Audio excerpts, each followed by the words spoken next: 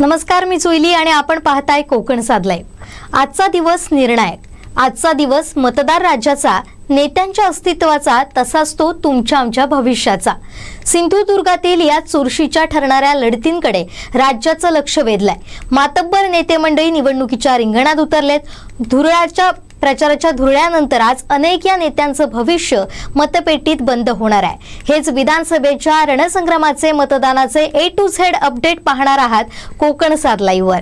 आणि आता संपूर्ण जिल्ह्यातील मतदान नेमकं कशा पद्धतीनं सुरू झालंय याबाबतचा सुद्धा आढावा घेणार आहोत। आणि आपल्या सोबत आहेत कोकण साध लाईव्हच्या संपादक देवयानी वरसकर मॅडम। आपलं देखील स्वागत। तर आता आपण पाहणार आहोत सकाळपासून मतदान केंद्रावर कशा पद्धतीने मतदान सुरू झालेलं आहे, तर थेट नजर टाकूया या सगळ्या घडामोडींवर।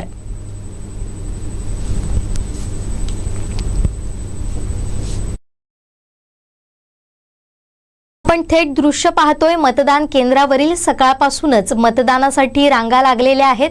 ही सकाळची पहिल्या टप्प्यातील दृश्य आपण पाहतोय। सावंतवाडी मधील ही दृश्य आहेत। त्याचबरोबर महाविकास आघाडीचे उमेदवार राजन तेली यांनी मतदान केलंय आणि अपक्ष उमेदवार अर्चना घारेंनी देखील मतदान केलंय। ही थेट दृश्य आपण कोकण साध लाईव्हवर पाहतोय। मतदानाला सकाळपासूनच सुरुवात झालेली आहे। विधानसभेचा रणसंग्राम अगदी गेल्या काही महिन्यांपासून सुरू होता, तो आज निर्णायक क्षणावर येऊन ठेपलाय। मतदार राजाच्या हातात सगळे मदार आहे आणि आज मतदार ठरवणार आहेत की त्यांचा आमदार कोण होणार आहे। पण सकाळपासून अगदी उत्साहात मतदानाला सुरुवात होते। मतदानाच्या पहिल्या टप्प्याची देखील आकडेवारी आलेली आहे।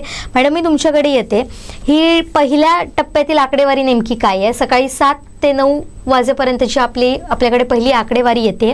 बरोबर, सकाळी 7 वाजल्यापासून जुईली मतदानाला सुरुवात झालेली आहे आणि या 7 ते 9 ह्या पहिल्या 2 तासामध्ये आपल्या सिंधुदुर्ग जिल्ह्यातल्या 3ही विधानसभा मतदारसंघामध्ये बऱ्यापैकी मतदान सुरुवात झालेलं आहे। 268 कणकवली ह्या मतदारसंघामध्ये 8.15% मतदान झालेलं आहे। 269 कुडाळ या मतदारसंघामध्ये 7% मतदान झालेलं आहे आणि 270 सावंतवाडी या मतदारसंघामध्ये 8.2% मतदान झालेलं आहे। एकूणच हा पहिल्या टप्प्यातल्या मतदानाचा जर वेग बघितला तर निश्चितच उत्तरोत्तर, कारण आज सकाळपासूनचं हवामान अत्यंत चांगलं आहे जुईली, त्यामुळे सकाळच्या टप्प्यामध्ये लवकर मतदान करणाऱ्यांची जी संख्या आहे ती जास्ती असण्याची शक्यता नाकारता येत नाही। एकूणच नंतर जसा दिवस वाढेल तसा मतदानाचा वेगही वाढेल, परंतु हे पहिल्या 2 तासात जे काही मतदान आहे ते निश्चितच चांगल्या पद्धतीचं मतदान आहे। इन अँड ॲव्हरेज 3ही मतदारसंघांमध्ये 8 म्हणजे 7% सरासरीने मतदान झालेलं आहे 3ही मतदारसंघांमध्ये आणि हे मतदान उत्तरोत्तर वाढेल। आत्ताच कणकवलीच्या मतदारसंघामध्ये म्हणजे कणकवलीमध्ये जे काही आहे ते नारायण राणे 10:30 वाजता मतदान करणार आहेत, राणे फॅमिली। परंतु त्या अगोदर कुडाळ मतदारसंघातले उमेदवार आणि उबाठा गटाचे इथले उमेदवार, शिवसेना गटाचे उमेदवार वैभव नाईक सपत्नीक त्यांनी मतदान केलेलं आहे। त्याचबरोबर सावंतवाडी विधानसभा मतदारसंघात देखील अर्चनाताई घारे अपक्ष उमेदवार जे आहेत त्यांनी मतदान केलेलं आहे। विशाल परब यांनी मतदान केलेलं आहे। लवकरच दीपक केसरकर जे आहेत ते देखील मतदान करतील।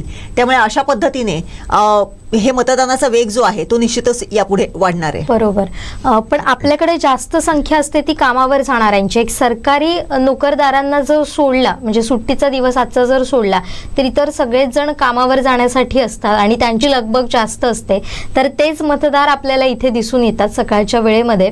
तर आता आपण पाहतोय की उत्तरोत्तर हे मतदान रंगत जाणारच आहे, टक्केवारी वाढत जाणार आहे। पण पुन्हा एकदा पाहूयात ही दृश्य, कशा पद्धतीनं तिथं मतदान सुरू आहे, कशा पद्धतीने मतदार केंद्रावर रांगा लागलेल्या आहेत।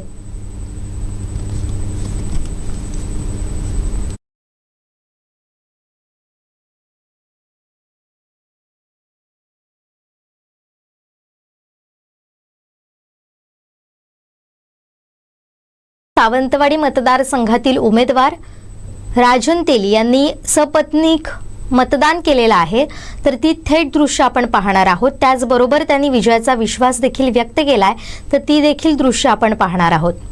तर पाहूया आज लोकांचा जो उत्साह आहे आणि या सगळ्या उत्साहामधून 100% हा माझा विजय होणार।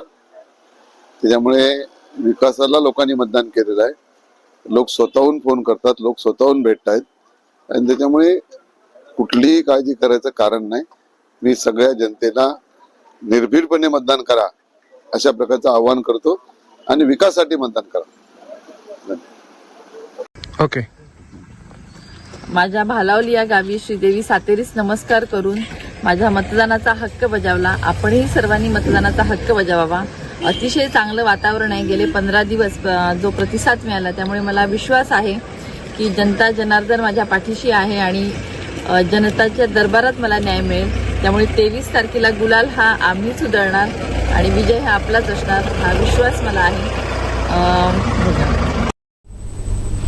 तर या होत्या अर्चना घारे परब, ज्या अपक्ष उमेदवार आहे सावंतवाडी मतदारसंघातील.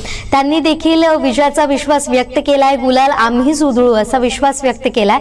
आणि राजन तेलींनी देखील सांगितलंय की काळजी करण्याचं काही कारण नाहीये, तुम्ही निर्भीडपणे मतदान करा. या दोघांचीही वक्तव्य फार महत्वाची आहेत. गेल्या काही दिवसांपासून यांच्यामध्ये सुद्धा आरोप प्रत्यारोप रंगताना आपण पाहत होतो. मात्र त्यानंतर देखील आता त्यांनी मतदान केंद्रावर येऊन मतदान केलेलं आहे आणि विजयाचा विश्वास या दोन्ही उमेदवारांनी व्यक्त केलेला आहे. मात्र आता मतदार कोणाच्या पारड्यात मतदान करतात, कुणाला मत देतात आणि कुणाला कौल देतात हे 23 तारीखला आपल्याला समजणार आहे. पण अशा पद्धतीनं आता मतदानाला सुरुवात झालेली आहे. मॅडम, मी तुमच्याकडे येते. आपल्याकडे रत्नागिरीची सुद्धा आकडेवारी आहे. रत्नागिरी जिल्ह्यात सुद्धा की जो आपण लोकसभा निवडणुकीच्या वेळेस बघितलेलं होतं की अत्यंत चांगल्या पद्धतीने मतदान तिथेही झालेलं होतं. रत्नागिरी जिल्ह्यात देखील शिवसेना वर्सेस शिवसेना अशाच प्रकारच्या लढती आहेत आणि राष्ट्रवादी वर्सेस राष्ट्रवादी अशा प्रकारच्या लढती आहेत.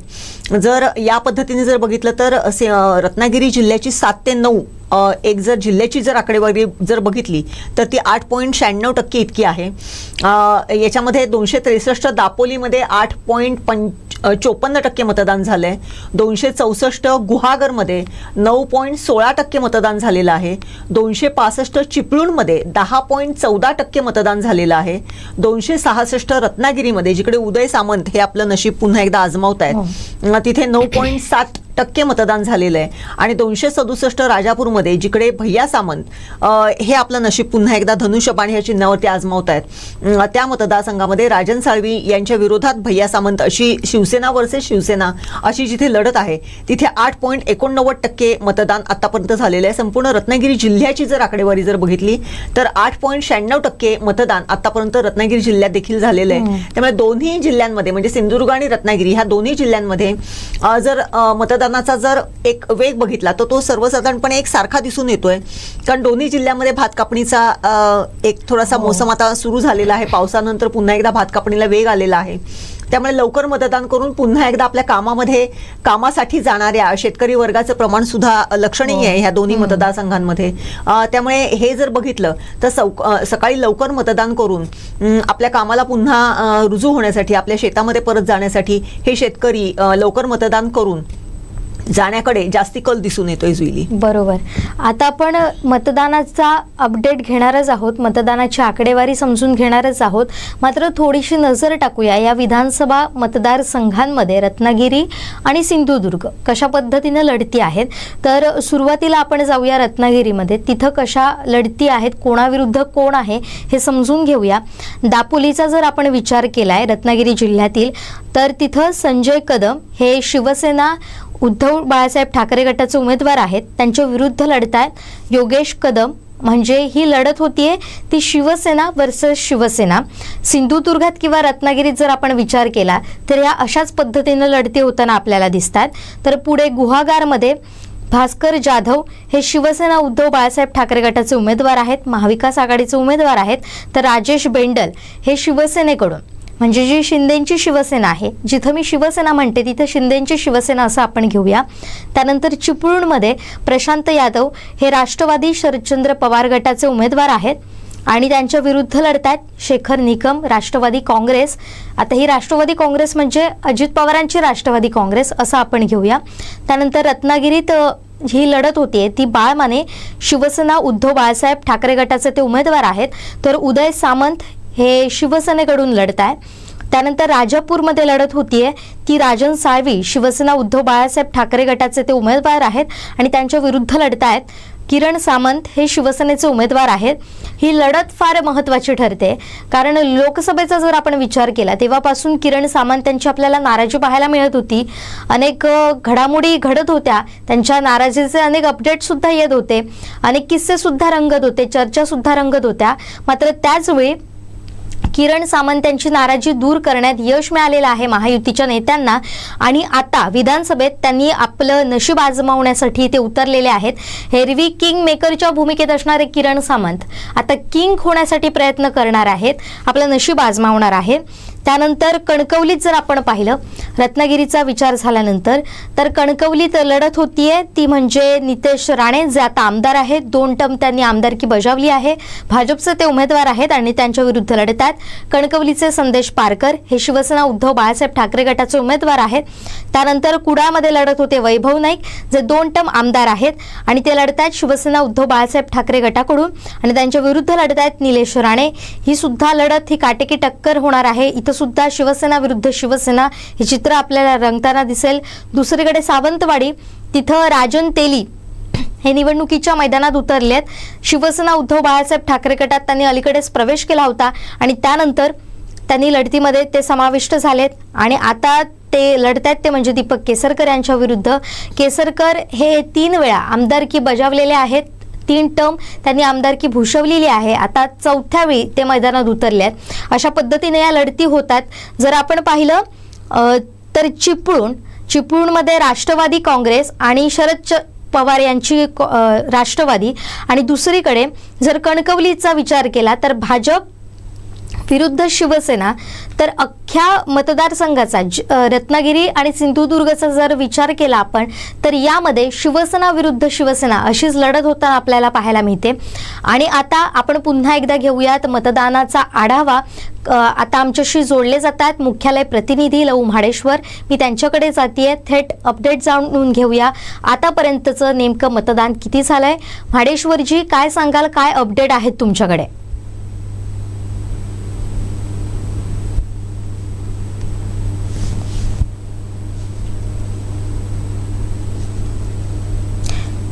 म्हाडेश्वर यांचा आपला आवाज येत नाहीये, आपण त्यांच्याशी बोलण्याचा प्रयत्न करू. नमस्कार. हा बोला, तुमच्याकडे आता मतदानाची नेमकी काय आकडेवारी आहेत, किती टक्के मतदान झालंय? आता खरं म्हणजे आज सकाळी 7 वाजल्यापासून मतदानाला सुरुवात झालेली आहे. सकाळपासून सर्वच बूथवर खूप लाईन दिसते. सकाळीच लोक बाहेर पडून मतदान करायला गेलेले आहेत. सर्वच बूथवर लाईन आहेत. काही ठिकाणी मात्र मशीन सुरू न झाल्यामुळे प्रॉब्लेम तयार झालेले होते. यामध्ये रानबांबुळी 151 नंबर बूथवर मशीन सुरू जाऊ शकली नव्हती. कारण 25 मिनिटं तिथे उशीर झाला आणि हा 25 मिनिटं वाढवून देण्यात आलेला आहे असं समजलं. त्यानंतर सुरळीत आता मतदान तिथेही सुरू झालेलं आहे. पडवेमध्येही मतदानाला लाईन खूप आहेत मोठ्या प्रमाणात. ओरोसमध्येही तीच स्थिती आहे. जिथे पाहावं तिथे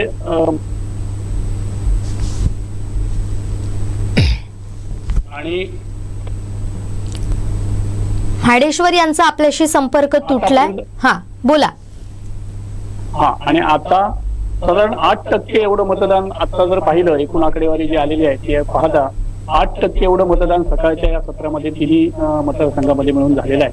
आता खरं म्हणजे देवयानी मॅडम सांगितलंय मतदानाची आकडेवारी 3 विधानसभा मतदारसंघातली आणि ही स्थिती आहे. आता जे तुम्ही लवजी सांगितलं की एका ठिकाणी 2 ठिकाणी म्हणजे मतदान केंद्र मतदान यंत्र बंद पडलेलं होतं. 25 मिनिटं तब्बल झालेली होती आणि ती म्हणजे ती 25 मिनिटं पुढे 6 नंतर वाढवून दिली जाणार आहेत का?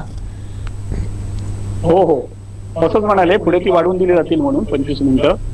मात्र आता पुन्हा तिथे सुरळीत झालंय. रानबांबुळीमध्ये हा विषय झालेला होता. रानबांबुळीच्या 151 बूथवर.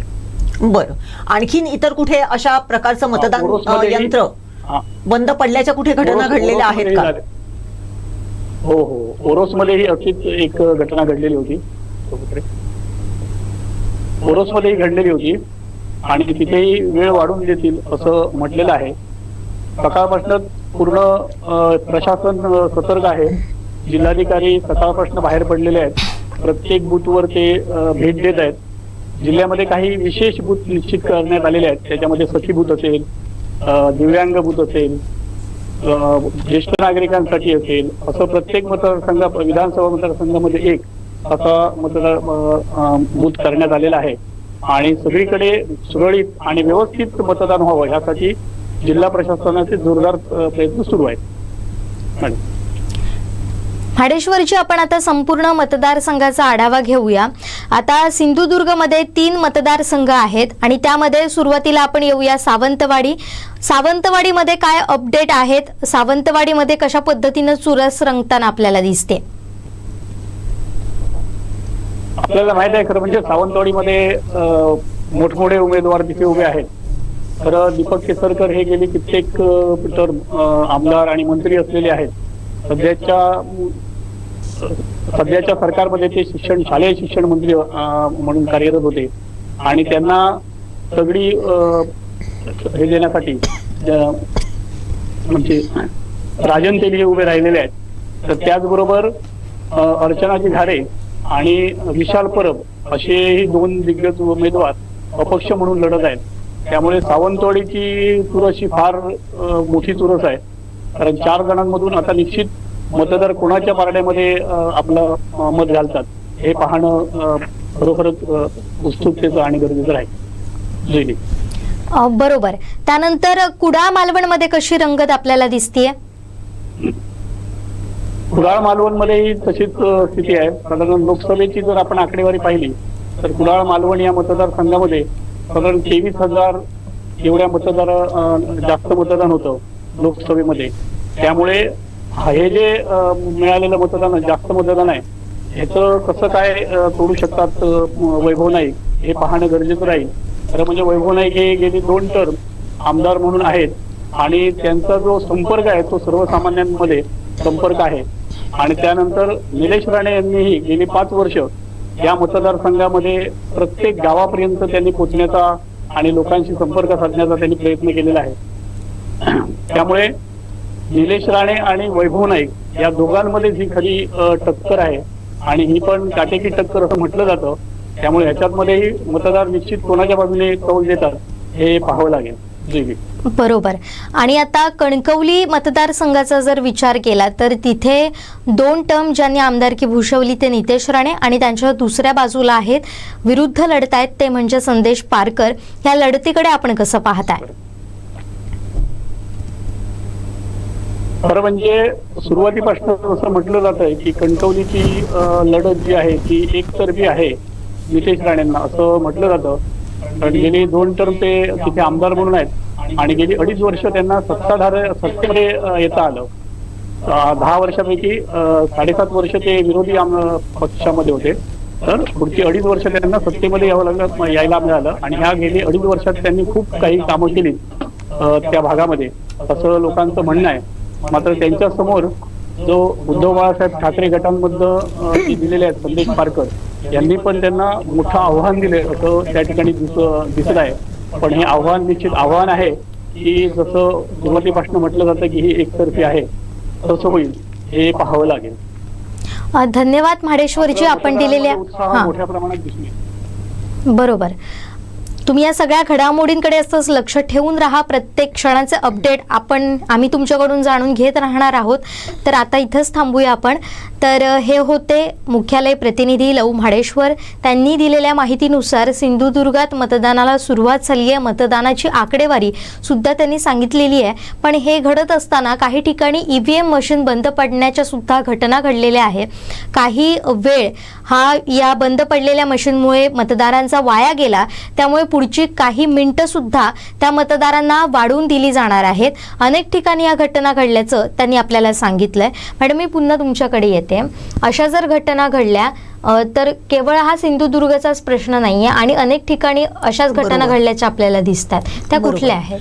नक्कीच जुईली, जसं सिंधुदुर्ग जिल्ह्यामध्ये आता जसं लवजींनी सांगितलं की ओरोसला, रानबांबुळी इथे मतदान यंत्र सकाळीच बंद, म्हणजे ते सुरू होत नव्हतं आणि 20-25 मिनिटं त्या लोकांचा वेळ वाया गेलेला आहे. तर तो वेळ पुढे वाढवून देण्याची एक प्रोव्हिजन कदाचित असेल, त्याप्रमाणे जे निवडणूक निर्णय अधिकारी आहेत ते निर्णय घेतीलच. परंतु अशाच काही कमी अधिक प्रमाणामध्ये राज्यामध्ये अशाच EVM मशीन्स बंद पडण्याच्या घटना घडलेल्या आहेत. त्याच्यामध्ये छत्रपती संभाजीनगरमध्ये 4 ठिकाणी मतदान केंद्रामध्ये असाच बिघाड झालेला होता. मुंबईतल्या शिवडीमध्ये सुद्धा EVM मशीन बंद पडून काही मतदारांना खोळंबून राहावं लागलेलं होतं. जळगावच्या जामनेरमध्ये सुद्धा EVM मशीन बंद पडलेलं होतं. नाशिकच्या येवल्यामध्ये सुद्धा मतदान यंत्रात बिघाड झालेला होता. दादर परिसरातल्या नाबर विद्यालयातल्या EVM मशीनमध्ये सुद्धा काही हे मशीन बंद पडलेलं होतं. अकोल्यात सुद्धा EVM मशीन बंद पडल्याची घटना झालेली आहे, त्यामुळे तिथे मतदान सुरू झालेलं नव्हतं.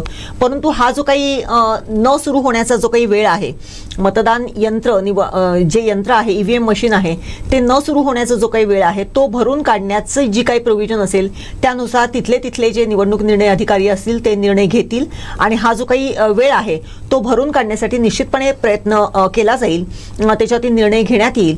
सिंधुदुर्ग जिल्ह्यामध्ये 2 ठिकाणी आज सकाळपासून तरी ज्या 2 ठिकाणी हे यंत्र बंद पडलेलं होतं तिथली जी काही 20-25 मिनिटं त्या मतदारांची वाया गेलेली होती ती पुढे देण्यात येणार आहे, असं आत्ताच आपले मुख्यालय प्रतिनिधी लव म्हाडेश्वर यांनी सांगितलेलं आहे. असं जर कुठे आणखीनही जिल्ह्यात जर झालेलं असेल तर निश्चितपणे त्या विधानसभा मतदारसंघाचे जे निवडणूक निर्णय अधिकारी आहेत ते याचा वेळेमध्ये निर्णय घेतील आणि त्याच्यावरती त्याप्रमाणे पुढील कामकाज होईल. जुईली. बरोबर.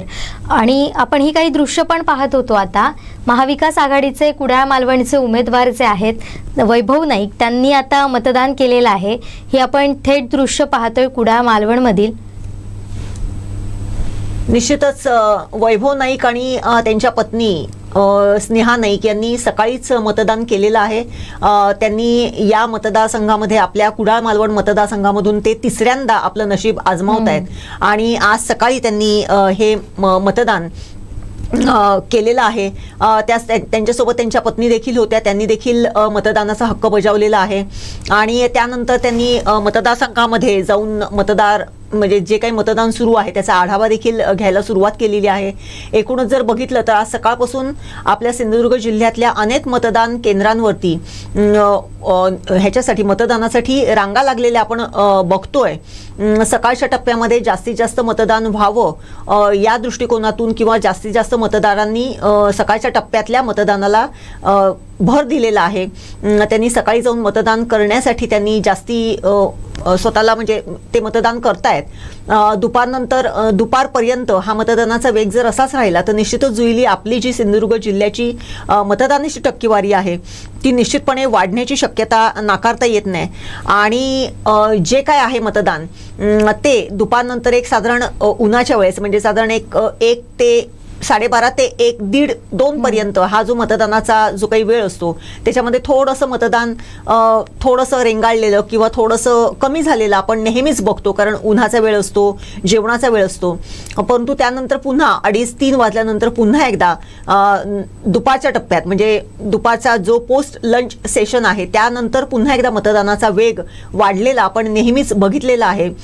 काही ठिकाणी मतदान केंद्राच्या समोर संध्याकाळी 6 नंतर देखील मोठ्या रांगा लागलेल्या आपण मागच्या वेळेस बघितलेल्या होत्या आणि 6 वाजेपर्यंत जो कोणी मतदार त्या रांगांमध्ये उभा होता त्यांना मतदानाचा हक्क बजावण्याची संधी मिळालेली होती. हे देखील आपण मागच्या इलेक्शनच्या वेळेस बघितलेलं होतं.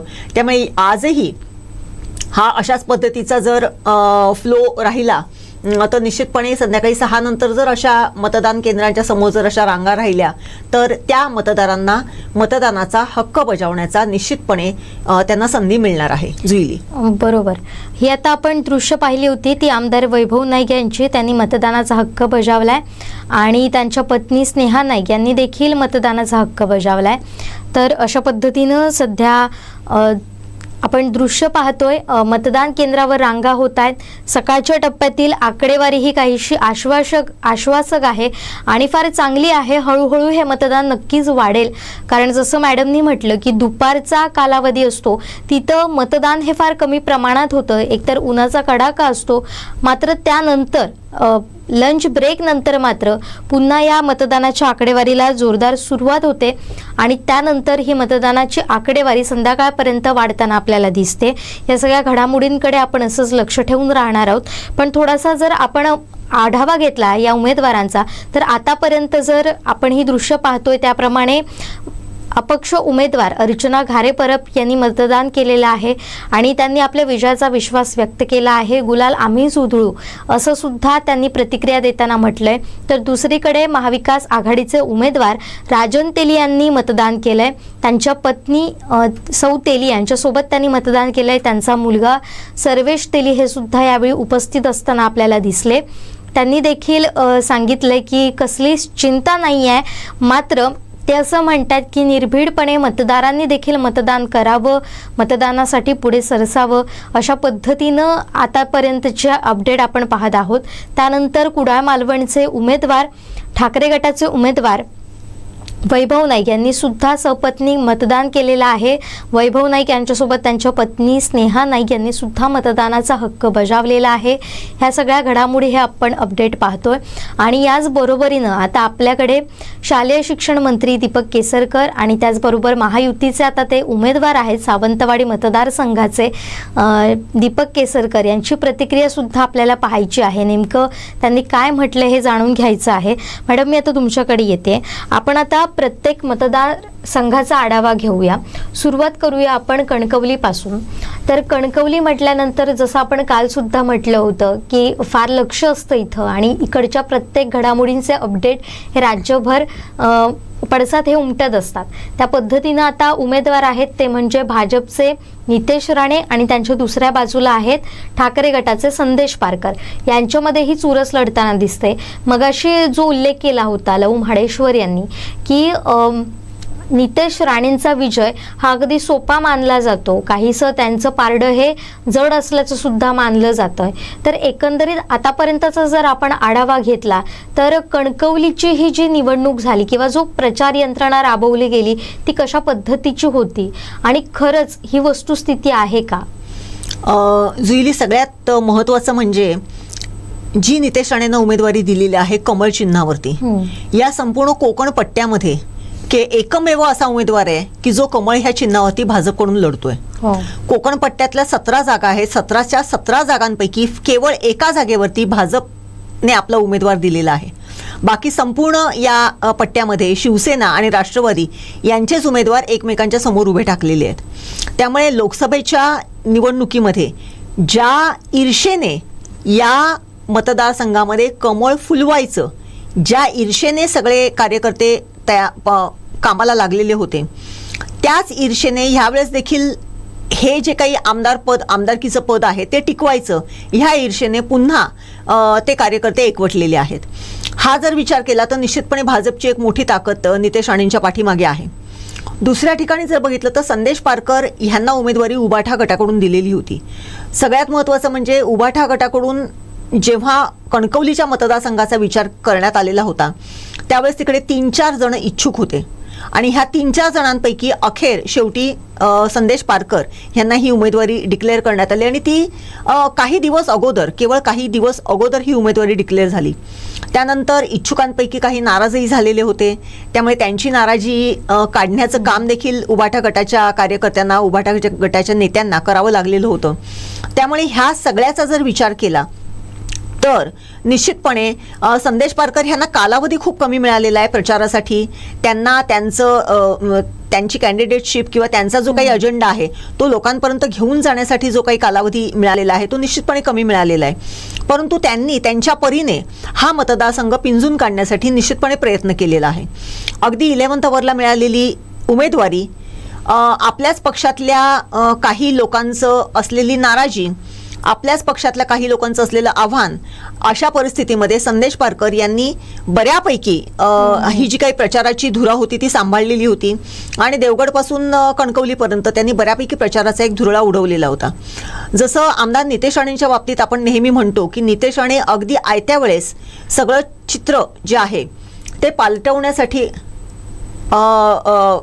माहीर आहेत आणि त्याप्रमाणेच त्यांनी यावेळेसही जे काय आहे त्यांनी शेवटच्या टप्प्यामध्ये जर बघितलं तर प्रत्यक्ष लोकांना भेटण्यावरती जास्ती भर दिलेला होता. मी थोडंसं तुम्हाला थांबवते, आपण पुन्हा एकदा यावर बोलणारच आहोत, पण महायुतीचे उमेदवार दीपक केसरकर यांची प्रतिक्रिया आलेली आहे, ते नेमकं काय म्हणतायत जाणून घेऊया. आज चौथ्यांदा तुम्ही पुन्हा एकदा निवडणुकीच्या रिंगणात आहात, काय विश्वास व्यक्त कराल सावंतवाडीकरांकडे? सावंतवाडीकरांचं प्रेम आणि विश्वास नेहमी मला मिळालेला आहे आणि त्याच्यामुळे सातत्याने माझा विजय होत असतो. मागच्या वेळेची लढाई तर अधिक कठीण होती, कारण ती सेना विरुद्ध BJP अशी लढाई होती, 2 वेळा अशी झाली. आता तर सेना आणि BJP एकत्र आहे आणि सावंतवाडीकरांचा विश्वास आहे.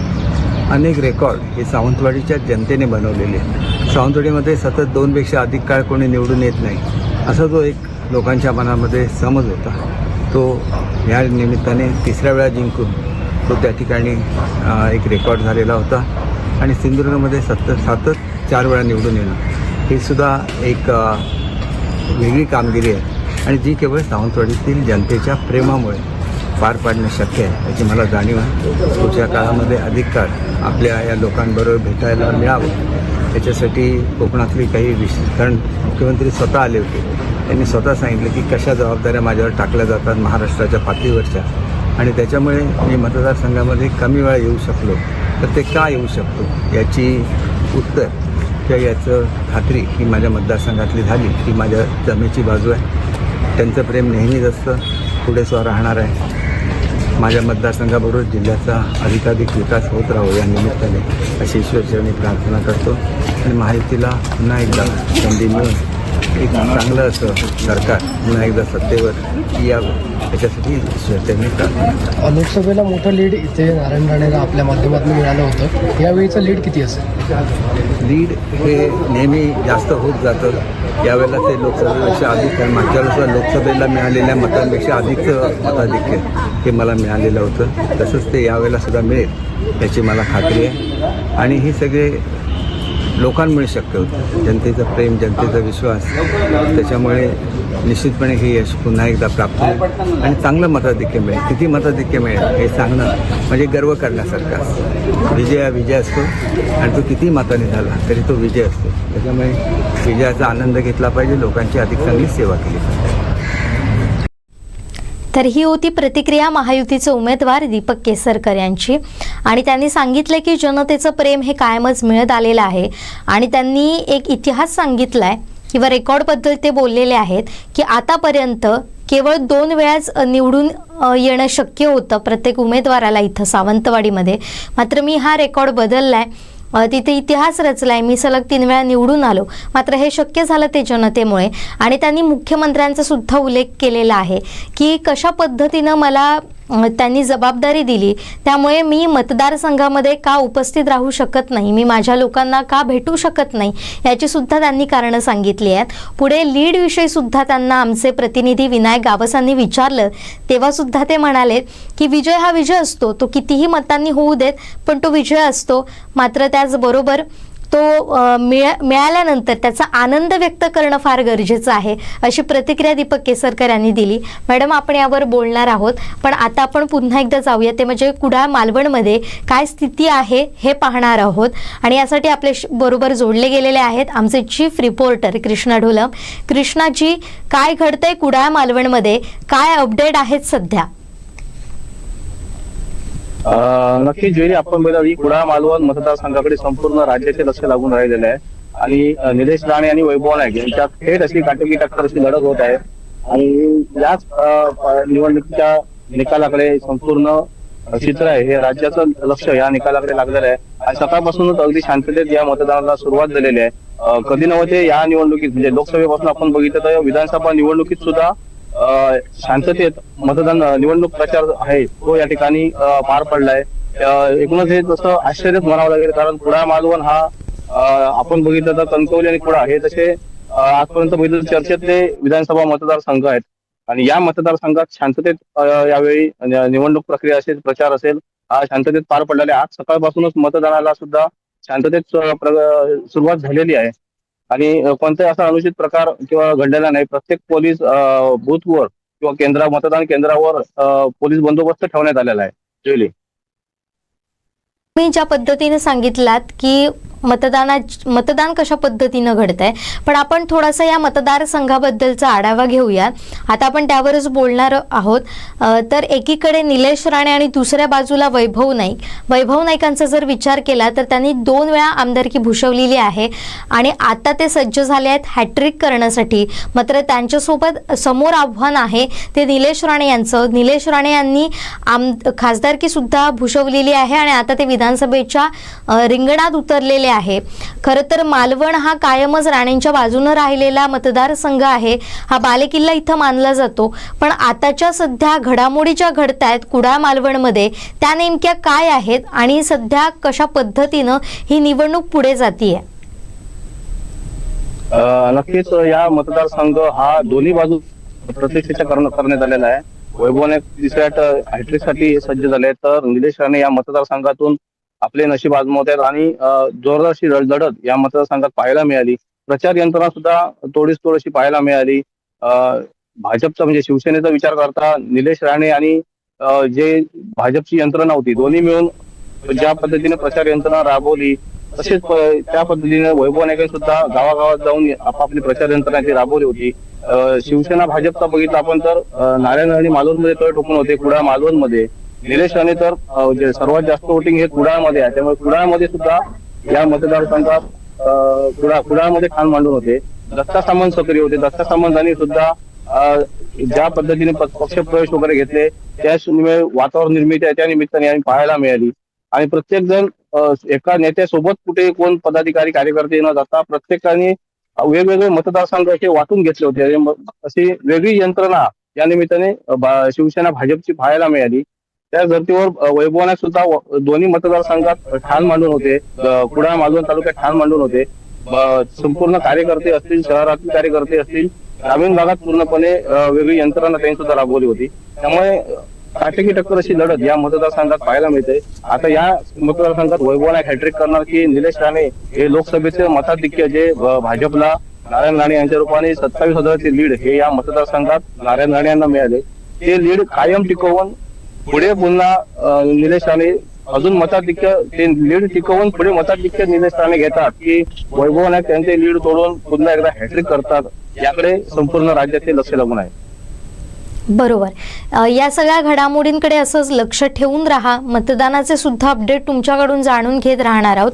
पण आणखीन एक महत्त्वाचं म्हणजे इथं जर आपण पाहिलं तर मतदान कशा पद्धतीनं सुरू आहे. म्हणजे मशीनमध्ये काही ठिकाणी बिघाड झाल्याच्या सुद्धा घटना घडल्या होत्या. आपल्याला ही माहिती मुख्यालय प्रतिनिधी लव म्हाडेश्वर यांनी दिली. कुडाळ मालवणमध्ये अशी स्थिती आहे का?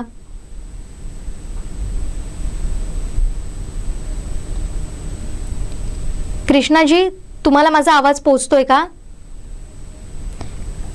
त्यांच्याशी आपण संवाद साधणार आहोत. कृष्णा ढोलम यांच्याशी आपण पुन्हा एकदा बातचीत करण्याचा प्रयत्न करणार आहोत. मात्र काही टेक्निकल कारणांमुळे ते आपल्याशी आता त्यांचा संपर्क तुटलेला आहे. त्यांच्याशी आपण आता बोलू शकत नाही आहोत. मॅडम, मी तुमच्याकडे येते. आता ही आपण संपूर्ण आकडेवारी पाहिली. मतदान व्यवस्थित सुरू आहे अनेक ठिकाणी, काही ठिकाणी बिघाडाच्या घटना घडल्यात. पण आपण मगाचा जो मुद्दा बोलत होतो की कशा पद्धतीनं कणकवली आणि दुसरीकडे कणकवली मतदारसंघाचा आपण आढावा घेत होतो. संदेश पारकर यांच्याविषयी आपण बोलत होतो. एकूणच जसं आपलं जी चर्चा सुरू होती की संदेश पारकर यांना ज्या वातावरणामध्ये उमेदवारी देण्यात आलेली होती त्याचा जर विचार केला तर त्याच वेळेस शिवसेनेच्या उभाटा गटामध्ये 2-3 इच्छुक उमेदवार होते आणि त्यांना ओरपोर करून संदेश पारकर यांना उमेदवारी देण्यात आलेली होती.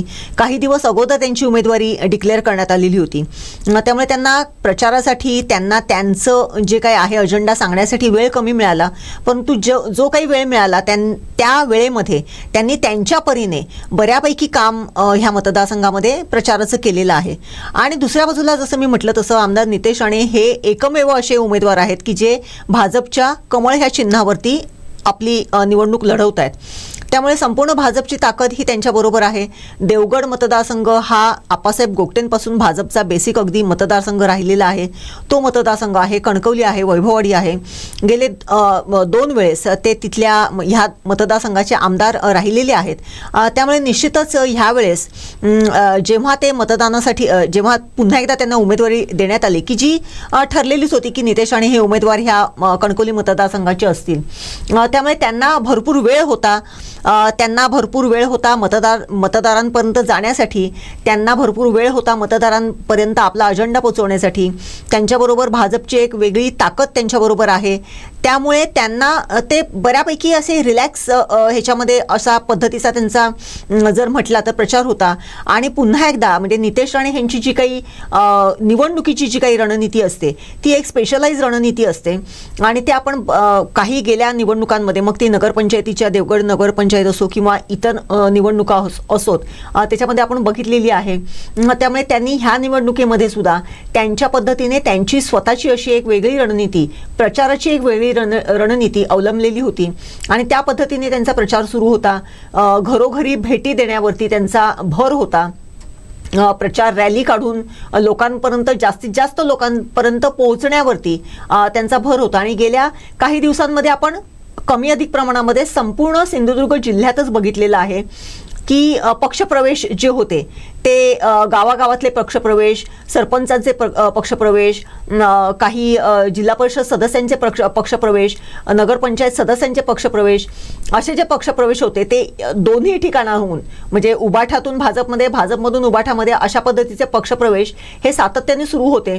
त्याच्या बातम्या आपण सातत्याने बघत होतो. आणि हे जे पक्षप्रवेश होत होते ते आणि दोन्ही उमेदवारांनी आपल्या प्रचाराचा जी काही धुरा आपल्या खांद्यावरती घेतलेली होती, कार्यकर्त्यांनी आपल्या खांद्यावरती घेतलेली होती, याचा जर विचार केला तर दोन्हीही म्हणजे नितेश राणे आणि संदेश पारकर यांनी दोघांनीही आपापल्या परीने त्या मतदारसंघामध्ये बऱ्यापैकी प्रचाराचा धुरळा उडवलेला होता. जुईली बरोबर. आता काही वेळातच आपले वैभववाडी प्रतिनिधी श्रीधर साळुंखे आपल्याशी जोडले जाणार आहेत. त्यांच्याकडून सुद्धा अधिक अपडेट आपण जाणून घेणार आहोत. मात्र आता वैभववाडीच्या आचरणेमध्ये अतुल रावराणे यांनी मतदानाचा अधिकार बजावलेला आहे, मतदान केलेलं आहे. त्यांनी आपल्या कार्यकर्त्यांसमवेत मतदान केलं आहे आणि आता ते सुद्धा आपण अपडेट पाहणार आहोत. श्रीधर साळुंखे यांच्याकडे आपण जाणार आहोत. जसं आता कणकवलीचं आपण वातावरण पाहिलं तर एकंदरीत अनेक जण असं म्हणतात की ते राणेंच्या भोवती फिरणारं राजकारण आहे. अगदी ते सिंधुदुर्गचं राजकारण सुद्धा असेल तर ते राणेंच्या भोवती फिरणारं आहे. आता नितेश राणे हॅट्रिकसाठी प्रयत्न करणार आहेत. तर दुसरीकडे आहेत ते म्हणजे निलेश राणे. पुन्हा एकदा हा राणे फॅक्टर येतोय आणि हे 2 भाऊ ह्या इलेक्शनमध्ये आहेत असं फार क्वचित होत होतं. पण आता हे दृश्य पुन्हा एकदा आहे. म्हणजे एका 2014ला आपण पाहिलं नारायण राणे होते, म्हणजे पिता आणि पुत्र अशी ही लढाई होती आणि आता भाऊ अशी ही लढाई होती आहे. काय वाटतंय याबद्दल? जुईली, आपण जर बघितलं तर रत्नागिरी आणि सिंधुदुर्ग ह्या दोन्ही मतदारसंघांमध्ये भाऊ आणि भाऊ म्हणजे भाऊ दोघेही जण आपलं जे काही नशीब आहे ते आजमावत आहेत. रत्नागिरी जिल्ह्यामध्ये देखील उदय सामंत आणि त्यांचे बंधू किरण सामंत हे आपलं नशीब आजमावत आहेत रत्नागिरी आणि राजापूर ह्या 2 मतदारसंघांमधून. तसंच आपल्याकडे इथे कणकवली आणि कुडाळ मतदारसंघामधून, कणकवलीमधून नितेश राणे आणि कुडाळमधून निलेश राणे हे आपल्या जे काय आहे ते नशीब आजमावत आहेत. यावेळेस जर बघितलं तर निलेश राणे ह्यांना उमेदवारी देण्याचा हा जो काही निर्णय आहे तो गेल्या कित्येक वर्षापासून म्हणजे गेल्या 5 वर्षाच्या कालावधीपासून निलेश राणे ह्यांना ह्या मतदारसंघामधून आमदारकीसाठी उमेदवारी द्यायची असं ठरत होतं. अनेक वेळेस अनेक ठिकाणी देवळांमध्ये ज्यावेळेस गाऱ्हाणे घातली जायची त्यावेळेस देखील निलेश राणे ह्यांना आमदार होऊ देत किंवा त्यांना आमदार पद मिळू देत अशा प्रकारची गाऱ्हाणे घातली जात होती. आणि निलेश राणे यांनी गेल्या 5 वर्षामध्ये ह्या मतदारसंघामध्ये आपला जो काही रॅपो आहे तो सुद्धा ठेवलेला होता. गावागावामध्ये जायचं, गावागावामधल्या लोकांना भेटायचं, गावागावातल्या मतदारांना भेटायचं, अशा पद्धतीचं काम त्यांचं गेल्या 5 वर्षापासून सुरू होतं. अनेक जाहीर सभांमध्ये त्यांनी भावनिक आव्हान देखील केलेलं होतं की आपल्याला एकदा संधी जर मिळाली तर निश्चितपणे आपण ह्या संधीचं सोनं करू, अशा पद्धतीचं भावनिक आव्हान देखील त्यांनी अनेक सभांमध्ये याच्या पूर्वीच्या केलेलं होतं. त्यावेळेस विधानसभा निवडणुकीचा कुठे मागमूस नव्हता किंवा विधानसभा निवडणुका जाहीर होणार असं कुठे नव्हतं, परंतु तरीही तेव्हापासूनच निलेश राणे यांना ही उमेदवारी, ह्या मतदारसंघातून उमेदवारी मिळणार असे संकेत मिळत होते. मध्यंतरीच्या कालावधीमध्ये राणेंच्या म्हणजे राणे पिता पुत्रांबरोबरच दुसऱ्या सुद्धा भावाला इथे उमेदवारी मिळू शकेल का याच्यावरती मत हे होते अनेक गोष्टींमध्ये, की ह्याला एका बाजूला जर भाऊ असेल तर दुसऱ्या बाजूला दुसऱ्या मतदारसंघात भावाला मिळू शकेल का, अशा पद्धतीची सुद्धा मतप्रणाली होती. परंतु ह्या सगळ्या मुद्द्यांना बाजूला टाकून निलेश राणे यांना त्या मतदारसंघातून उमेदवारी देण्यात आली, कुडाळ मतदारसंघातून उमेदवारी देण्यात आली. मग प्रश्न उभा राहिलेला होता की भाजपमधून कशा पद्धतीने, कारण जसं मी मगाशी म्हणाले तसं ह्या संपूर्ण कोकण पट्ट्यामध्ये 17 जागांपैकी फक्त एका जागेवरती भाजप हा आपला कमळ ह्या चिन्हावरती उमेदवारी लढवतोय. मग इथे या सगळ्या कोकण पट्ट्यातल्या मतदारसंघांसाठी शिंदे सेना आग्रही होती आणि शिंदे सेनेचा आग्रहासाठी त्यांनी हे मतदारसंघ जे आहेत, कोकणातले मतदारसंघ जे आहेत ते शिंदे सेनेला देण्यात आलेले आहेत आणि विदर्भातले काही मतदारसंघ आहेत ते भाजपने आपल्याकडे ठेवलेले आहेत. अशा पद्धतीचं जे काही त्यांची देवाणघेवाण होती मतदारसंघांच्या वाटपाची ती करण्यात आलेली आहे आणि त्यामधून हा मतदारसंघ कुडाळ मालवण मतदारसंघ शिंदे सेनेला मिळालेला होता. आणि शिंदे सेनेला मतदारसंघ मिळाल्यामुळे अगदी विधानसभा निवडणुकीच्या मध्येच निलेश राणे यांचं शिंदे सेनेमध्ये त्यांनी शिंदे सेनेमध्ये प्रवेश केलेला होता. या प्रवेशासाठी दस्तूरखुद्द CM एकनाथ शिंदे देखील आलेले होते. वादळी वातावरण होतं, पावसाळी वातावरण होतं, अशा परिस्थितीत सुद्धा एकनाथ शिंदे इथे आलेले होते आणि त्यांचा पक्षप्रवेश, निलेश राणे यांचा पक्षप्रवेश हा तिथे झालेला होता. आणि त्यावेळेस हे धनुष्य त्यांनी आपल्या खांद्यावरती पेललेलं होतं. त्यावेळेस तशा पद्धतीची भाषणं देखील झालेली होती की धनुष्य आपण आपल्या खांद्यावरती पेलतोय आणि आपण अशा पद्धतीने ते करू. त्यामुळे हा सगळा जर एकूण बघितला तर निलेश राणेंना उमेदवारी देणं आणि निलेश राणेंचा शिंदे सेनेमध्ये प्रवेश घेऊन त्यांना उमेदवारी जी काही डिक्लेअर करण्यात आली हे जर बघितलं तर कुठल्याही परिस्थितीत निलेश राणेंना इथून तिकीट द्यायचं हे कुठेतरी एक निश्चित झालेलं होतं. आणि मग त्या पद्धतीने ज्यावेळेस हे तिकीट देण्याचं जेव्हा निश्चित झालं त्यावेळेस त्यांच्या प्रवेशानंतर त्यांनी अगोदरपासून एक उमेदवार म्हणून तयारी सुरू केलेलीच होती. परंतु शिंदे सेनेतला प्रवेश आणि त्यांची उमेदवारीचं जेव्हा डिक्लेअर झालं त्याच्यानंतर त्यांनी ठोसपणे ह्या मतदारसंघामध्ये उमेदवार म्हणून आपलं प्रेझेंटेशन करायला सुरुवात केली. आणि त्यांची देखील प्रचाराची धुरा जर आपण बघितलं तर तसा कोणी मोठा नेता किंवा कोणी स्टार प्रचारक तिथे आलेले नव्हते. नारायण राणे त्यांचे म्हणजे पिताजी नारायण राणे असतील किंवा इतर अशा पद्धतीने त्यांच्या दस्तूरखुद्द त्यांच्या आई म्हणजे मातोश्री नीलमताई यांनी देखील ह्या त्यांच्या प्रचारामध्ये खूप आघाडी घेतलेली होती. थोडंसं मी मॅडम थांबवते, यावर आपण बोलूयाच. पण आपले श्रीधर साळुंखे प्रतिनिधी आपल्याशी जोडले जात आहेत. वैभववाडी करस्पॉन्डंट श्रीधर साळुंखे यांच्याकडे मी ते सर काय सांगाल, कशा पद्धतीनं मतदानाची ही रणधुमाळी आपल्याला पाहायला मिळते, सकाळपासूनचं मतदान आणि आत्तापर्यंत नेमकं किती इथं मतदान झालंय आणि कसा प्रतिसाद मतदारांकडून मिळतोय?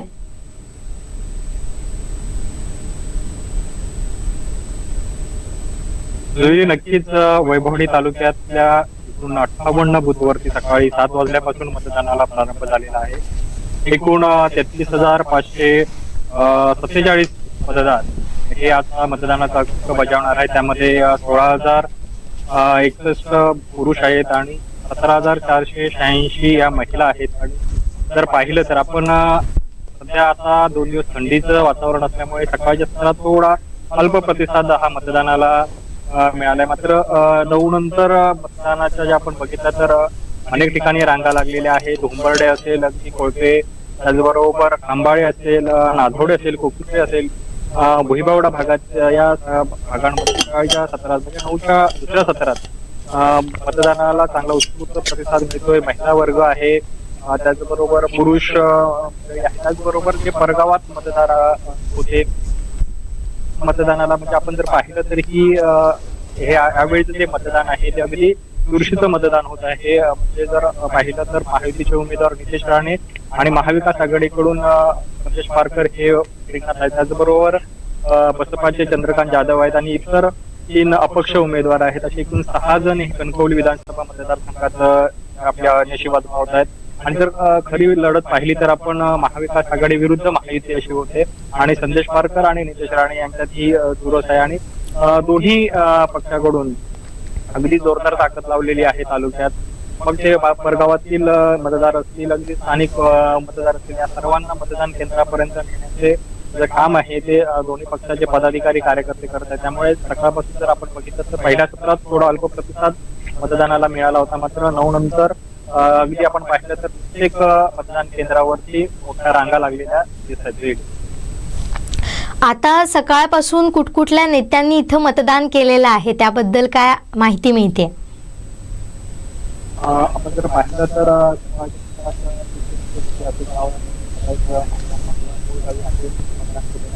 त्यानंतर जर पाहिलं तर जयेंद्र राव आहे.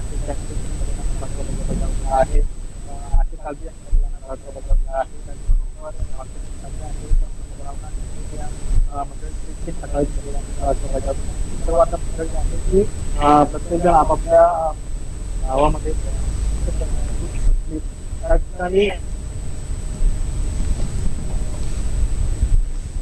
श्रीधरजी, आपला आवाज आणि आपला संपर्क आमच्याशी होऊ शकत नाही. आपला आवाज मध्येच ब्रेक होतोय. तुमच्याकडून याबद्दलची अधिक माहिती आपण घेणारच आहोत. पुन्हा एकदा आपण त्यांच्याकडे जातोय, ते आपल्याशी जोडले गेलेले आहेत. श्रीधरजी, आपण सांगत होता कुठकुठल्या नेत्यांनी इथं मतदान केलेलं आहे. काही कारणांमुळे, तांत्रिक कारणांमुळे त्यांच्याशी आपला संपर्क होऊ शकत नाहीये. मात्र पुन्हा एकदा त्यांच्याशी संपर्क करण्याचा आपण प्रयत्न करूयात. श्रीधरजी, काय अपडेट आहे त्याबद्दलचे? जी म्हटल्याप्रमाणे आपण पाहिलं तर अतुल रावराणे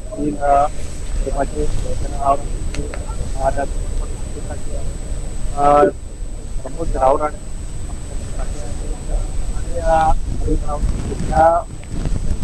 सकाळी मतदान केलेलं आहे.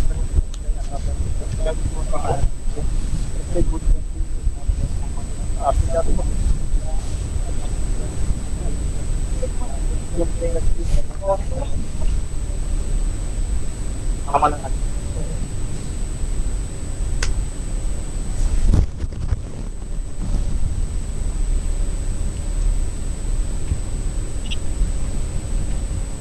श्रीधरजी, माझा आवाज तुमच्यापर्यंत पोहोचतोय का? हां, आपण अपडेट घेत होतो मतदानाचे. आपण पुन्हा एकदा सांगूया आपल्या दर्शकांना की कुठकुठल्या नेत्यांनी इथं मतदान केलंय सकाळपासून.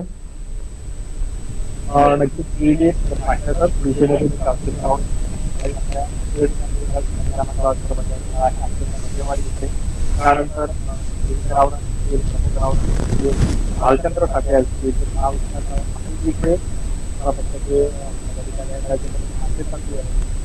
या मंडळींनी आपल्या मतदानाचे बजावले. आपल्या मतदान केंद्रामध्ये बूथवरती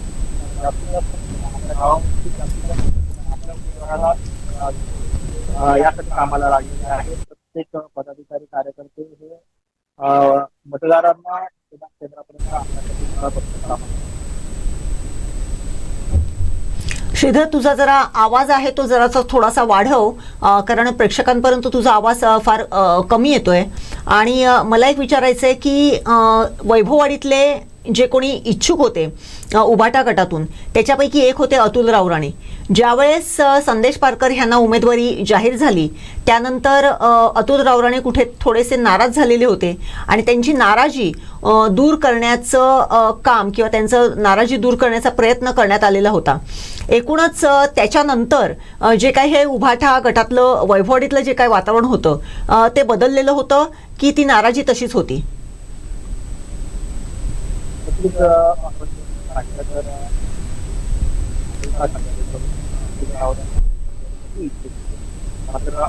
श्रीधर, तुझा आवाज अजूनही थोडासा कमी येतोय. थोडासा तुझ्या फोनचा आवाज वाढव, कारण प्रेक्षकांपर्यंत तुझा आवाज व्यवस्थित पोहोचत नाहीये.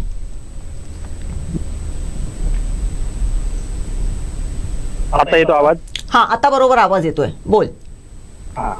आपण जर पाहिलं तर महाविकास आघाडीकडून अतुल रावराणे हे इच्छुक होते, मात्र ऐनवेळी त्यांना उमेदवारी न मिळता संदेश पारकर यांना उमेदवारी मिळाली. त्यामुळे हे नाराज झालेले अतुल रावराणे प्रचारापासून जवळजवळ 20 दिवस हे अलिप्त होते. त्यानंतर मग आपण पाहिलं तर 14 तारीखला उद्धव ठाकरे यांची सिंधुदुर्ग जिल्ह्यात सभा झाली होती. या सभेच्या वेळीच अतुल रावराणे यांनी उद्धव ठाकरे यांची भेट घेतली होती.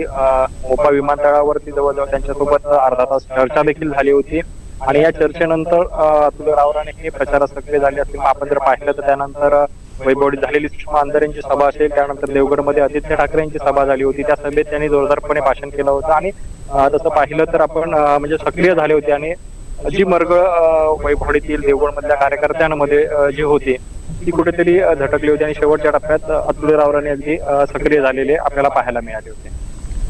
निश्चितच एकूण जर बघितलं, कारण वैभववाडी तालुका हा एक टोकाचा तालुका आहे आणि वैभववाडी तालुक्यामध्ये गेल्या 2 वर्षामध्ये गेल्या 2 टर्ममध्ये नितेश राणे यांनी आमदारकीच्या माध्यमातून कामं केलेली आहेत.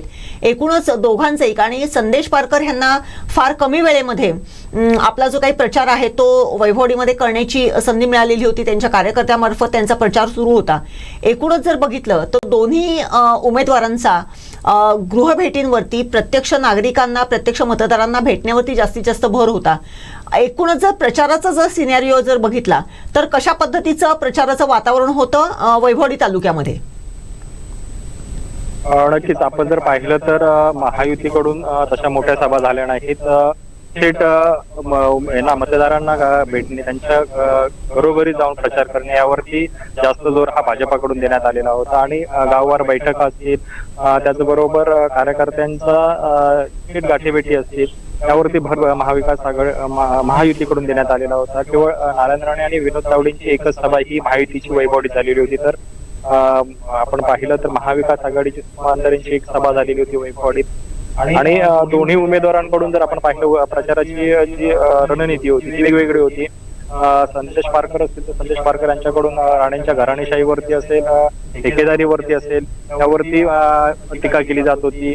तर मात्र नितेश राणे यांनी एक प्रखरपणे जो मुद्दा मांडला होता तो विकासाचा मुद्दा मांडलेला होता. आपण केलेले गेल्या 10 वर्षातले विविध उपक्रम असतील, विविध विकास योजना असतील, त्याचबरोबर या मतदारसंघात केलेली विकास कामे असतील, याबाबत ते आपल्या प्रत्येक सभांमध्ये बोलत होते. आणि केवळ विरोधकांना कोणत्याही टीकेला विरोधकांच्या उत्तर न देता विकास कामांवरतीच फक्त नितेश राणेंकडून सतत चर्चा होत होती. प्रत्येक सभांमध्ये यावरती चर्चा होती. त्यामुळे एक प्रकारे विकास कामं आणि विरोधकांकडून घराणेशाही अशा 2 पद्धतीने प्रचार सुरू होता. आणि आता मतदार नेमकं कोणाला साथ देतात, विकासाच्या मुद्द्यावरती नितेश राणेंनी लढाई लढली होती, त्याला साथ देतात की संदेश पारकर यांनी जी भूमिका मांडली होती, घराणेशाही असेल, वैभववाडी तालुक्यातली जी ठेकेदारी असेल, विविध विकास कामांमधला भ्रष्टाचार असेल, यावरती त्यांनी मुद्दे मांडले होते प्रचारात. आणि त्याला मतदार किती साथ देतात हे आपल्याला 23 तारीखला समजणार आहे. पण कणकवली विधानसभा मतदारसंघामध्ये एक अपक्ष उमेदवार जे होते बंदेल नवाज खानी यांच्या आरोप प्रत्यारोपामुळे या निवडणुकीला एक वेगळंच वळण लागलं होतं. तर याबद्दल काय सांगाल? नक्कीच जर आपण पाहिलं तर अपक्ष उमेदवार बंदेल नवाज खानी हे जे देवगडमधील उमेदवार होते आणि एक मुस्लिम समाजाचा चेहरा म्हणून देखील ते या निवडणुकीच्या रिंगणात होते. आपण तसं जर पाहिलं तर गेल्या काही महिन्यापासून भाजपचे उमेदवार आणि महायुतीचे उमेदवार सध्याचे नितेश राणे यांनी हिंदुत्वाची प्रखर भूमिका मांडलेली होती.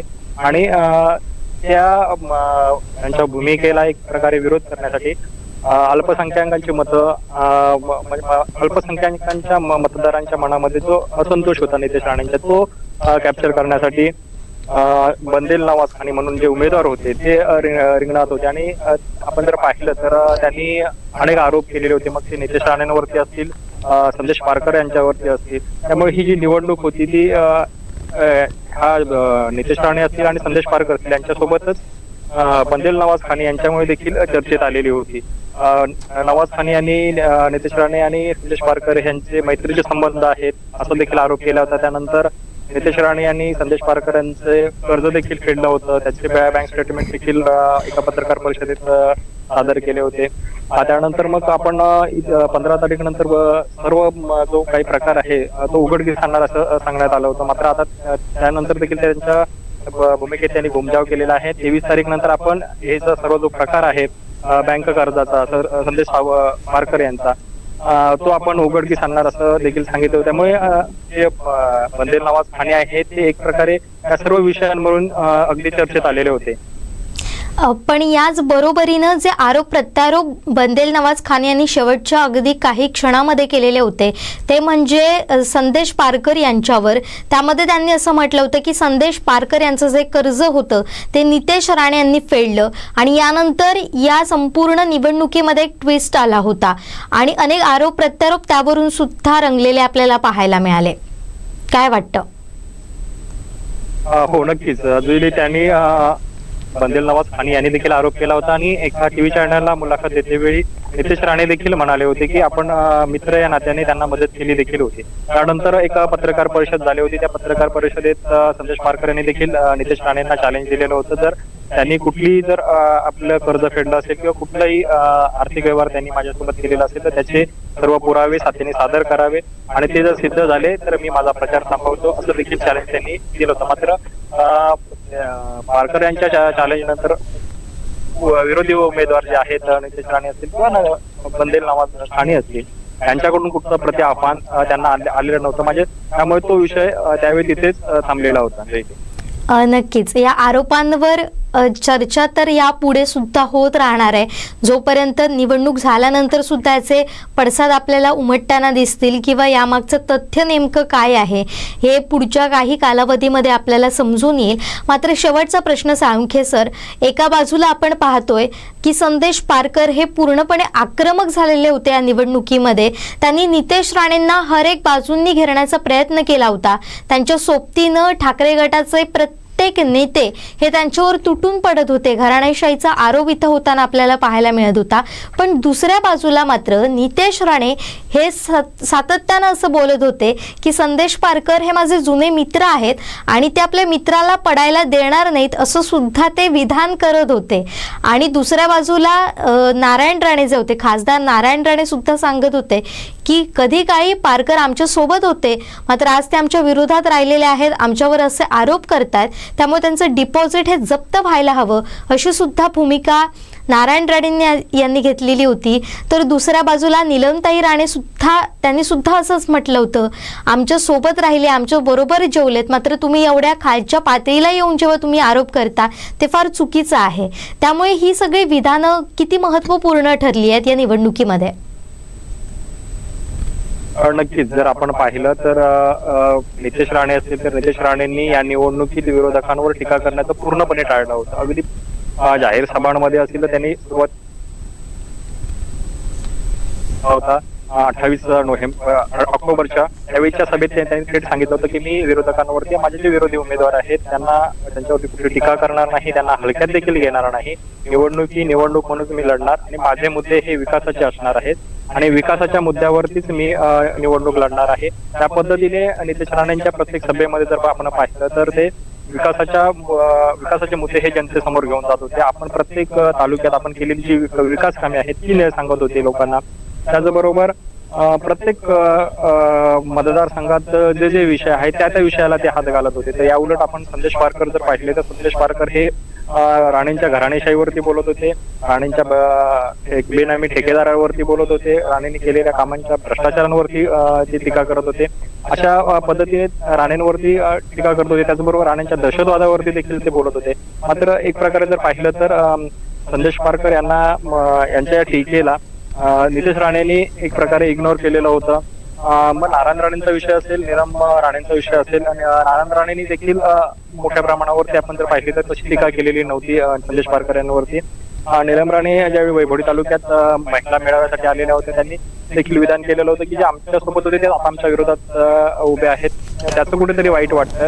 असं म्हणजे भावनिक जे आहे ते भावनिक वातावरण आहे ते महायुतीकडून करण्यात आलेलं होतं. मग नितेश राणे असतील किंवा आपल्या त्यांच्या आई नीलम राणे असेल. त्यामुळे मतदारांना त्यांचे मुद्दे देखील भावलेले होते की एक प्रकारे विरोधी उमेदवार हा टीका करत असताना यांच्याकडून भावनिक मुद्दे उपस्थित केले जात होते. त्यामुळे याचा परिणाम या मतदानावरती देखील होऊ शकतो. जुईली, नक्कीच या संदर्भात सुद्धा आपण अधिकाधिक बोलणार आहोत, पण असेच अपडेट तुमच्याकडून जाणून घेत राहणार आहोत. वैभववाडी, कणकवली आणि देवगड या सगळ्या तिन्ही विधानसभा मतदारसंघामध्ये असंच लक्ष ठेवून राहा. मतदानाची आकडेवारी सुद्धा तुमच्याकडून आम्ही समजून घेणार आहोत. धन्यवाद सर आपण दिलेल्या या सगळ्या माहितीसाठी. आता आपण पाहिलं की कणकवलीमध्ये कशा पद्धतीनं वातावरण रंगताना आपल्याला दिसतंय आणि मतदान हे आता चांगल्या प्रकारे वाढताना सुद्धा आपल्याला दिसतंय. मतदानाची आकडेवारी सुद्धा आपल्याला समजून घ्यायची आहे. मात्र एक छोटासा ब्रेक घेणार आहोत. मात्र ब्रेकला जाण्यापूर्वी एक आकडेवारी घेऊया, समोर पाहूया. ती म्हणजे सकाळी 7 ते 9 या पहिल्या टप्प्यामध्ये सिंधुदुर्ग जिल्ह्यात नेमकी किती मतदान झालंय, मतदानाची टक्केवारी नेमकी काय आहे. कणकवलीचा जर विचार केला तर 7 ते 9 या कालावधीमध्ये 8.15% मतदान झालं होतं. कुडाळमध्ये 60% मतदान झालं होतं. सावंतवाडीमध्ये 8.2% मतदान झालं होतं. तर रत्नागिरी जिल्ह्याचा जर आपण विचार केला तर रत्नागिरीमध्ये दापोलीत 8.54% मतदान झालं होतं. गुहागरमध्ये 9.16% मतदान झालं होतं. चिपळूणमध्ये 10.14% मतदान झालं. रत्नागिरीमध्ये 9.60% मतदान झालंय आणि राजापूरमध्ये 8.89% मतदान झालंय. अशा पद्धतीनं सकाळी 7 ते 9 या कालावधीची ही आकडेवारी आहे. आता पुन्हा एकदा तुमच्या समोर येणार आहोत, मात्र घेऊया एक छोटासा ब्रेक. पानी पिया खट्टा, फिर भी कब्जा वहीं अटका. योगा किया मैंने दाएं बाएं, फिर भी प्रेशर ना आए. ये सब खा खा के मुंह थक जाए, पर प्रेशर आने से कतराए. क्या हुआ, प्रेशर नहीं आता? तो इसका प्रेशर आप मत लो, कायम चूर्ण लो. इसके प्राकृतिक तत्व दें आपको कब्ज से राहत एक ही रात में. ये है कायम चूरन का कमाल. देखो हो गया मैं खुशहाल. कायम चूरन, आपकी खुशियों का साथी.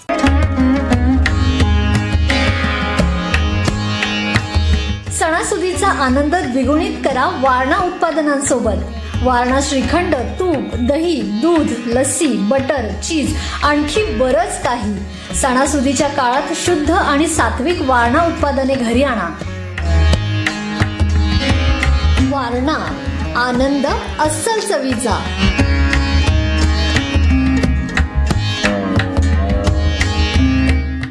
कृपा हेअर टॉनिक, आयुर्वेदिक औषधी वनस्पतींचे परिपूर्ण मिश्रण, 100% आयुर्वेदिक. इतनी कड़ी मेहनत क्यों पापा? बेटा इतनी मेहनत इसीलिए ताकि सबको खाना मिल सके, किसी पे कोई मुसीबत ना आए. पर अगर आप पे मुसीबत आ गई तो? क्षेमा सुकृति फसल बीमा, कॉल करे और कराए 100 से भी ज्यादा फसलों की बीमा 499 रुपए प्रति एकड़ में. Kshema general insurance.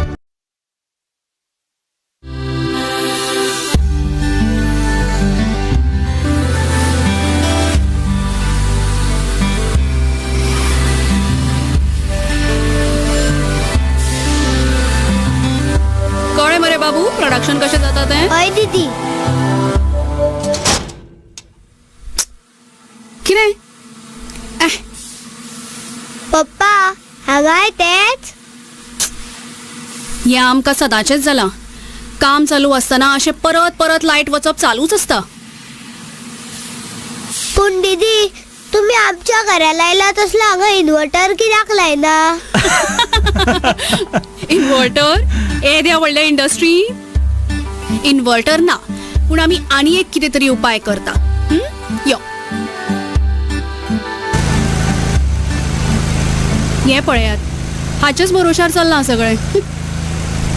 म्हणजे प्रत्येक इंडस्ट्रीन हे असे जनरेटर असताच?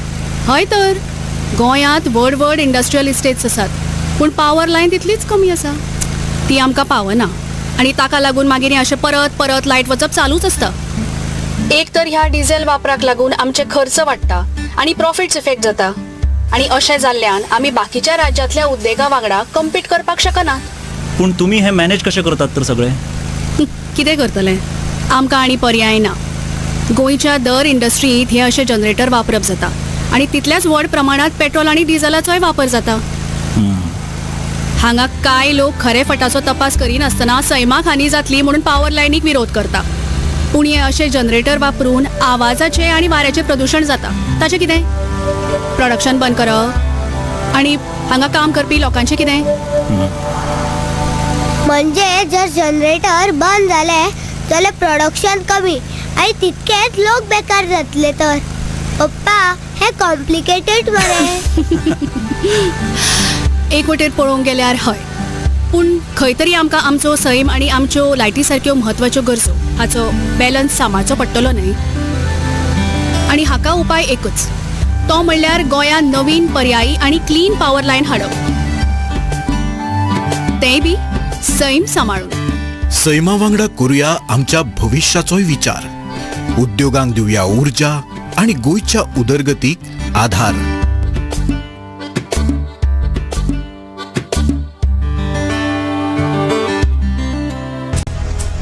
कोकण साधलाय.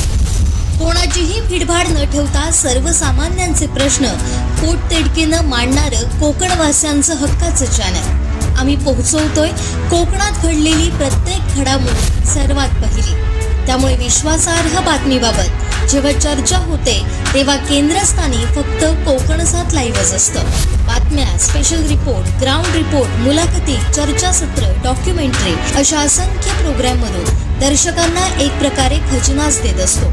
याचबरोबर आपली बोलीभाषा मालवणीतून सुरू असलेल्या असंख्य एपिसोड्सना तर दर्शकांनी डोक्यावर घेतलंय. त्याचीच पोचपावती म्हणून दर्शकांचं कोकण सात लाईव्हला भरभरून प्रेम लागतंय. 3,30,000पेक्षा जास्त यूट्यूब सबस्क्रायबर्स, केबल टीव्हीवरचं प्रसारण, फेसबुक पेजचे 1,00,000पेक्षा जास्त फॉलोअर्स, वेब पोर्टलचे 19 लाखांपेक्षा जास्त व्ह्यूअर्स, 12,400पेक्षा जास्त इंस्टाग्रामचे फॉलोअर्स, ट्विटरचे फॉलोअर्स, मोबाईल न्यूज ॲपचे 16,000पेक्षा जास्त युजर्स, 1400पेक्षा जास्त ग्रुप, त्यातले 2,80,000पेक्षा जास्त युजर्स. ही संख्या बरंच काही सांगून जाणारी आहे. यामुळेच आम्ही विस्तारलोय सिंधुदुर्गपासून रत्नागिरी, मुंबई, बेळगाव, अगदी गोव्यापर्यंत. आकाश कवेत घेण्यासाठी फक्त आपल्या लाल मातीतल्या माणसांसाठी.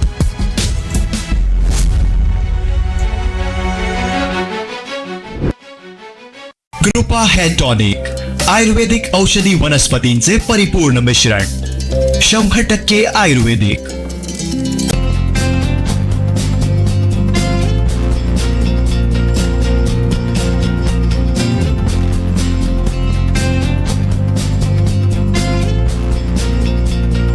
अनंत टी दे रिफ्रेश हमी. आई येस. ब ब बदक. क क कणीदार. ख ख खमंग. ग ग गोकुळ तू.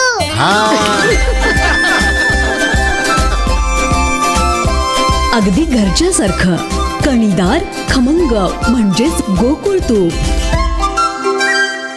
Modern homeopathy multi specialist research and treatment centre. Cancer, liver cirrhosis, kidney failure, हृदयविकार, मेंदूचे विकार, मधुमेह, संधिवात, त्वचेचे विकार, अस्थमा, अस्थिरोग व यासारख्या अनेक दुर्धर आणि गंभीर आजारावर विशेष संशोधित उपचार. Modern homeopathy clinic, office number 311, मामलेदार कार्यालय, fish market, soar sapphire building, Agoda, Mapusa, Goa येथे. तर आजच भेट द्या. गोवा सोबत मॉडर्न होमिओपॅथीच्या शाखा संपूर्ण भारतात उपलब्ध आहेत. तर आजच तुमच्या जवळील मॉडर्न होमिओपॅथीच्या शाखेस भेट द्या. अधिक माहितीसाठी संपर्क 937272 8009 आणि 9606 15 8009.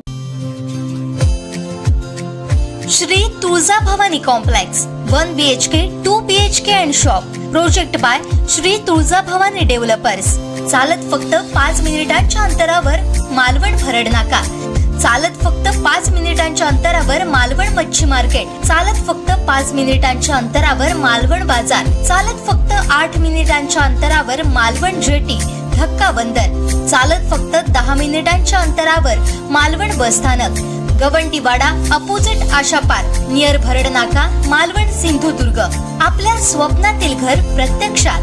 Contact details for booking 9773 71 27 27, 9404 15 53 77, 9969 16 05 16, 9404 44 86 27. Modern homeopathy multi specialist research and treatment centre. Cancer, liver cirrhosis, kidney failure, हृदयविकार, मेंदूचे विकार, मधुमेह, संधिवात, त्वचेचे विकार, अस्थमा, अस्थिरोग व यासारख्या अनेक दुर्धर आणि गंभीर आजारावर विशेष संशोधित उपचार. Modern homeopathy clinic, office number 311, मामलेदार कार्यालय, fish market, soar sapphire building, Agoda, Mapusa, Goa येथे. तर आजच भेट द्या. गोवा सोबत मॉडर्न होमिओपॅथीच्या शाखा संपूर्ण भारतात उपलब्ध आहेत. तर आजच तुमच्या जवळील मॉडर्न होमिओपॅथीच्या शाखेस भेट द्या. अधिक माहितीसाठी संपर्क 93 72 72 8009 आणि 96 06 15 8009. या सगळ्या ऑफर्स मध्ये बेस्ट प्राइस भेटणार याची काय गॅरंटी? सगळेच गायब. म्हणूनच BSC देते लोवेस्ट प्राइस गॅरंटी. जर तुम्ही आमच्यापेक्षा कमी किमतीत सेम कपडे बाहेर कुठेही खरेदी केलात तर खरेदी केलेल्या किमतीच्या फरकाच्या दुप्पट रक्कम आमच्याकडून मिळवा. BSC द टेक्सटाईल मॉल मधून आताच खरेदी करा तुमची आवडती sari, ladies wear, men's wear, kids wear, तेही सर्वात कमी किमतीत. BSC the textile mall, Tilakwadi, Belagavi.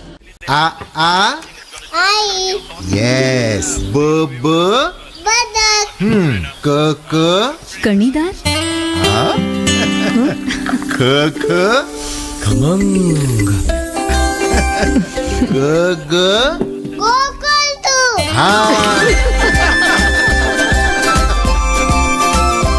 अगदी घरच्यासारखं. कणीदार, खमंग म्हणजेच गोकुळ तूप. आ आ आई, येस. ब ब बदक, क क कणीदार, ख ख खमंग, ग ग गोकुळ तू.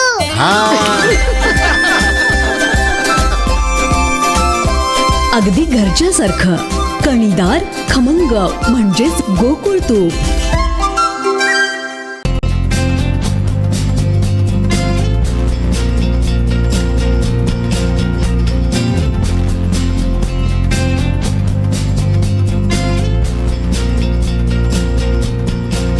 अनंत टिप्या, रिफ्रेश व्हा. इतनी कड़ी मेहनत क्यों पापा? बेटा इतनी मेहनत इसीलिए ताकि सबको खाना मिल सके, किसी पे कोई मुसीबत ना आए. पर अगर आप पे मुसीबत आ गई तो? शेमा सुकृति फसल बीमा. कॉल करे और कराए 100 से भी ज्यादा फसलों की बीमा 499 रुपए प्रति एकड़ में. शेमा general insurance. Kripa hair tonic, आयुर्वेदिक औषधी वनस्पतींचे परिपूर्ण मिश्रण. 100% आयुर्वेदिक. गर्म पानी पिया खट्टा, फिर भी कब्जा वहीं अटका. योगा किया मैंने दाएं बाएं, फिर भी प्रेशर ना आए. ये सब खा खा के मुंह थक जाए, पर प्रेशर आने से कतराए. क्या हुआ? प्रेशर नहीं आता? तो इसका प्रेशर आप मत लो, कायम चूर्ण लो. इसके प्राकृतिक तत्व दें आपको कब्ज से राहत एक ही रात में.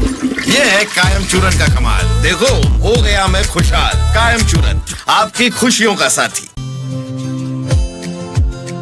Shri Tulja Bhavani complex 1 BHK 2 BHK and shop. Project by Shri Tulja Bhavani developers.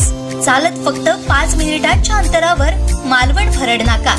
चालत फक्त 5 मिनिटांच्या अंतरावर मालवण मच्छी मार्केट. चालत फक्त 5 मिनिटांच्या अंतरावर मालवण बाजार. चालत फक्त 8 मिनिटांच्या अंतरावर मालवण जेटी धक्का बंदर. चालत फक्त 10 मिनिटांच्या अंतरावर मालवण बस स्थानक. गवंटीवाडा अपोजिट आशा पार्क नियर भरड नाका, मालवण, सिंधुदुर्ग. आपल्या स्वप्नातील घर प्रत्यक्षात. Contact details for booking 9773 71 27 27, 9404 15 53 77, 9969 16 05 16, 9404 44 86 27.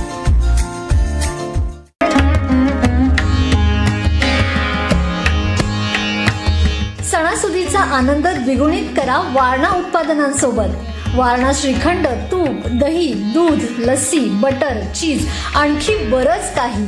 सणासुदीच्या काळात शुद्ध आणि सात्विक वारणा उत्पादने घरी आणा।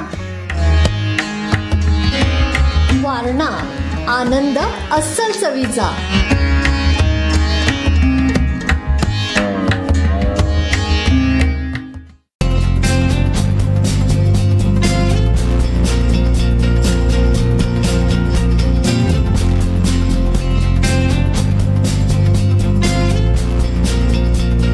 अनंत टी दे रिफ्रेश हमी। कृपा हेअर टॉनिक, आयुर्वेदिक औषधी वनस्पतींचे परिपूर्ण मिश्रण, 100% आयुर्वेदिक। या सगळ्या ऑफर्स मध्ये बेस्ट प्राइस भेटणार याची काय गॅरंटी?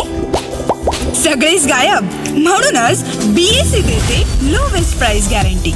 जर तुम्ही आमच्यापेक्षा कमी किमतीत सेम कपडे बाहेर कुठेही खरेदी केलात तर खरेदी केलेल्या किमतीच्या फरकाच्या दुप्पट रक्कम आमच्याकडून मिळवा। BSE टेक्सटाईल मॉल मधून आताच खरेदी करा तुमची आवडती sari, ladies wear, men's wear, kids wear, तेही सर्वात कमी किमतीत। BSE the textile mall, Tilakwadi, Belagavi.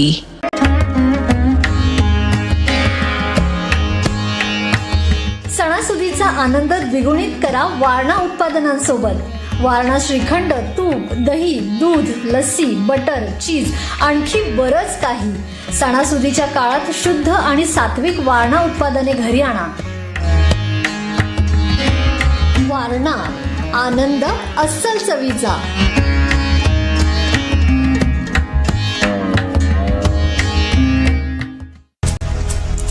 Break नंतर आपलं पुन्हा एकदा स्वागत। आता पाहूयात विधानसभेच्या रणसंग्रामाचे A to Z update. Madam, आता आपण पाहिलं की कशा पद्धतीनं मतदान सुरू आहे। सकाळपासूनच मतदानाच्या रांगा लागताना आपल्याला पाहायला मिळत आहेत। मतदान करण्यासाठी सज्ज झालेले आहेत। आता काहीशी आकडेवारी आपल्याकडे आहे, 7 ते 9 यावेळीची आकडेवारी ही आहे, ही आपण पाहणारच आहोत, आकडेवारी समजून घेणार आहोत। मात्र मंत्री दीपक केसरकर आणि त्याचबरोबर महायुतीचे आमदार देखील राहिलेले हे उमेदवार निवडणुकीच्या रिंगणात आता 4थ्या टर्मसाठी लढतायत। मगाशी आपण त्यांची प्रतिक्रिया पाहिलेली होती, पण त्यांच्या विजयासाठी गाराणं सुद्धा देवाला घालण्यात आलेलं आहे। ही सगळी दृश्य आपण पाहूया। खरं तर विजय हा मतदारांच्या प्रेमामुळे आणि विश्वासामुळे मिळत असतो आणि तो निश्चितपणे मला मिळेल याची मला खात्री आहे। आज माझं सर्व कुटुंब या ठिकाणी उपस्थित आहे। माझ्या राजकारणाला सुद्धा नेहमी त्यांचा पाठिंबा असतो आणि सावंतवाडी विधानसभा मतदारसंघ हे सुद्धा माझं एक कुटुंब आहे आणि त्या कुटुंबाची सुद्धा काळजी घेणं तेवढंच महत्त्वाचं आहे जेवढं माझ्या कुटुंबाची, आणि त्याच्यामुळे निश्चितपणे पुढच्या काळात ती घेतली जाईल याची मला खात्री आहे। अतिशय चांगला असा प्रतिसाद आहे आणि आपलं लक्ष नेहमी विजय हे पाहिजे, कोणाला पराजय करणं हा माझा कधी उद्देश राहिलेला नाही। आपण विजयी व्हायचं, जनतेची सेवा करायची आणि ह्या खेपेचं लक्ष हे पूर्णपणे ह्या भागावर कॉन्सन्ट्रेट करणं। महाराष्ट्रामध्ये मला प्रेम मिळालं, परंतु जास्त प्रेम हे मला माझ्या मतदारसंघातून, माझ्या जिल्ह्यातून मिळालेलं आहे आणि त्याच्यामुळे त्यांच्यावर अधिकचं लक्ष या माझ्या टेन्युअरमध्ये मी देईन। 165 पेक्षा जास्त येतील 100%। आज आम्ही सहकुटुंब मतदान केलेलं आहे आणि बाई या वेळेला नक्की चौकार मारतील याची 101% खात्री आहे आणि मतदान पेटीतनच विरोधकांना उत्तरं मिळेल की बाईंविरोधात जे टीका करतात त्याची उत्तरं मतदान पेटीतून मतदार नक्कीच देतील याची खात्री आहे। 100% जेवढं लोकांनी प्रेम दिलेलं आहे तेवढंच बाईंनी सुद्धा त्यांच्यासाठी केलेलं आहे। त्यांना त्यांच्यासाठी कामं केलेली आहेत आणि ही तळमळ त्यांनी लोकांनी खूप वर्षांपासून पाहिलेली आहे। त्याच्यामुळे भाईच हवेत हा आग्रह लोकांचा नेहमीच असतो। मतदान करताना खूपच आनंद झाला। जनतेचं एवढं प्रेम बघून मला खूप बरं वाटलंय। मतदान त्यांच्यासाठी 100% होईल ही मला पूर्ण खात्री आहे आणि जनतेचं प्रेम दिसून याला पूर्ण विश्वास आहे। लोकांमध्ये जेव्हा मी जायची, भाईंबद्दल त्यांच्या मनात जो आदर आहे, प्रेम आहे, हे बघून मला एक मुलगी म्हणून खूपच छान वाटलं। यापुढेही लोकांशी संवाद साधता यावा याच्यासाठी मी पण कार्यरत राहील आणि लोकांचं प्रेम तर आपल्याला दिसूनच येईल या मतदानानंतर. 100% तयारी झालेली आहे.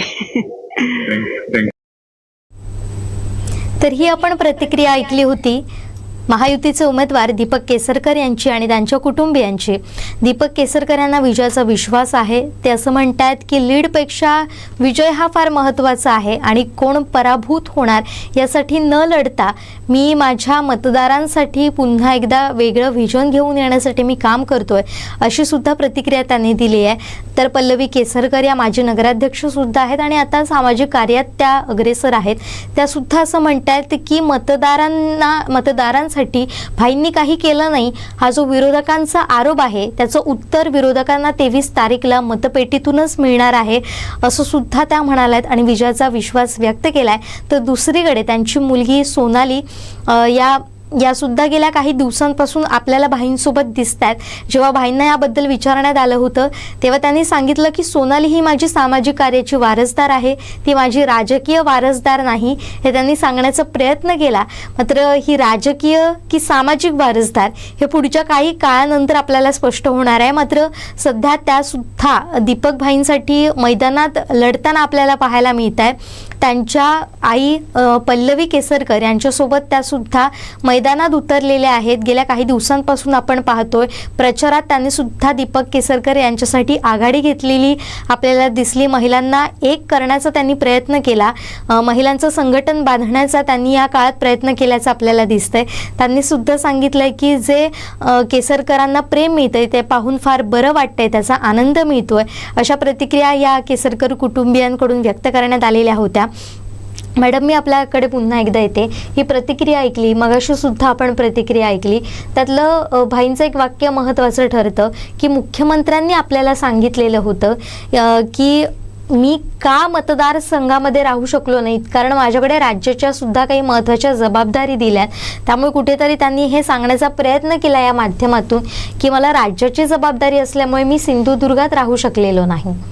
निश्चितच जुईली, एकूणच जर दीपक केसरकरांच्या बाबतीत जर बघितलं तर गेली 3 टर्म या मतदारसंघाचे आमदार म्हणून ते भूषवत आहेत आणि ह्यावेळेस चौकार मारायचा आहे, विजयाचा चौकार मारायचा आहे, या हेतूने ते या निवडणुकीच्या रिंगणात पुन्हा एकदा उतरलेले आहेत. त्यांनी काहीसं भावनिक आवाहन देखील केलेलं होतं की ही माझी शेवटची निवडणूक आहे, अशा पद्धतीचं देखील आवाहन केलेलं होतं. परंतु गेल्या 3 टर्मचा जर विचार केला तर दीपक केसरकर हे सावंतवाडीचे आहेत, सावंतवाडीचे सुपुत्र आहेत. त्यांनी इथे ह्या मतदारसंघामध्ये यापूर्वी सावंतवाडीचे नगराध्यक्ष म्हणून देखील काम केलेलं आहे आणि त्यांनी जो काही आहे म्हणजे आपला जो काही विकास कामांचा जो काही हे होता तो ठेवलेला होता. फक्त त्यांनी जे सांगितलं की मी ह्या मतदारसंघामध्ये कमी येण्याचं कारण जे आहे ते मला मुख्यमंत्र्यांनी काही कामं माझ्यावरती सोपवलेली होती, त्यामुळे मला ह्या मतदारसंघामध्ये माझा जो काही येण्याचा जो काही वेग होता तो थोडासा कमी होता. फ्रिक्वेंटली मला या मतदारसंघामध्ये येता आलेलं नाहीये आणि ह्या मतदारसंघात जे काय आहे गेली 3 टर्म राहून CM एकनाथ शिंदे यांनी देखील सांगितलेलं होतं की यावेळेस दीपक केसरकर हे विजयाचा चौकार मारतील. आता तो विजयाचा चौकार मारतील की कसं हे आपल्याला निश्चितपणे 23 तारखेला समजेलच. परंतु एकूणच जर बघितलं तर दीपक केसरकरांच्या विरोधात इथे कोण उभं राहणार ही चर्चा नेहमीच होती की तो कोण उमेदवार असेल, किंबहुना दीपक केसरकर ह्यांना उमेदवारी मिळेल का, इथपासूनची तेव्हा चर्चा होती. परंतु ह्या सगळ्याला फाटा देऊन अखेर दीपक केसरकर ह्यांना शिंदे सेनेकडून उमेदवारी मिळाली आणि त्याच्यानंतर मग सुरू झालं की पुढे या मतदारसंघामध्ये त्यांच्या विरोधातला जो काही उमेदवार असेल तो कोण असेल. पूर्वीचं जर बघितलं तर अर्चना घारे ह्या या आघाडीच्या उमेदवार इथून असतील असं एक चित्र होतं. आघाडीकडून राष्ट्रवादी शरदचंद्र पवार पक्षाकडून त्यांची उमेदवारी डिक्लेअर सुद्धा झालेली मी होती. थोडंसं थांबवते मॅडम. एक अपडेट येते ती म्हणजे संदेश पारकर, जे महाविकास आघाडीचे उमेदवार आहे कणकवली मतदारसंघातील, तर त्यांनी देखील मतदानाचा अधिकार बजावलेला आहे. काही वेळापूर्वीच त्यांनी हे मतदान केलं होतं. मॅडम, आपण पुन्हा एकदा येऊया आपल्या सावंतवाडी मतदारसंघ आणि एकंदरीत दीपक केसरकर यांच्याविषयी आणि त्यांच्या कामाविषयी. निश्चितच दीपक केसरकर यांची ज्यावेळेस उमेदवारी जाहीर झाली त्यावेळेस मग शिवसेनेतूनच त्यांच्या विरोधात उमेदवार कोण असणार आहे ह्याबद्दल चर्चा सुरू होती. त्यांचे गेल्या 2 टर्ममध्ये त्यांच्या विरोधात उभे राहिलेले उमेदवार राजन तेली हे तर होतेच, परंतु आघाडीच्या दृष्टिकोनातून जर बघितलं तर अर्चनाताई घारेंनी गेल्या 5 वर्षामध्ये ह्या मतदारसंघामध्ये जी काही मोर्चे बांधणी केलेली होती ते जर बघितलं तर त्यांना आघाडीकडून उमेदवारी मिळेल अशा पद्धतीचं एक वातावरण थोडंसं निर्माण झालेलं होतं. मात्र आघाडीचा धर्म पाळून आणि दीपक केसरकरांच्या विरोधात उमेदवार कोण द्यायचा हे ज्यावेळेस हे करण्यात आलं आणि ही जागा जी शिवसेनेची आहे त्या शिवसेनेच्या जागेचा जर एकूणच विचार केला तर याही मतदारसंघामध्ये शिवसेना विरुद्ध शिवसेना अशी लढत आपल्याला बघायला मिळाली. थोडंसं थांबवते. आणखीन एक अपडेट ती म्हणजे कणकवली मतदारसंघाचे महायुतीचे उमेदवार नितेश राणे हे सध्या मैदानात आहेत. मतदान केंद्रावर जात ते आढावा घेत आहेत. सध्या ते देवगडमध्ये आहेत आणि त्यांनी तिथं व्हिक्टोरी दाखवून आपल्या विजयाचा विश्वास व्यक्त केलेला आहे.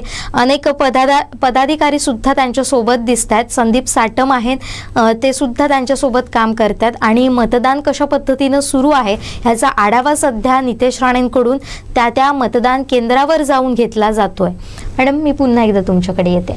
निश्चितच. तर अशा पद्धतीने जर बघितलं तर या मतदारसंघामध्ये सावंतवाडी मतदारसंघामध्ये दीपक केसरकरांच्या विरोधामध्ये उमेदवार कोण असणार ह्याची जेव्हा चर्चा झाली त्यावेळेस आघाडीचा धर्म म्हणून ज्यावेळेस अर्चनाताई घारे यांची देखील उमेदवारी रद्द झाली त्यावेळेस मग शिवसेना विरुद्ध शिवसेना असा जो काही हे आहे तो इथे पुन्हा एकदा बघायला मिळाला.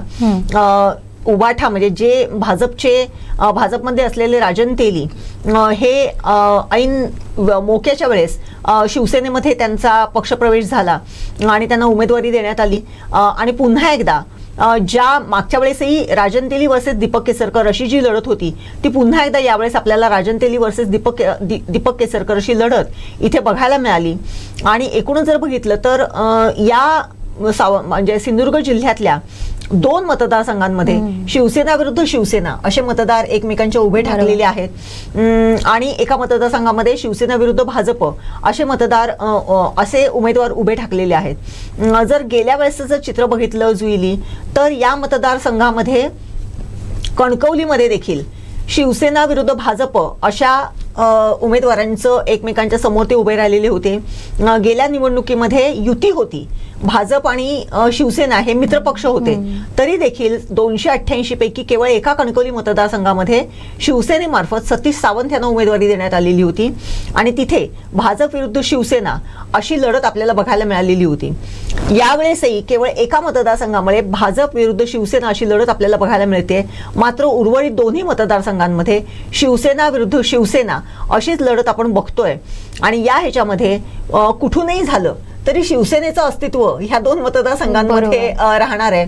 मग तो कोणाचाही उमेदवार येऊ, शिंदे सेनेचा येऊ अथवा उभाटाचा येऊ, मात्र शिवसेना ही ह्या मतदारसंघांवरती निश्चितपणे आपला जो काही हे आहे तो ठेवणार आहे, आपलं जे काही प्राबल्य आहे ते ठेवणार आहे. आणि अशा पद्धतीने मगाशी जसं मी म्हटलेलं होतं की ज्या पद्धतीने लोकसभेमध्ये या मतदारसंघावरती कुठल्याही प्रकारे कमळ हे आणायचंच हा चंग बांधलेला होता, त्याचा जर विचार केला तर यावेळेस मात्र ह्या कोकण पट्ट्यात, संपूर्ण कोकण पट्ट्यात भाजपचा केवळ एक उमेदवार विधानसभेच्या निवडणुकीसाठी दिला गेलेला आहे. याची जर कारणं बघितली तर पुन्हा एकदा म्हणजे शिवसेनेचा पारंपरिक मतदार, शिवसेनेचा हा बालेकिल्ला ह्याचा सगळ्याचा विचार केला तर ही पक्षीय किंवा ही रणनीती आखली गेली होती का? आणि याच्या अगेन्स्ट म्हणजे कोकण बेल्टमधल्या ह्या जागा शिवसेनेला देताना त्याच्या अगेन्स्ट विदर्भातल्या, मराठवाड्यातल्या काही जागा ह्या भाजपने आपल्याकडे ठेवलेल्या आहेत. त्यामुळे हा जर एकूण जर सिनॅरिओ जर बघितला तर पुन्हा एकदा शिवसेना कोकण आणि शिवसेना हे जे काही समीकरण आहे ते पुन्हा कुठेतरी असं घट्ट होताना दिसतंय. ज्या वेळेस शिवसेनेचं नामोनिशाण या लोकसभेच्या निवडणुकीमध्ये इथून त्याची पाळंमुळं उखडून काढायची अशा पद्धतीचं जी काही वक्तव्य होत होती तीच पुन्हा एकदा आता शिवसेना विरुद्ध शिवसेना अशी लढत होत असल्यामुळे पुन्हा एकदा शिवसेना हा कोकणचा बालेकिल्ला असल्याचं पुन्हा एकदा एक कन्फर्म होण्याचं किंवा तेच पुन्हा एकदा भासवण्याचं ते पुन्हा एकदा ठसवण्याचं चित्र कुठेतरी दिसतंय असं आपल्याला निश्चितपणे दिसून येतंय जुईली. बरोबर. आता आपण काही जी दृश्य पाहिली होती ती दीपक केसरकर यांनी मतदान केलंय आणि ही आपण सगळे व्हिज्युअल्स पाहणार आहोत कशा पद्धतीनं मतदान केलंय. त्यांनी देवदेवतांचा आशीर्वाद सुद्धा घेतला आणि त्यांच्यासोबत होते युवराज लखमराजे भोसले. ही सगळी दृश्य आपण पाहूयात पुन्हा एकदा.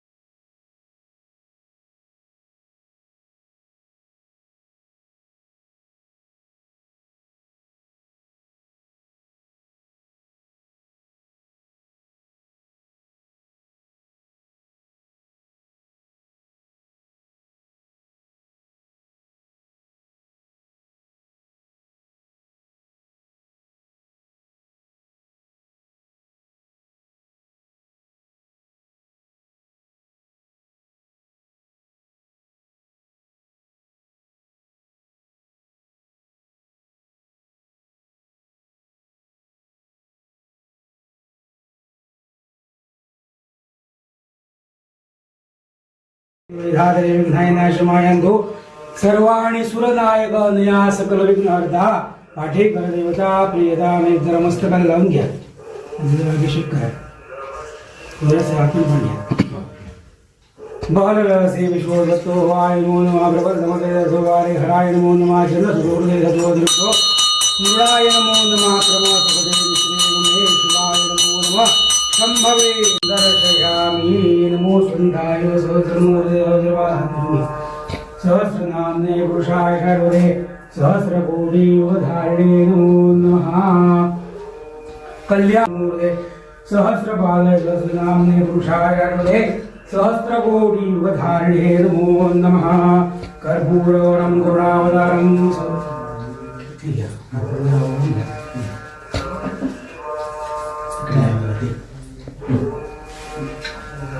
पाठे करदेवताभ्यो नमो नमः कर्पूरादित्यदीपं दर्शयामि.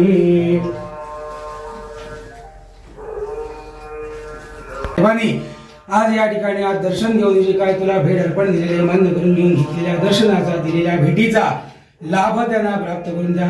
प्रचाराला सुरुवात करण्यापूर्वी या तुझ्या दर्शनासाठी येऊन नारळ ठेवून आज त्यांनी प्रचार यंत्रणा जी आपली राबवलेली आहे सर्व कार्यकर्त्यांनी तळागाळापर्यंत जाऊन आज त्यांना मिळालेलं जे काय आपलं धनुष्यबाण चिन्ह आहे ते प्रत्येक घरापर्यंत त्यांचं पोहोचलेलं आहे. आज जो आपला निवडणुकीचा दिवस आहे या दिवशी प्रत्येक मतदारांनी घराच्या बाहेर पडून मतदान केंद्रावर जाऊन त्या ठिकाणी त्यांच्या नावासमोर जे काय आपलं धनुष्यबाण चिन्ह आहे या चिन्हासमोरील बटन दाबून त्यांना भरघोस असा मताने विजय प्राप्त करून द्या. येत्या 23 तारखेला विजयाचा महारथ घेऊन तुझ्या चरणापाशी परत या ठिकाणी त्यांना घेऊन या. त्याचप्रमाणे त्यांची राजकारणातील ज्येष्ठ महाराष्ट्राच्या राजकारणामध्ये महायुतीचं सरकार येऊन या ठिकाणी उपमुख्यमंत्री पदाची जबाबदारी त्यांना प्राप्त करून देऊन गृह खातं आणि वित्त खात्याची पूर्ण जबाबदारी त्यांच्यावर देऊन या महाराष्ट्रातील तमाम जनतेची सेवा करण्याची संधी त्यांना प्राप्त करून द्या. त्याचप्रमाणे या मतदारसंघातील लोकांना जी काय त्यांनी आपली आश्वासनं दिलेली आहेत ही आश्वासने पूर्ण करण्याची शक्ती प्राप्त करून देऊन मंगल असा आशीर्वाद द्या. सद्बुद्धीवर रक्षण करा, कल्याण करा आणि सर्वांचं बरं करा. मंगलमूर्ती पेटेकर महाराज की जय. सर्वे जण सुखिनो भवन्तु. कल्याण शिवचिंतिदार प्रसादेन सर्वे अर्था भवन्तु. आयुष्यवान आरोग्यवान शुभ फलवान भवेत्.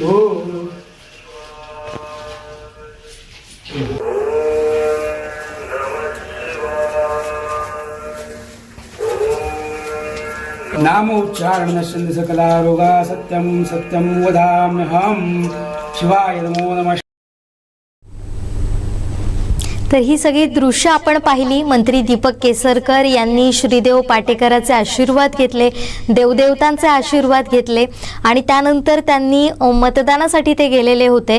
यावेळी त्यांच्यासोबत होते युवराज लखमराजे भोसले. यावेळी श्रीदेव पाटेकराला गारणं देखील घालण्यात आलं होतं. त्यात त्यांनी असं म्हटलं की दीपक केसरकर यांना महायुतीकडून मोठं बळ मिळू देत आणि उपमुख्यमंत्री पदावर ते दिसू देत, त्याचबरोबर वित्त आणि अर्थ खात्याची जबाबदारी सुद्धा मिळू देत, असं गारणं श्रीदेव पाटेकर चरणी यावेळी घालण्यात आल्याचं आपल्याला पाहायला मिळालं. तर ही सगळ्या मोठ्या घडामोडी होत आहेत, याचे अनेक अर्थ आपण काढू शकतो यावेळी. तर त्याबद्दलच आपण बोलणार आहोत. मात्र एक महत्त्वाची बातमी आपल्याला पाहायची आहे, ती म्हणजे बांदा सटमटवाडी येथील बांदा सटमटवाडी इथं हा जो भाग आहे तो पूर्णपणे सावंतवाडी मतदारसंघामध्येच मोडतोय. मात्र बांदा सटमटवाडीच्या काही नागरिकांनी, ग्रामस्थांनी या मतदानावर बहिष्कार घातलेला आहे. मात्र असं असताना तिथं हे उमेदवार पोचू शकले नाहीत का? जर पोचले असतील तर त्यांची नाराजी दूर करण्यात या उमेदवारांना नेमकं का अपयश आलंय हे सगळं आपण आता पाहणार आहोत. आपण थेट जाऊया बांदा सटमटवाडी. विधानसभा निवडणुकीचं आज मतदान होत आहे आणि सटमटवाडी बांदा येथील ही गाववाडी आहे. या गाववाडीमध्ये बहिष्कार टाकण्यात आलेला आहे. 2 वाड्या, खालची वाडी आणि खालची वाडी आणि वरची वाडी अशी 2 वाड्या आहेत. तर खालची वाड्याने आम्ही मतदान करणं असं त्यांनी आपण पुढाकार घेतलेला आहे. वरची वाडी म्हणते आम्ही मतदान घालणार नाही, पूर्णपणे बहिष्कार टाकला.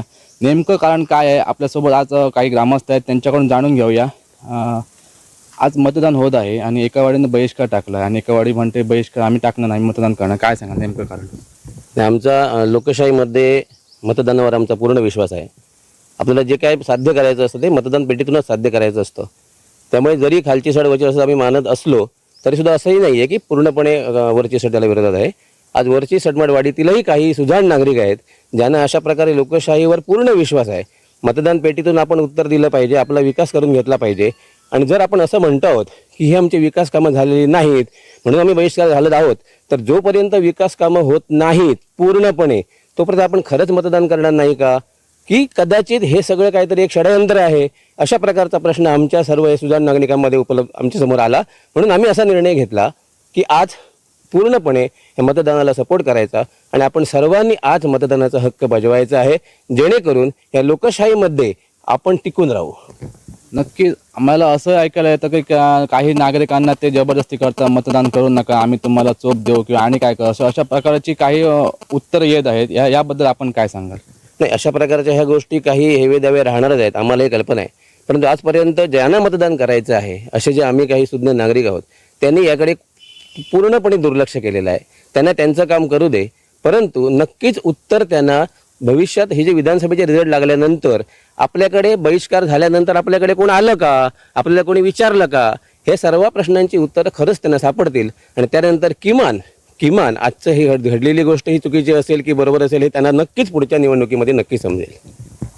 आपल्यासोबत मॅडम आहेत. मॅडम काय सांगाल या विषयासंदर्भात? मी या संदर्भात एवढंच बोलू शकते की जे भिडे म्हणतायत त्याच्याशी मी सहमत आहे आणि रिझल्ट लागल्यावरच ह्या गोष्टीचा काही तो निकाल आपल्याला कळेल सगळ्यांना. आपल्यासोबत अजूनही काही ग्रामस्थ आहेत, त्यांच्याकडून प्रतिक्रिया घेऊया. साहेब काय सांगाल आपण? आमचा मतदानावर पूर्ण अधिकार आहे, तो आम्ही बजावणार.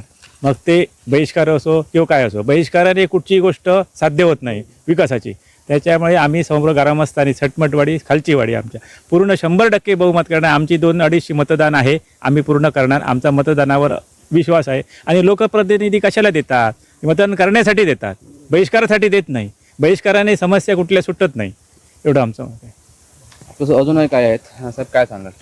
नाही, आम्ही एक सुजाण नागरिक आहोत. आम्ही या लोकशाहीत भारत स्वातंत्र्य झाल्यानंतर आम्ही लोकशाहीत राहतो. त्यामुळे आम्ही सुद्धा नागरिक म्हणून 100% मतदानाचा बहिष्कार मोडीत काढणार आहोत आणि वोटिंग करणार आहोत. नक्कीच हे आपल्यासोबत सटमटवाडीतील ग्रामस्थ होते. बहिष्कार हे आपण मोडीत काढणार आणि 100% आम्ही मतदान करून विधानसभेत एकतरी आमदार आम्ही पाठवणार त्यांचं म्हणणं आहे. कोकणसाद लाईव्हसाठी लहू परब, बांदा.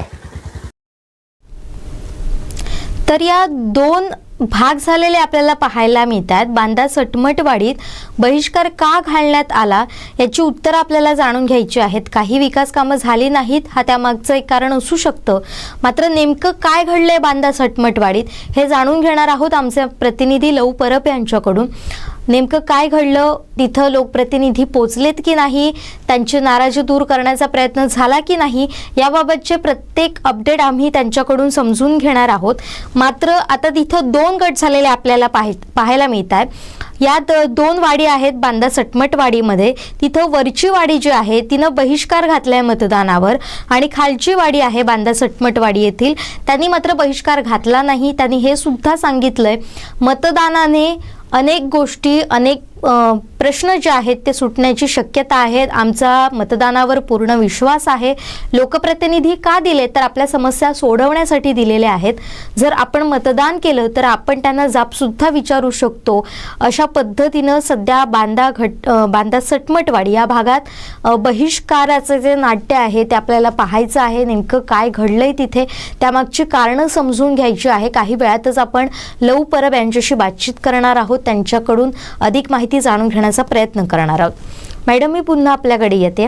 मगाशी आपण दीपक केसरकर यांची प्रतिक्रिया बघितली होती. त्यांनी विजयाचा विश्वास व्यक्त केलाय. विजय कितीही मतांनी होऊ देत, मात्र विजय होणं फार गरजेचं असतं असं ते बोलतायत. हा एक मुद्दा. दुसरा मुद्दा होतो की आता एक गारणं घालण्यात आलं होतं. प्रत्येकजण आपल्या देवाचरणी श्रद्धा ठेवून हे बोलत असतात, आपलं मागणं मागत असतात. मात्र हे जाहीररित्या समोर आलेलं होतं आणि त्यात त्यांनी असं म्हटलंय की दीपक केसरकर यांच्यावर महायुतीकडून मोठी जबाबदारी येऊ देत, महायुतीचं सरकार येऊ देत, त्यांना मोठी जबाबदारी मिळू देत, उपमुख्यमंत्रीपद आणि दुसरं म्हणजे अर्थ खात्याची त्यांना जबाबदारी मिळू देत. अर्थ खातं अगोदरही सुद्धा त्यांनी जबाबदारी पार पाडलेली होती. ही दोन्ही विधानं कसं पाहताय? जुली, त्याच्या अगोदर मी थोडीशी जिल्ह्याची एक 11 वाजेपर्यंतची जी काही आकडेवारी आलेली आहे ती मी पहिल्यांदा सांगू इच्छिते. सिंधुदुर्ग जिल्ह्यात मध्ये 7 ते 11 म्हणजे 7 ते 9 हा पहिला टप्पा आणि 9 ते 11 हा दुसरा टप्पा, एकूणच 7 ते 11 ह्या 4 तासामध्ये कणकवली मतदारसंघामध्ये 21.35% मतदान झालेलं आहे. कुडाळ मतदारसंघामध्ये 15.2% मतदान झालेलं आहे. तर सावंतवाडी मतदारसंघामध्ये 18.5% मतदान झालेलं आहे. मतदानाचा वेग हा थोडासा दुप्पट झालेला आहे. सकाळच्या टप्प्यामध्ये आपण बघितलं सरासरी 8% मतदान होतं, ते दुप्पट झालेलं आहे मतदान पुढच्या 2 तासांमध्ये. निश्चितच जास्तीत जास्त नागरिक हा जो काही निवडणुकीचा उत्सव आहे, हा मतदानाचा उत्सव आहे, हा लोकशाहीचा उत्सव आहे, ह्याच्यासाठी उद्युक्त होतील आणि जास्तीत जास्त मतदान आपल्या सिंधुदुर्ग जिल्ह्यातून होईल. काल देखील जिल्हाधिकारी आणि जिल्हा पोलीस अधीक्षक यांची पत्रकार परिषद झालेली होती. त्या पत्रकार परिषदेमध्ये जिल्हाधिकाऱ्यांनी सुद्धा सांगितलेलं होतं की 100% मतदान आपल्या जिल्ह्यातून व्हावं अशी आपली अपेक्षा आहे. आणि या त्यांच्या केलेल्या अपिलाला सिंधुदुर्ग जिल्ह्यातले नागरिक कशी साथ देत आहेत हे आपल्याला थोड्या वेळात समजून येईलच. आता आपला विषय सुरू होता सावंतवाडी मतदारसंघाचा. जुईली, सावंतवाडी मतदारसंघाचे जे उमेदवार आहेत दीपक केसरकर, हे पहिल्यापासूनच देवभक्त आहेत. त्यांच्यावरती साईबाबांचा फार मोठा पगडा आहे. साईबाबांच्या प्रत्येक पालखीमध्ये, साईबाबांच्या प्रत्येक मिरवणुकीमध्ये, साईबाबांच्या प्रत्येक उत्सवामध्ये ते हिरिरीने सहभागी होत असतात. ते स्वतः साई भक्त असल्यामुळे श्रद्धा आणि सबुरी हा मंत्र ते त्यांच्या प्रत्येक सभेमध्ये देत असतात. आणि ह्या श्रद्धा आणि सबुरीच्या माध्यमातून आपण आपली कामं कशी साध्य केलेली आहेत, आपण कशा पद्धतीने मतदारांचा विकास केलेला आहे, कशा पद्धतीने आपल्याला साईबाबांनी बळ दिलेलं आहे, हे देखील ते वारंवार उद्धृत करत असतात त्यांच्या भाषणांमधून. त्यामुळे आज देखील नेहमीप्रमाणे त्यांनी त्यांच्या घरामध्ये देखील प्रति शिर्डी अशा पद्धतीचा एक सुंदर साईबाबांचा देव्हारा देखील केलेला आहे. निश्चितच साईबाबांना नतमस्तक होऊनच ते घराबाहेर पडलेले असणार. आज सावंतवाडीचं जे पाटेकर जे दैवत आहे आहे. पाटेकराचं त्यांनी दर्शन घेतलेलं आहे. पाटेकराला त्यांनी अत्यंत भावपूर्ण असं त्यांनी तिथे लोटांगण घातलेलं आहे. आणि ज्या उमेदवाराच्या संदर्भामध्ये नेहमी जशा पद्धतीने बोललं जाते तसं त्यांच्या बाबतीतही गारणं घालून त्यांना थेट उपमुख्यमंत्रीपद मिळू देत, त्यांना अर्थ खात्याची पुन्हा एकदा जबाबदारी मिळू देत, अशा पद्धतीचं गारणं घालण्यात आलेलं आहे. बरोबर आहे, तू म्हणालीस तसं की दीपक केसरकरांनीच आपल्या भाषणामध्ये सांगितलेलं होतं की त्याने यापूर्वी 5 वेळा राज्याचा अर्थसंकल्प मांडण्याचं जे काही भाग्य होतं ते मिळालेलं होतं. त्यामुळे राज्याचा अर्थसंकल्प 5 वेळा मांडणारे दीपक केसरकर यांना पुन्हा एकदा अर्थमंत्रीपद मिळावं अशी जर अपेक्षा त्यांना गारण्यातून केलेली आहे. अशा पद्धतीने गारणं हे देवाला त्यांनी घातलेलं आहे. परंतु त्यांनी जे काही गेल्या 5 वर्षामध्ये किंबहुना गेल्या 15 वर्षामध्ये सावंतवाडी मतदारसंघामध्ये जे काही केलेलं आहे त्याच्या सगळ्याची इथली जनता साक्षीदार आहे. आणि त्या अनुषंगाने त्यांनी प्रत्येक वेळेस प्रचारामध्ये आपण केलेल्या कामाचा जो काही आढावा आहे तो प्रत्येक वेळेस घेतलेला आहे. आपल्या कामाचा लेखाजोखा प्रत्येक वेळेस आपल्या भाषणातून केलेला आहे. आपण सावंतवाडी मतदारसंघातल्या लोकांसाठी काय काय केलेलं आहे हे देखील त्यांनी सांगितलेलं आहे. त्यामुळे आता त्या सगळ्या ह्या प्रचाराच्या मुद्द्यांवरती त्यांना कशा पद्धतीचं मतदान पडते ते निश्चितच आपल्याला समजेल. परंतु दीपक केसरकर हे पहिल्यापासूनच देवभक्त माणूस राहिलेला आहे. ते नेहमीच कुठल्याही धार्मिक कार्यक्रमामध्ये हिरिरीने सहभागी होत असतात. आत्ताच नुकतीच कार्तिक एकादशी झालेली होती. त्या कार्तिक एकादशीला देखील दोन्ही उमेदवार सावंतवाडी मतदारसंघातले म्हणजे राजन तेली आणि दीपक केसरकर हे दोन्ही उमेदवार एकाच वेळेस सावंतवाडीतल्या प्रतिपंढरपूर म्हटल्या जाणाऱ्या विठ्ठल मंदिरामध्ये विठ्ठलाला नतमस्तक झालेले आपल्याला दिसून आलेले होते. त्यामुळे आणि नेहमी आपण असं म्हणतो की ज्यावेळेस देवतांचा आपल्यावरती जर आशीर्वाद असेल तर आपल्याला कोणाचं भय नाही अशा पद्धतीचा एक विश्वास हा भारतीयांच्या मनात आहे. आणि त्याला अनुसरून हे जे काही आहे की देवापुढे नतमस्तक होणं किंवा देवाला नमस्कार करून पुढच्या गोष्टींसाठी जाणं ते निश्चितच दीपक केसरकरांकडून झालेलं. आणि त्या दृष्टिकोनातून त्यांनी आता त्यांना जी काही उमेदवारी पुन्हा एकदा शिंदे सेनेकडून मिळालेली आहे, शिंदे सेनेचे किंवा एकनाथ शिंदेचे अत्यंत खंदे समर्थक म्हणून दीपक केसरकरांकडे बघितलं जाते. ज्यावेळेस गुवाहाटीला हा जो काही प्रकार सगळा झाला आमदारांच्या संदर्भातला त्यावेळेस दीपक केसरकर हे पहिल्या दिवसापासून एकनाथ शिंदे यांच्या खांद्याला खांद्या लावून त्यांना समर्थपणे त्यांना साथ देत होते. आपण बघत होतो वारंवार टीव्हीवरती ते प्रवक्ते म्हणून ते काम करत होते.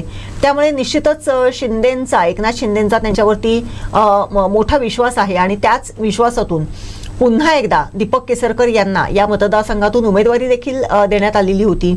आणि त्यामुळे एकूणच जर ह्या मतदारसंघाचं हे बघितलं तर राजन तेली म्हणा, दीपक केसरकर आहेत, अशा पद्धतीने आपलं हे नशीब ते ह्या मतदारसंघातून आजमावत आहेत.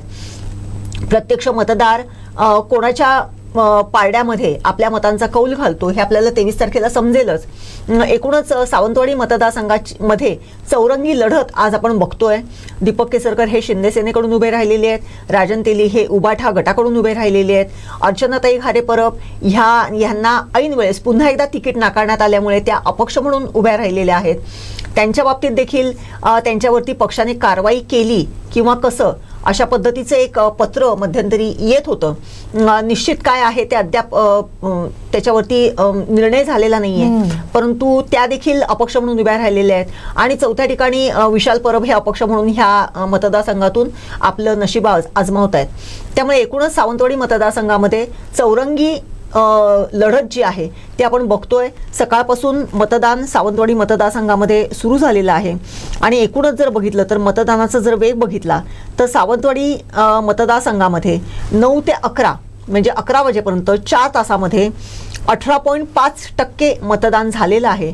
यामध्ये दीपक केसरकर सहपरिवार त्यांनी मतदान केलेलं आहे, अर्चनाताई घारे यांनी सहपरिवार मतदान केलेलं आहे, राजन तेली यांनी परिवार मतदान केलेलं आहे, विशाल परब यांनी सहपरिवार मतदान केलेलं आहे. त्यामुळे त्यांनी उमेदवारांनी आपलं मत जे आहे ते मतपत्रिकेमध्ये टाकलेलं आहे. मतदार या मतदारसंघातले देखील मतदानासाठी बाहेर पडलेले आहेत. हा मतदारसंघ देखील इतर मतदारसंघाप्रमाणेच शेतकरी बहुल मतदारसंघ आहे. त्यामुळे शेतीची कामं करण्यासाठी एकतर सकाळी किंवा दुपारच्या सत्रानंतर इथले मतदार निश्चितपणे मतदान केंद्रांकडे पुढे येतील आणि आपली जे काही पवित्र मतदानाचा जो काही हक्क आहे तो निश्चितपणे बजावतील. सगळेच जर उमेदवारांचं जर बघितलं तर सगळे उमेदवार आपापल्या मतदारसंघामध्ये आता मतदान कशी प्रक्रिया सुरू आहे, एकूणच मतदानाचं जे काही प्रक्रिया आहे त्याच्यावरती देखरेख ठेवण्यासाठी, त्याच्यावरती लक्ष ठेवण्यासाठी आपापल्या मतदारसंघामध्ये निश्चितपणे फिरत आहेत. जुईली, नक्कीच याबाबतची आणखीन माहिती आपण घेणारच आहोत. आता सध्या सावंतवाडीमध्ये फार सगळ्यांचं लक्ष आहे की इथं नेमकं काय घडणार आहे, कारण इथं चौरंगी लढती आपल्याला होताना दिसत आहेत. एका बाजूला महायुतीचे उमेदवार दीपक केसरकर आहेत, जे 3 वेळा त्यांनी आमदारकी भूषवलेली आहे. 4थ्या टर्मसाठी ते इथं मैदानात उतरलेले आहेत. तर त्यांच्या समोर आहेत महाविकास आघाडीचे उमेदवार राजन तेली. राजन तेली हे सुद्धा कसलेले नेते आहेत असं म्हणायला हरकत नाही. त्यांचं सुद्धा मॅनेजमेंट हे फार मोठं असतं आणि अगदी मायक्रो प्लॅनिंग असतं निवडणुकीचं. त्यांच्याच बरोबर अपक्ष उमेदवार अर्चना घारे परब, विशाल परब यांचा देखील यात समावेश होतो. सावंतवाडीतून 6 उमेदवार निवडणुकीच्या रिंगणात उतरलेले आहेत. मात्र खरी लढत होणार आहे ती या चौघांमध्ये. त्यामुळे या चौरंगी लढतीकडे सगळ्यांचं लक्ष वेधलेलं आहे. इथं काय घडतं याची सगळ्यांना उत्सुकता आहे. मात्र सध्या प्रत्येक उमेदवार हाच प्रयत्न करतोय की जास्तीत जास्त मतदारांना मतदान केंद्रापर्यंत कशा पद्धतीनं घेऊन जाता येईल, त्यांना कशा पद्धतीनं मतदानासाठी उद्युक्त करता येईल, यासाठी प्रत्येकजण प्रयत्न करतोय. मागच्या काही दिवसांपासून रणधुमाळी इथं पाहायला मिळते आणि विशेष करून सावंतवाडीमध्ये मोठ्या प्रमाणात ट्विस्ट येताना आपल्याला पाहायला मिळतात. अनेक आरोप प्रत्यारोप घडताना इथं पाहायला मिळतात. त्यातलंच एक महत्त्वाचं उदाहरण सांगायचं तर दीपक केसरकर राजन तेली यांच्यामध्ये असलेला फार पूर्वीपासूनचा वाद. यामध्ये दीपक केसरकर यांनी 2 वेळा राजन तेलींचा पराभव केलाय. हा कुठेतरी राजन तेली यांच्या मनातील ती सल आहे आणि याच्यासाठी याचा वचपा काढण्यासाठी आता राजन तेली या निवडणुकीच्या रिंगणात उतरलेले आपल्याला पाहायला मिळत आहे. भाजपमध्ये हे दोघेही जण मातब्बर नेते होते. मात्र राजन तेली यांनी आपली वाट वेगळी धरली. ठाकरेंच्या उपस्थितीत त्यांनी ठाकरे गटामध्ये प्रवेश केल्याचं आपल्याला पाहायला मिळतंय आणि ऐनवेळी महाविकास आघाडीतून त्यांना उमेदवारी सुद्धा जाहीर केलेली आहे. हा ठाकरेंचा एक मोठा प्लॅन असू शकतो, निवडणुकीसाठी त्यांची मोठी रणनीती असू शकते असं सुद्धा म्हटलं जातंय. त्यामुळे आता या सगळ्याचे परिणाम निवडणुकीवर कितपत होणार आहेत हे सुद्धा आपल्याला पाहायचं आहे. 2019चा जर विचार केला तर समीकरणं ही पूर्णपणे वेगळी होती. सावंतवाडी मतदारसंघामध्ये राजन तेली हे अपक्ष उमेदवार म्हणून तिथं लढत होते. भाजपकडून एबी फॉर्म दिला गेलेला असताना सुद्धा केवळ युती धर्म म्हणून त्यांना एबी फॉर्म जोडता आला नाही. त्यामुळे त्यांना अपक्ष उभं राहावं लागलं. मात्र भाजपचे अनेक मातब्बर नेते मंडळी हे राजन तेलींसाठी मतदानाच्या रिंगणात उतरलेले आपल्याला पाहायला मिळत होते. अख्खी भाजपची फळी होती मोठमोठ्या नेत्यांची, ती राजन तेलीसाठी कार्यरत असलेली आपल्याला पाहायला मिळत होती. गोव्याचे मुख्यमंत्री प्रमोद सावंत हे सुद्धा त्यांच्या प्रचारासाठी आले होते. मात्र असं असून सुद्धा त्यांचा पराभव झालेला होता. मात्र 2019 नंतर ज्या काही घडामोडी घडल्यात आणि त्याचे परिणाम हे संपूर्ण राज्यभरात उमटले, तसेच ते सावंतवाडीमध्ये सुद्धा उमटलेत. शेवटच्या काही काळानंतर जेव्हा एकनाथ शिंदे यांनी बंड केलं होतं, ठाकरेंची साथ सोडलेली होती, महाविकास आघाडीतून बाहेर पडत त्यांनी वेगळा मार्ग धरला होता. त्यांनी उपमुख्यमंत्री देवेंद्र फडणवीस यांना साथ दिली होती. त्यांच्या साथीनं संपूर्ण जे सरकार आहे ते उभं राहिलेलं होतं. एकनाथ शिंदे मुख्यमंत्री झाले होते आणि त्यामध्ये सगळ्यांचं लक्ष वेधलं होतं ते अर्थातच दीपक केसरकरांनी. प्रवक्तेपद त्यांना देण्यात आलं होतं.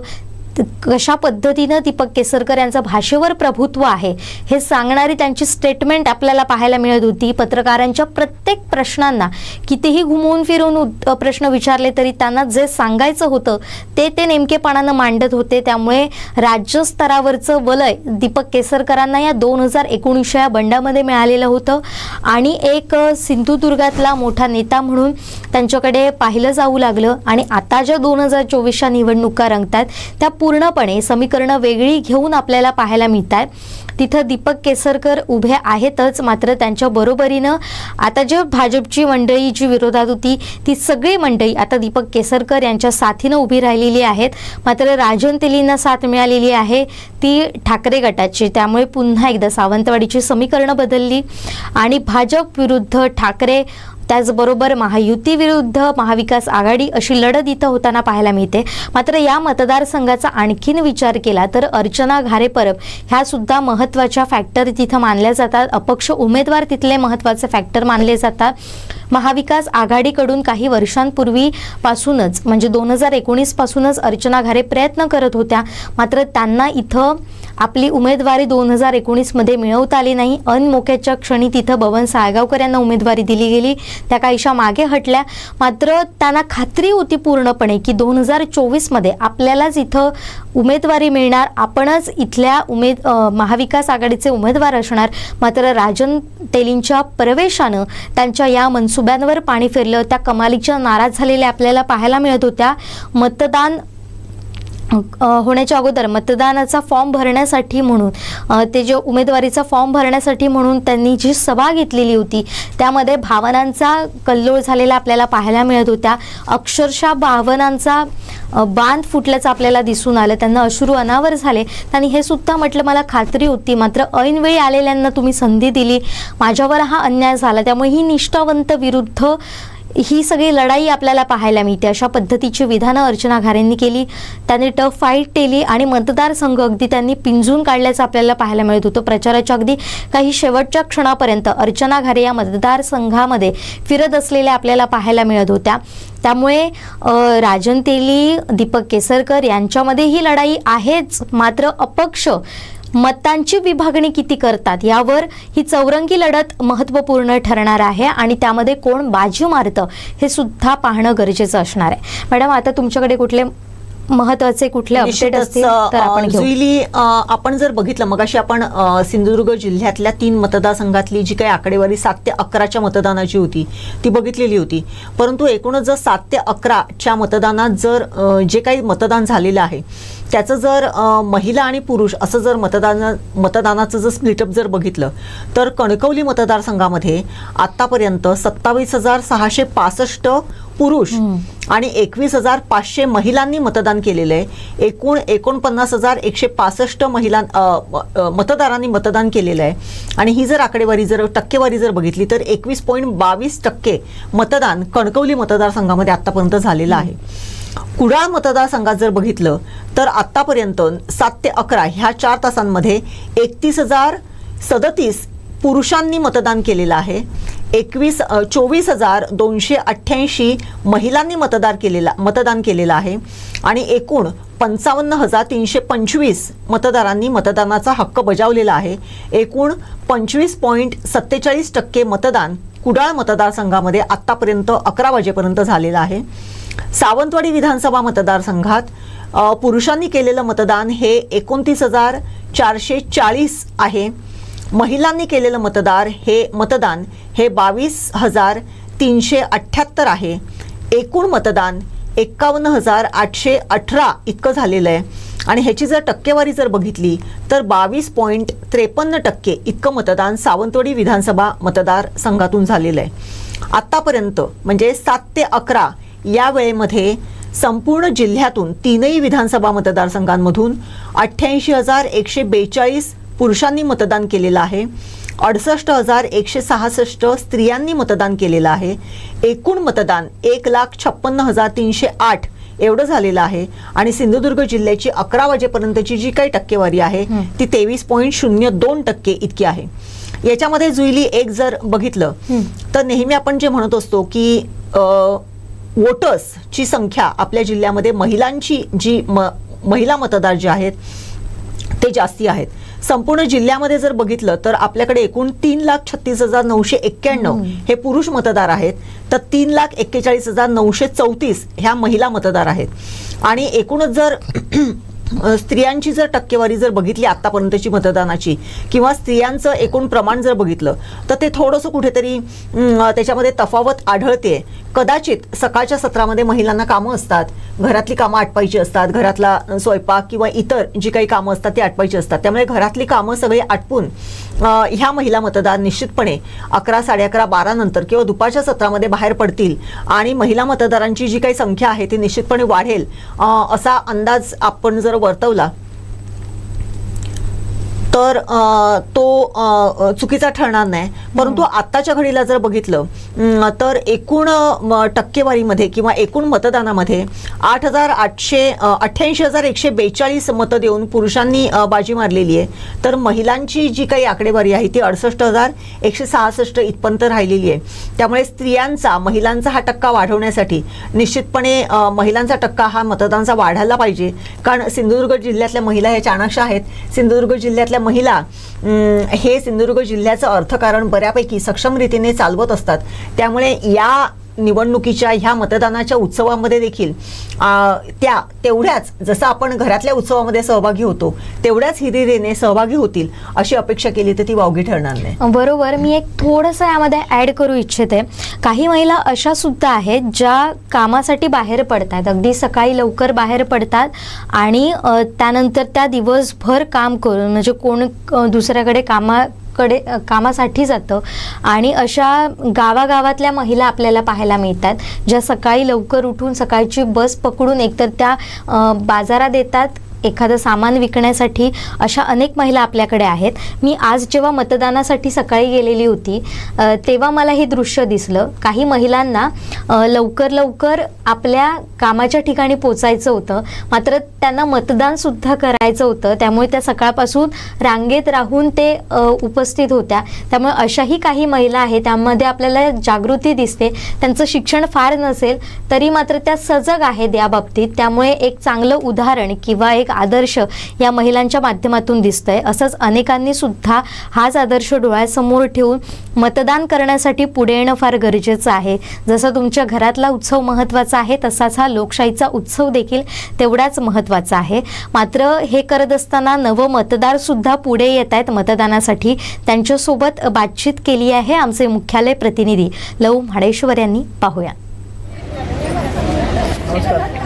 सकाळी 7 वाजल्यापासून मतदान सुरू झालेलं आहे आणि आत्ता आपण बाबराड्यामध्ये आहोत. या ठिकाणी खूप लाईन दिसते, सकाळपासूनच लाईन आहे म्हणे इथे. आणि दोन्ही महिला आणि पुरुष या उत्स्फूर्तपणे मतदानासाठी एकत्र आलेले आहेत. इथे काही नवीन मतदार आहेत ते पहिल्यांदाच मतदान करत आहेत. आपल्यासोबत एक ताई आहे, तिला विचारूया. तो पहिल्यांदाच मतदान आज करत आहे, काय वाटते तुमच्या भावना राहिलं?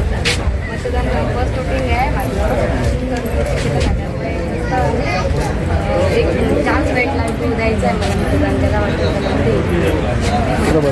काही म्हणते पहिल्यांदाच मला मतदान करण्यासाठी चान्स मिळालेला आहे आणि हे मतदान मी करणार. तर म्हणजे तुला माहीत आहे की आपला देश बळकट करण्यासाठी मतदान असतो आणि आपला हा अधिकार असतो, आपण केला पाहिजे. अशीच लाईन आहे इथे. खूप महिलाही मोठ्या प्रमाणात आहेत आणि पुरुषांची लाईन खूप आपल्याला दिसत आहे. आपण पाहू शकतो हे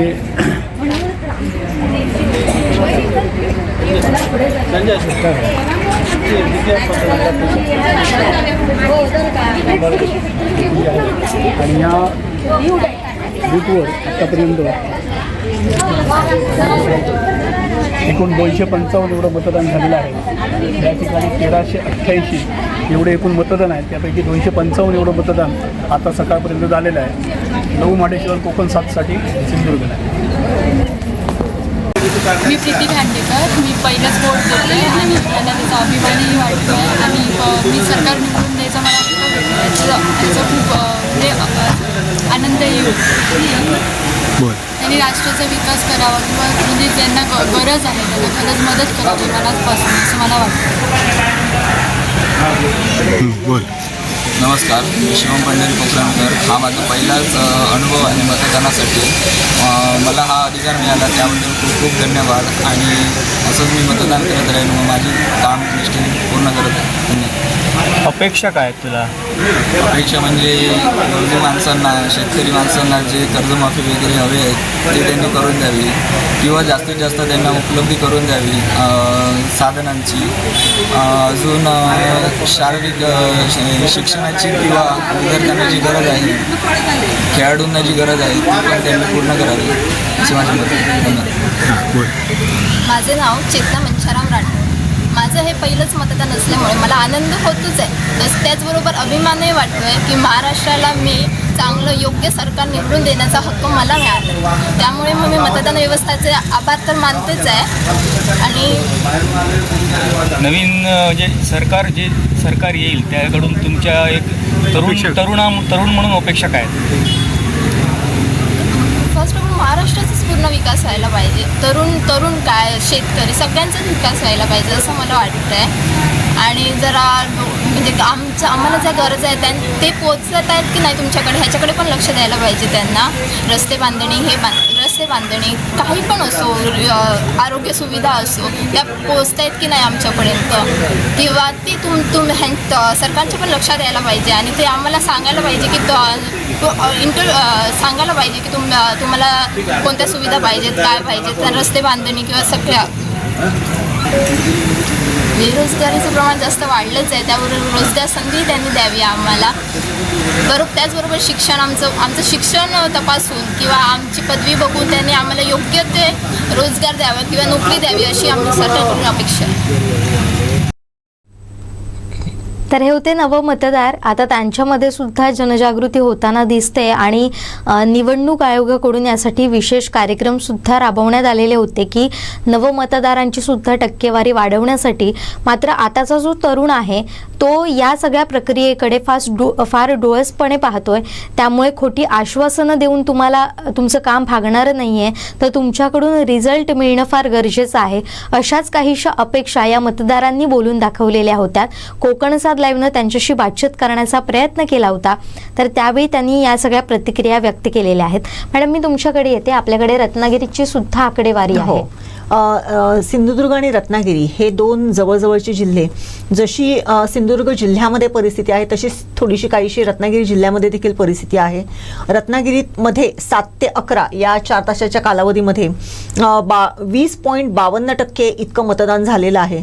त्याच्यामध्ये दापोली मतदारसंघामध्ये 18.32%, गुहागर मतदारसंघामध्ये 17.05%, चिपळूण मतदारसंघामध्ये 24.57%, रत्नागिरी मतदारसंघामध्ये 18.60% आणि राजापूर मतदारसंघामध्ये 24.07% मतदान झालेलं आहे. एकूण जिल्ह्याची जर टक्केवारी जर बघितली तर 20.52% इतकं मतदान झालेलं आहे.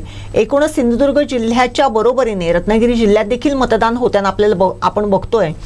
सकाळी 7 ते 9 यामध्ये जे मतदान होतं त्याच्या दुपटीने मतदान पुढच्या 2 तासामध्ये झालेलं आपण बघू शकतोय. म्हणजे जे पहिल्या 2 तासातला जो मतदानाची जी टक्केवारी होती ती त्याच वेगाने पुढच्या 2 तासांमध्ये सुद्धा झालेली दिसून येते. त्यात करून सर्वात जास्ती मतदान हे चिपळूण मतदारसंघामध्ये 24.57% इतकं झालेलं आहे. या मतदारसंघामध्ये शेखर निकम हे राष्ट्रवादी अजित पवार गटाकडून आपलं नशीब आहे ते आजमावत आहेत. तर त्यांच्या विरोधात राष्ट्रवादीचेच उमेदवार त्यांच्या विरोधात उभे ठाकलेले आहेत. राष्ट्रवादी शरदचंद्र पवार गटाचे उमेदवार आहेत. एकूणच या सगळ्या पार्श्वभूमीवरती चिपळूण मतदारसंघामध्ये गेल्या 4 तासामध्ये 24.57% मतदान झालेलं आहे. तर सर्वात कमी मतदान हे गुहागर मतदारसंघामध्ये 17.05% इतकं झालेलं आहे. जुली मगासपासून जर आपण बघितलं तर आत्ता जसं आपण मगाशी महिला आणि पुरुष मतदारांच्या एकूण टक्केवारीचा जर आढावा आपण सिंधुदुर्ग जिल्ह्याचा घेतलेला होता, परंतु आता जसं वेळ वाढत चाललेली आहे, 11:15 झालेले आहेत, सकाळच्या सत्रातली महिलांची जी काही कामं असतात ती थोडीशी आटपलेली आहेत. त्यामुळे आता महिला ह्या बाहेर पडताना आपल्याला दिसत आहेत. काही मतदान केंद्रांच्या बाहेर महिलांच्या लांबच लांब रांगा आपल्याला लागलेल्या दिसू लागलेल्या आहेत.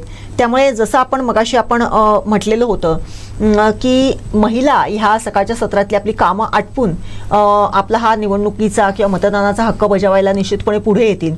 आता त्याचं आपल्याला प्रत्यक्ष उदाहरण पाहायला मिळतंय. एकूणच सिंधुदुर्ग जिल्ह्यातल्या 3ही मतदारसंघांमध्ये मतदान केंद्राच्या बाहेर आता महिलांच्या रांगांमध्ये मोठी वाढ होताना दिसते. निश्चितपणे महिला या मतदानासाठी बाहेर पडतायत, बाहेर येऊन मतदान करतायत. त्यांच्या कामाच्या वेळेचं जे काय आहे, मगाशी जसं तू म्हणालीस की ज्या कोणी कामकरी महिला आहेत, कष्टकरी महिला आहेत, त्यांनी देखील आजच्या दिवसाला सकाळच्या सत्रामध्ये लवकर मतदान करून आपापल्या कामाच्या ठिकाणी जाण्याचं ठरवलेलं होतं आणि त्याप्रमाणे त्यांनी केलेलं आहे. ज्या गृहिणी महिला आहेत त्यांनी आपल्या घरातली कामं आटपून आता त्यांनी मतदान करण्यासाठी त्या बाहेर पडलेल्या आहेत. निश्चितच दुपारनंतर हा वेग सुद्धा असाच पुढे जात राहील.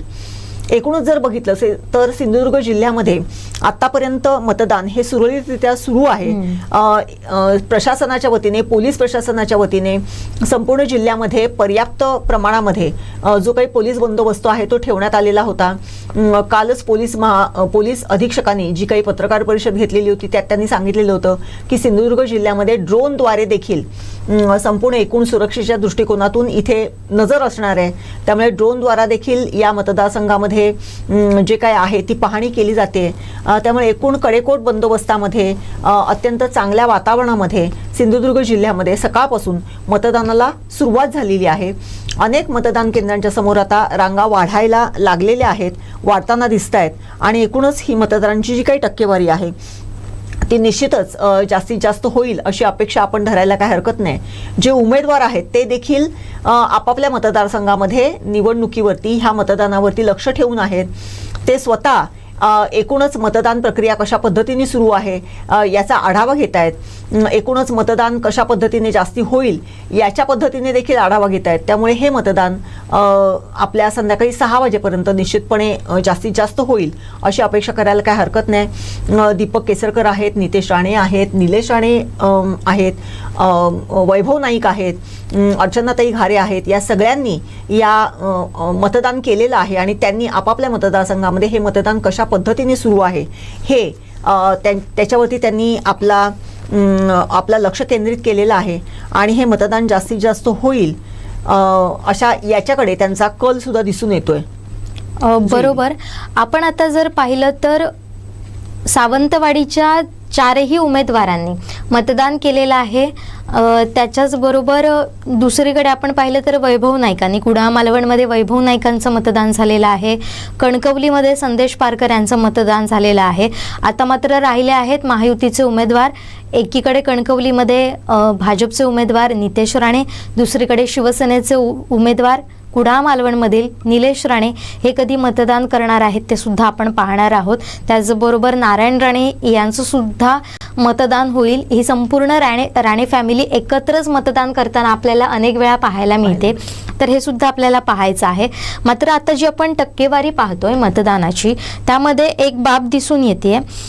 जर आपण सकाळचा आढावा घेतला सकाळच्या मतदानाचा, सकाळी 7 ते 9, तर त्यामध्ये पहिली कणकवली 9.46%, दुसरं कुडाळ 9.91% आणि त्यानंतर सावंतवाडी 8.53%. यामध्ये सुद्धा सकाळी 7 ते 9 या कालावधीमध्ये सुद्धा कुडाळ मालवण हे आघाडीवर दिसत होतं. तर दुसरीकडे तशाच पद्धतीनं 7 ते 11 मध्ये पहिल्यांदा कणकवली 21.22%, दुसरं 25.47% कुडाळमध्ये आणि तिसरं सावंतवाडी 22.53%. इथे सुद्धा कुडाळ मतदारसंघामध्ये टक्केवारीचं प्रमाण अधिक दिसून येते आपल्याला. निश्चितच कुडाळ मतदारसंघामध्ये टक्केवारीचं प्रमाण जास्ती दिसून येते. जुईली आपण बघितलं की जे ज्येष्ठ नागरिक होते त्यांना यावेळेस म्हणजे प्रशासनाने, निवडणूक आयोगाने त्यांच्या घरी मतदान करण्याची सुविधा उपलब्ध करून दिलेली होती. त्यामध्ये आपण बघितलं पद्मश्री मधु मंगेश कर्णिकांनी देखील मतदान केलेलं होतं आणि एकूणच जिल्ह्यातल्या काही ज्येष्ठ नागरिकांनी या सुविधेचा लाभ घेतलेला आहे. परंतु आता आपण बघतोय की काही महिला की ज्या ज्येष्ठ नागरिक आहेत काठी टेकत आलेल्या आहेत मतदारसंघापर्यंत, परंतु आपला मतदानाचा हक्क बजावत आहेत. त्यामुळे निश्चितच मतदान हे किती महत्त्वाचं आहे हे त्यांना माहिती आहे. गेले कित्येक मतदानांमध्ये त्यांनी सहभाग घेतलेला आहे. आता देखील बघतोय आपण, आता अशाच एक आजी काठी ठेकत मतदान केंद्रावरती आलेले आहेत आणि त्या मतदानाचा आपला हक्क बजावणार आहेत. त्यामुळे जरी कितीही वय जरी झालेलं असलं तरी त्यांची जी उमेद आहे ती कुठेच आपल्याला गेलेली दिसून येत नाहीये. तेवढ्याच खुशीने आणि अत्यंत सुंदर पद्धतीने मतदान केंद्रांकडे ते येताना आपल्याला दिसत आहेत. अशा पद्धतीने आपल्या सिंधुदुर्ग जिल्ह्यातलं हे खरं तर वैशिष्ट्य आहे जुईली. आपल्याकडच्या ह्या महिला ज्या आहेत, खेड्यापाड्यातल्या ज्या महिला आहेत, त्या अत्यंत खरंच उत्सवी असतात. कुठलाही कार्यक्रम असो, कुठलाही गावातला कार्यक्रम असतो, कुठलाही वाडीतला कार्यक्रम असो, हिरीने सर्व वयोगटातल्या महिला त्या कार्यक्रमामध्ये सहभागी होत असतात. आत्ता देखील आपण बघतोय की ह्या मतदान प्रक्रियेमध्ये, या उत्सवामध्ये नवमतदारांपासून अगदी 80-82 वर्षे वयाच्या मतदारांपर्यंतच्या महिला ह्या सहभागी होताना दिसत आहेत. चांगल्या पद्धतीने त्या महिला मतदारांची गर्दी आता मतदान केंद्रांच्या समोर होताना आपल्याला दिसू लागलेली आहे. हे एक इथल्या महिलांच्या मनात असलेल्या एका चांगल्या उत्सवी वातावरणातल्या उत्सव साजरा करण्याच्या त्यांच्या उमेदीचं एक दर्शन आहे असं म्हटलं तर वावगं ठरणार नाही जुईली. बरोबर. दोडामार्गमध्ये सुद्धा अशीच परिस्थिती होती. एका काकीच्या दोन्ही हातांना फ्रॅक्चर झालं तरी सुद्धा त्यांनी मतदान केंद्रावर येत त्यांनी मतदानाचा हक्क बजावलाय. एक आश्वासक चेहरा दृश्य आपल्याला या निमित्तानं विधानसभेच्या रणांगणामध्ये पाहायला मिळत आहे. मतदार राजा ज्याला म्हटलं जातं तो उत्स्फूर्तपणे येऊन आपलं मतदान करतोय. त्यामुळे नेहमीप्रमाणे सिंधुदुर्गची परंपरा राहिलेली आहे किंवा संस्कृती राहिलेली आहे. एक डोळस मतदार म्हणून याकडे पाहिला जातो आणि जेव्हा राज्यभरात एक वेगळाच ट्रेंड असतो, मात्र अगदी त्याच्या विरुद्ध आपल्याला कोकणमध्ये दिसतो किंवा सिंधुदुर्गमध्ये असलेला पाहायला मिळतोय.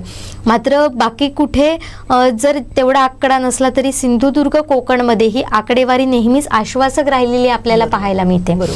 तर याच पद्धतीनं सध्या मतदान खूप उत्स्फूर्त पद्धतीनं चालू आहे. वैभववाडीच्या नगराध्यक्षा नेहा माहिणकर आणि त्यांच्याबरोबर भाजपच्या महिला पदाधिकाऱ्यांनी सुद्धा मतदान केलेलं आहे. मगाशी मॅडम आपण बोलत होतो ते म्हणजे कुडाळ मालवण हा मतदारसंघामध्ये जी टक्केवारी वाढलेली आहे ती फार महत्त्वाची आहे. लोकसभेमध्ये सुद्धा असंच काहीसं चित्र होतं. तिथं सावंतवाडी मतदारसंघामध्ये मला वाटतं मोठ्या प्रमाणात लीड होतं नारायण राणेंना. निश्चितपणे कुडाळ मतदारसंघामधून मागच्या लोकसभेच्या निवडणुकीमध्ये नारायण राणेंना बऱ्यापैकी लीड मिळालेलं होतं. आता देखील कुडाळ मतदारसंघामधली जी टक्केवारी आहे ती वाढताना आपल्याला दिसते.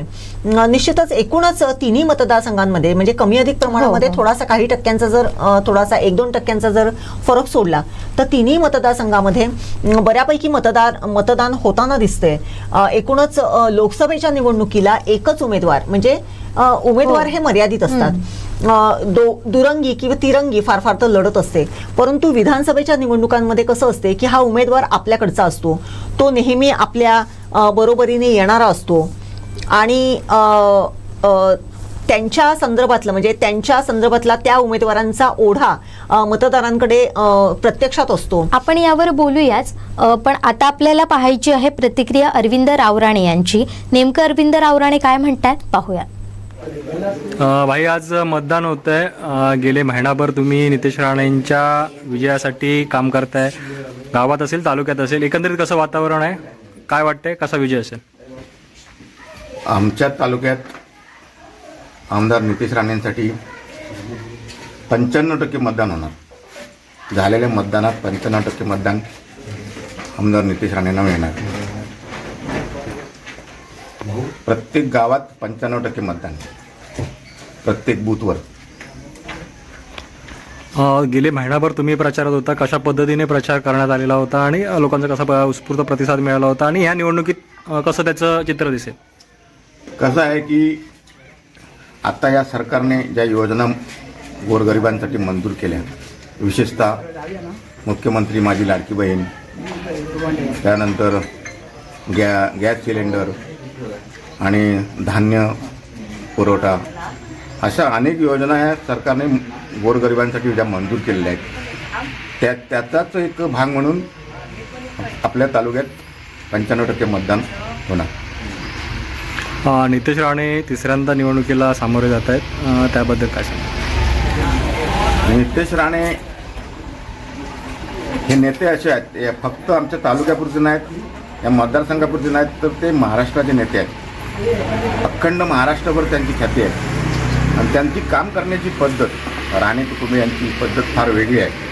आणि म्हणून प्रत्येक या जिल्ह्यातला मतदार हा त्यांच्याशिवाय इतर कुठेही मतदान करू शकत नाही. किती मताधिक्य भेटेल, काय त्याबद्दल काय? साधारण 50,000च्या वर मताधिक्य मिळालंच पाहिजे. गावातून कसा प्रतिसाद आहे? गावातून किती मतदान होईल तुमच्या? गावाचं एकूण 600 ते 750 पर्यंत मतदान होईल. त्याच्यामध्ये 500 ते 550 मतदान आम्ही घेणार. तर हे होते भाजपचे नेते अरविंद रावराणे यांनी नितेश राणेंच्या विजयाचा विश्वास व्यक्त केलाय. मात्र 50,000च्या वर त्यांना लीड मिळणार असा विश्वास सुद्धा त्यांनी व्यक्त केलेला आहे. अनेक महत्त्वाचे फॅक्टर आहेत ते सुद्धा त्यांनी सांगितले आहेत नितेश राणेंच्या या विजयाबद्दल.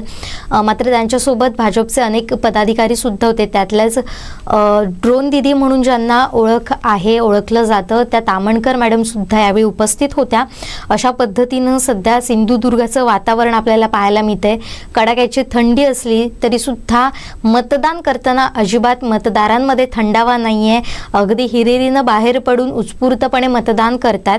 आताची आकडेवारी जर आपण पाहिली तर ती अशाच पद्धतीची आहे. 23% हे मतदान झालेलं आहे.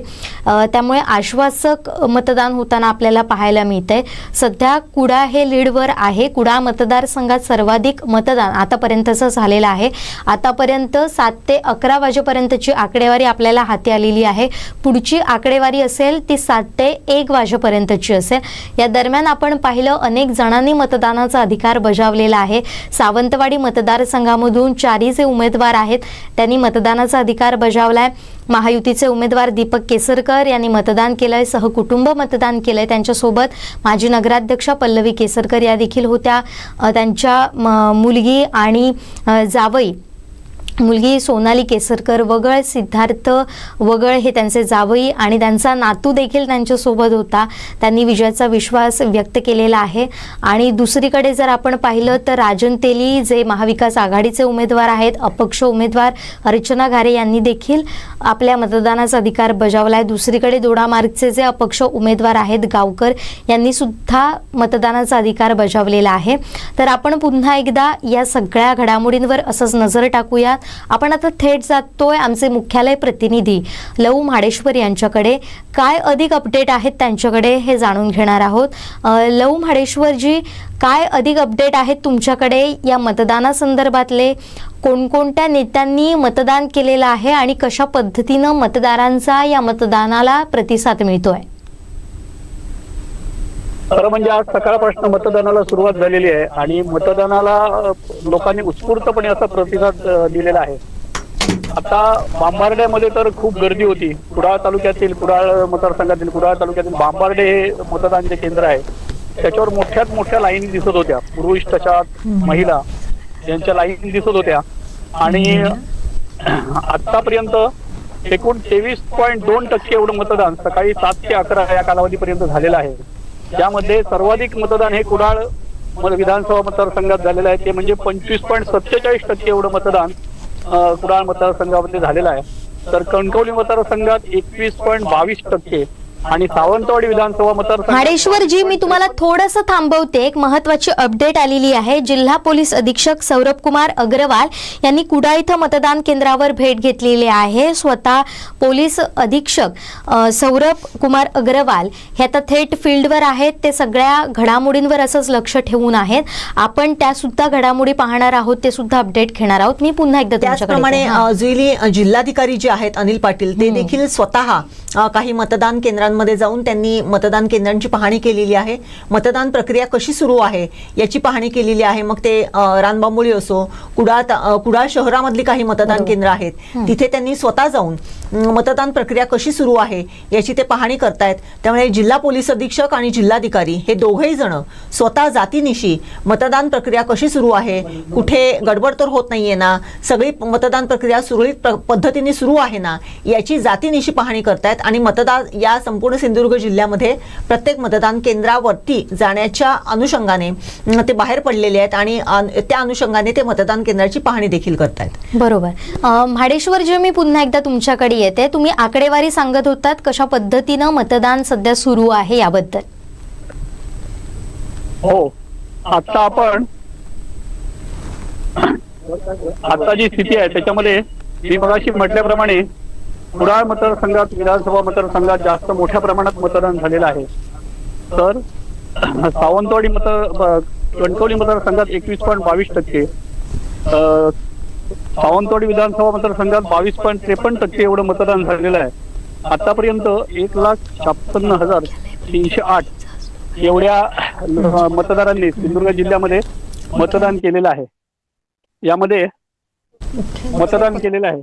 आणि आता जे आपण आलोय हे विधानसभा केंद्र क्रमांक 260 बिबवणे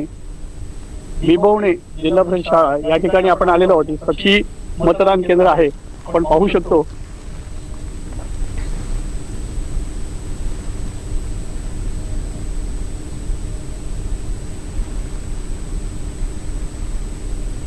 या ठिकाणी आपल्याला गर्दी दिसत आहे. सखी मतदान केंद्र आहे बिबवणे येथील.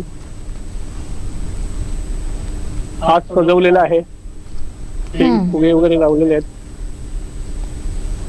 आपण हे पाहू शकतो. इथे पण खूप गर्दी झालेली आहे.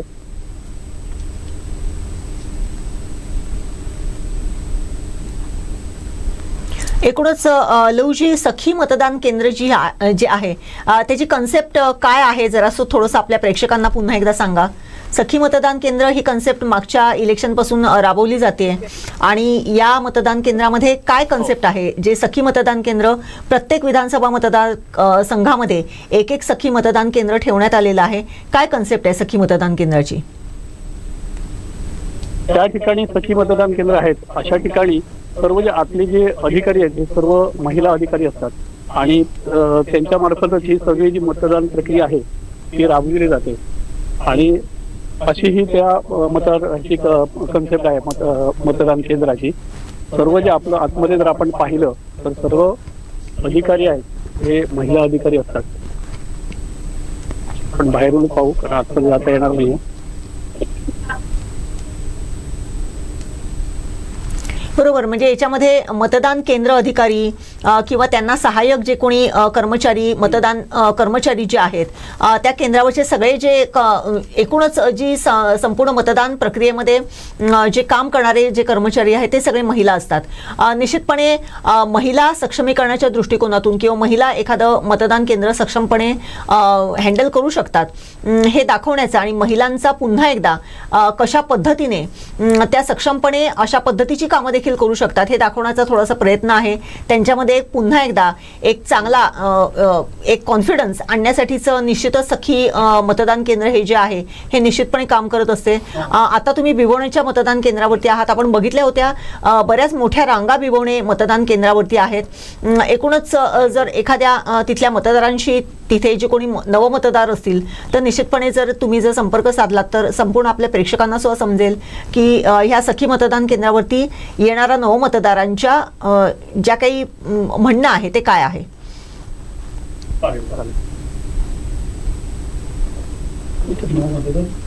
आपण बघतोय आपले मुख्यालय प्रतिनिधी लव म्हाडेश्वर. हा, तुझं नाव काय? पहिलंच होते. आवाज येत नाहीये, आवाज येत नाही म्हाडेश्वरजी. नवमतदाराचा आवाज येत नाहीये.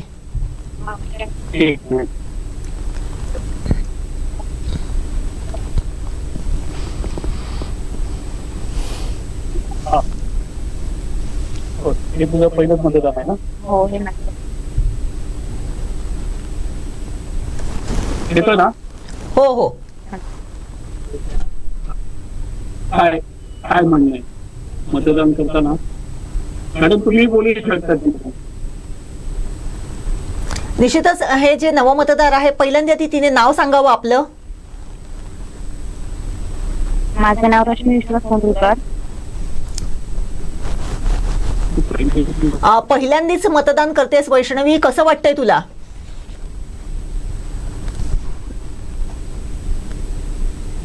चांगलं वाटतं.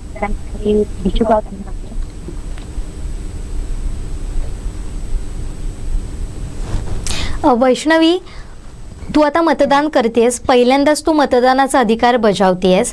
तुला तुझ्या उमेदवारांकडनं नेमक्या काय अपेक्षा आहेत? तुला तुझ्या मतदारसंघामध्ये काय कुठल्या समस्या भेडसावतायत ज्या पूर्णपणे बदलण्याच्या अपेक्षा तुला आहेत?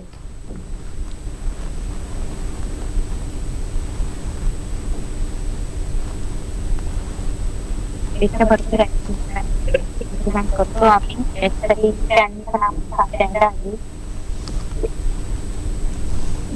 आमच्या समस्या समजून घेऊन आमच्या समस्यांवर त्यांनी पण उपचार केलं पाहिजे. तू आता कॉलेज वगैरे करतेस का? हो. कितवीत आहेस तू आता? माझी 12वी कंप्लीट झाली. 12वी कंप्लीट झाले. मग तू आता ज्या ठिकाणी राहतेस तर तिथून तुझं कॉलेज किती लांब आहे? त्यानंतर शिक्षणाच्या सुविधा पूर्णपणे आपल्या जिल्ह्यात आहेत असं तुला वाटतं? शिक्षण मी पोलीस भरतीसाठी ट्राय करते सध्या. मी ओळखला एम राहून करते. बरं, मला आता तू सांग, पोलीस होण्यासाठी नेमकं काय शिक्षण असावं लागतं आणि त्या सगळ्या सुविधा असतात, म्हणजे ट्रेनिंग असतं, अभ्यास असतं, या पूर्ण होण्यासाठी काय करावं लागतं असं तुला वाटतं? वैष्णवीशी आपला संवाद थोडासा आहेत नवमतदार त्यांच्याशी आपण चर्चा करूया. बरोबर. नाव काय? नाव माझं नाव अंकिता कोंडकर. हो. अंकिता तू कितवीत आहेस? अंकिता कितवीत आहेस तू? माझी 12वी कंप्लीट. अच्छा. आज आता पहिल्यांदा मतदान करतेस. मतदानाचं एक पवित्र काम तू आजपासून आज सुरू करतेस. कसं वाटतं आजच्या दिवशी, आज पहिल्यांदा मतदान करणार आहेस तू? चांगलं वाटतंय.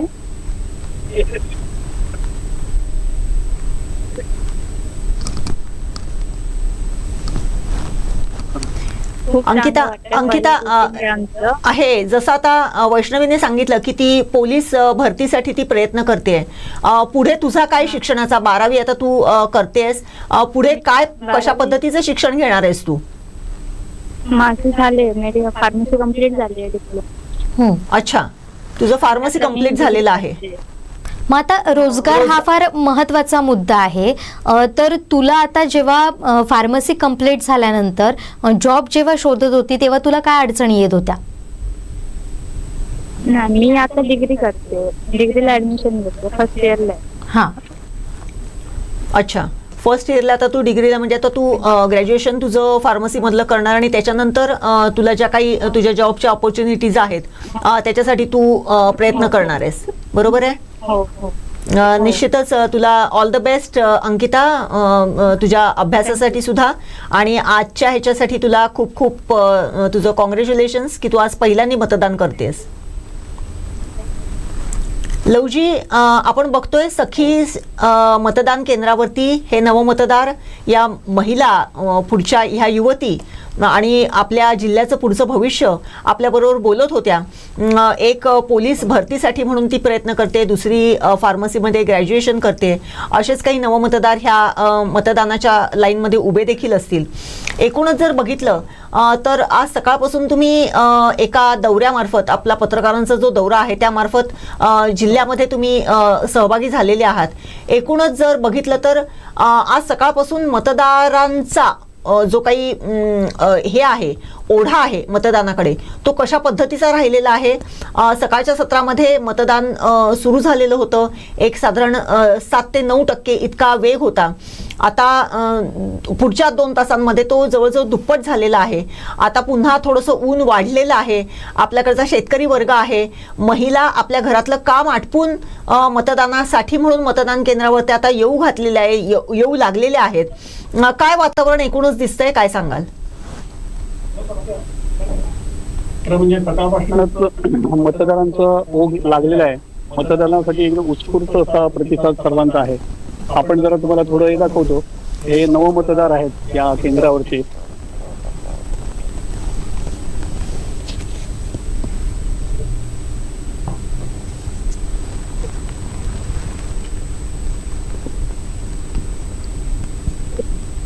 सर्वच मतदारांमध्ये उत्साह दिसून येत आहे. काही ठिकाणी जरी सकाळी मशिनींचा प्रॉब्लेम झाला तरी त्यानंतर सुरळीत असं मतदान त्या ठिकाणी सुरू झालेलं आहे. आपण मगाशी म्हटल्याप्रमाणे जिल्हाधिकारी सर्व जी मतदान केंद्र आहेत या ठिकाणी भेट देत आहेत, फिरत आहेत. आता ते कुडाळमध्येही पोहोचलेले आहेत आणि मतदान सुरळीत व्हावं यासाठी त्यांचा प्रयत्न सुरू आहे. तसंच सौरभ अग्रवाल जिल्हा पोलीस अधीक्षक हे दौऱ्यामध्ये आहेत आणि तेही सर्व मतदान केंद्रांवर फिरून मतदान सुरळीत व्हावं यासाठी प्रयत्न करत आहेत. आपल्याबरोबर लवजी बोला. यावेळी मुंबईहून पण मोठ्या प्रमाणात मतदार या ठिकाणी सिंधुदुर्गात आलेला आपल्याला दिसून येत आहे.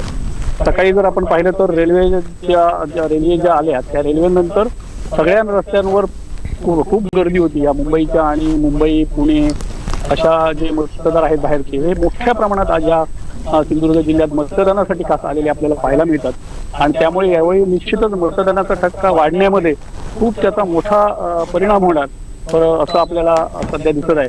दरम्यान मला माहिती आता मिळाल्याप्रमाणे मॅडम बांदा सटमटवाडी इथल्या लोकांनी काहीतरी मतदानावर बहिष्कार घातलेला आहे त्यांचा रस्ता नसल्याप्रमाणे अशी एक माहिती मिळते. तर हो म्हाडेश्वरजी, याचवरून मी तुम्हाला आता विचारते, आज सकाळपासून तुमचा मुख्यालयामध्ये असणाऱ्या पत्रकारांचा दौरा निघतो या मतदानाच्या दिवशी. यावेळी तुम्हाला जाणवलेल्या कुठल्या गोष्टी आहेत? कुठल्या मतदारसंघातले काय प्रॉब्लेम्स घेऊन मतदारांमध्ये काही नाराजी दिसतेय का, किंवा कशा पद्धतीनं मतदानाचं हे सगळं सत्र सध्या सुरू असलेलं आपल्याला पाहायला मिळत आहे? नाही, कुठेही आता तरी नाराजी वगैरे असं काय सुरू दिसलेलं नाही. लोक मात्र मतदान करायला मोठ्या प्रमाणात येत आहेत. नाराजी किंवा असं काय आहे असं कोणामध्ये दिसलं नाही. मगाशी मी एक फोटो टाकलेला होता. आता हा एक तुम्हाला दाखवतोय मी. एक आजी आहेत ज्यात ह्या मतदारसंघामध्ये येत आहेत. बघा, दाखवतो तुम्हाला. त्यांना उचलून घेऊन येत आहेत. त्यांच्याशी जर तुम्ही आता बोलण्याचा प्रयत्न कराल तर आपल्या दर्शकांनाही समजेल की त्यांचं नेमकं वय काय आहे, त्या कुठून आलेल्या आहेत आणि त्यांचं नाव काय आहे.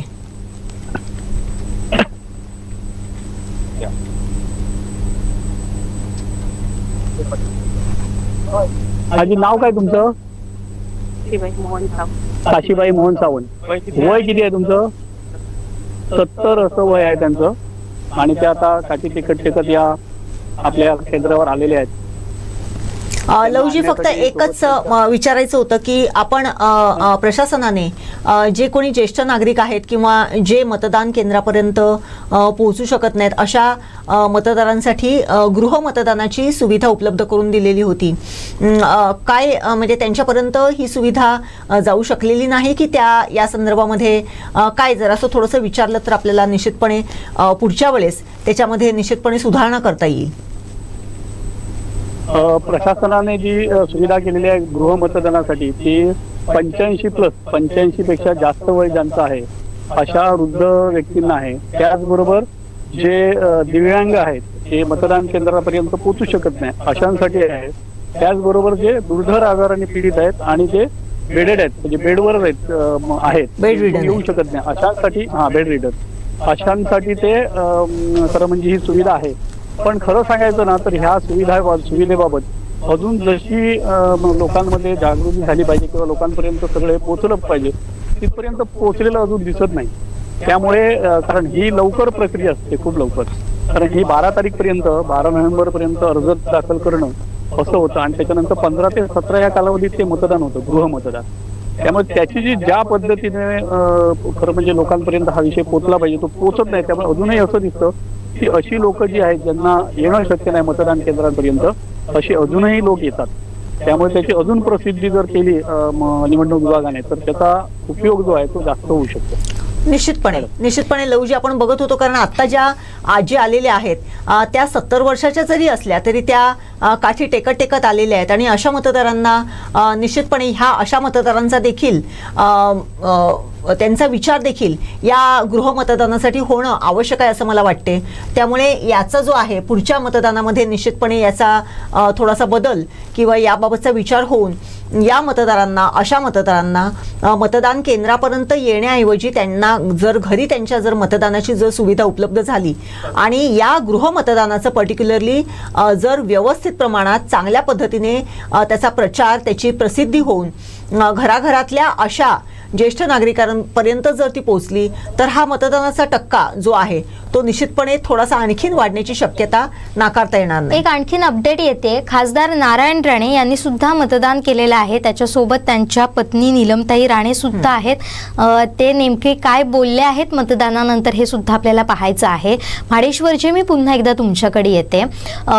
आपण मगासपासून जो म्हणतो की तुमचा मुख्यालय पत्रकारांचा एक दौरा निघतो मतदानाच्या दिवशी, यामध्ये तुम्ही प्रत्येक मतदारसंघावर जाता, तिथं काय घडामोडी सुरू आहेत, मतदान कसं चाललंय हे पाहता.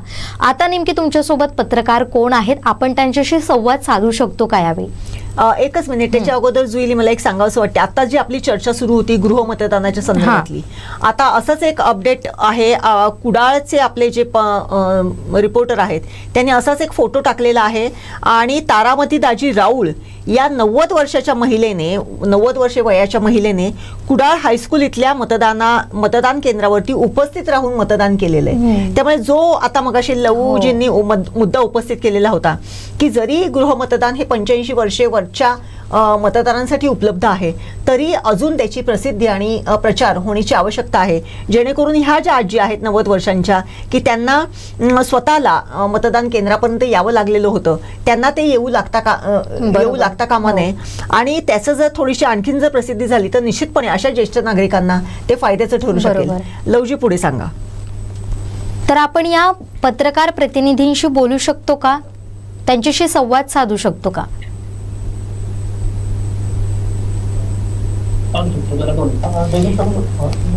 आपल्या बरोबर मुख्यालय पत्रकार संघाचे अध्यक्ष आहेत संदीपजी गावडे.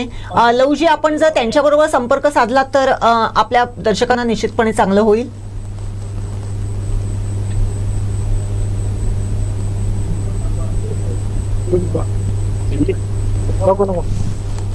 नको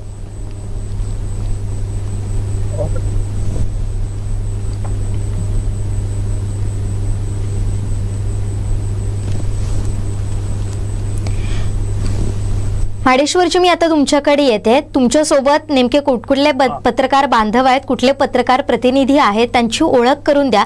त्यानंतर आपण त्यांच्याशी संवाद साधण्याचा प्रयत्न करूया. नेमकं संपूर्ण जिल्हाभरात काय चालू आहे हे त्यांच्याकडूनच जाणून घेण्याचा प्रयत्न करूया.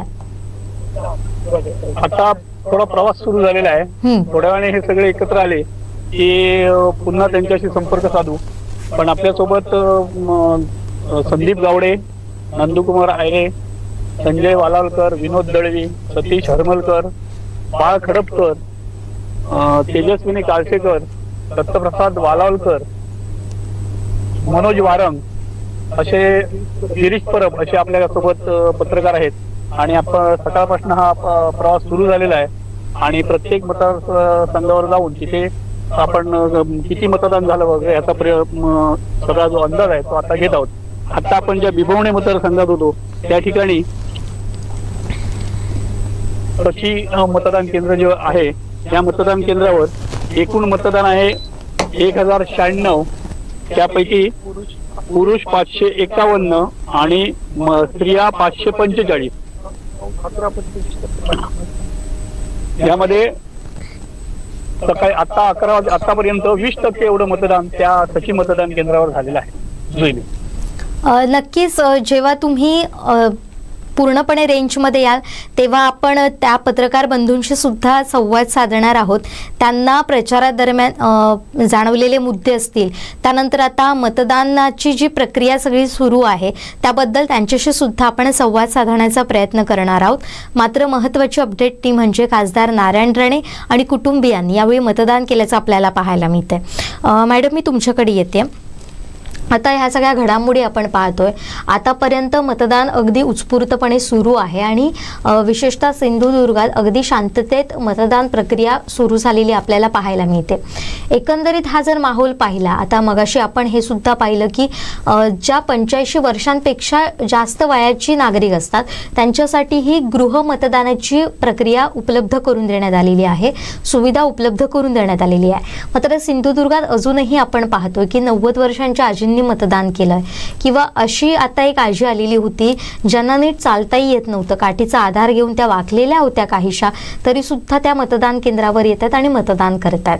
या सगळ्याबाबत काय वाटतं? निश्चितच मगाशी जसं आपली चर्चा झाली, जसं मुख्यालय प्रतिनिधी आपले लव महाडेश्वर यांनी देखील सांगितलं की हा जो काही गृह मतदानाची जी काही सुविधा आयोगाने आपल्याला उपलब्ध करून दिलेली आहे त्याची जास्तीत जास्त प्रसिद्धी आणि त्याची जास्तीत जास्त माहिती लोकांपर्यंत जाणं आवश्यक आहे. कारण ह्याची एक प्रक्रिया असते.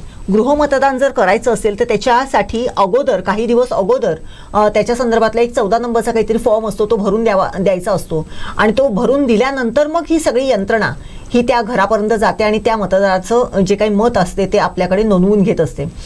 ही जी यंत्रणा आहे याच्यामध्ये सगळं म्हणजे प्रॉपर अगदी जसं मतदान केंद्रावरती ज्या पद्धतीचं माहोल असतो तसं काहीसं चित्र त्या घरामध्ये जाऊन तयार केलं जात असते.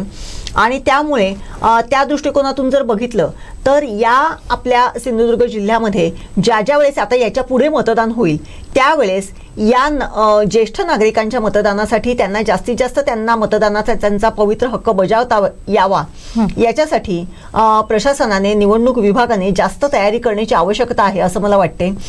त्याची जर जास्ती प्रसिद्धी झाली, ज्या वेळेस हे फॉर्म भरून घ्यायचे असतात त्याच्यासाठी जर त्याची विशेष जर एक कार्यक्रम जर राबवला गेला, एक विशेष जर त्याच्यासाठी जर प्रसिद्धी यंत्रणा जर राबवली गेली तर निश्चितपणे ज्येष्ठ नागरिकांच्या या मतदानामध्ये निश्चितपणे वाढ होऊ शकते. आणि आज जसं आपण बघितलं की एक 90 वर्षाच्या आजीने देखील कुडाळ हायस्कूलमध्ये मतदानाचा हक्क बजावला. त्यांना धरून दोन्ही बाजूला धरून म्हणजे त्या चालत होत्या, दोन्ही हाताला धरून त्यांना त्यांचे नातू किंवा त्यांच्या घरातली माणसं घेऊन येत होती. परंतु ज्येष्ठ नागरिकांना अशा पद्धतीने येता यावं लागू नये याच्यासाठी जर प्रशासनाने पुढच्या निवडणुकांमध्ये जर अशा पद्धतीने जर दक्षता घेतली तर निश्चितपणे अशा ज्येष्ठ नागरिकांना त्याचा चांगल्या पद्धतीने फायदा होऊ शकतो. बरोबर. तिथं दोडा मार्गात सुद्धा नगराध्यक्ष चेतन चव्हाण यांनी देखील मतदानाचा ते आढावा घेतात. त्यांनी देखील मतदान केलेलं आहे आणि यावेळी त्यांनी विजयाचा विश्वास देखील व्यक्त केलेला आहे. तर आता आपण सगळी दृश्य पाहतोय ती म्हणजे मतदानाची अगदी उत्स्फूर्त प्रतिसाद आपल्याला सिंधुदुर्गात हा पाहायला मिळतोय. महिलांचा देखील सहभाग आपल्याला इथं पाहायला मिळतोय. ही विशेष आणि उल्लेखनीय बाब आहे. अनेक महिला या रांगेत उभे राहून मतदानाचा हक्क बजावण्यासाठी उत्सुक असल्याचं आपल्याला दिसून येतंय. अगदी 90 वर्षाच्या आजी सुद्धा मतदानासाठी उत्स्फूर्तपणे येत आहेत. ही फार एक जमेची बाब आहे असं म्हणायला काही हरकत नाही. खासदार नारायण राणे यांनी देखील मतदानाचा अधिकार बजावलेला आहे. त्यांनी प्रतिक्रिया सुद्धा दिलेली आहे. त्यांच्यासोबत निलमताई राणे ह्या देखील उपस्थित आहेत. त्यांनी देखील मतदान केलेलं आहे. मात्र निलेश राणे, नितेश राणे यांनी मतदान केलं आहे का हे सुद्धा पाहणं औत्सुक्याचं ठरणार आहे. त्यांचं स्वतःचं एक मोठं फॅन फॉलोविंग आहे. त्यांना मानणारा एक मोठा वर्ग आहे. त्यामुळे आपले नेते नेमकं कधी येतात, आपल्याशी कधी कसे बोलतात, कधी बोलतात याची सुद्धा उत्सुकता या सगळ्या कार्यकर्त्यांमध्ये असते. त्यामुळे त्यांच्यासुद्धा येण्याकडे लक्ष लागलेलं आहे. सध्या आपण पाहत होतो की आमदार नितेश राणे जे महायुतीचे उमेदवार आहेत कणकवली मतदारसंघाचे, ते सध्या मतदारसंघामध्ये ठाण मांडून आहेत. मतदान केंद्रावर जात ते आढावा घेत आहेत आणि काही काळापूर्वी ते देवगडमध्ये होते. तिथे संदीप साठम आणि हे असे अनेक त्यांचे सहकारी त्यांच्यासोबत होते. ते आढावा घेत आहेत. त्यामुळे तिथले सुद्धा अपडेट आपल्याला जाणून घ्यायचे आहेत. मी मॅडम पुन्हा एकदा तुमच्याकडे येते. ही सगळी घडामोडी आपण पाहतोय आणि मतदानाला एक उत्स्फूर्त प्रतिसाद मिळतोय. महिलांचा आपल्याला सहभाग पाहायला मिळतोय. काय वाटतं एकंदरीत या सगळ्या निश्चितच सकाळपासून आपण ज्या पद्धतीने आपण उल्लेख करत होतो जुईली, सिंधुदुर्ग जिल्ह्यामध्ये महिला मतदारांचं जे काही प्रमाण आहे, एकूणच महिलांचं प्रमाण जे आहे ते जास्ती आहे. आपल्या जिल्ह्यामध्ये महिला मतदारांचं प्रमाण देखील जास्ती आहे. आणि त्या दृष्टिकोनातून जर बघितलं तर सकाळच्या पहिल्या 2 तासांमध्ये हे जे काही प्रमाण होतं महिला मतदारांचं ते थोडंसं कुठेतरी थोडंसं कमी झाल्याचं दिसून येत होतं. मग त्याला कारणं अनेक आहेत. घरातली कामं असतात, घरातलं सगळं सकाळच्या सत्रामध्ये आटपायचं असते, थोडंसं शेतीची कामं सध्या सुरू आहे, त्यामुळे त्याचा थोडासा एक हे असतो. परंतु आता 11 वाजल्यानंतर जर बघितलं तर अनेक मतदान केंद्रांच्या पुढे महिला मतदारांच्या रांगा लागलेल्या आपल्याला दिसून येत आहेत.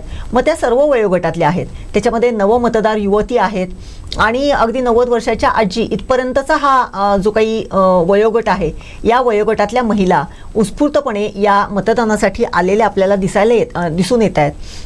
अनेक मतदान केंद्रांसमोर रांगा तर लागलेल्या आहेतच, परंतु त्याचबरोबर अनेक ठिकाणी मतदान केंद्रांच्या समोर सगळ्यांच्या म्हणजे महिला आणि पुरुष या दोघांच्या लांबच लांब रांगा लागलेल्या आता आपल्याला दिसून येत आहेत. जसजसा दिवस पुढे ढकलला जातोय तसतसा मतदानाला देखील वेग यायला लागलेला आहे. दिवस जसजसा चढायला लागलेला आहे तसतसा मतदानाला वेग यायला लागलेला आहे. दरम्यानच्या कालावधीमध्ये तिथे नारायण राणे, खासदार नारायण राणे यांनी मतदान केलेलं आहे. त्यांच्यासोबत त्यांच्या सुविद्य पत्नी नीलमताई राणे यांनी देखील मतदान केलेलं आहे. आत्ताच जर बघितलं तर सावंतवाडी तालुक्यातले सामाजिक कार्यकर्ते आणि एक बुद्धिजीवी व्यक्तिमत्व ॲडव्होकेट नकुल पारसेकर यांनी देखील सहकुटुंब मतदानाचा हक्क बजावलेला दिसून येतोय. त्याचप्रमाणे आपल्या कणकवलीचे जे आहेत, कणकवलीमध्ये देखील संदेश पारकर यांच्यासोबत वैभव नाईक हे देखील ह्या प्रचाराच्या जे काही मतदानाचं जे काही काम आहे त्याच्यावरती लक्ष ठेवून आहेत. आबिद नाईक जे आहेत कणकवलीतले, त्यांनी देखील त्यांच्या सुविद्य पत्नीसह मतदानाचा हक्क बजावलेला आपल्याला दिसून येतोय. आपण बघतोय आता अनेक मतदान केंद्रांपुढे रांगा लागलेल्या ज्या दिसत आहेत, त्या रांगांचं एक द्योतक आपण आता बघतोय. मतदान केंद्रांच्या समोर रांगा लागलेल्या आहेत मतदारांच्या. आणि निश्चितपणे हा जो काही मतदानाचा जो काही आकडा आहे किंवा जी टक्केवारी आहे ती निश्चितच दुपारनंतर किंवा आता वाढायला लागलेली आहे आणि ती निश्चितच वाढेल.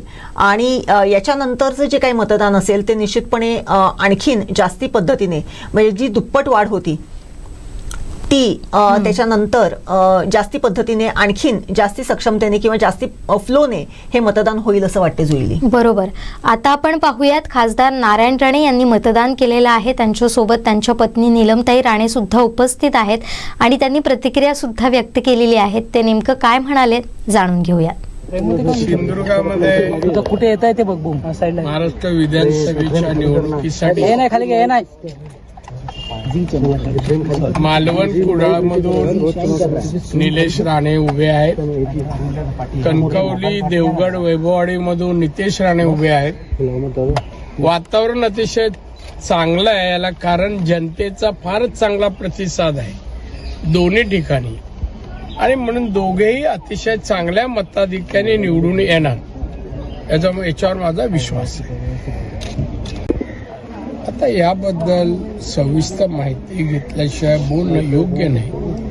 पण तुमचा एक शब्द आहे की वेटीला धरणं कितपत योग्य आहे, मी म्हणणं योग्य नाही. अशा प्रकारे एका पक्षाच्या प्रमुख पक्षाच्या नेत्याला अशा प्रकारे वागणूक देणं हे मला पसंत नाही. थोडं खाली ना. आपण बघतोय सिंधुदुर्ग मधली जर निवडणूक आपण बघितली तर सातत्याने तुमच्या विरोधात जी लोक निवडणूक लढवतात त्यांच्या माध्यमातून घराणेशाही, दादागिरी हेच शब्द वापरले जातात. दुसरे मुद्दे नाहीत का या मतदारसंघात प्रचारासाठी? मला एक सांगा, मी 90ला 35 वर्ष आलो तेव्हा हेच मुद्दे होते. आले तेव्हापासून कोणाला त्रास झाला सांगा माझ्याबद्दल? कोणाला अपशब्द बोललो, कोणाला मारझोड झाली? आता पण या निवडणुकीत मी 20 दिवस इकडे आहे. त्या 20 दिवसात कोणाशीच माझा वाद नाही, काय नाही. एक तरी केस दाखल झाली का, FIR दाखल झाला का? नाही. हे विरोधक जे आहे ना, हे विरोधक माझ्या जवळ राहिलेले, माझ्या घरी खाल्लेले, ज्याला मी घडवलं असेच विरोधक आहे. बाहेरचे कोण नाही आहेत. बाहेरचे विचार सगळे माझ्याशी चांगले आहेत आणि त्याच्यामुळे हा विरोध हा द्वेषापोटी आहे, द्वेषापोटी आहे, राजकीय विरोध नाहीये. लोकांना, सगळ्या लोकांना मी इथे हवं आहे की त्यांना माहिती आहे विकास या माणसाशिवाय कोण करू शकत नाही. आणि त्यामुळे ही जलसी आहे, द्वेष आहे, त्याच्यामुळे हा विरोध आहे. गेल्या मंत्रिमंडळात नितेश राणे यांचं मंत्रीपद जवळजवळ निश्चित झालं होतं, हुकलं होतं. आता बघायला आवडेल दोन्ही मुलांना मंत्रिमंडळात. किती एवढा असा भाग्यवान दुसऱ्या वडीलच नसणार, असूच शकत नाही. आणि मग खरंच पाहायला म्हणजे आनंद वाटेल. ईश्वराच्या कृपेने असं घडलं तर माझ्यासाठी चांगलं आहे. ज्येष्ठ सुपुत्र निलेश राणे उमेदवारी आहे त्यांची, काय वाटतं? काय वाटणं, छान वाटते. दोघांचाही विजय निश्चित आहे, त्यामुळे छान वाटते. राज्यामध्ये महायुतीचं सरकार आलंच तर मग मंत्रिपदासाठी कोणाचं नाव आपलं सावडे लागेल? सरकार आधी येईल हे नक्की 100%, पण आल्यानंतर बघू ना, आता काय वेळ अजून. मागच्या वेळी बघितलं तर नितेश राणेंचं नाव थोडंसं हुकलं होतं, पूर्ण झालं होतं तरी सुद्धा संधी हुकली. यावेळेस आहे संधी असं मला वाटतं, पण आता 23 तारीखला मतदान हे रिझल्ट येऊ दे, त्याच्यामध्ये युतीचं सरकार आलं तर नक्कीच नितेशचा नंबर असेल असं मला वाटतं. सिंधुदुर्ग जिल्ह्यामध्ये बघितलं तर महिलांची संख्या खूपसा फरक पडेल, कारण महिलांची संख्याच आपल्या जिल्ह्यात जास्त आहे. त्यामुळे महिलांचं, प्रत्येक महिलेचं मत हे निर्णायक असणार आहे. त्यामुळे आम्ही जेव्हा गावागावात गेलोय मतदान म्हणजे निवडणुकीच्या प्रचारार्थ, त्यावेळी मी जेव्हा होते तिथे महिलांचा उत्स्फूर्त सहभाग होता. त्यामुळे मला असं वाटतं यावेळेस महिला जास्त प्रमाणात पुरुषापेक्षा मतदान करतील. एवढं आम्ही सगळ्या महिलांना सांगितलंय की आमचं काम या दोघांचं आणि राणे साहेबांची साथ, हे सगळं तिघांनी मिळून जर समीकरण झालं होईल तर खरोखरच कोकणाचा विकास व्हायला वेळ झालाच आहे, त्याच्यापेक्षा अजून जास्त चांगला होईल. ठीक आहे. तर हे होते खासदार नारायण राणे आणि त्यांच्या पत्नी नीलमताई राणे. दोघांनीही विजयाचा विश्वास व्यक्त केलेला आहे आपल्या दोन्ही सुपुत्रांच्या. मात्र नारायण राणे यांच्याबद्दल आपण अगोदर बोलूया. त्यांनी जेव्हा प्रतिक्रिया दिली, पत्रकारांशी संवाद साधला, तेव्हा त्यांनी अनेक मुद्द्यांना हात घातला. विनोद तावडे यांच्यावर सुद्धा त्यांना प्रश्न विचारण्यात आलेला, केवळ विरोधापोटी विरोध केला जातोय असं त्यांनी या दरम्यान सांगितलेलं होतं. विनोद तावडे जे राष्ट्रीय सरचिटणीस आहेत भाजपचे, त्यांना काल घेरण्यात आलं होतं. हितेंद्र ठाकूर यांनी त्यांना अडवलं होतं, पैसे वाटप करत असल्याचा आरोप त्यांच्यावर करण्यात आलेला होता. मात्र त्या सगळ्यांना त्यांनी उत्तर दिलेलं आहे. दुसरीकडे त्यांना विचारलं होतं की जर दोन्ही सुपुत्रांना मंत्रिमंडळात स्थान मिळालं तर तुमची काय प्रतिक्रिया आहे. तर त्यावर बोलताना सुद्धा नारायण राणे यांनी सांगितलं की जर असं जर झालं तर माझ्यासारखा दुसरा भाग्यवान नसेल, अशा पद्धतीची त्यांनी प्रतिक्रिया दिलेली आहे. तसाच प्रश्न नीलमताई राणे यांना विचारण्यात आला, तर त्यांनी पहिल्यांदा सांगितलं की दोन्ही मुलांच्या विजयाची खात्री मला आहे. आणि ते यावेळी बोललेत की यावेळी नितेश राणेंना संधी नक्की मिळेल महायुतीचं जर सरकार आलं तर. अशा पद्धतीनं दोन्ही नेत्यांनी आपल्या प्रतिक्रिया व्यक्त केलेल्या आहेत. खासदार नारायण राणे असतील, नीलमताई राणे असतील, या दोघांनी मतदानाचा अधिकार बजावलेला आहे. मात्र यावेळी त्यांच्यासोबत त्यांच्या दोन्ही स्नुषा ह्या उपस्थित होत्या. त्याचबरोबर त्यांचे दोन्ही नातूसुद्धा उपस्थित होते. मोठा नातू अभिराज निलेश राणे हे देखील उपस्थित होते आणि लहान नातू निमिष नितेश राणे हे सुद्धा उपस्थित होते. कुटुंबियांनी एकत्र येत मतदानाचा अधिकार त्यांनी बजावलेला आहे. तर याचबरोबर भाजपचे जिल्हाध्यक्ष प्रभाकर सावंत यांनी सुद्धा मतदान केलेलं आहे. तर सुरुवातीला पाहूयात प्रभाकर सावंत यांनी नेमकं कसं मतदान केलं आणि त्यानंतर त्यांनी पत्रकारांशी बोलताना नेमकं ते काय म्हणाले. आपण म्हणतोय ती वस्तुस्थिती आहे. मी पण सकाळपासून या सगळ्या कणकवली असेल किंवा या कुडाळ मालवण विधानसभेच्या प्रत्येक बूथवर, प्रत्येक टेबलवर जातोय. कार्यकर्त्यांचा उत्साह खूप मोठा आहे, दांडगा आहे. लोकसभेला ज्याप्रमाणे कार्यकर्ते स्वतःची निवडणूक म्हणून लढले होते, अगदी नेमकी तीच परिस्थिती आता आहे, किंबहुना त्याच्यापेक्षा जास्त त्यामध्ये कार्यकर्ते सहभागी झालेले आहेत. भारतीय जनता पार्टीच्या नेतृत्वाखाली ही निवडणूक आपण लढतोय आणि भारतीय जनता पार्टीची एक संकल्पना आहे, मेरा बूथ सबसे मजबूत.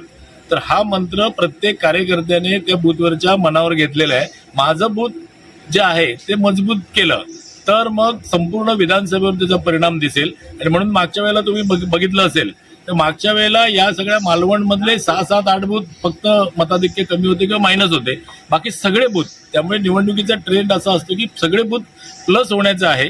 आज आम्ही मतदान जास्त कसं होईल याच्याकडे थोडंसं लक्ष दिलंय आणि अर्थातच जास्त मतदान झालं तर ते सगळं आपल्या मताधिक्यामध्ये वाढ होईल. त्यामुळे 100% मागच्या वेळेचं लीड जे आहे त्याच्यापेक्षा जास्त लीडने सन्माननीय निलेश राणे या विभागाचे आमच्या युतीचे आमदार म्हणून निवडून येतील असा मला ठाम विश्वास आहे.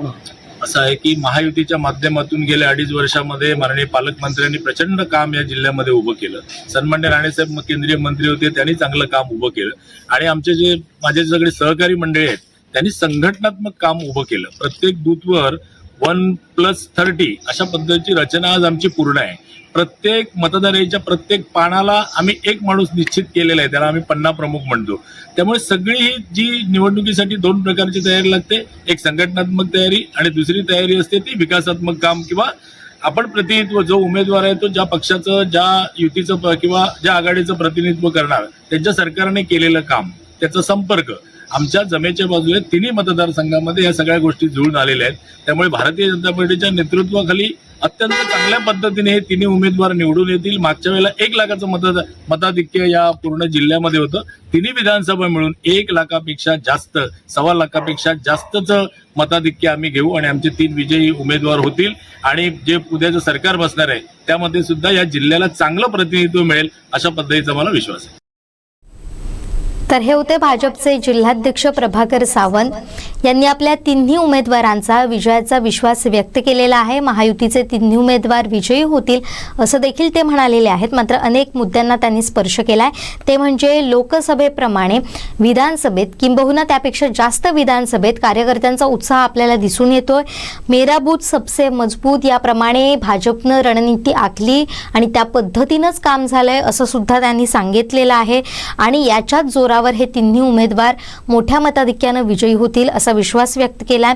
तर कुडाळ मालवणमध्ये जे लोकसभेत अधिकचं मत मिळालं होतं तिथं काहीशी टक्केवारी वाढली होती. तिथं खरं तर कुडाळ मालवणचे आमदार आहेत वैभव नाईक, जे सिटिंग आमदार होते आतापर्यंत. तर ते असताना देखील तिथं भाजपला वाढलेलं मताधिक्य किंवा महायुतीचं वाढलेलं मताधिक्य याच्या जोरावर निलेश राणे सुद्धा मोठ्या मताधिक्यानं विजयी होतील असा त्यांनी विजयाचा विश्वास व्यक्त केलाय.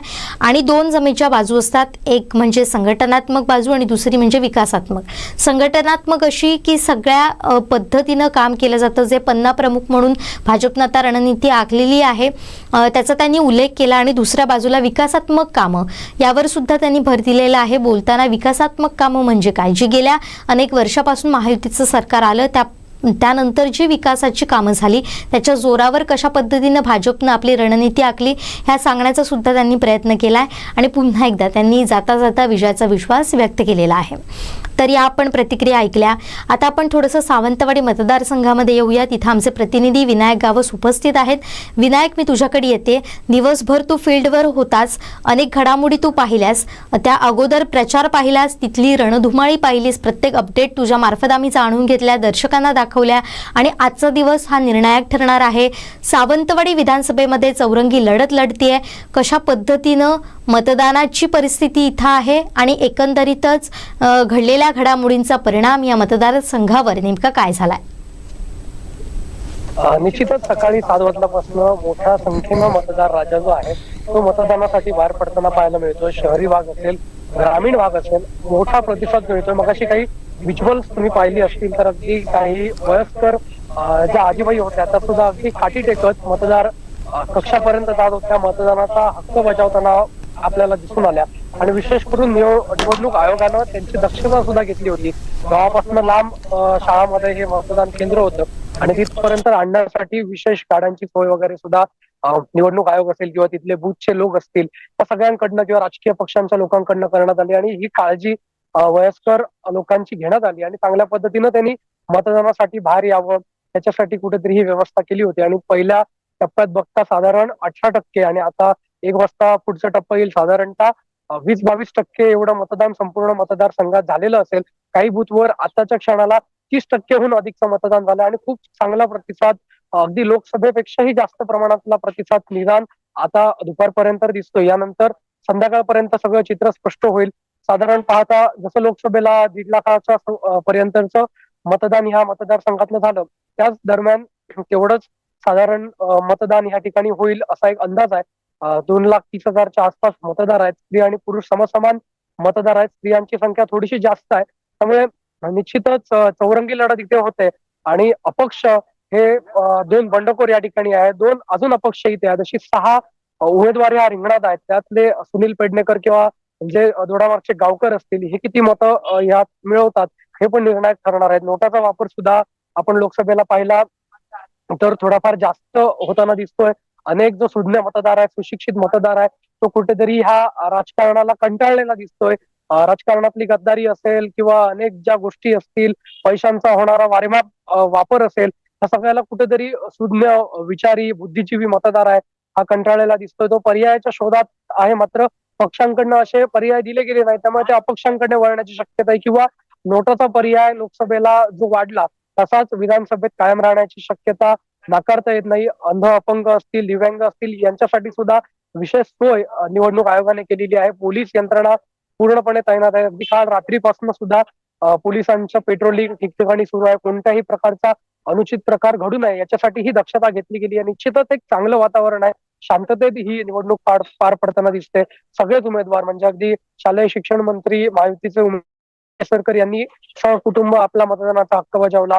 राजन तेली जे महाविकास आघाडीचे उमेदवार आहेत त्यांनी आपल्या पत्नीसह आपला मतदानाचा अधिकार बजावला. त्यांच्या मुलांनी उभादांडा वेंगुर्ला येथे आपल्या पत्नीसह मतदानाचा अधिकार बजावला. अपक्ष उमेदवार अर्चना घारे परब यांनी आपल्या पतींसह भालावल या आपल्या गावी मतदानाचा अधिकार बजावला. त्याचबरोबर विशाल परब हे अपक्ष उमेदवार इथनं आहेत, त्यांनी सुद्धा आपल्या पत्नीसह आपला मतदानाचा हक्क बजावलेला आपल्याला दिसून आले. दोन्हीही जे उमेदवार आहेत, सुनील पेडणेकर आहेत, गावकर आहेत, यांनी पण मतदान कक्षात जात मतदान केलेलं आहे. मतदारांना सगळ्याच लोकांकडनं आवाहन केलं जातंय की मतदानाचा हा महत्वाचा आपला एक अधिकार आहे, पवित्र अधिकार आहे, आपला हक्क आहे आणि तो बजावला पाहिजे अशा पद्धतीचं आवाहन प्रत्येक स्तरातनं होत आहे. विशेषतः शालेय स्तरावर सुद्धा खूप चांगल्या पद्धतीनं हे अभियान राबवलं गेल्याचं आपल्याला पाहायला मिळालं.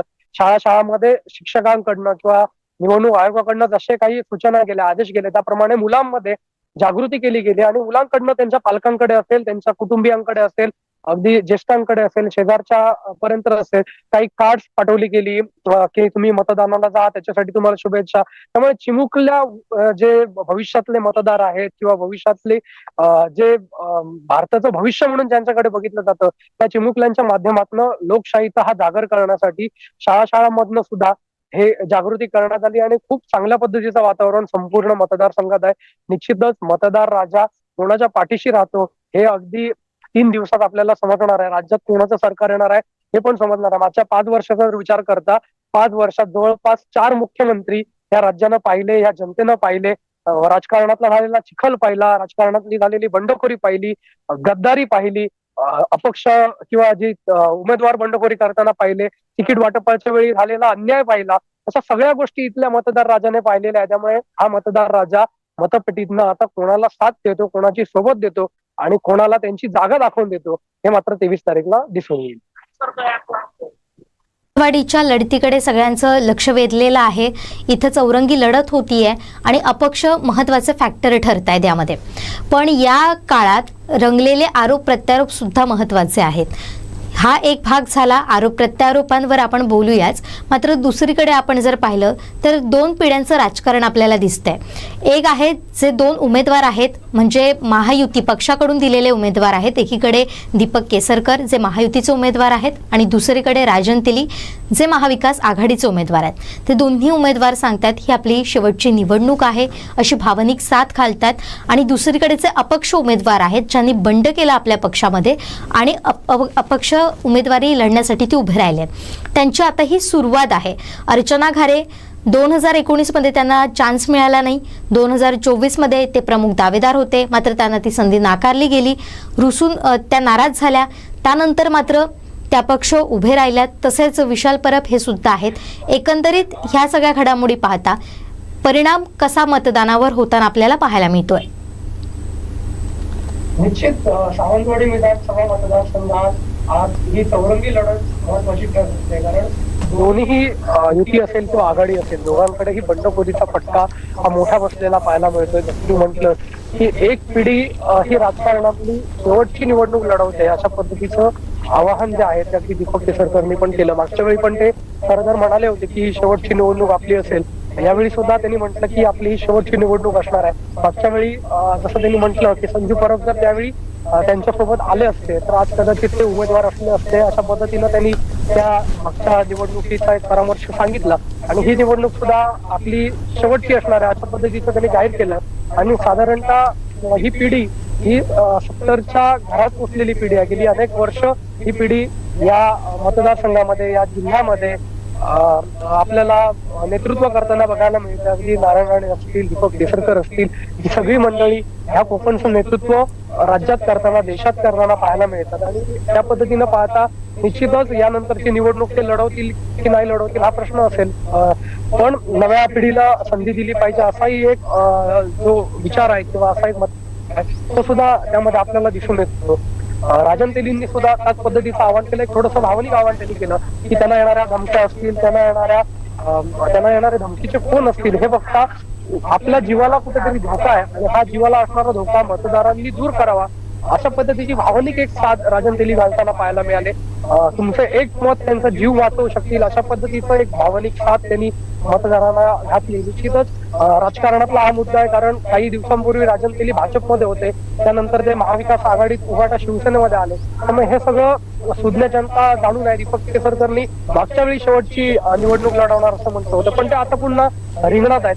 तर हे सगळं राजकीय मुद्दे आहेत, राजकीय आव्हानं आहेत. अशा पद्धतीनं लोक त्याकडे बघतील असं म्हणावं लागेल आणि त्या दृष्टीने सगळं होईल. दुसरा मुद्दा 2 युवा जे उमेदवार आहेत म्हणजे अर्चना घारेंच्या माध्यमातून असेल किंवा विशाल परब हे अतिशय युवा आणि युवकांमध्ये क्रेज असलेले उमेदवार आपल्याला दिसतात की युवा शक्ती त्यांच्या सोबत मोठ्या प्रमाणात दिसते. प्रचार रॅलीमध्ये, त्यांच्या जाहीर सभांमध्ये युवकांचा त्यांना प्रतिसादही दिसतोय. मात्र दोघांकडेही पक्षाचं साथ नाहीये. पक्षाने दोघांवरही कारवाईचा बडगा उठवलेला दिसतो. त्यामुळे त्याचा फटका थोडासा त्यांना बसू शकेल. आणि दोनही जे आहेत ते नवखे उमेदवार आहेत. अर्चना घारेंचं म्हणायचं झालं तर 2017 पासून ते इथे कार्यरत आहेत. त्यांना मागच्या वेळी 2019ला डावललं गेलं, त्या नाराज झाल्या, त्या लढल्या नाही, मागे त्यांनी घेतला. पण यावेळी पण तशीच काहीशी परिस्थिती झाली. ऐन वेळेला राजन तेलींना उभाटा शिवसेनेकडनं आयात केलं गेलं आणि जे निष्ठावंत आहेत किंवा अर्चना घारेंसारखे राष्ट्रवादी शरदचंद्र पवार गटासोबत पक्षफुटीनंतर पण राहिलेली जी माणसं होती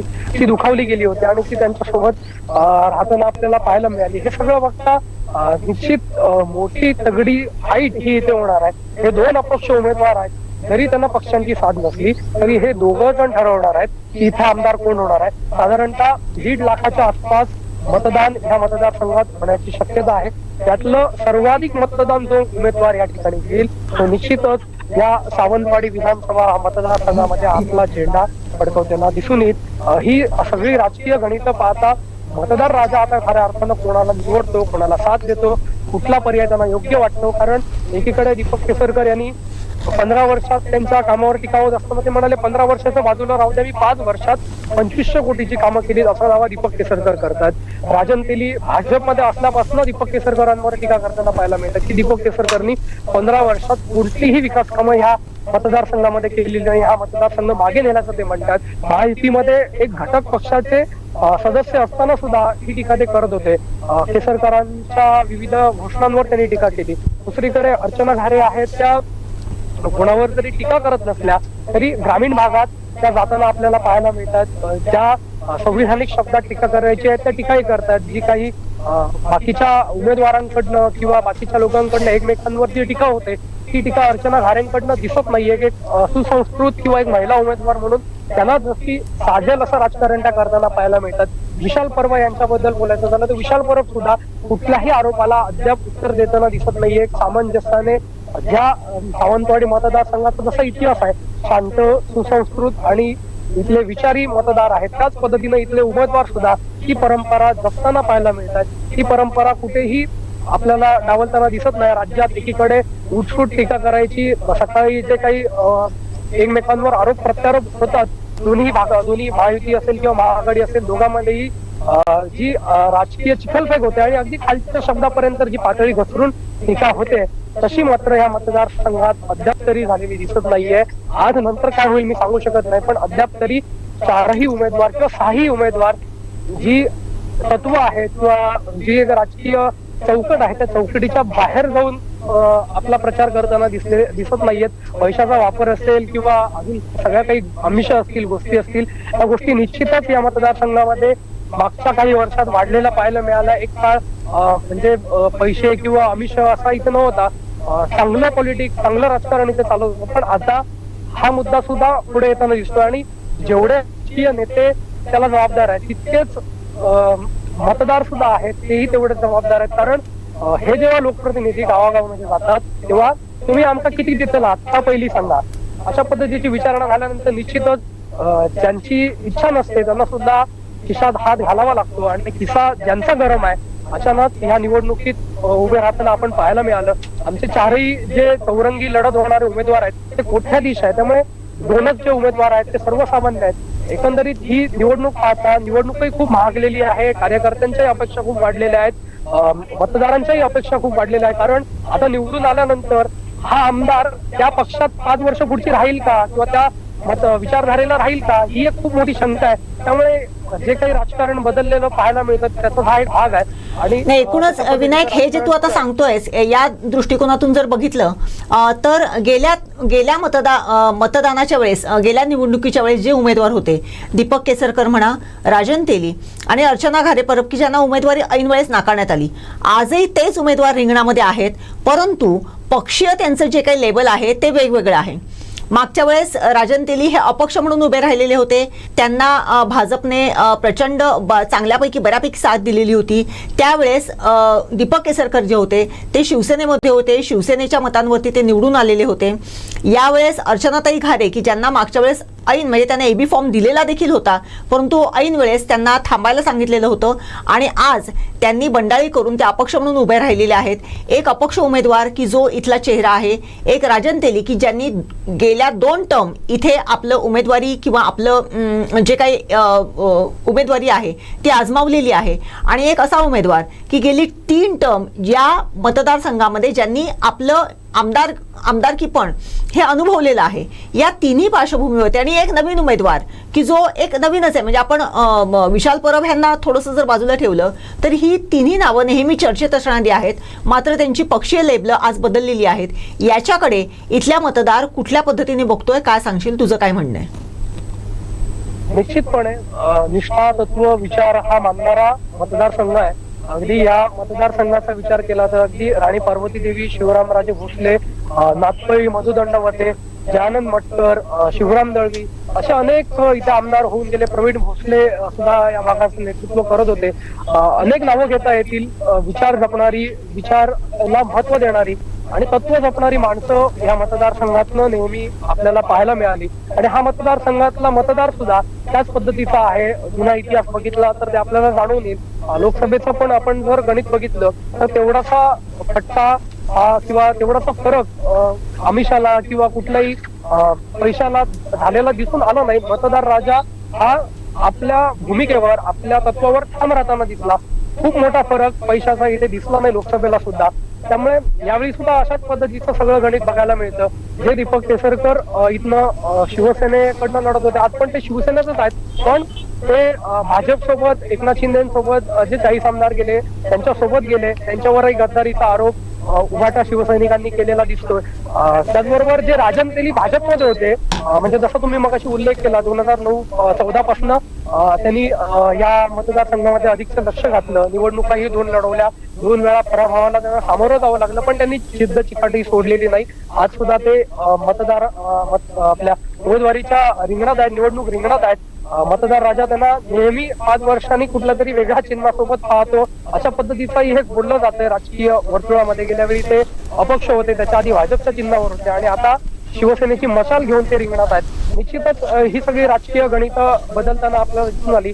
अर्चना घारेंसारख्या एक निष्ठावान उमेदवार या मतदारसंघातनं शरद पवारांसोबत राहिल्या, मात्र शेवटच्या क्षणाला शरद पवार असतील किंवा महाविकास आघाडी असेल, यांनी कुठेतरी आयात उमेदवार आपल्याकडे घेताना पाहायला मिळाला आपल्याला. गौरीशंकर खोत यांनी जसं म्हटलं की आमचे उमेदवार सक्षम नव्हते, त्याच्यामुळे आम्हाला आयात उमेदवार करावा लागला, असं विधान स्वतः शिवसेनेचे नेते असणारे गौरीशंकर खोत करतात. याचा अर्थ की जशी विचारांची गती किंवा जे लोकांना पटणार नव्हतं अशा पद्धतीची वागणूक ही दीपक केसरकर यांच्याकडनं किंवा एकनाथ शिंदे आणि त्या सगळ्या महायुतीकडनं झाली, तशीच काहीशी वागणूक या निवडणुकीच्या पार्श्वभूमीवर शरद पवार असतील, महाआघाडीचे सगळे नेते मंडळी असतील यांच्याकडनं सुद्धा झालेली दिसते. कारण शिवसेनेमध्ये रुपेश राहुल, बाबूराव धुरी, परब यांच्यासारखी अनेक मंडळी किंवा बाळागावडेंसारखे अनेक जण लोक इथे होते, इच्छुक होते. अर्चना खारेंसारखी नावं पुढे होती, काँग्रेसमधनं विलास गावडेंसारखं नाव पुढे होतं. असं असताना महाविकास आघाडीला आयात उमेदवार करावा लागला आणि आपलं चिन्ह त्यांच्या हाती द्यावं लागलं. त्यामुळे हे सगळं बघता निश्चित इथला मतदार राजा त्याचा विचार करेल. त्याचमुळे अर्चना खारेंना इथे अपक्ष राहावं लागलं. त्यांनी आपलं जे अपक्षाचं चिन्ह आहे त्याचा त्यांना प्रचार करावा लागला. विशाल परवांना बंडखोरी करावी लागली. त्यांना ज्या काही कमिटमेंट आहे ते पूर्ण होताना न झाल्यामुळे ते अपक्ष राहिले असावेत. आणि ज्या भाजपचा आपण विचार केला किंवा राणे भाजपात गेल्यानंतर भाजपची इथल्या मतदारसंघातली किंवा कोकणातली जी ताकद वाढलेली आहे ती बघता राजन तेली मागच्या वेळी जवळपास 55,000च्या आसपास पोहोचले होते. मात्र आताच्या क्षणाला ही ताकद दीपक केसरकर यांच्यासोबत आहे आणि त्यावेळी राजन तेलींसोबत असणारी ताकद आता दीपक केसरकरांसोबत आहे. त्यामुळे जरी इकडे तिकडे सगळ्या गोष्टी झाल्या असतील तरी तुल्यबळानं एकमेकांची पारडी ही समतोल असताना पाहायला मिळाली किंवा थोडंफार वर खाली दिसून आलं. लोकसभेला पाहिलं तर विनायक राऊतांना इथे 50-55,000 मतं आपल्याला दिसली, तर नारायण राणेंना जवळपास 30,000चं लीड या ठिकाणावरनं आमच्या सावंतवाडीतल्या मतदारांनी दिलेलं दिसून आलं. हे सगळं लोकसभेचं जरी गणित असलं तरी आता बंडखोर इथे दोन्ही पक्षात आहेत. त्यामुळे हे बंडखोर किती मतं घेतात, किती लोकांपर्यंत पोहोचण्यात ते यशस्वी होत आहेत, त्यावर या दोघांचा तराजू कोणाचा वर आणि कोणाचा खाली होईल हे निश्चित ठरेल. पण सद्यस्थितीत बघता महायुतीचं पारडं निश्चितच जड आहे. पण आजच्या क्षणाला मी जे विधान करतोय ते इथल्या सगळ्या आम्ही लोकांपर्यंत जातोय, बूथवर जातोय, ग्रामीण भागात जातोय, हे बघता कुठला कार्यकर्ता कोणासोबत आहे, कोणाचं काम करतोय हे आजच्या क्षणाला निश्चितपणे सांगता येणार नाही. असं चित्र सुद्धा इथे आहे. तो नेता सुद्धा सांगू शकत नाहीये की हा अमुक कार्यकर्ता हा माझंच काम करतो असा दावा कुठलाही राजकीय नेता आजच्या क्षणाला करू शकत नाही. कारण काही कार्यकर्ते सकाळच्या वेळी एकीकडे आणि रात्रीच्या वेळी आम्हाला दुसरीकडे दिसून आलेत. आणि ही परिस्थिती बघता किंवा मगाशी मी ज्या गोष्टींचा उल्लेख केला, ज्या आमिषांचा किंवा ज्या पैशाचा वापर या निवडणुकीत झाला, त्यामुळे कोण कोणासोबत आहे, कोणाच्या हातात कोणाचा झेंडा जरी दिसत असला तरी मन कुठे आहे हे आज सांगता येणार नाही. ओके, नक्कीच विनायक, फार महत्त्वाच्या घडामोडी तू इथे सांगितल्यास की सकाळी एकीकडे असणारा कार्यकर्ता रात्री कुठल्या पक्षाचं काम करतोय हे जसं त्या नेत्याला सांगता येत नाहीये. त्यामुळे काहीसं गोंधळाचं वातावरण आपल्याला सावंतवाडी मतदारसंघामध्ये दिसतंय. त्याच पद्धतीनं सुरुवातीला जे आरोप प्रत्यारोप झाले ते सुद्धा फार महत्त्वाचे ठरतात. या सगळ्या घडामोडींवर तू असंच लक्ष ठेवून राहा. तुझ्याकडून प्रत्येक क्षणाचे अपडेट आम्ही असेच जाणून घेत राहणार आहोत. मात्र आता आपण ही सगळी परिस्थिती पाहिली तर सावंतवाडीचं चित्र एकंदरीत व्यक्त न होणारं आहे. तिथं कुठलंही प्रेडिक्शन आताच्या क्षणाला होऊ शकत नाही अशीच काहीशी परिस्थिती सावंतवाडीमध्ये आपल्याला झालेली पाहायला मिळते. त्याचबरोबर दोडामार्गचे रिपोर्टर लव परब आपल्याशी जोडले गेलेले आहेत. मगाशी आपण एक घडामोड पाहिलेली होती की सटमटवाडी जी बांद्याच्या ठिकाणी मोडते तिथं काहीशी नाराजी नाट्यसुद्धा रंगताना आपल्याला पाहायला मिळालं होतं. वरची वाडी जी आहे सटमटवाडीची त्यांनी बहिष्कार टाकलाय मतदानावर, मात्र जी खालची वाडी होती त्यांनी बहिष्कार टाकलेला नाहीये. त्यामुळे या दोन वाड्यांमध्येच कुठेतरी ठरत नाहीये की नेमकं काय करावं.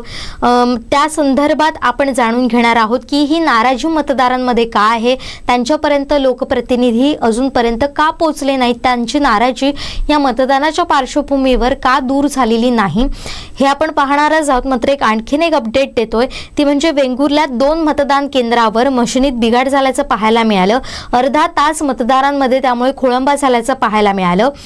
जर आपण पाहिलं तर वेंगुर्ला शहरातील जिल्हा परिषद पूर्ण प्राथमिक शाळा नंबर 3 पश्चिम भाग या मतदान केंद्रावर मशिनीमध्ये बिघाड झालेला पाहायला मिळाला. अर्धा तास त्यामुळे मतदारांना खोळंबून राहावं लागलं.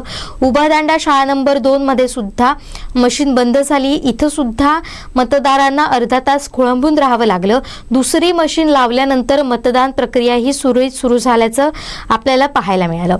आता आपण आपल्या प्रतिनिधींशी बोलण्याचा प्रयत्न करूया. मी पहिल्यांदा जातीये लव परब यांच्याकडे. लवजी, एक महत्त्वाची अपडेट आपण पाहिली. बांद्याच्या सटमटवाडी इथं मतदानावर बहिष्कार टाकण्याचा प्रयत्न झाला होता मात्र आता सध्या लव परब यांच्याशी आपला संपर्क होऊ शकत नाहीये. तांत्रिक कारणामुळे त्यांचा संपर्क तुटलेला आहे. मी पुन्हा त्यांच्याशी बोलण्याचा प्रयत्न करणार आहे. मात्र तिथं कणकवलीत महाविकास आघाडीचे उमेदवार संदेश पारकर यांनी मतदानाचा अधिकार बजावलेला आहे. तो नेमका त्यांनी कसा बजावला आणि त्यानंतर त्यांनी पत्रकारांशी बोलताना काय प्रतिक्रिया व्यक्त केलेली आहे जाणून घेणार आहोत. मतदारांमध्ये फार मोठा उत्साह आहे आणि भरभरून मतदान हे त्या ठिकाणी मशाल्या चिन्हावर होईल आणि एक परिवर्तन या मतदारसंघामध्ये घडेल आणि एक राजकीय इतिहास या संपूर्ण मतदारसंघामध्ये घडणार आहे. खरं तर मी सगळ्या मतदारांना या निमित्तानं शुभेच्छा देतो. ज्या पद्धतीने आपण प्रत्येक मतदान केंद्रावर या मतदान करण्यासाठी त्या ठिकाणी उत्सुक आहात आणि हा जो काय उत्साह आहे, हा जो काय जोश आहे, हा त्या ठिकाणी संदेश पारकरांना मशाल या चिन्हावर मतदान करून त्या ठिकाणी विजयाकडे नेणारा अशा पद्धतीचा आहे आणि म्हणून या सगळ्या मतदानाच्या या लोकशाहीच्या उत्सवाला त्या ठिकाणी मी शुभेच्छा देतो आणि सगळ्या मतदारांना आवाहन करतो की आपण मतदान केंद्रावर या आणि निर्भयपणे त्या ठिकाणी मतदान करा. लोकशाहीचा उत्सव खऱ्या अर्थानं साजरा करा. तर हे होते महाविकास आघाडीचे उमेदवार संदेश पारकर. एक सिंधुदुर्गातलं महत्त्वाचं नाव, ज्यांनी राणेंचा पराभव केलेला नेता म्हणून त्यांची ओळख झाली, ते म्हणजे संदेश पारकर. आज ते पुन्हा एकदा राणेंच्याच विरोधात उभे राहिलेले आहेत. महायुतीचे उमेदवार नितेश राणे जे 2 टर्म इथं आमदार आहेत, त्यांच्या विरोधात ते कडवी झुंज देताना आपल्याला पाहायला मिळाले. अनेक प्रचारातले मुद्दे त्यांनी मांडले. आक्रमक पवित्रा या संपूर्ण निवडणुकीत त्यांनी घेतलेला आपल्याला जाणवला. थेट आरोप करताना ते पाहायला मिळालेले होते. मात्र त्यांच्यावर सुद्धा काही आरोप या प्रचारादरम्यान झाले होते. त्यांना असं म्हटलं जात होतं की नितेश राणेंनी त्यांचं कर्ज फेडलं आणि त्यावर त्यांनी चॅलेंजसुद्धा केले नितेश राणेंना, जर तुम्ही हे सिद्ध केलात तर मी आताच माझा प्रचार थांबवतो, मी यातून पूर्णपणे माघार घेतो. मात्र ते प्रकरण कुठेसं मागे पडल्याचं आपल्याला पाहायला मिळालं आणि प्रचार जोरदार झाल्याचं आपल्याला दिसून आलं. त्यानंतर शेवटची जी प्रेस झालेली होती, आचारसंहिता लागण्याच्या अगोदर म्हणजे जी प्रचाराची मुदत संपते उमेदवारांच्या, त्यावेळी सुद्धा त्यांनी प्रेसमध्ये काही महत्त्वाचे मुद्दे मांडलेले होते. अनेक आरोपसुद्धा केलेले होते. त्या आरोपांचं काय होतं आणि त्याचा परिणाम मतदारांवर कितपत होतो, मतदार संदेश पारकर यांना स्वीकारतात का की पुन्हा एकदा नितेश राणेंनाच निवडून देतात, हे आपल्याला 23 तारीखला कळणार आहे. मात्र आता त्यांनी मतदान केल्यानंतरची प्रतिक्रिया व्यक्त केलेली होती. त्यात त्यांनी असं म्हटले की कार्यकर्त्यांचा, मतदारांचा जोश आम्हाला विजयाकडे नेणारा आहे, त्यामुळे त्यांना विजयाची खात्री वाटते, हे त्यांच्या बोलण्यावरून आपल्याला दिसून येतं. तर या सगळ्या घडामोडी घडतात. आपल्याला पुन्हा एकदा दोडामार्गात नेमकं काय घडतंय, बांदा सटमटवाडीत काय घडतंय हे पाहणार आहोत आपण. पण दोडामार्गातीलच आणखीन एक अपडेट म्हणजे तिथं माजी नगराध्यक्ष चेतन चव्हाण, माफ करा, नगराध्यक्ष आहेत चेतन चव्हाण दोडामार्गचे, यांनी सुद्धा आमचे दैनिक कोकणसाचे संपादक संदीप देसाई यांच्याशी संवाद साधला. यावेळी नेमकं ते काय म्हणत होते ते पाहणार आहोत. विधानसभेसाठी आज थेट मतदान होत असताना आपण दोडामार्ग शहरातील दुसऱ्या एका बूथवर आहोत, जो बूथ चेतन चव्हाण स्वतः सांभाळत आहेत. नगराध्यक्ष चेतन चव्हाण यांच्या बूथावर आपण थेट आहोत. आपण थेट जाऊया. पाहू शकतो आपण जिल्ह्यातील सगळे पदाधिकारी आहेत, महिला पदाधिकारी आहेत, त्या ठिकाणी दाखल झालेल्या आहेत. नगराध्यक्ष म्हणून धुरा सांभाळत असताना दोडामार्ग शहरातून मताधिक्य किती मिळतंय, कसा प्रतिसाद या ठिकाणी मतदार देत आहेत, थेट आपण चेतनजींकडे जाणूया. चेतनजी, काय सांगाल? कारण भाजपा आणि शिवसेना त्याचबरोबर महायुतीचे सगळे घटक पक्ष एकत्र आलेले आहेत.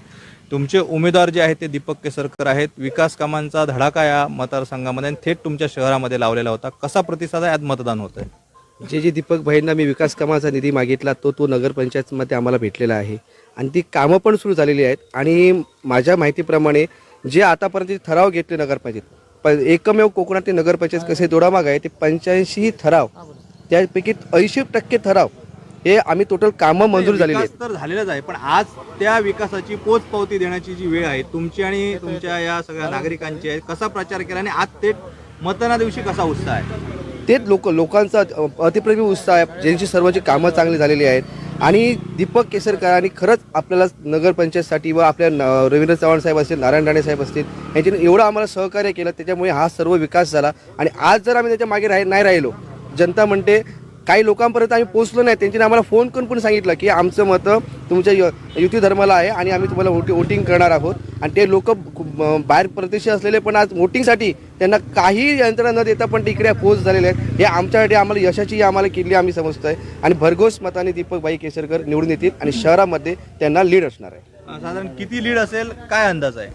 तरी पण माझ्या एकूण आता परिस्थिती आम्ही जाणतोय तर आपण 50% अभाव असू ज्या इतर पक्षांना भेटणार आहे त्यापेक्षा आपण बाकी उमेदवारांचे जे वोटिंग होणार आहेत त्यापेक्षाही 50% जास्त आम्हाला असणार आहे. प्रतिस्पर्धी उमेदवारांच्या 50% अधिक जे मतदान आहे ते या ठिकाणी शहरात मिळेल अशा प्रकारचा विश्वास चेतनजी व्यक्त करताय.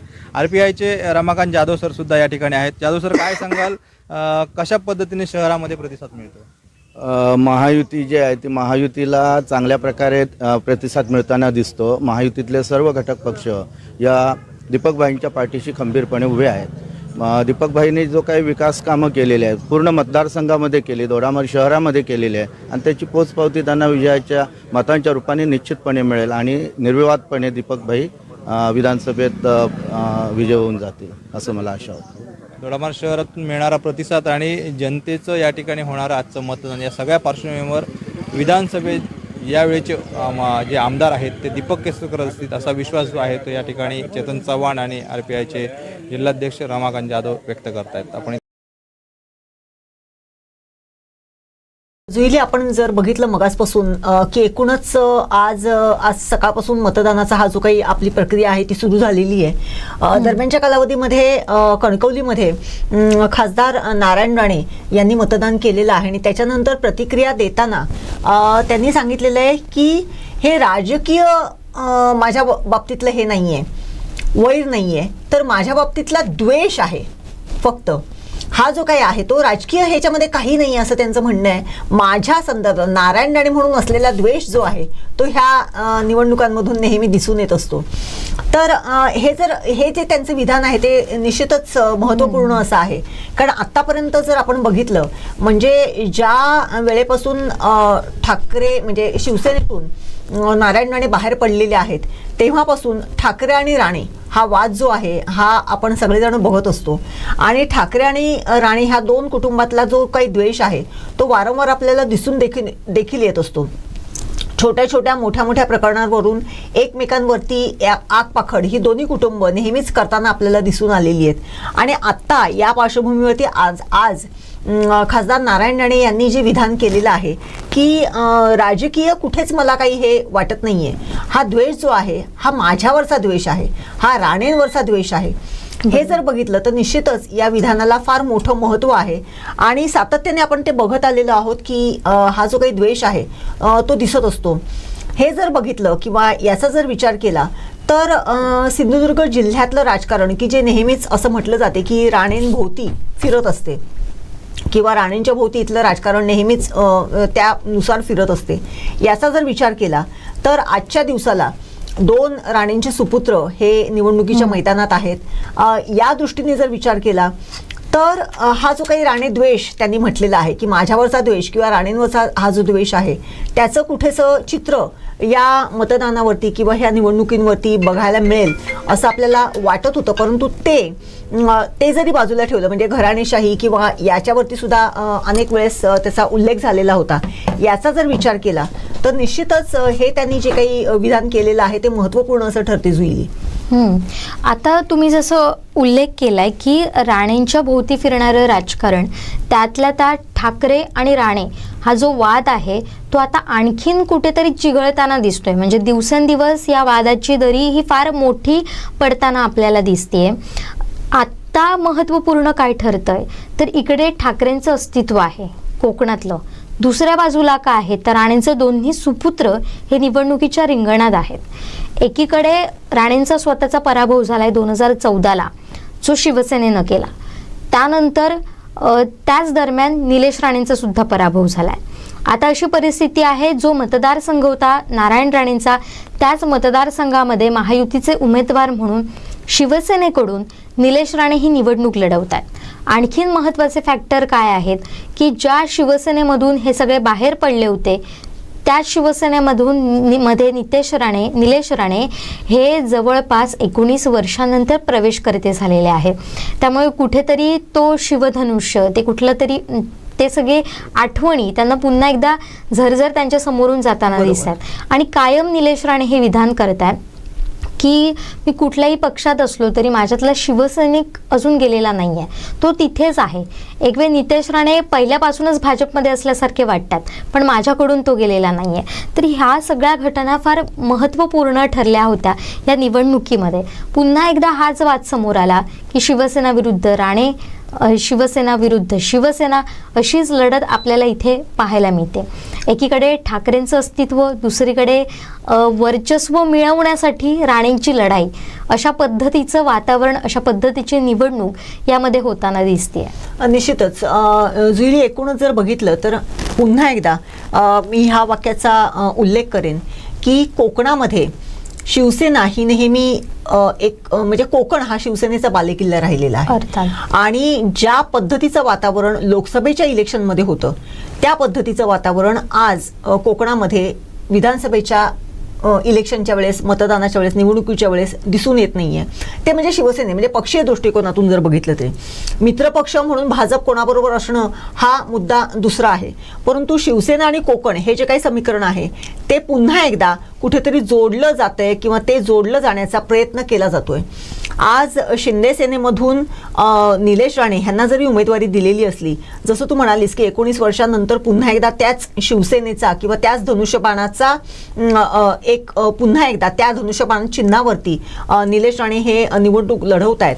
आणि ज्या पद्धतीने नारायण राणे हे शिवसेनेतून बाहेर पडलेले होते त्याचा विचार करता पुन्हा एकदा या शिवधनुष्यावरती, ह्या शिवधनुष्याच्या अनुषंगाने बाळासाहेबांबद्दल नारायण राणेंकडून म्हणजे नेहमीच ते बाळासाहेबांचा अत्यंत आदरपूर्वक असा उल्लेख करतात आणि बाळासाहेबांचं आणि त्यांचं नातं एक वेगळं होतं असं देखील ते सातत्याने सांगतात. या दृष्टिकोनातून जर बघितलं तर एक त्यांचा पुत्र भाजपमधून आणि एक दुसरा पुत्र शिंदे सेनेमधून, अशा पद्धतीचं जेव्हा इथे आजचं जे सिनॅरिओ जो दिसतोय, आजचं जे चित्र दिसतंय त्याचा जर विचार केला तर पुन्हा एकदा ज्या पद्धतीने म्हणजे सिंधुदुर्गचं राजकारण राणेंभोवती फिरत असते आणि त्या ह्याच्यामध्ये जसं मी मगाशी म्हटलं तसं त्यांचे एक वाक्य जे आहे ते पुन्हा पुन्हा मला सांगावं असं वाटते की त्यांनी जे आता मगाशी मतदान केल्यानंतरचं जे त्यांचं स्टेटमेंट आहे की हा राग जो आहे हा राजकीय राग नाही आहे, हा राणेंविरुद्धचा राग आहे, हा राणे विरुद्धचा द्वेष आहे आणि तो ह्या निवडणुकांमधून दिसत असतो. आणि कमी अधिक प्रमाणामध्ये आपण ते बघतो देखील आहोत. या सगळ्याचा जर विचार केला, एकूणच 2014-2019 या निवडणुकांमध्ये ज्या पद्धतीने त्यांची पिछाड झालेली होती त्याचा जर विचार केला तर एकूणच आता पुन्हा शिंदे सेनेच्या मार्फत या कुडाळ मालवण मतदारसंघामध्ये धनुष्यबाण चिन्हावरती निलेश राणे हे जेव्हा निवडणूक लढवत आहेत त्याच वेळेस त्यांच्यासमोर उबाठा गटाचे शिवसेनेचेच उमेदवार वैभव नाईक की ज्यांना नारायण राणे यांचा पराभव करून ते निवडून आले असा सातत्याने त्यांचा उल्लेख केला जातो, ते उमेदवार त्यांच्यासमोर उभे ठाकलेले आहे.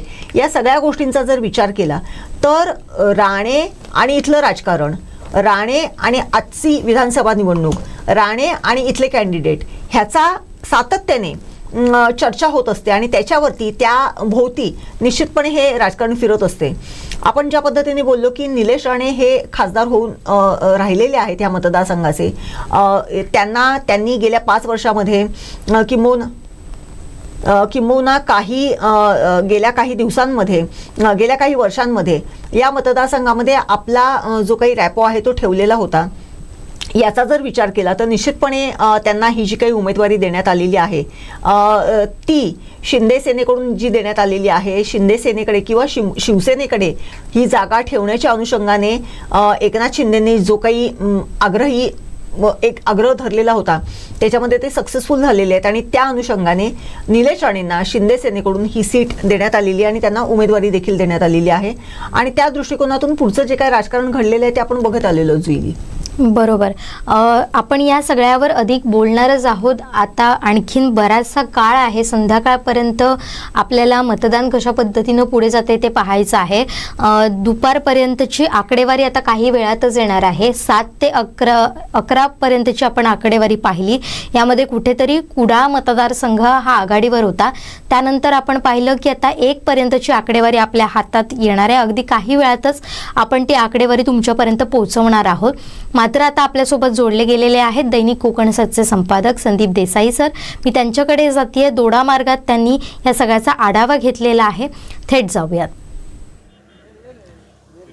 संपूर्ण महाराष्ट्रात विधानसभेसाठी आज मतदान होतं आहे आणि आपण आहोत सावंतवाडी विधानसभा मतदारसंघात आणि या मतदारसंघाचा हा शेवटचा तालुका दोडामार्ग तालुका. दोडामार्ग तालुक्यामधील दोडामार्ग शहरातील सावंतवाडा या मतदानाच्या बूथवर आपण आहोत आणि या ठिकाणी आमच्या समवेत जोडले गेलेले आहेत भाजपाचे तालुकाध्यक्ष सुधीरजी दळवी, शिवसेनेचे तालुकाध्यक्ष गणेशप्रसाद गवस, त्याचबरोबर इथले माजी नगराध्यक्ष संतोष नांचे आहेत आणि ज्यांच्याकडे दोडामार्गची जबाबदारी आहे ते कल्याणकर साहेब सुद्धा आहे. आपण त्यांच्याशी थेट संवाद साधूया. साहेब, काय सांगाल? जवळपास 11:30 वाजलेले आहेत. मतदानाचे 2 टप्पे पूर्ण झाले आहेत. कसा प्रतिसाद आहे आणि महायुतीला जनतेतून कसा प्रतिसाद मिळतोय? सर्वप्रथम आपण सुधीरजींशी संवाद साधू. सुधीरजी, काय सांगाल, कशा पद्धतीने या ठिकाणी महायुतीला प्रतिसाद मिळतोय?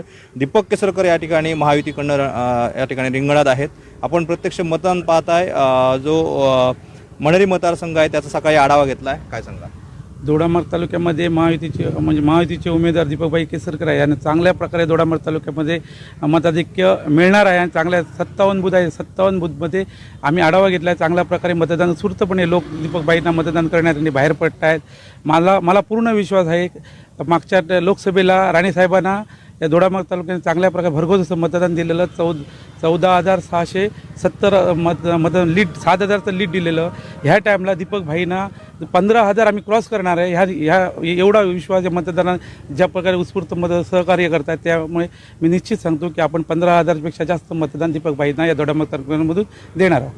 भाजप आणि शिवसेना या ठिकाणी युती झालेली आहे, त्याचबरोबर बाकीचे सुद्धा घटक पक्ष तुमच्या समोर आहेत. पण यावेळी एका ताकदीनिशी आपण या ठिकाणी ग्राउंडवर उतरलेले आहेत. कसं या पदाधिकारी आणि कार्यकर्त्यांमध्ये उत्साह आहे? म्हणूनच सांगितलं की महायुतीचे जे पदाधिकारी आहे, राष्ट्रवादी असेल, शिवसेना असेल, RPI असेल, या सर्व पदाधिकारी आम्ही सर्व पदाधिकाऱ्यांनी समन्वय साधून चांगल्या प्रकारे नियोजन केलं या मतदारसंघाचं आणि त्या कार्यकर्त्यांच्या जोरावर मी आज सांगू इच्छितो की आपण 15,000पेक्षा जास्त मताधिकारी लीड देणार आहोत. संतोषी, दोडामार्ग शहर कायम राणेसाहेबांच्या मागे राहिले. आता राणेसाहेब दीपक केसरकर यांच्या सोबत आहेत. कसं चित्र आहे? राणेसाहेब आणि दीपक केसरकर एकत्र आल्यामुळे आपल्या महायुतीच्या माध्यमातून दोडामार्ग शहरामध्ये भरघोस असं मतदान केसरकर साहेबांना होणार आहे आणि येणाऱ्या निवडणुकीत दीपक केसरकर हे निश्चितच निवडून येणार आहेत. त्यामध्ये आपल्या दोडामार्ग शहराचा सिंहाचा वाटा असणार आहे. नक्कीच. मंदारजी, तुम्ही या ठिकाणी दोडामार्ग तालुक्यामध्ये सगळ्या या पदाधिकाऱ्यांसमवेत गेले अनेक दिवस आहात. कसं एकूणच जर पाहिलं तर या मतदारसंघाचं विश्लेषण कराल? कशा पद्धतीने विशेषतः दोडामार्ग तालुक्यात महायुतीला प्रतिसाद मिळतो? सर्वात प्रथम मी या तालुक्यातील माझ्या सर्व महायुतीच्या कार्यकर्त्यांचे अभिनंदन करतो आणि त्यांचे आभारही मानतो की त्यांनी प्रचंड मेहनत या तालुक्यामध्ये महायुतीला विजयी करण्यासाठी घेतलेली आहे. दीपकभाई केसरकर यांच्या पाठीमागे सर्व पक्षांची ताकद प्रचंड अशा स्वरूपाची या ठिकाणी लागलेली आहे. दोडामार्ग तालुका हा सातत्याने महायुतीच्या बरोबर राहिलेला आहे आणि तोच ट्रेंड ह्यापुढेही राहणार आहे आणि ह्यापुढेही महायुतीची जो उमेदवार आहे आपले दीपकभाई केसरकर हे प्रचंड बहुमताने या ठिकाणी निवडून येणार आहेत. नक्कीच. आपण तिन्ही शिवसेना आणि भाजप महायुतीचे जे हे सगळे पदाधिकारी आहेत तर या तिन्ही लोकांकडून आपण आढावा घेतलेला आहे. आपल्यासमोर थेट शिवसेनेचे तालुका प्रमुख गणेशप्रसाद गवस आहेत. गवस साहेब, आपण पाहिलं की आपल्यासोबत भाजप आज पूर्णपणे ताकदीनिशी उतरलेली आहे. अशा परिस्थितीमध्ये दीपकभाई रणांगणात आहेत. 3 जे उमेदवार आहेत तगडे उमेदवार, जे 2 अपक्ष उमेदवार आणि महाविकास आघाडीचा उमेदवार. कसं या सगळ्या गोष्टींकडे पाहता? आणि दीपकभाईंना जसं दळवी साहेबांनी सांगितलं की जवळपास 15,000 मताधिक्य दोडामार्ग तालुक्यातून आम्ही देणार आहोत, काय रणनीती आहे? दोडामार्ग तालुक्याची प्रचार यंत्रणा राबवताना या ठिकाणी भाजपा, राष्ट्रवादी, RPI आणि शिवसेना यांच्या सर्व पदाधिकाऱ्यांनी एकजूट करून चांगलं असं नियोजन प्रचार यंत्रणेमध्ये केलं. चांगल्या अशा बैठका, सभा गावोगाव झाल्यात. गावागावामध्ये कॉर्नर सभा घेतल्या गेल्यात. गावागावातील कार्यकर्त्यांमध्ये जो समन्वय होता तो समन्वय साधला गेला. याचा परिपाक म्हणून असं झालं की आज संपूर्ण आजच्या दिवसामध्ये उत्स्फूर्त असं मतदान आज लोक बाहेर पडत आहेत. उत्स्फूर्त असं लोकांमध्ये एक वातावरण चांगलं झालेलं आहे आणि जे वातावरण निवडणुकीच्या पूर्वी होतं ते सगळं साफ होऊन आज एकतर्फी दोडामार्ग तालुक्यामध्ये दीपकभाईंचं वातावरण झालेलं आहे. महायुतीची सत्ता परत महाराष्ट्रात येण्यासाठी सर्व पदाधिकारी आमचे आहेत ते अहोरात्र मेहनत घेतात आणि आजसुद्धा मोठ्या प्रमाणात अनेक बुथावर आम्ही या ठिकाणी प्रत्यक्ष आढावा घेतला. त्या गावातील सुद्धा जे पदाधिकारी आहेत ते सुद्धा पदाधिकारी या ठिकाणी सक्रियपणे भाग घेऊन आज दीपकभाईंना, जसं सुधीर दळवी यांनी सांगितलं की दीपकभाईंना या तालुक्यामधून 15,000 ते 16,000 मतं ही दीपकभाईंना या ठिकाणी मिळणार असा आम्हाला विश्वास आहे.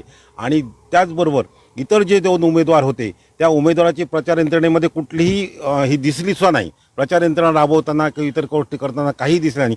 फक्त एक पेपर म्हणजे मीडिया पेपर ह्याच्यामध्ये हवा निर्माण केली. प्रत्यक्ष जमिनीवर त्यांची हवा सगळी फूस झालेली आहे असं तर मला या ठिकाणी वाटतंय. नक्कीच जे विरोधी उमेदवार आहेत त्यांनी फक्त या ठिकाणी दिखावगिरी केलेली आहे असं आपण म्हणताय. एकूणच टक्केवारी जर पाहिलं आपण तर 11:30पर्यंत साधारण 30% मतदान होतं आहे. अजूनही 3 जे घटक आहेत त्या पद्धतीने निवडणूक मतदान होईल. हे मतदान साधारण किती टक्केपर्यंत जाईल आणि टक्केवारी म्हणण्यापेक्षा जसं आपण विश्लेषण करताय की 15,000 ते 16,000 मताधिक्य आपण दोडामार्ग तालुक्यातून मिळणार. साधारण किती मतदान होणार अशी एक तुम्ही जो आढावा घेतलाय तुमच्या पदाधिकाऱ्यांकडनं, बूथनिहाय 57 बुथांचा एक आढावा घेतलाय, काय याचं साधारण नियोजन आहे? बुथनिहाय जर आढावा घेतला की ह्या टायमाला साधारण माझ्या माहितीमध्ये 27,000 ते 27,000पर्यंत मतदान यावेळी जाईल असं आमका काय बोललं. मोठ्या प्रमाणात सहभाग जो हा तो लाडली बहिणीचा आहे आणि लाडली बहीण सगळ्या मतदानासाठी बाहेर पडत आहेत. त्यामुळे ह्यावेळी मतदानाचा टक्का जो आहे तो टक्का नक्कीच वाढणार आहे. परंतु मागच्या वेळी 24,777 वोटिंग झालेलं होतं. आज साधारण त्याच्यात म्हणजे वाढ होऊन 26,000पर्यंत मतदान हे 26,000 अशी आम्हाला अपेक्षा आहे. आणि त्याच्यात त्यांनी सांगितलं आहे 15,000 ते 16,000पर्यंत आम्ही या ठिकाणी राहू. उरलेल्या मतामध्ये 2 ते 3 उमेदवार जे आहेत ते राहतील अशी आमची अपेक्षा आहे. आणि ज्या महिलांनी सुद्धा या ठिकाणी सहकार्य केलं त्यांनासुद्धा मी धन्यवाद व्यक्त करतो. कारण शेवटी महायुती सरकारने त्यांना जी योजना दिली त्या योजनेची उतरावी होण्यासाठी उत्स्फूर्त असा महिलांनी सुद्धा या सगळ्या प्रक्रियेमध्ये सहभाग दर्शवलेला आहे. नक्कीच सुधीरजी, पुन्हा एकदा मी तुमच्याकडे येतोय. ज्या पद्धतीने आपण आज प्रत्यक्ष मतदान होतंय, मतदारांपर्यंत आपला अजेंडा पोहोचलेला आहे, मतदार आपल्या बाजूने उभे आहेत, मतदार आपलं मतदानाचा हक्क बजावत आहे. पण संपूर्ण या निवडणुकीच्या प्रचार यंत्रणेमध्ये दोडामार्गमध्ये 2 मुद्दे ठळकपणे या ठिकाणी अधोरेखित झाले. आडाईचा रोजगाराचा प्रश्न आणि तिलारीतील कारखान्यांचा प्रश्न. कारण राणेसाहेबांनी या ठिकाणी कारखान्यांचा जो महत्त्वाच्या रोजगारासाठी एक मुद्दा मांडलेला होता, मात्र त्याला महाविकास आघाडीचे जे उमेदवार आहेत त्यांनी अगदी शेवटच्या टप्प्यात मतदान संपताना मोठं एक प्रश्नचिन्ह निर्माण केलेलं आहे. काय उत्तर द्याल? मी तुम्हाला निश्चित सांगतो की या विभागाचे खासदार राणेसाहेब आहेत, त्याचबरोबर त्यांच्यासोबत दीपकभाई केसरकर आहेत, आमचे पालकमंत्री रवींद्रजी चव्हाण साहेब आहे. आणि तिन्ही नेत्यांनी आम्हाला शब्द दिलेला आहे की येणाऱ्या पुढील भविष्यात म्हणजे आज विधानसभा झाल्यानंतर महाराष्ट्रामध्ये युतीचंच राज्य येणार आहे. त्यामुळे 100% आढाडी, हां तेच सांगतो, 100% आढाडी MIDC आणि तिराळीतील मोठमोठे उद्योगधंदे येणार आहे. याचे निश्चित चालना मिळणार आहे. आणि ती चालना मिळण्यासाठी आम्ही तालुका अध्यक्ष आहोत, गणेशपदाजी आहेत, मी आहेत, अजून आणि महायुतीतील सर्व घटक पक्षांना आम्ही पदाधिकाऱ्यांना घेऊन याचे जातीनिशी पाठपुरावा करून या येणाऱ्या काळात, वर्षभराच्या काळात आम्ही इथं रोजगार निर्मितीसाठी प्रयत्न चालनाच देणार आहोत. नक्कीच आपण थेट ग्राउंडवरून या ठिकाणी विधानसभेच्या मतदानाची या ठिकाणी आढावा घेत असताना या ठिकाणी भाजपच्या महिला जिल्हाध्यक्ष श्वेता कोरगावकर दाखल झाल्या. त्याचबरोबर शिवसेनेच्या सुद्धा महिला जिल्हाध्यक्ष नीता कविटकर येत आहेत. शिवसेनेचे जिल्हाध्यक्ष अशोक दळवी सुद्धा येत आहेत. आपण थेट त्यांच्याकडे जाऊया. कोरगावकर मॅडम, काय सांगाल एकूणच जिल्ह्यात आणि विशेषतः सावंतवाडी विधानसभा मतदारसंघामध्ये आज लाडकी बहिणा योजना या पूर्ण प्रचाराचा प्रमुख मुद्दा बनलेला होता. आज थेट आपण बूथवर जाताय, मतदान करताय, कसं चित्र दिसत आहे? नमस्कार. आमचे भाजपा महायुतीचे उमेदवार दीपकभाई केसरकरांना आमच्या लाडक्या बहिणीची 100% ओवाळणी ही परतफेड असणारच आहे. आणि ह्या लाडक्या बहिणींच्याच मताधिक्यावर आज आमच्या तिन्ही आपले विधानसभेतील विजयी होणार उमेदवार आमचे. धन्यवाद मॅडम. यानंतर दोडामार्ग शहरात ज्यांनी खऱ्या अर्थाने महायुतीचे उमेदवार जे आहेत दीपक केसरकर यांच्या प्रचारासाठी मेहनत घेतली, संध्या प्रसादी मॅडम आहेत. मॅडम, कसा प्रतिसाद होता? आज प्रत्यक्ष मतदान होतं आहे, काय सांगाल? खरंच महिलांचा एवढा प्रतिसाद होता की विरोधक जेव्हा कोर्टात गेले की ही योजना बंद व्हावी, त्यावेळी त्यांना ते असं वाटलं की आम्हाला जे मिळतात एरवी आम्हाला कोणी पैसेच दिले नव्हते, आमच्या खात्यात कधी झाले नव्हते आणि ते ह्या युती सरकारकडनं आले होते आणि ते असेच चालू राहावेत असा महिलांचा प्रतिसाद होता आणि आम्ही दीपक भाईंनाच मतदान करणार असं त्यांचं ठाम मत होतं आणि नक्कीच आमच्या जिल्ह्यातली तीनही उमेदवार आमच्या महायुतीचे देणार आहे हा ठाम विश्वास आहे. नक्की या ठिकाणी शिवसेनेच्या जिल्हा प्रमुख ॲडव्होकेट नीता कविटकर सुद्धा आहेत.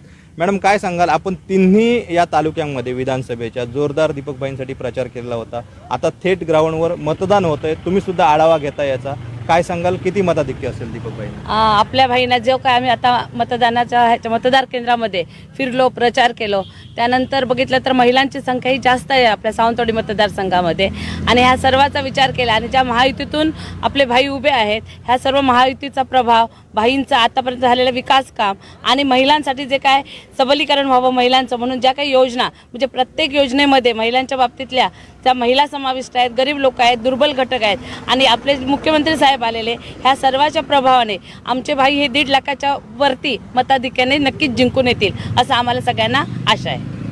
ज्या पद्धतीने मतदान होतं निश्चित 1.5 लाख मतदान या ठिकाणी मिळेल असं सांगतायत. या ठिकाणी शिवसेनेचे जिल्हा प्रमुख दळवी साहेब सुद्धा आहेत. काय सांगाल दळवी साहेब, कसं चित्र आहे, आपण थेट ग्राउंडवर आहात?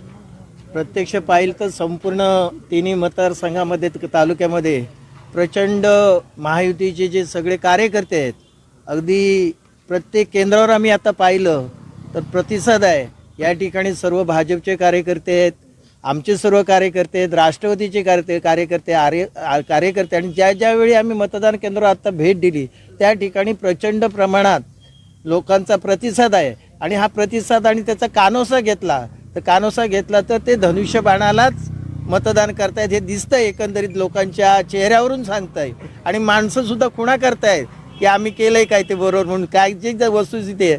आणि त्यानंतर पाहिल्यानंतर दुसरं त्याचबरोबर जे सगळे कार्यकर्त्यांनी जे 15 दिवस आम्ही जी मेहनत घेतली महायुतीच्या सर्व कार्यकर्त्यांनी ती निश्चित या ठिकाणी फळ त्याचं निश्चित मिळणार आहेत आणि संपूर्ण तिन्ही जिल्ह्यामधल्या ज्या महायुतीचे उमेदवार आहेत हे प्रचंड मताधिक्याने येतील आणि ह्या जिल्ह्यातील एक तिन्ही उमेदवार येऊन एक हॅट्रिक करतील आणि ह्या ठिकाणी आपल्या महाराष्ट्राच्या मंत्रिमंडळामध्ये हे सर्व लोक सहभाग घेऊन आपली या ठिकाणी महाराष्ट्रामध्ये सत्ता येईल हे निश्चित या ठिकाणी स्पष्ट होत आहे. आपण थेट ग्राउंडवर आहोत आणि आपण पाहिलं या ठिकाणी महायुतीचे जे अगदी तालुक्यापासून जिल्ह्यापर्यंतचे सर्व पदाधिकारी थेट आज ग्राउंडवर आहेत.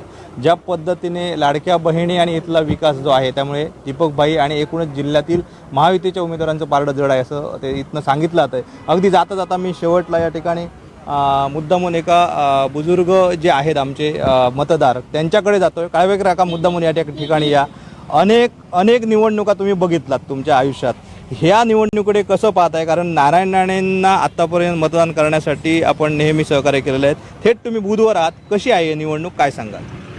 ही निवडणूक एकतर्फी होणार आहे आणि या एकतर्फी निवडणुकीत माननीय दीपकभाई केसरकर हे प्रचंड बहुमताने निवडून येणार आणि दोडामार्ग तालुक्यात त्यांना सगळ्यापेक्षा लीड मिळणार आहे हे 100%.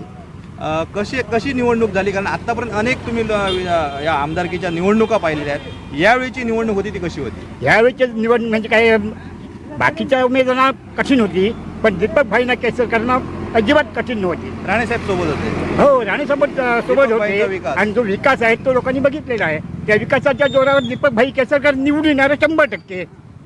नक्कीच आपण पाहिला की थेट भूतांवर कशा पद्धतीने या सगळ्या पदाधिकाऱ्यांची मेहनत आणि कार्यकर्त्यांचा विश्वास, त्यामुळे ज्या पद्धतीने निवडणूक होत आहे अजूनही बरंचसं मतदान होणं बाकी आहे. मात्र या मतदारांची आपण प्रतिक्रिया थेट ग्राउंडवरून कशा पद्धतीने मतदान सुरू आहे याचा आपण आढावा घेतो. तर हे होते दैनिक कोकणसलचे संपादक संदीप देसाई सर यांनी महायुतीच्या अनेक पदाधिकाऱ्यांसोबत चर्चा केलेली होती, त्यांच्याशी संवाद साधला होता आणि अनेकांनी हेच सांगितलं की आम्हाला दीपक केसरकर यांच्या विजयाचा विश्वास आहे. तो विश्वास त्यांनी व्यक्त केलेला आहे. अनेक मुद्द्यांवर सुद्धा या निमित्तानं चर्चा झाली. काही मतदारांशी सुद्धा त्यांनी यावेळी संवाद साधला. त्यांनी सुद्धा सांगितलंय की ही निवडणूक इतरांसाठी जरी कठीण असली तरी केसरकरांसाठी ती सोपी आहे आणि या मतदारांनी सुद्धा आपण त्यांच्या सोबतच असल्याचा विश्वास व्यक्त केला आहे. आता मी मॅडम तुमच्याकडे येते. महत्त्वाची म्हणजे आपल्याला सकाळी 7 ते 11 पर्यंतची आकडेवारी आपण सकाळपासून पाहिली होती. आता आपण पाहूयात की दुपारी 1 पर्यंत म्हणजे आतापर्यंत नेमकी किती मतदान झालंय त्याची आकडेवारी काय आहे. सिंधुदुर्गाची आहे आणि रत्नागिरीची देखील आहे. सिंधुदुर्ग आणि रत्नागिरी ह्या दोन्ही जिल्ह्यांमध्ये जर मतदानाचा जर वेग बघितला तर तो साधारण इथून तिथून थोडासा सारख्या पद्धतीने चाललेला आहे असं म्हणावं लागेल. सिंधुदुर्ग जिल्ह्यामध्ये मगाशी म्हणजे 11 वाजेपर्यंत जे काही मतदान होतं ते साधारण 25% पोहोचलेलं होतं. आता जर बघितलं 7 ते दुपारी 1 या टप्प्यातलं जर मतदान बघितलं तर कणकवली मतदारसंघामध्ये 38% मतदान झालेलं आहे. कुडाळमध्ये 36% मतदान झालेलं आहे आणि सावंतवाडी मतदारसंघामध्ये 39% मतदान झालेलं आहे. त्याच अनुषंगाने जर बघितलं तर रत्नागिरी जिल्ह्यातल्या 5ही मतदारसंघांमध्ये देखील अशाच पद्धतीचं मतदान झालेलं आहे. रत्नागिरी जिल्ह्यामध्ये 7 ते 1 दरम्यान एकूण 38.52% इतकं मतदान झालेलं आहे आणि त्याच्यामध्ये दापोली मतदारसंघामध्ये 37.01% मतदान झालेलं आहे. गुहागर मतदारसंघामध्ये 40.45% मतदान झालेलं आहे. चिपळूण मतदारसंघामध्ये 40.77% मतदान झालेलं आहे. रत्नागिरी मतदारसंघामध्ये 34.2% मतदान झालेलं आहे. तर राजापूर मतदारसंघामध्ये 40.98% मतदान झालेलं आहे. ही जर मतदानाची जुळली जर आकडेवारी बघितली म्हणजे साधारण 38-40 ही जर मतदानाची जर आकडेवारी बघितली तर आत्ता 1 वाजेपर्यंत ही जर आकडेवारी असेल तर निश्चितपणे ह्याच्या दुप्पट आकडेवारी संध्याकाळी 6 पर्यंत होऊ शकते. म्हणजे ही मतदानाची आकडेवारी एक साधारण 60-65-70% निश्चितपणे जाईल अशी आशा आपण करू शकतो. आता थोडंसं ऊन वाढलेलं आहे. जनरली दुपारच्या वेळेमध्ये थोडासा मतदानाचा जो काही फ्लो असतो तो थोडासा कमी होतो. मात्र पुन्हा ऊन कळल्यानंतर साधारण 2:30-3च्या नंतर पुन्हा हा वेग तसाच वाढण्याची शक्यता नाकारता येत नाही. संध्याकाळच्या सत्रात म्हणजे 6 वाजेपर्यंत मतदान आहे. 6 वाजेपर्यंत हा मतदानाचा जो वेग आहे तो आणखीन वाढेल आणि ह्या संख्येमध्ये निश्चितपणे बदल होईल. जास्ती चांगली सकारात्मक असा बदल होईल असं म्हटलं तर वावगं ठरणार नाही. आणि अशाच पद्धतीचं म्हणजे गेल्या वेळेसही आपण बघितलेलं होतं मतदानाचा सकाळच्या सत्रामध्ये जो काही फ्लो होता जो वेग होता तो कमी होता. मात्र दुपारच्या सत्रामध्ये ज्यावेळेस पुन्हा मतदान सुरू झालं म्हणजे मतदानाचं दुपारनंतरचे जे मतदान होतं त्याच्यामध्ये निश्चितपणे वाढ झालेली होती आणि त्यामुळे एकूण टक्केवारीमध्ये देखील वाढ झालेली आपल्याला दिसून आलेली होती मागच्या वेळेस. बरोबर. आता सुरुवातीला आपण पाहिलं तर कुडाळ आघाडीवर होतं. आता आपल्याला सावंतवाडी तालुका आघाडीवर दिसतोय. तर दुसरीकडे रत्नागिरीमध्ये राजापूर तालुका थोडासा मतदानाच्या टक्केवारीमध्ये काही प्रमाणात आघाडीवर असलेला आपल्याला पाहायला मिळतोय. तर ही मतदानाची आकडेवारी मॅडमनी सांगितल्याप्रमाणे आपण पाहिली तर सिंधुदुर्ग जिल्ह्याची मतदानाची 1 वाजेपर्यंतची आकडेवारी अशी आहे. कणकवली 38%, कुडाळ 36% आणि सावंतवाडी 39%. तर दुसरीकडे रत्नागिरी जिल्ह्याचा विचार केला तर जिल्ह्याची एकूण आकडेवारी रत्नागिरीची ही 38.52% आहे. दुसरीकडे दापोली मतदारसंघात 37.0 आहे. गुहागरमध्ये 40.45%, चिपळूणमध्ये 40.77%, रत्नागिरीमध्ये 34.2%, राजापूरमध्ये 40.98% अशा पद्धतीने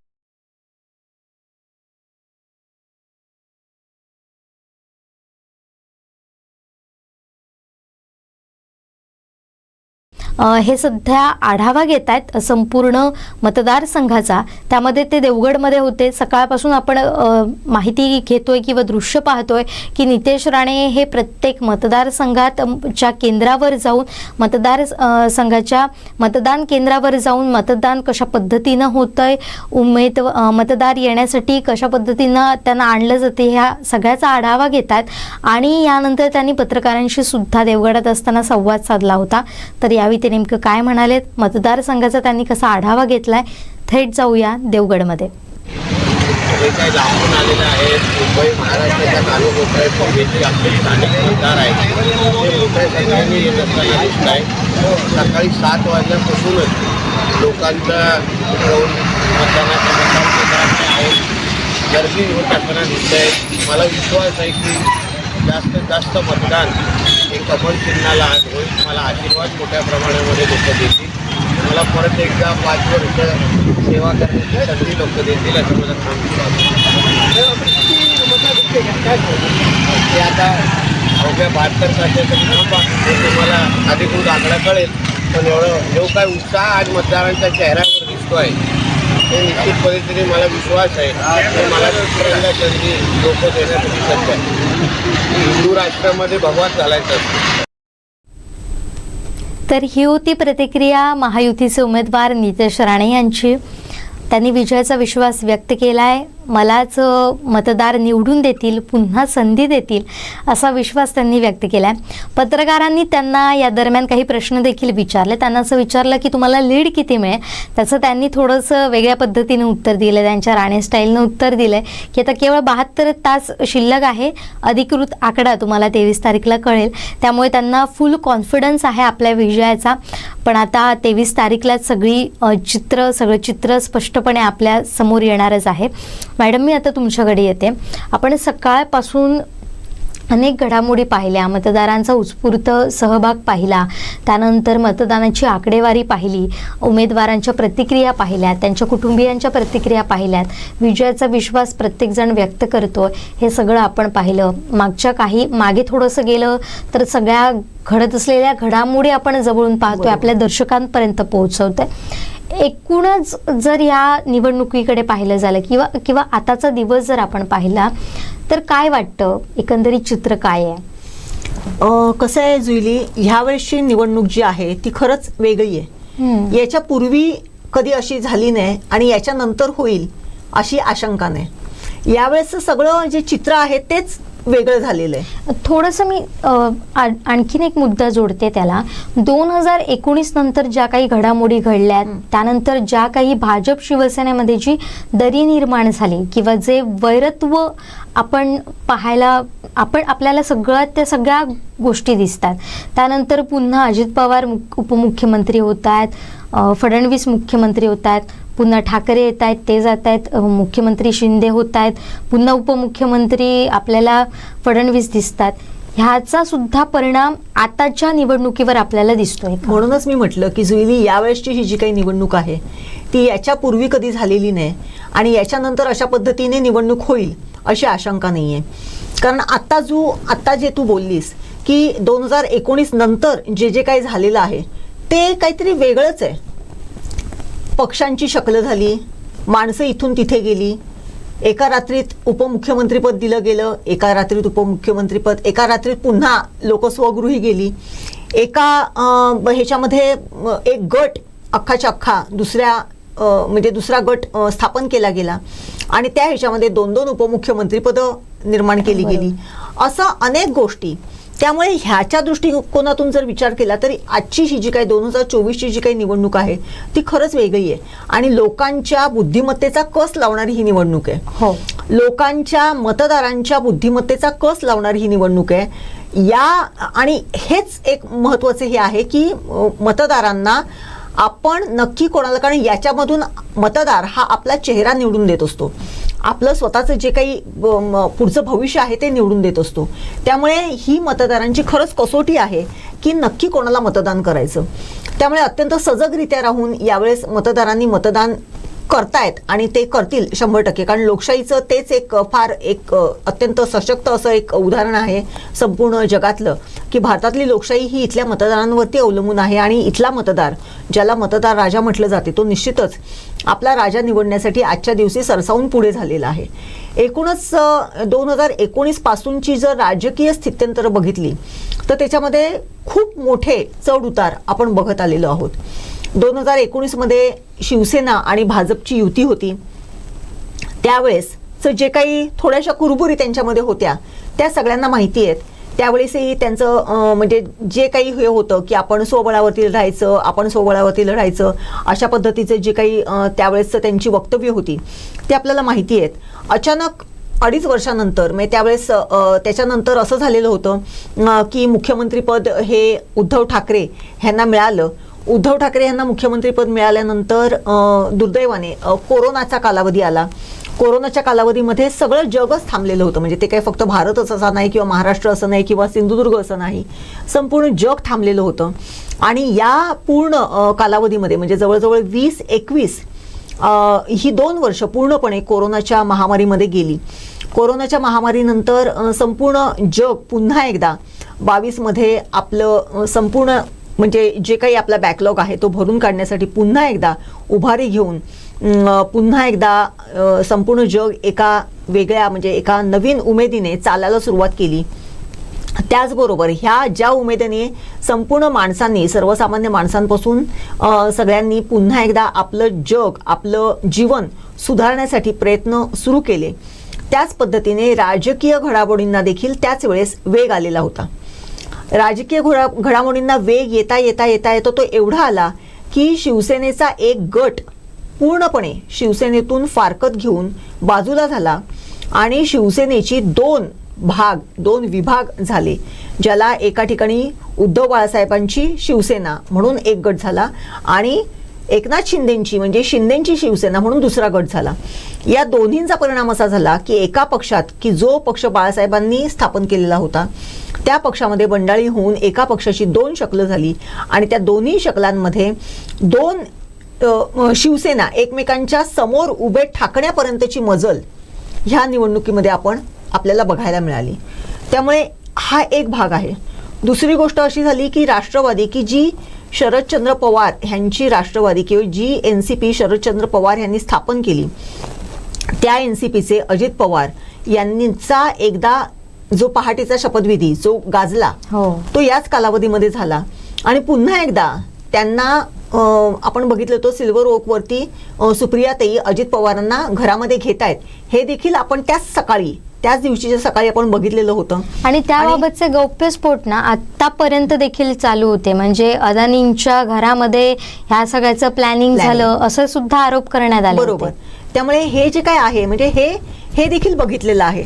आणि त्यानंतर पुन्हा एकदा जशी शिवसेनेची शक्ल झाली तशी राष्ट्रवादीची देखील शक्ल झाली की ज्या अजित पवार म्हणजे जे काका आणि पुतण्या म्हणून ज्यांचं अत्यंत घट्ट असं समीकरण होतं, पवार फॅमिली की जी घट्ट होती, अगदी साध्या गोष्टींपासून महत्त्वाच्या इम्पॉर्टंट निर्णयांमध्ये जी पवार फॅमिली एकत्र येऊन सगळे निर्णय घेत असे, त्या पवार फॅमिलीमध्ये शक्ल झालेली बघायला मिळाली. अगदी परवाच्या दिवशी बघितलं प्रतिभाताई पवारांना त्यांच्या सूतगिरणीच्या बाहेर त्यांना अर्धा तास ताटकळत ठेवलं गेलेलं होतं. हे आपण सातत्याने टीव्हीवरती बघत होतो. म्हणजे इथपर्यंत ही जी काही दुश्मनी किंवा हा जो काही एकमेकांच्या विरुद्धचा असलेला आकस हा एवढ्या टोकापर्यंत पोहोचलेला होता की वैयक्तिक म्हणजे घरातल्या एकमेकांच्या नात्यावरती त्याचा परिणाम व्हायला लागलेला आहे. म्हणजे मागच्या वेळेस जेव्हा खासदारकीच्या निवडणुकीच्या वेळेस सुप्रियाताई सुळे ज्या वेळेस मतदानासाठी बाहेर पडल्या त्यावेळेस त्या नमस्कार करायला गेल्या आणि त्याच्यावरून अनेक विधानं आलेली होती. परंतु त्यांनी सांगितलं की त्या ज्येष्ठ आहेत मला आणि नेहमी आम्ही ज्येष्ठांना नमस्कार करून घराबाहेर पडतो आणि एक चांगलं काम करायला मी बाहेर पडलेली होते, त्यामुळे निश्चितच त्यांचा आशीर्वाद घेणे माझ्यासाठी आवश्यक होतं आणि त्या पद्धतीने मी आशीर्वाद घेतलेला आहे. म्हणजे एवढं बॉन्डिंग असणारं कुटुंब राजकीय दृष्ट्या मात्र आज एकमेकांच्या समोर उभं ठाकलेलं दिसलेलं आहे आणि हे देखील याच कालावधीमध्ये घडलेलं आहे. त्यामुळे हा जर सगळा प्रकार जर बघितला तर 2 पक्षांमध्ये पडलेली शक्ल हा एक भाग झाला. दुसरी गोष्ट अशी झाली की ज्या इच्छेने हे पक्ष बदल झालेले होते, जे इथे तिथे उमेदवारांची आयात निर्यात झालेली होती, त्यांच्यामध्ये मग असं झालं की उमेदवारी द्यायची कोणाला, बाहेरून आलेल्या उमेदवाराला, सदस्याला की कित्येक वर्ष या पक्षामध्ये अत्यंत चांगल्या पद्धतीने काम करतायत त्या उमेदवाराला. याच्यावरून खूप मोठी खलबत व्हायला लागली आणि त्याच्यामधून 288 जागांपैकी मवियाला किती मिळणार, शिवसेनेला किती मिळणार, म्हणजे शिंदे सेनेला किती मिळणार, भाजपला किती मिळणार, मग ठाकरे सेनेला किती मिळणार, राष्ट्रवादीला किती मिळणार, काँग्रेसला किती मिळणार, ह्याच्यावरती प्रचंड खलबतं सुरू झाली. म्हणजे ज्या ठिकाणी फक्त पक्षीय ह्याच्यावरती 2 शकलं झालेले पक्ष होते, त्याचबरोबर मग आता उमेदवारी कोणाला मिळावी याच्यावरून परत मतमतांतर सुरू झाली. त्यामुळे असं झालं की इच्छुक उमेदवार ह्यांची संख्या प्रचंड होती आणि त्या इच्छुक उमेदवारांना शांत करणं, त्यांना प्रत्येक मतदारसंघामध्ये सामावून घेणं आणि त्यांच्याबरोबर आलेल्या कार्यकर्त्यांचं बळ आपल्या पक्षाला मिळवून देणं, याच्यासाठी सगळ्याच पक्षांची शर्यत सुरू झालेली होती. आणि त्या दृष्टिकोनातून जर बघितलं तर आपण बघितलं गेल्या काही दिवसांमध्ये जे काही म्हणजे शेवटच्या दिवसापर्यंत कोणाला किती जागा ह्याचा जो काही तिढा तो सुटत नव्हता. आणि तो तिढा सोडवण्याचं काम फार अत्यंत एकदम म्हणजे हुशारीने करण्यात आलेलं जरी असलं तरीही या तिढ्यामधून सुटून आलेल्या उमेदवारांच्या नंतर सुद्धा नाराजांची संख्या कमी राहिलेली नाहीये. त्यामुळे त्याचा परिणाम देखील या मतदानावरती, या इलेक्शनवरती 100% होणार आहे. त्यामुळे 3 असे ढोबळमानाने जर बघितले तर एकतर झालेले राजकीय पक्षांची झालेली 2 मोठ्या राजकीय पक्षांची झालेली शक्ल, एकमेकांच्या विरोधात उभे ठाकलेले उमेदवार आणि उमेदवारांचं नाराजी नाट्य, या तिन्ही गोष्टींवरती हे जे मतदान आहे, यावेळेची जी काही निवडणूक आहे ती होणार आहे. आणि त्यामुळे या निवडणुकांमध्ये ह्या सगळ्या गोष्टींकडे तटस्थतेने जो माणूस बघतोय तो आहे मतदार. बरोबर. त्या मतदारांनी ठरवायचे की ह्या सगळ्या पार्श्वभूमीवरती आपल्याला अनुकूल, आपल्या लोकशाहीला बळकट करणारा उमेदवार कोण आहे आणि ही लोकशाही पुढे घेऊन जाणारा उमेदवार कोण आहे, याचा सगळ्याचा जर विचार केला तर निश्चितपणे यावेळेस मतदारांचा कस आहे की त्यांनी कशा पद्धतीने इथे मतदान करायचंय. बरोबर. या सगळ्या घडामोडींवर आपलं लक्ष तर राहणारच आहे. मात्र 2019 नंतर जे काही घडलं आणि त्यानंतर ज्या काही घडामोडी घडल्यानंतर त्याचे जे काही पडसाद उमटतात ते आपल्याला 2024च्या इलेक्शनमध्ये पाहायला मिळतात. लोकसभेचा जर विचार केला तर लोकसभा ही पूर्णपणे वेगळी असते. ती देशपातळीवर किंवा देशाचं नेतृत्व ठरवणारी असते. तिथले मुद्दे हे फार वेगळे असतात. मात्र ही जी निवडणूक आहे ती 2019च्या सगळ्या घडामोडींनंतर लागलेली ही निवडणूक आहे. अनेक दिवसांपासून हे सगळे उमेदवार वाट पाहत होते, पक्ष वाट पाहत होते की विधानसभा कधी लागते. आणि आता यावरच अनेकांचं भवितव्य, अनेकांचं भविष्य अवलंबून राहणार आहे. आता आपण काही घडामोडी पाहूया, काही अपडेट पाहूया. त्यामध्ये जर आपण पाहिलं तर माजी आमदार शंकर कांबळी यांनी देखील आता मतदानाचा हक्क बजावलेला आहे. शिरोडा खर्डेवाडी या शाळेच्या केंद्रावर जाऊन त्यांनी आपलं मतदान केलेलं आहे. गेल्या काही दिवसांपासून आपण पाहतोय ते शिंदे गटात कार्यरत आहेत, दीपक केसरकर यांच्यासोबत कार्यरत आहेत. बाळा गावडे यांचा जेव्हा पक्ष प्रवेश होत होता शिवसेनेमध्ये, दीपक केसरकरांच्या सोबतीला जेव्हा ते येत होते तेव्हा सुद्धा शंकर कांबळे यांची उपस्थिती होती. तेव्हा त्यांनी अनेक मुद्दे बोललेले आहेत की दीपक केसरकर यांनी कशा पद्धतीनं विकास केला आहे, कशा पद्धतीनं त्यांनी अनेक समस्या सोडवण्याचा प्रयत्न केला आहे, त्यांनी सांगण्याचा देखील प्रयत्न केला. आणि त्याचबरोबर आणखीन देखील काही घडामोडी आहेत, त्याचा सुद्धा आपल्याला आढावा घ्यायचा आहे. वेंगुर्ला प्रतिनिधी दीपेश परब हे आपल्यासोबत काही काळातच जोडले जाणार आहेत. मात्र आता आपण पाहणार आहोत की नितेश राणे यांनी मतदारसंघाचा देवगडातल्या मतदारसंघामध्ये जाऊन कशा पद्धतीनं आढावा घेतलाय.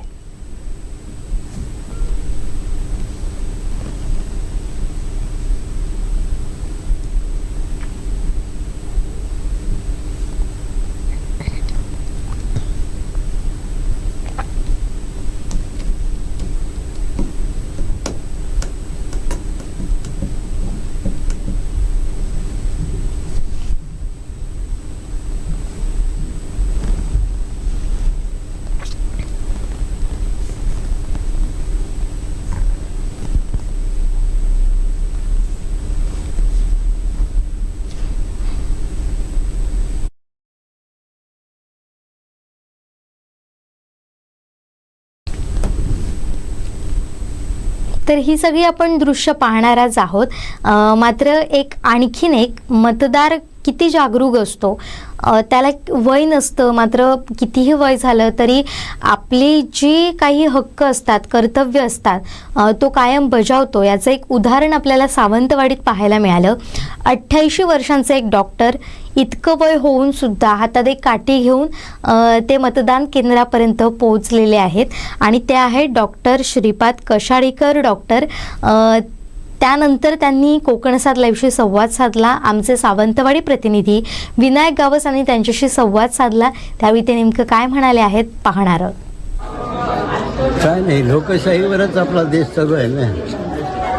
आणि इतर सगळ्या शाळेपेक्षा लोकशाही ही अधिक मजबूत झाली पाहिजे.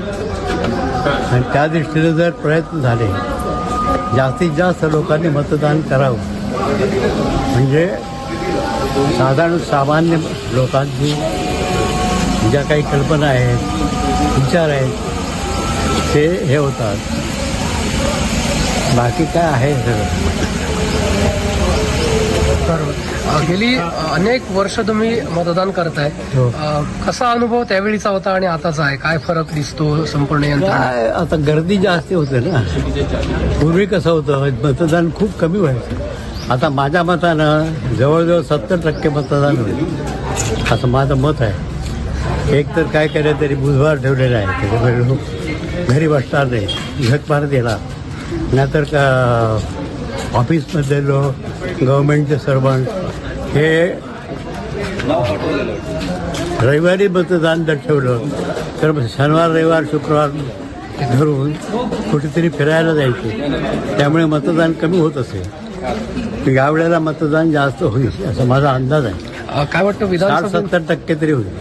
विधानसभेचं मतदान आहे, तुम्हाला तुमचं पहिलं मतदान आठवतंय का? किंवा खूप वर्ष झाली हो, आता काही आठवत नाही. आता लोकसभेचं आठवतं, गेल्या मागचं.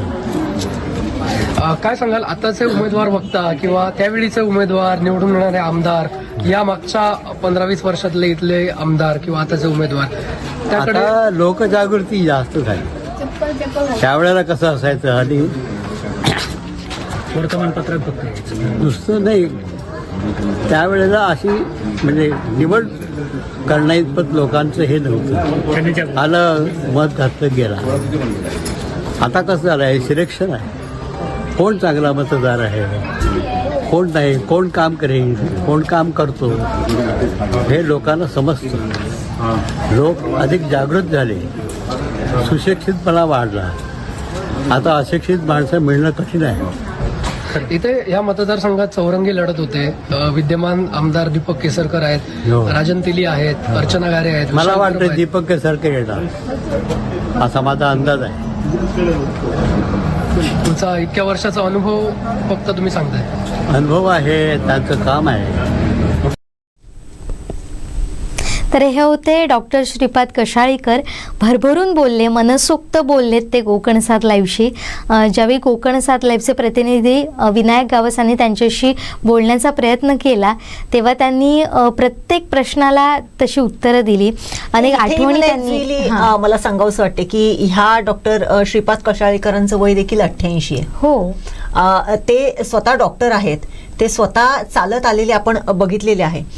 परंतु पुन्हा त्यांच्यापर्यंत जाण्या म्हणजे कदाचित त्यांनी नाकारलेही असेल, कारण ते तसे स्वाभिमानी दिसतात, त्यांच्या बोलण्यातून करारी दिसतात. त्यामुळे कदाचित त्यांनी गृहमतदानाचा जो ऑप्शन आहे तो कदाचित नाकारला पण असेल. परंतु पुन्हा एकदा गृहमतदान करण्यासाठी येणाऱ्या ज्या 85 वर्षावरील वयाचे जे काही ज्येष्ठ नागरिक आहेत, किंवा 70-65 वर्षाचे सुद्धा ज्येष्ठ नागरिक आहेत की ज्यांना मतदान केंद्रापर्यंत येणं शक्य नाही, अशांसाठी सुद्धा हा ऑप्शन जर पुढच्या वेळेस जर चांगल्या पद्धतीने राबवला तर निश्चितच अशा पद्धतीचे जे ज्येष्ठ नागरिक आहेत, जे सुजाण आहेत, ज्यांनी गेले कित्येक निवडणुका बघितलेल्या आहेत आणि एक वेगळा त्यांची एक विचार प्रणाली आहे एक वेगळी, त्या मतदारांना देखील त्यांच्या मतदानाचा हक्क बजावता येऊ शकतो. अगदीच. आता त्यांनी अनेक मुद्दे सांगितलेत. ते म्हणजे सुरुवातीला मतदान हे कमी व्हायचं, आता गर्दी दिसते, जागरूकता काहीशी वाढली आहे. मात्र ते म्हणतात की सुरुवातीला फार महत्त्व नसायचं या सगळ्या गोष्टींना. यायचे मतदार, निवडणुकीला काहीतरी मतदान कोणाला करायचं जायचंय. मात्र आता परिस्थिती अशी झाली आहे की अगदी सिलेक्ट केलं जातं आहे. तुमचं नेतृत्व आता मतदार ठरवू लागले आहेत. ही कुठेतरी पॉझिटिव्ह किंवा सकारात्मक बाब आपल्याला म्हणायला हवी. त्यानंतर आणखीन एक अशी वेगळी घटना घडली आहे सावंतवाडीमध्ये की मतदारांमध्ये आता किती जागरूकता वाढली आहे हे सांगणारं एक उदाहरण म्हणजे कोल्हापुरात एका मतदारानं थेट सावंतवाडी गाठली आहे आणि आपला मतदानाचा हक्क बजावलाय. पाहूया. कुठून आलाय तुम्ही वोटिंगसाठी? कोल्हापूरवरून. दर वोटिंगला खास येता काही? हो, खास येतो. कसा होता यावेळीचा अनुभव? चांगला आहे. लोकांचा प्रतिसाद वोटिंगला आहे 65-70% होईल. इथे चौरंगी लढत होते, त्यावर काय वाटतं, काय होईल, काय अंदाज? काय शेवटी ज्यांनी काम केलंय तेच निवडून येतील.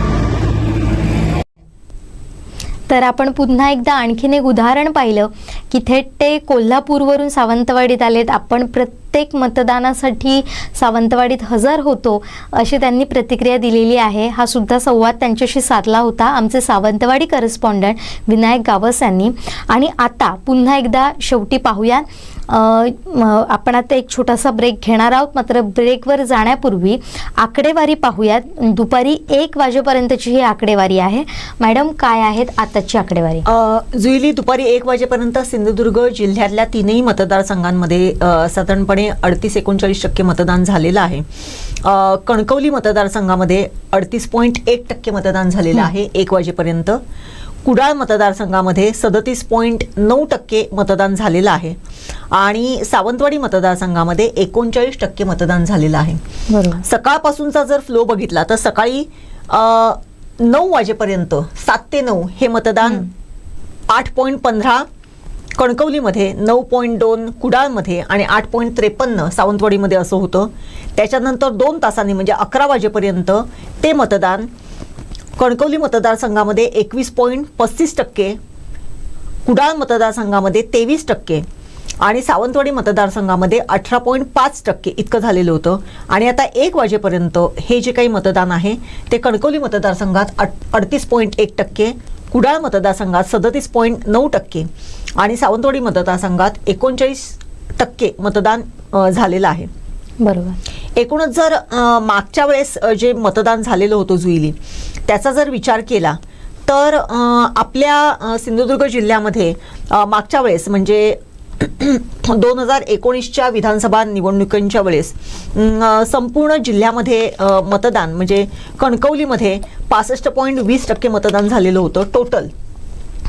कुडाळ मतदारसंघामध्ये 63.91% मतदान झालेलं होतं आणि सावंतवाडी मतदारसंघामध्ये 63.72% मतदान झालेलं होतं.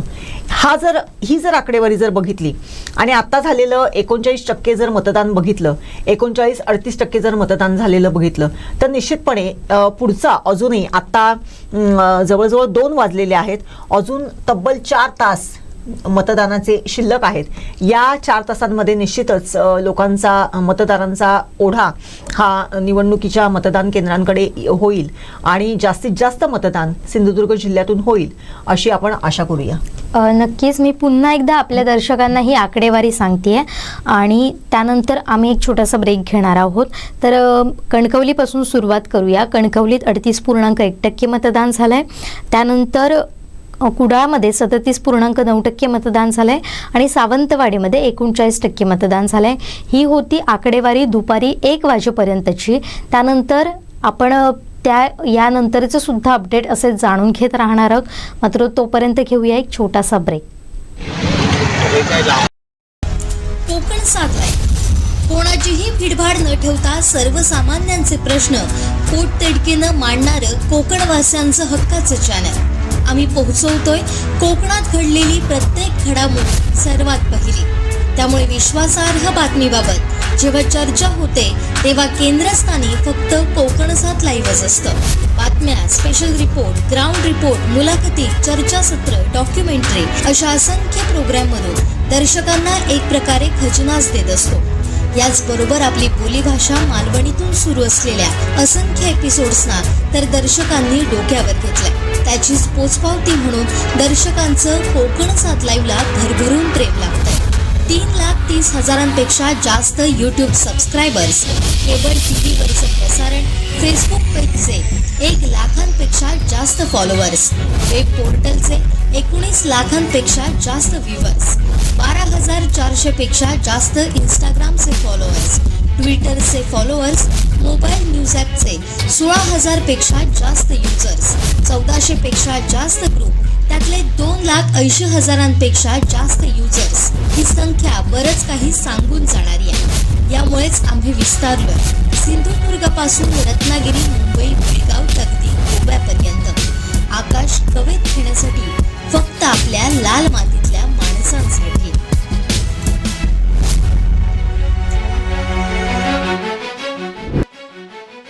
कृपा हेअर टॉनिक आयुर्वेदिक औषधी वनस्पतींचे परिपूर्ण मिश्रण 100% आयुर्वेदिक. इतनी कड़ी मेहनत क्यों पापा? बेटा इतनी मेहनत इसीलिए ताकि सबको खाना मिल सके, किसी पे कोई मुसीबत ना आए. पर अगर आप पे मुसीबत आ गई तो? क्षेमा सुकृति फसल बीमा. कॉल करें और कराए 100 से भी ज्यादा फसलों की बीमा 499 रुपए प्रति एकड़ में. Kshema general insurance. Kripa hair tonic आयुर्वेदिक औषधी वनस्पतींचे परिपूर्ण मिश्रण 100% आयुर्वेदिक.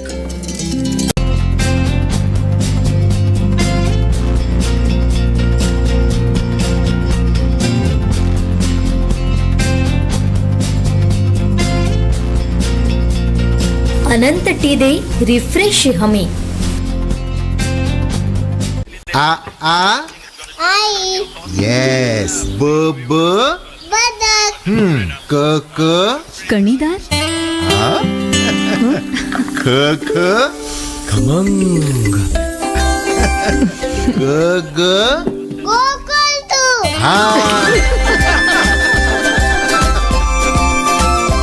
अगदी घरच्यासारखं कणीदार खमंग म्हणजेच गोकुळ तूप.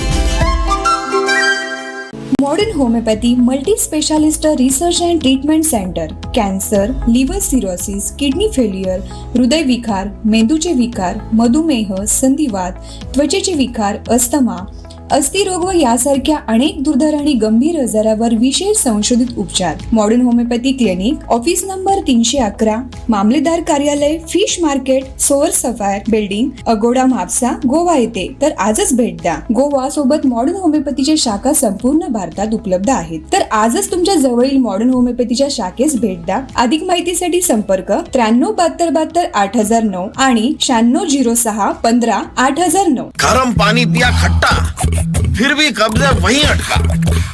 योगा किया मैंने दाएं बाएं, फिर भी प्रेशर ना आए. ये सब खा खा के मुंह थक जाए, पर प्रेशर आने से कतराए. क्या हुआ? प्रेशर नहीं आता तो इसका प्रेशर आप मत लो, कायम चूर्ण लो. इसके प्राकृतिक तत्व दे आपको कब्ज से राहत एक ही रात में.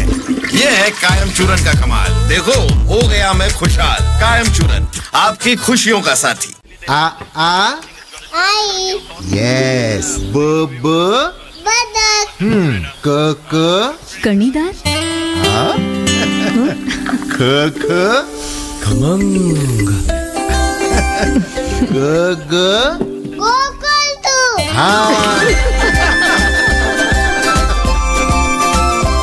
अगदी घरच्यासारखं कणीदार खमंग म्हणजेच गोकुळ तूप.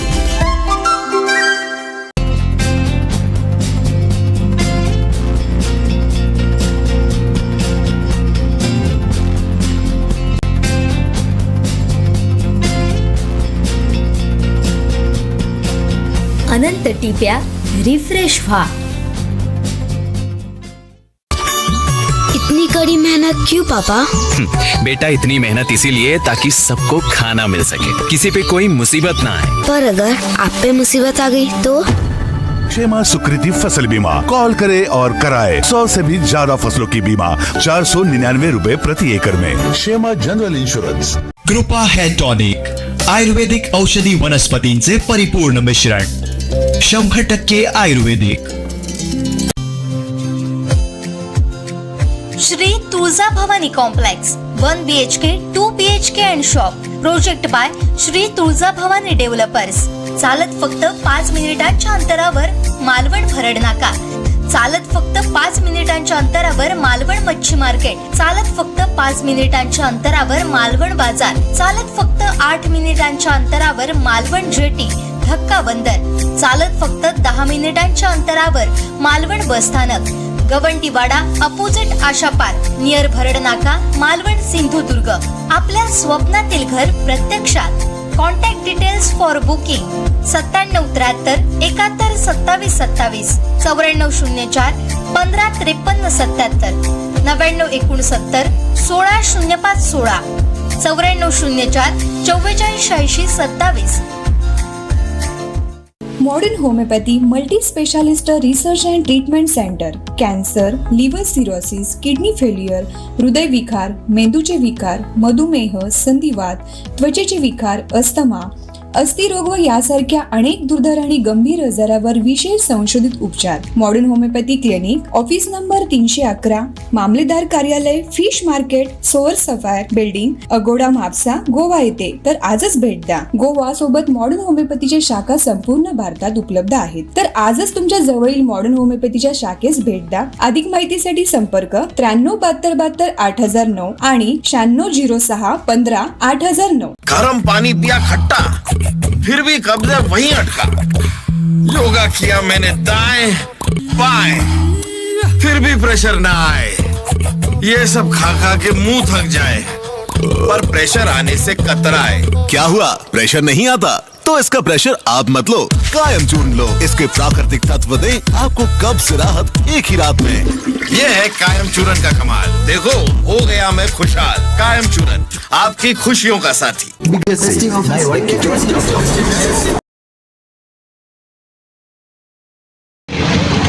काही लांबून आलेलं आहे, मुंबई महाराष्ट्राच्या कानाकोपऱ्यात येथे आपले स्थानिक मतदार आहेत, ते मोठ्या संख्येने येत असताना दिसत आहे.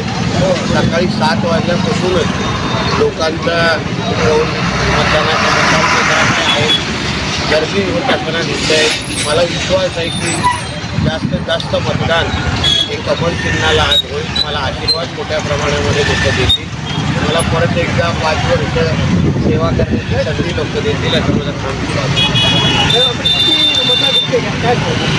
ते आता अवघ्या 72 तासाचं थांबा, तुम्हाला अधिकृत आकडा कळेल.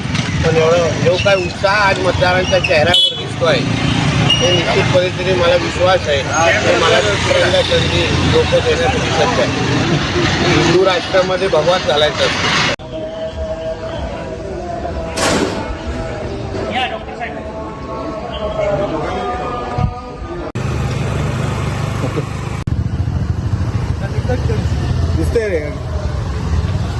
शिवसेना ना महाविकास आघाडी.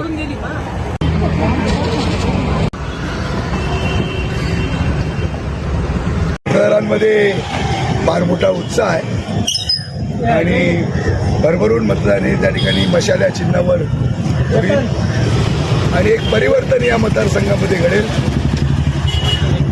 आणि एक राजकीय इतिहास या संपूर्ण मतदारसंघामध्ये घडणार आहे. खरं तर मी सगळ्या मतदारांना या निमित्तानं शुभेच्छा देतो. ज्या पद्धतीनं आपण प्रत्येक मतदान केंद्रावर या मतदान करण्यासाठी त्या ठिकाणी उत्सुक आहात आणि हा जो काय उत्साह आहे, हा जो काय जोश आहे, हा त्या ठिकाणी संदेश पायकरांना मशाल या चिन्हावर मतदान करून त्या ठिकाणी विजयाकडे नेणारा अशा पद्धतीचा आहे. आणि म्हणून या सगळ्या मतदानाच्या या लोकशाहीच्या उत्सवाला त्या ठिकाणी मी शुभेच्छा देतो आणि सगळ्या मतदारांना आवाहन करतो की आपण मतदान केंद्रावर या आणि निर्भयपणे त्या ठिकाणी मतदान करा.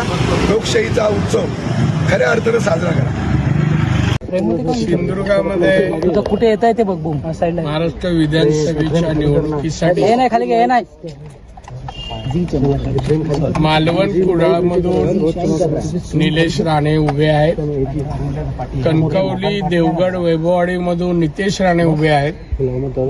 वातावरण अतिशय चांगलं आहे याला कारण जनतेचा फारच चांगला प्रतिसाद आहे दोन्ही ठिकाणी आणि म्हणून दोघेही अतिशय चांगल्या मताधिक्याने निवडून येणार याच्यावर माझा विश्वास आहे. आता याबद्दल सविस्तर माहिती घेतल्याशिवाय बोलणं योग्य नाही. पण तुमचा एक शब्द आहे की वेटीला धरणं कितपत योग्य आहे. मी म्हणणं योग्य नाही. अशा प्रकारे एका पक्षाच्या प्रमुख पक्षाच्या नेत्याला अशा प्रकारे वागणूक देणं हे मला पसंत नाही. थोडं खाली घाला. आपण बघतोय सिंधुदुर्ग मधली जर निवडणूक आपण बघितली तर सातत्याने तुमच्या विरोधात जी लोक निवडणूक लढवतात त्यांच्या माध्यमातून घराणेशाही, दादागिरी हेच शब्द वापरले जातात. दुसरे मुद्दे नाहीत का या मतदारसंघात प्रचारासाठी? मला एक सांगा, मी 90ला 35 वर्ष झालं आलो तेव्हा हेच मुद्दे होते. आले तेव्हापासून कोणाला त्रास झाला सांगा माझ्याबद्दल, कोणाला अपशब्द बोललो, कोणाला मारझोड झाली. आता पण या निवडणुकीत मी 20 दिवस इकडे आहे. त्या 20 दिवसात कोणाशीच माझा वाद नाही, काय नाही. एक तरी केस दाखल झाली का, FIR दाखल झाला का? नाही. हे विरोधक जे आहे ना, हे विरोधक माझ्या जवळ राहिलेले, माझ्या घरी खाल्लेले, ज्यांना मी घडवलं असेच विरोधक आहे. बाहेरचे कोण नाही आहेत. बाहेरचे विचार सगळे माझ्याशी चांगले आहेत. आणि त्याच्यामुळे हा विरोध हा द्वेषापोटी आहे. द्वेषापोटी आहे, राजकीय विरोध नाही आहे. लोकांना, सगळ्या लोकांना मी इथे हवं आहे की त्याला माहिती आहे विकास या माणसाशिवाय कोण करू शकत नाही. आणि त्यामुळे ही जलसी आहे, द्वेष आहे, त्याच्यामुळे हा विरोध आहे. गेल्या मंत्रिमंडळात नितेश राणे यांचं मंत्रीपद जवळजवळ निश्चित झालं होतं, हुकलं होतं. आता बघायला आवडेल दोन्ही मुलांना मंत्रिमंडळात. किती असा भाग्यवान दुसऱ्या वडीलच नसणार, असूच शकत नाही. आणि मग खरंच पाहायला म्हणजे आनंद वाटेल. ईश्वराच्या कृपेने असं घडलं तर माझ्यासाठी चांगलं आहे. ज्येष्ठ सुपुत्र निलेश राणे उमेदवारी आहे त्यांची, काय वाटतं? काय वाटणं, छान वाटते. दोघांचाही विजय निश्चित आहे, त्यामुळे छान वाटते. राज्यामध्ये महायुतीचं सरकार आलंच तर मग मंत्रिपदासाठी कोणाचं नाव आपलं आवडेल झालं? सरकार आधी येईल हे नक्की 100%, पण आल्यानंतर बघू ना, आता काय वेळ अजून. मागच्या वेळी बघितलं तर नितेश राणेंचं नाव थोडंसं हुकलं होतं, पूर्ण झालं होतं तरी सुद्धा संधी हुकली. यावेळेस आहे संधी असं मला वाटतं. पण आता 23 तारीखला मतदान हे रिझल्ट येऊ दे, त्याच्यामध्ये युतीचं सरकार आलं तर नक्कीच नितेशचा नंबर असेल असं मला वाटतं. सिंधुदुर्ग जिल्ह्यामध्ये बघितलं तर महिलांची संख्या खूपसा फरक पडेल, कारण महिलांची संख्याच आपल्या जिल्ह्यात जास्त आहे. त्यामुळे महिलांचं, प्रत्येक महिलेचं मत हे निर्णायक असणार आहे. त्यामुळे आम्ही जेव्हा गावागावात गेलोय मतदान म्हणजे निवडणुकीच्या प्रचारार्थ, त्यावेळी मी जेव्हा होते तिथे महिलांचा उत्स्फूर्त सहभाग होता. त्यामुळे मला असं वाटतं यावेळेस महिला जास्त प्रमाणात पुरुषापेक्षा मतदान करतील. एवढं आम्ही सगळ्या महिलांना सांगितलंय की आमचं काम आहे दोघांचं आणि राणे साहेबांची साथ, हे सगळं तिघांनी मिळून जर समीकरण झालं होईल तर खरं तर कोकणाचा विकास व्हायला वेळ झालाच आहे, त्याच्यापेक्षा अजून जास्त चांगला. ठीक आहे. विधानसभेसाठी आज थेट मतदान होत असताना आपण दोडामार शहरातील दुसऱ्या एका बूथवर आहोत, जो बूथ चेतन चव्हाण स्वतः सांभाळत आहेत. नगराध्यक्ष चेतन चव्हाण यांच्या बूथावर आपण थेट आहोत. आपण थेट जाऊया. पाहू शकतो आपण जिल्ह्यातील सगळे पदाधिकारी आहेत, महिला पदाधिकारी आहेत, त्या ठिकाणी दाखल झालेल्या आहेत. नगराध्यक्ष म्हणून धुरा सांभाळत असताना दोडामार शहरातून मताधिक्य किती मिळतंय, कसा प्रतिसाद या ठिकाणी मतदार देत आहेत, थेट आपण चेतनजींकडे जाणूया. चेतनजी, काय सांगाल? कारण भाजपा आणि शिवसेना त्याचबरोबर महायुतीचे सगळे घटक पक्ष एकत्र आलेले आहेत. तुमचे उमेदवार जे आहेत ते दीपक केसरकर आहेत. विकास कामांचा धडाका या मतदारसंघामध्ये थेट तुमच्या शहरामध्ये लावलेला होता. कसा प्रतिसाद आहे? आज मतदान होत आहे. जे दीपक भाईंना मी विकास कामाचा निधी मागितला तो नगरपंचायतमध्ये आम्हाला भेटलेला आहे आणि ती कामं पण सुरू झालेली आहेत. आणि माझ्या माहितीप्रमाणे जे आतापर्यंत ठराव घेतले नगरपंचायत, एकमेव कोकणातील नगरपंचायत कसे दोडामाग आहे ते 85 ठराव, त्यापैकी 80% ठराव हे आम्ही टोटल कामं मंजूर झालेली आहेत. तर झालेलंच आहे, पण आज त्या विकासाची पोचपावती देण्याची जी वेळ आहे तुमची आणि तुमच्या या सगळ्या नागरिकांची आहे. कसा प्रचार केला आणि आज थेट मतदाना दिवशी कसा उत्साह आहे? तेच लोकांचा अतिप्रतिम उत्साह आहे, ज्यांची सर्वांची कामं चांगली झालेली आहेत. आणि दीपक केसरकरांनी खरंच आपल्याला नगरपंचायतसाठी व आपल्या रवींद्र चव्हाण साहेब असतील, नारायण राणे साहेब असतील, यांच्याने एवढं आम्हाला सहकार्य केलं, त्याच्यामुळे हा सर्व विकास झाला. आणि आज जर आम्ही त्याच्या मागे नाही राहिलो, जनता म्हणते काही लोकांपर्यंत आम्ही पोहोचलो नाही, त्यांच्याने आम्हाला फोन करून पण सांगितलं की आमचं मतं तुमच्या युती धर्माला आहे आणि आम्ही तुम्हाला वोटिंग करणार आहोत. आणि ते लोक बाहेर प्रदेशी असलेले पण आज वोटिंगसाठी त्यांना काही यंत्रणा न देता पण इकडे पोच झालेले आहेत. हे आमच्यासाठी आम्हाला यशाची आम्हाला किल्ली आम्ही समजतोय. आणि भरघोस मताने दीपकभाई केसरकर निवडून येतील आणि शहरामध्ये त्यांना लीड असणार आहे. साधारण किती लीड असेल, काय अंदाज आहे? तरी पण माझ्या एकूण आता परिस्थिती आम्ही जाणतोय तर आपण 50% अभाव असू ज्या इतर पक्षांना भेटणार आहे त्यापेक्षा आपण बाकी उमेदवारांचे जे वोटिंग होणार आहेत त्यापेक्षाही 50% जास्त आम्हाला असणार आहे. प्रतिस्पर्धी उमेदवारांच्या 50% अधिक जे मतदान आहे ते या ठिकाणी शहरात मिळेल अशा प्रकारचा विश्वास चेतनजी व्यक्त करताय. RPIचे रमाकांत जाधव सर सुद्धा या ठिकाणी आहेत. जाधव सर, काय सांगाल, कशा पद्धतीने शहरामध्ये प्रतिसाद मिळतो? महायुती जी आहे ती महायुतीला चांगल्या प्रकारे प्रतिसाद मिळताना दिसतो. महायुतीतले सर्व घटक पक्ष या दीपकभाईंच्या पाठीशी खंबीरपणे उभे आहेत. दीपकभाईंनी जो काही विकास कामं केलेले आहेत पूर्ण मतदारसंघामध्ये केली, दोडामार्ग शहरामध्ये केलेली आहे आणि त्याची पोचपावती त्यांना विजयाच्या मतांच्या रूपाने निश्चितपणे मिळेल आणि निर्विवादपणे दीपकभाई विधानसभेत विजय होऊन जातील असं मला आशा होती. दोडामार्ग शहरातून मिळणारा प्रतिसाद आणि जनतेचं या ठिकाणी होणारं आजचं मतदान या सगळ्या पार्श्वभूमीवर विधानसभेत यावेळेचे जे आमदार आहेत ते दीपक केसरकर असतील असा विश्वास जो आहे तो या ठिकाणी चेतन चव्हाण आणि RPIचे जिल्हाध्यक्ष रमाकांत जाधव व्यक्त करतायत. आपण म्हणतोय ती वस्तुस्थिती आहे. मी पण सकाळपासून या सगळ्या कणकवली असेल किंवा या कुडाळ मालवण विधानसभेच्या प्रत्येक बूथवर प्रत्येक टेबलवर जातोय. कार्यकर्त्यांचा उत्साह खूप मोठा आहे, दांडगा आहे. लोकसभेला ज्याप्रमाणे कार्यकर्ते स्वतःची निवडणूक म्हणून लढले होते अगदी नेमकी तीच परिस्थिती आता आहे, किंबहुना त्याच्यापेक्षा जास्त त्यामध्ये कार्यकर्ते सहभागी झालेले आहेत. भारतीय जनता पार्टीच्या नेतृत्वाखाली ही निवडणूक आपण लढतोय आणि भारतीय जनता पार्टीची एक संकल्पना आहे मेरा बूथ सबसे मजबूत. तर हा मंत्र प्रत्येक कार्यकर्त्याने त्या बूथवरच्या मनावर घेतलेला आहे. माझं बूथ जे आहे ते मजबूत केलं तर मग संपूर्ण विधानसभेवर त्याचा परिणाम दिसेल. आणि म्हणून मागच्या वेळेला तुम्ही बघितलं असेल तर मागच्या वेळेला या सगळ्या मालवणमधले 6-7-8 बूथ फक्त मताधिक्य कमी होते किंवा मायनस होते, बाकी सगळे बूथ. त्यामुळे निवडणुकीचा ट्रेंड असा असतो की सगळे बूथ प्लस होण्याचं आहे. आज आम्ही मतदान जास्त कसं होईल याच्याकडे थोडंसं लक्ष दिलंय आणि अर्थातच जास्त मतदान झालं तर ते सगळं आपल्या मताधिक्यामध्ये वाढ होईल. त्यामुळे 100% मागच्या वेळेचं लीड जे आहे त्याच्यापेक्षा जास्त लीडने सन्माननीय निलेश राणे या विभागाचे आमच्या युतीचे आमदार म्हणून निवडून येतील असा मला ठाम विश्वास आहे.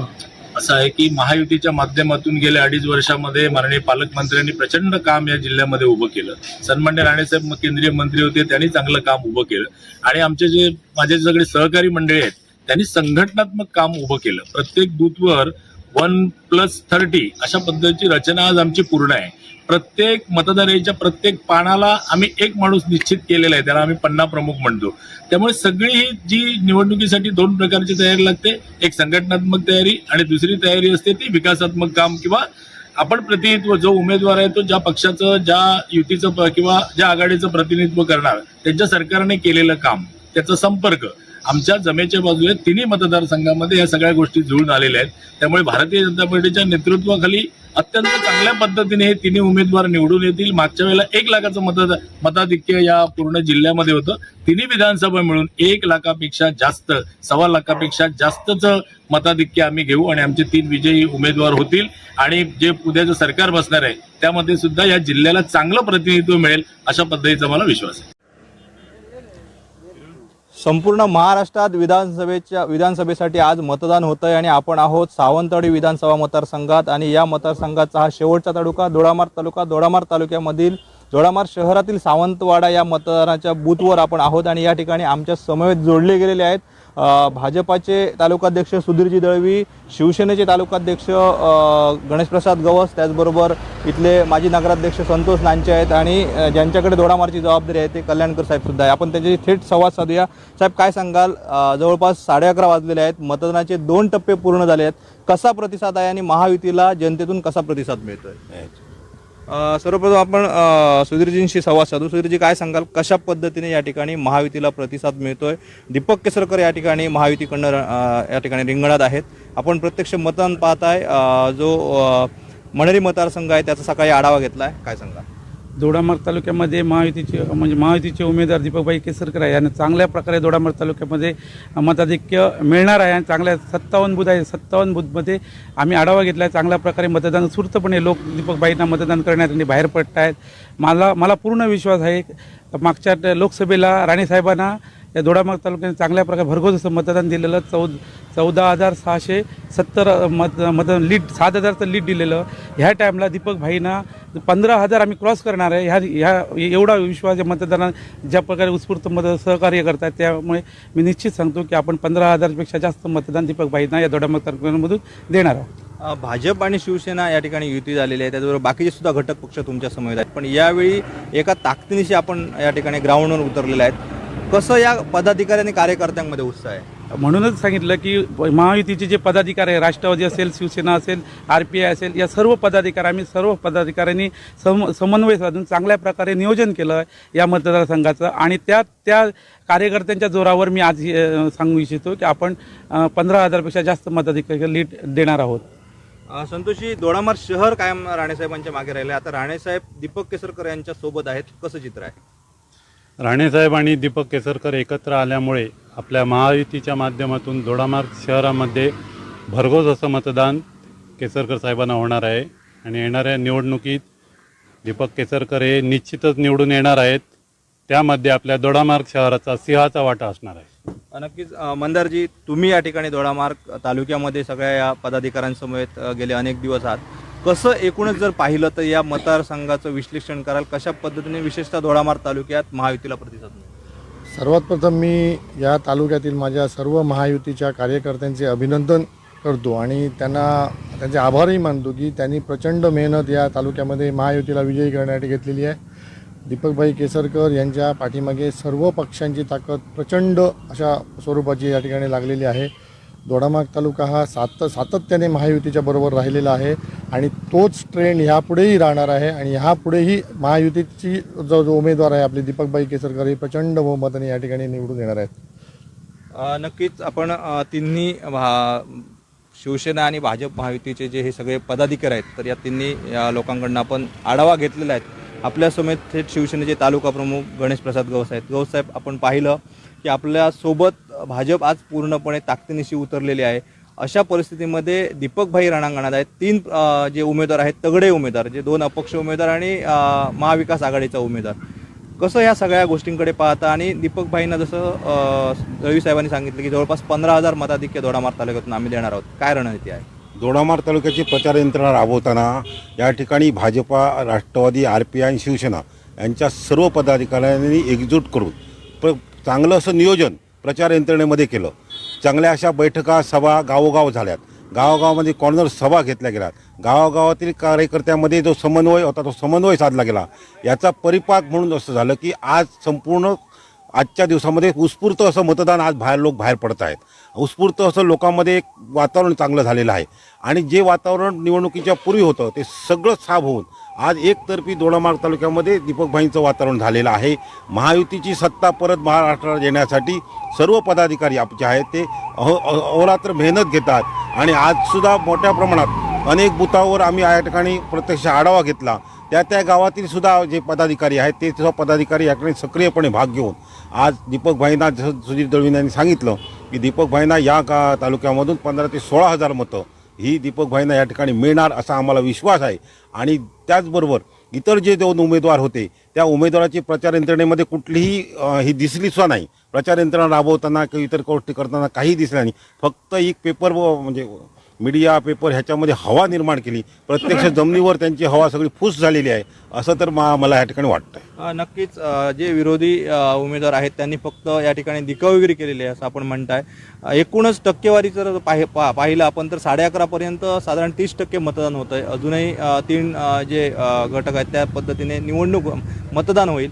हे मतदान साधारण किती टक्केपर्यंत जाईल? आणि टक्केवारी म्हणण्यापेक्षा जसं आपण विश्लेषण करताय की 15,000 ते 16,000 मताधिक्य आपण दोडामार्ग तालुक्यातून मिळणार, साधारण किती मतदान होणार अशी एक तुम्ही जो आढावा घेतलाय तुमच्या पदाधिकाऱ्यांकडनं, बूथनिहाय 57 बुथांचा एक आढावा घेतलाय, काय याचं साधारण नियोजन आहे? बूथनिहाय जर आढावा घेतला की ह्या टायमाला साधारण माझ्या माहितीमध्ये 27,000 ते 27,000पर्यंत मतदान यावेळी जाईल असं आमका काय म्हटलं. मोठ्या प्रमाणात सहभाग जो हा तो लाडली बहिणीचा आहे आणि लाडली बहीण सगळ्या मतदानासाठी बाहेर पडत आहेत. त्यामुळे ह्यावेळी मतदानाचा टक्का जो आहे तो टक्का नक्कीच वाढणार आहे. परंतु मागच्या वेळी 24,777 वोटिंग झालेलं होतं. आज साधारण त्याच्यामध्ये वाढ होऊन 26,000पर्यंत मतदान हे 26,000 अशी आम्हाला अपेक्षा आहे.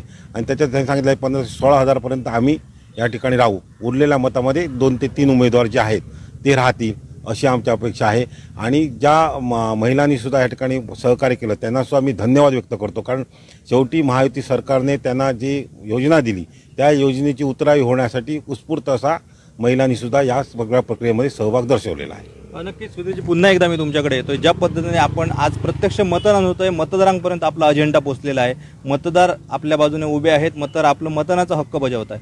पण संपूर्ण या निवडणुकीच्या प्रचार यंत्रणेमध्ये दोडामार्गमध्ये 2 मुद्दे ठळकपणे या ठिकाणी अधोरेखित झाले. आडाईचा रोजगाराचा प्रश्न आणि तिलारीतील कारखान्यांचा प्रश्न. कारण राणेसाहेबांनी या ठिकाणी कारखान्यांचा जो महत्त्वाच्या रोजगारासाठी मुद्दा मांडलेला होता, मात्र त्याला महाविकास आघाडीचे जे उमेदवार आहेत त्यांनी अगदी शेवटच्या टप्प्यात मतदान संपताना मोठं एक प्रश्नचिन्ह निर्माण केलेलं आहे. काय उत्तर द्याल? मी तुम्हाला निश्चित सांगतो की या विभागाचे खासदार राणेसाहेब आहेत, त्याचबरोबर त्यांच्यासोबत दीपकभाई केसरकर आहेत, आमचे पालकमंत्री रवींद्रजी चव्हाण साहेब आहे. आणि तिन्ही नेत्यांनी आम्हाला शब्द दिलेला आहे की येणाऱ्या पुढील भविष्यात म्हणजे आज विधानसभा झाल्यानंतर महाराष्ट्रामध्ये युतीचंच राज्य येणार आहे. त्यामुळे 100% आढाडी तेच सांगतो 100% आढाडी MIDC आणि तिराळीतील मोठमोठे उद्योगधंदे येणार आहे. याचे निश्चित चालना मिळणार आहे. आणि ती चालना मिळण्यासाठी आम्ही तालुका अध्यक्ष आहोत, गणेशपदाजी आहेत, मी आहेत अजून, आणि महायुतीतील सर्व घटक पक्षांना आम्ही पदाधिकाऱ्यांना घेऊन याचे जातीनिशी पाठपुरावा करून या येणाऱ्या काळात वर्षभराच्या काळात आम्ही इथं रोजगार निर्मितीसाठी प्रयत्न चालनाच देणार आहोत. नक्कीच आपण थेट ग्राउंडवरून या ठिकाणी विधानसभेच्या मतदानाची या ठिकाणी आढावा घेत असताना या ठिकाणी भाजपच्या महिला जिल्हाध्यक्ष श्वेता कोरगावकर दाखल झाल्या. त्याचबरोबर शिवसेनेच्या सुद्धा महिला जिल्हाध्यक्ष नीता कविटकर येत आहेत. शिवसेनेचे जिल्हाध्यक्ष अशोक दळवी सुद्धा येत आहेत. आपण थेट त्यांच्याकडे जाऊया. कोरगावकर मॅडम, काय सांगाल एकूणच जिल्ह्यात आणि विशेषतः सावंतवाडी विधानसभा मतदारसंघामध्ये आज लाडकी बहिणा योजना या पूर्ण प्रचाराचा प्रमुख मुद्दा बनलेला होता. आज थेट आपण बूथवर जाताय, मतदान करताय, कसं चित्र दिसत आहे? नमस्कार. आमचे भाजपा महायुतीचे उमेदवार दीपकभाई केसरकरांना आमच्या लाडक्या बहिणीची 100% ओवाळणी ही परतफेड असणारच आहे. आणि ह्या लाडक्या बहिणींच्याच मताधिक्यावर आज आमच्या तिन्ही आपले विधानसभेतील विजयी होणार उमेदवार आमचे. धन्यवाद मॅडम. यानंतर दोडामार्ग शहरात ज्यांनी खऱ्या अर्थाने महायुतीचे उमेदवार जे आहेत दीपक केसरकर यांच्या प्रचारासाठी मेहनत घेतली, संध्या प्रसादी मॅडम आहेत. मॅडम, कसा प्रतिसाद होता? आज प्रत्यक्ष मतदान होतंय, काय सांगाल?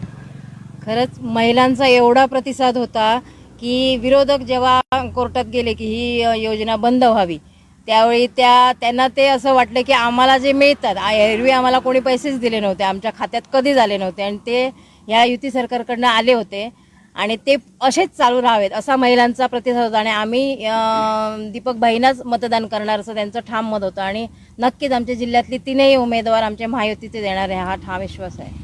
नक्की या ठिकाणी शिवसेनेच्या जिल्हा प्रमुख ॲडव्होकेट नीता कविटकर सुद्धा आहेत. मॅडम, काय सांगाल? आपण तिन्ही या तालुक्यांमध्ये विधानसभेच्या जोरदार दीपकभाईंसाठी प्रचार केलेला होता. आता थेट ग्राउंडवर मतदान होतंय, तुम्ही सुद्धा आढावा घेता याचा, काय सांगाल? किती मताधिक्य असेल दीपकभाई? आपल्या भाईंना जो काय आम्ही आता मतदार केंद्रामध्ये फिरलो, प्रचार केलो, त्यानंतर बघितलं तर महिलांची संख्या ही जास्त आहे आपल्या सावंतवाडी मतदारसंघामध्ये. आणि ह्या सर्वाचा विचार केला आणि ज्या महायुतीतून आपले भाई उभे आहेत, ह्या सर्व महायुतीचा प्रभाव, भाईंचा आतापर्यंत झालेलं विकास काम आणि महिलांसाठी जे काय सबलीकरण व्हावं महिलांचं म्हणून ज्या काही योजना, म्हणजे प्रत्येक योजनेमध्ये महिलांच्या बाबतीतल्या त्या महिला समाविष्ट आहेत, गरीब लोक आहेत, दुर्बल घटक आहेत आणि आपले मुख्यमंत्री साहेब आलेले, ह्या सर्वाच्या प्रभावाने आमचे भाई हे 1.5 लाखाच्या वरती मताधिक्याने नक्कीच जिंकून येतील असं आम्हाला सगळ्यांना आशा आहे. ज्या पद्धतीने मतदान होतं, निश्चित 1.5 लाख मतदान या ठिकाणी मिळेल असं सांगतायत. या ठिकाणी शिवसेनेचे जिल्हा प्रमुख दळवी साहेब सुद्धा आहेत. काय सांगाल दळवी साहेब, कसं चित्र आहे? आपण थेट ग्राउंडवर आहात. प्रत्यक्ष पाहिलं तर संपूर्ण तिन्ही मतदारसंघामध्ये तालुक्यामध्ये प्रचंड महायुतीचे जे सगळे कार्यकर्ते आहेत, अगदी प्रत्येक केंद्रावर आम्ही आता पाहिलं तर प्रतिसाद आहे. या ठिकाणी सर्व भाजपचे कार्यकर्ते आहेत, आमचे सर्व कार्यकर्ते आहेत, राष्ट्रवादीचे कार्यकर्ते आणि ज्यावेळी आम्ही मतदान केंद्रावर आता भेट दिली त्या ठिकाणी प्रचंड प्रमाणात लोकांचा प्रतिसाद आहे. आणि हा प्रतिसाद आणि त्याचा कानोसा घेतला तर ते धनुष्यबाणालाच मतदान करतायत हे दिसतंय. एकंदरीत लोकांच्या चेहऱ्यावरून सांगताय आणि माणसंसुद्धा खुणा करतायत की आम्ही केलंय काय ते बरोबर म्हणून, काय जे वस्तुस्थिती आहे. आणि त्यानंतर पाहिल्यानंतर दुसरं त्याचबरोबर जे सगळे कार्यकर्त्यांनी जे 15 दिवस आम्ही जी मेहनत घेतली महायुतीच्या सर्व कार्यकर्त्यांनी, ती निश्चित या ठिकाणी फळ त्याचं निश्चित मिळणार आहेत. आणि संपूर्ण तिन्ही जिल्ह्यामधल्या ज्या महायुतीचे उमेदवार आहेत हे प्रचंड मताधिक्याने येतील. आणि ह्या जिल्ह्यातील एक तिन्ही उमेदवार येऊन एक हॅट्रिक करतील आणि ह्या ठिकाणी आपल्या महाराष्ट्राच्या मंत्रिमंडळामध्ये हे सर्व लोक सहभाग घेऊन आपली या ठिकाणी महाराष्ट्रामध्ये सत्ता येईल हे निश्चित या ठिकाणी स्पष्ट होत आहे. आपण थेट ग्राउंडवर आहोत आणि आपण पाहिलं या ठिकाणी महायुतीचे जे अगदी तालुक्यापासून जिल्ह्यापर्यंतचे सर्व पदाधिकारी थेट आज ग्राउंडवर आहेत. ज्या पद्धतीने लाडक्या बहिणी आणि इथला विकास जो आहे त्यामुळे दीपकभाई आणि एकूणच जिल्ह्यातील महायुतीच्या उमेदवारांचं पारडं जड आहे असं ते इथनं सांगितलं जातं. अगदी जाता जाता मी शेवटला या ठिकाणी मुद्दामून एका बुजुर्ग जे आहेत आमचे मतदार त्यांच्याकडे जातोय. काळवेकर काका, मुद्दामून या ठिकाणी या अनेक निवडणुका तुम्ही बघितलात तुमच्या आयुष्यात, ह्या निवडणुकीकडे कसं पाहताय? कारण नारायण राणेंना आत्तापर्यंत मतदान करण्यासाठी आपण नेहमी सहकार्य केलेलं आहे. थेट तुम्ही बुधवार आहात, कशी आहे निवडणूक, काय सांगाल? ही निवडणूक एकतर्फी होणार आहे आणि ह्या एकतर्फी निवडणुकीत माननीय दीपकभाई केसरकर हे प्रचंड बहुमताने निवडून येणार आणि दोडामार्ग तालुक्यात त्यांना सगळ्यापेक्षा लीड मिळणार आहे, हे 100%.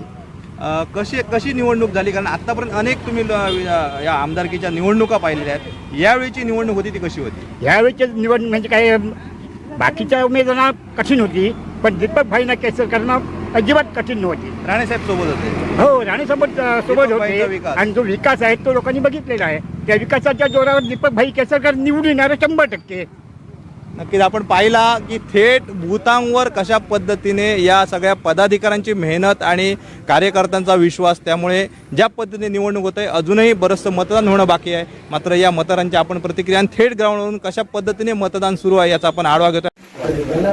भाई, आज मतदान होत आहे. गेले महिनाभर तुम्ही नितेश राणेंच्या विजयासाठी काम करताय. गावात असेल, तालुक्यात असेल, एकंदरीत कसं वातावरण आहे, काय वाटतंय, कसा विजय असेल? आमच्या तालुक्यात आमदार नितेश राणेंसाठी 95% मतदान होणार. झालेल्या मतदानात 95% मतदान आमदार नितेश राणेंना मिळणार. प्रत्येक गावात 95% मतदान, प्रत्येक बूथवर. गेले महिनाभर तुम्ही प्रचारात होता, कशा पद्धतीने प्रचार करण्यात आलेला होता आणि लोकांचा कसा उत्स्फूर्त प्रतिसाद मिळाला होता आणि ह्या निवडणुकीत कसं त्याचं चित्र दिसेल? कसं आहे की आता या सरकारने ज्या योजना गोरगरिबांसाठी मंजूर केल्या, विशेषतः मुख्यमंत्री माझी लाडकी बहीण, त्यानंतर गॅस सिलेंडर आणि धान्य पुरवठा, अशा अनेक योजना या सरकारने गोरगरिबांसाठी ज्या मंजूर केलेल्या आहेत त्याचाच एक भाग म्हणून आपल्या तालुक्यात 95% मतदान होणार. नितेश राणे तिसऱ्यांदा निवडणुकीला सामोरे जात आहेत, त्याबद्दल काय सांगा? नितेश राणे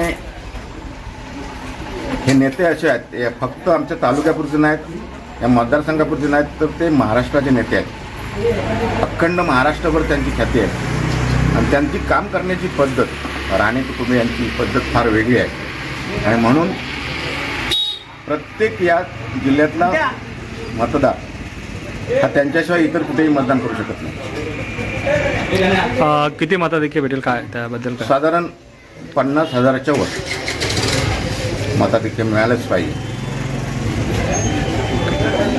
गावातून कसा प्रतिसाद आहे? गावातून किती मतदान होईल तुमच्या? गावाचं एकूण 600 ते 750 पर्यंत मतदान होईल. त्याच्यामध्ये 500 ते 550 मतदान आम्ही घेणार. बघताय जाते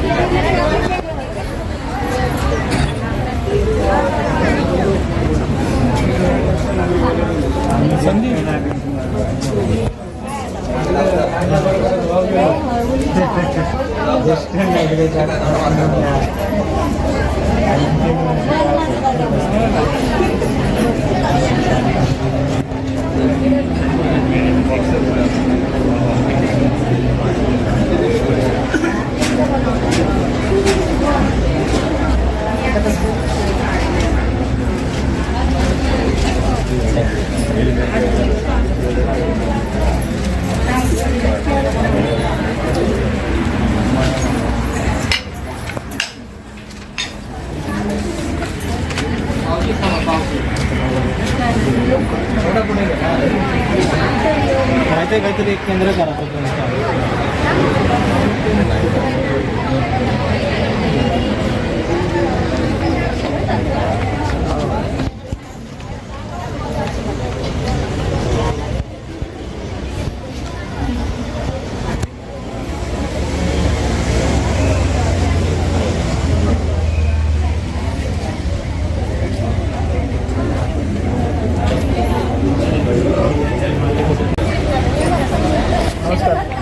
सकाळी 7 वाजल्यापासून मतदान सुरू झालेलं आहे आणि आत्ता आपण वाघाड्यामध्ये आहोत. या ठिकाणी खूप लाईन दिसते.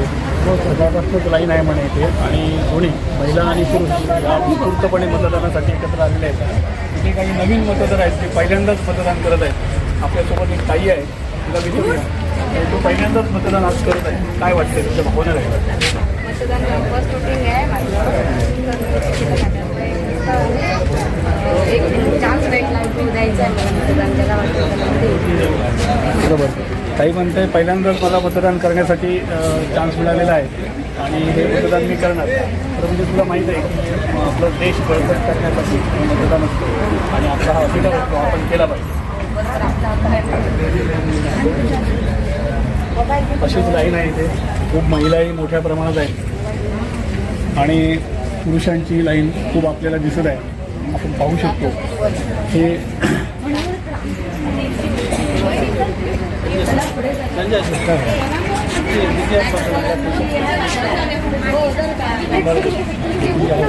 आणि या बूथवर आतापर्यंत एकूण 255 एवढं मतदान झालेलं आहे. या ठिकाणी 1388 एवढे एकूण मतदान आहे. त्यापैकी 255 एवढं मतदान आता सकाळपर्यंत झालेलं आहे. नऊ माडेश्वर कोकण 7साठी सिंधुदुर्ग आहे. मी प्रीती खांडेकर. मी पहिलंच वोट देते आणि मला त्याचा अभिमानही वाटतो आणि मी सरकार निवडून द्यायचं मला त्याचा खूप आनंद येईल. त्यांनी राष्ट्राचा विकास करावा किंवा म्हणजे ज्यांना गरज आहे त्यांना खरंच मदत करावी मनापासून असं मला वाटतं. नमस्कार, मी शिवम पंढरी कोकणकर. हा माझा पहिलाच अनुभव आहे मतदानासाठी. मला हा अधिकार मिळाला त्याबद्दल खूप खूप धन्यवाद आणि असंच मी मतदान करत राहीन व माझे काम निष्ठेने पूर्ण करत आहे. अपेक्षा काय आहेत तुला?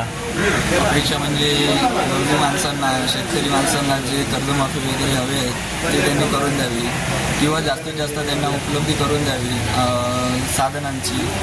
अजून शारीरिक शिक्षणाची किंवा विद्यार्थ्यांना जी गरज आहे, खेळाडूंना जी गरज आहे ती पण त्यांनी पूर्ण करावी अशी माझी मत आहे. धन्यवाद. माझे नाव चेतना मंचाराम राठोड. माझं हे पहिलंच मतदान असल्यामुळे मला आनंद होतोच आहे. त्याचबरोबर अभिमानही वाटतो आहे की महाराष्ट्राला मी चांगलं योग्य सरकार निवडून देण्याचा हक्क मला मिळाला. त्यामुळे मग मी मतदान व्यवस्थेचे आभार तर मानतेच आहे. आणि नवीन जे सरकार येईल त्याकडून तुमच्या एक तरुण म्हणून अपेक्षा काय? फर्स्ट ऑफ ऑल महाराष्ट्राचाच पूर्ण विकास व्हायला पाहिजे. तरुण काय शेतकरी सगळ्यांचाच विकास व्हायला पाहिजे असं मला वाटतं आहे. आणि जरा म्हणजे आम्हाला ज्या गरज आहे ते पोचत आहेत की नाही तुमच्याकडे ह्याच्याकडे पण लक्ष द्यायला पाहिजे त्यांना.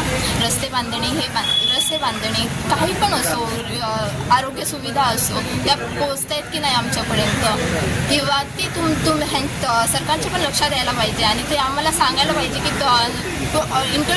सांगायला पाहिजे की तुम्हाला कोणत्या सुविधा पाहिजेत, काय पाहिजेत, रस्ते बांधणी किंवा सगळ्या बेरोजगारीचं प्रमाण जास्त वाढलंच आहे, त्याबरोबर रोजगार संधी त्यांनी द्यावी आम्हाला. त्याचबरोबर शिक्षण आमचं शिक्षण तपासून किंवा आमची पदवी बघून त्यांनी आम्हाला योग्य ते रोजगार द्यावा किंवा नोकरी द्यावी अशी आमची सरकारकडून अपेक्षा आहे. विधानसभा निवडणुकीचं आज मतदान होत आहे आणि सडमडवाडी बांधा येथील ही गाववाडी आहे. या गाववाडीमध्ये बहिष्कार टाकण्यात आलेला आहे.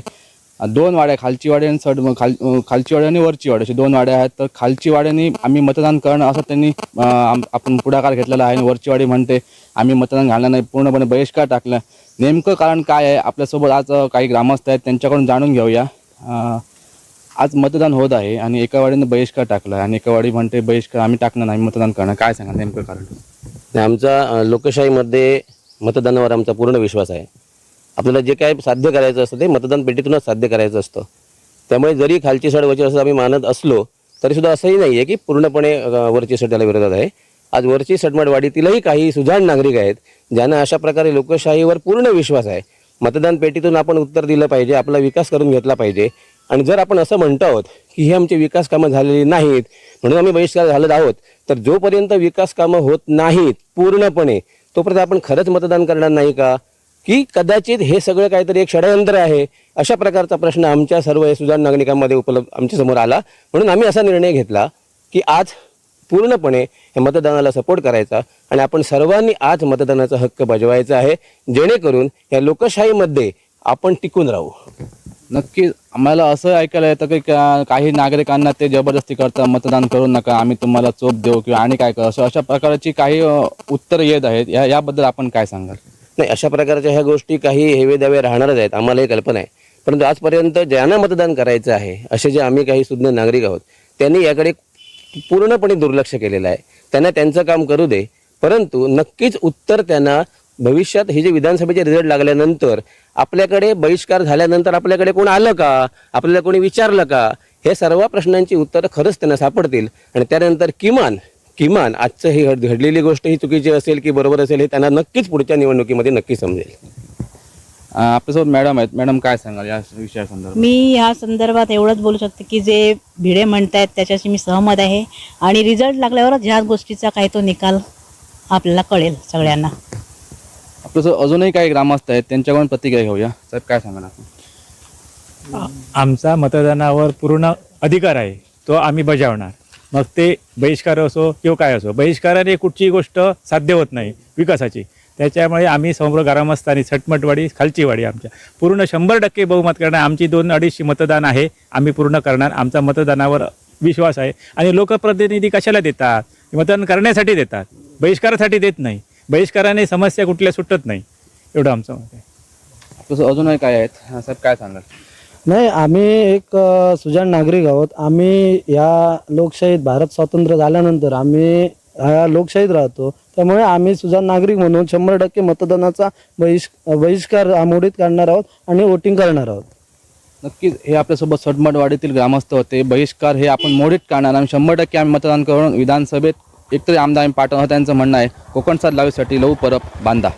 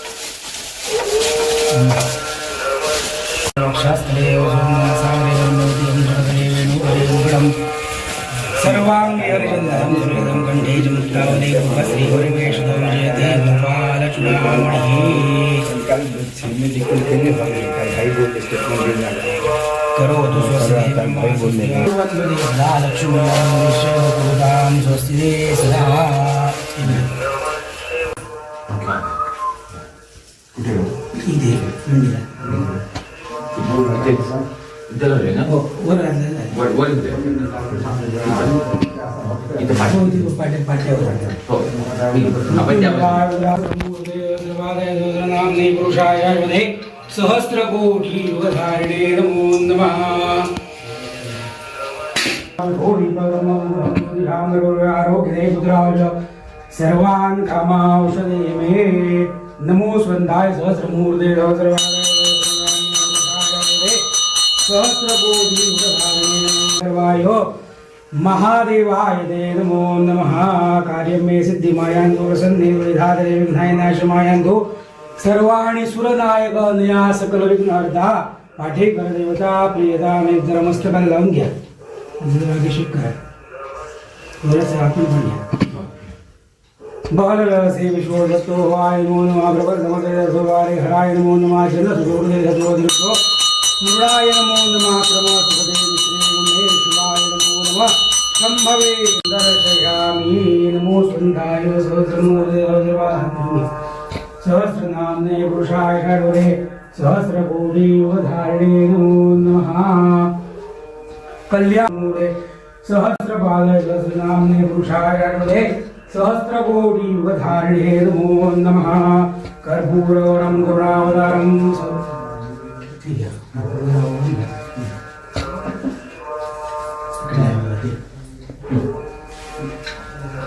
पाठेकर देवताभ्यो नमो नमः। कर्पूरादित्यदीपं दर्शयामि।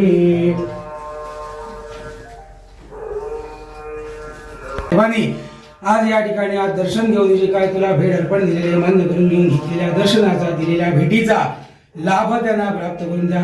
प्रचाराला सुरुवात करण्यापूर्वी या तुझ्या दर्शनासाठी येऊन नारळ ठेवून आज त्यांनी प्रचार यंत्रणा जी आपली राबवलेली आहे सर्व कार्यकर्त्यांनी तळागाळापर्यंत जाऊन आज त्यांना मिळालेलं जे काय आपलं धनुष्यबाण चिन्ह आहे ते प्रत्येक घरापर्यंत त्यांचं पोहोचलेलं आहे। आज जो आपला निवडणुकीचा दिवस आहे या दिवशी प्रत्येक मतदारांनी घराच्या बाहेर पडून मतदान केंद्रावर जाऊन त्या ठिकाणी त्यांच्या नावासमोर जे काय आपलं धनुष्यबाण चिन्ह आहे या चिन्हासमोरील बटन दाबून त्यांना भरघोस असा मताने विजय प्राप्त करून द्या। येत्या 23 तारखेला विजयाचा महारथ घेऊन तुझ्या चरणापाशी परत या ठिकाणी त्यांना घेऊन या। त्याचप्रमाणे त्यांची राजकारणातील ज्येष्ठ महाराष्ट्राच्या राजकारणामध्ये महायुतीचं सरकार येऊन या ठिकाणी उपमुख्यमंत्री पदाची जबाबदारी त्यांना प्राप्त करून देऊन गृह खातं आणि वित्त खात्याची पूर्ण जबाबदारी त्यांच्यावर देऊन या महाराष्ट्रातील तमाम जनतेची सेवा करण्याची संधी त्यांना प्राप्त करून द्या। त्याचप्रमाणे या मतदारसंघातील लोकांना जी काय त्यांनी आपली आश्वासनं दिलेली आहेत ही आश्वासने पूर्ण करण्याची शक्ती प्राप्त करून देऊन मंगल असा आशीर्वाद द्या। असं मुक्तवा रक्षण करा, कल्याण करा आणि सर्वांत बरं करा। मंगलमूर्ती पाटेकर महाराज की जय। सर्वेना सुखिनो भवन्तु। कल्याण प्रसादेन सर्वे अर्था भवन्तु। आयुष्यवान आरोग्यवान शुभ फलवान भवेत्।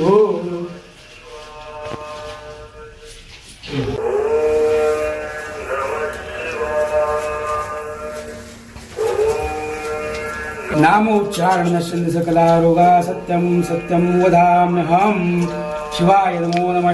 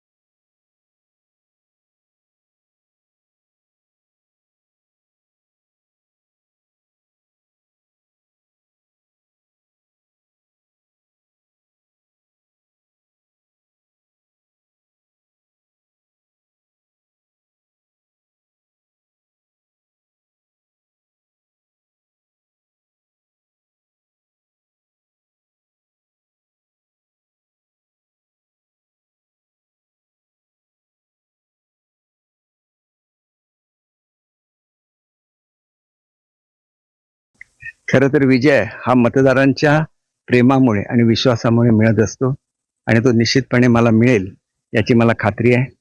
आज माझं सर्व कुटुंब या ठिकाणी उपस्थित आहे.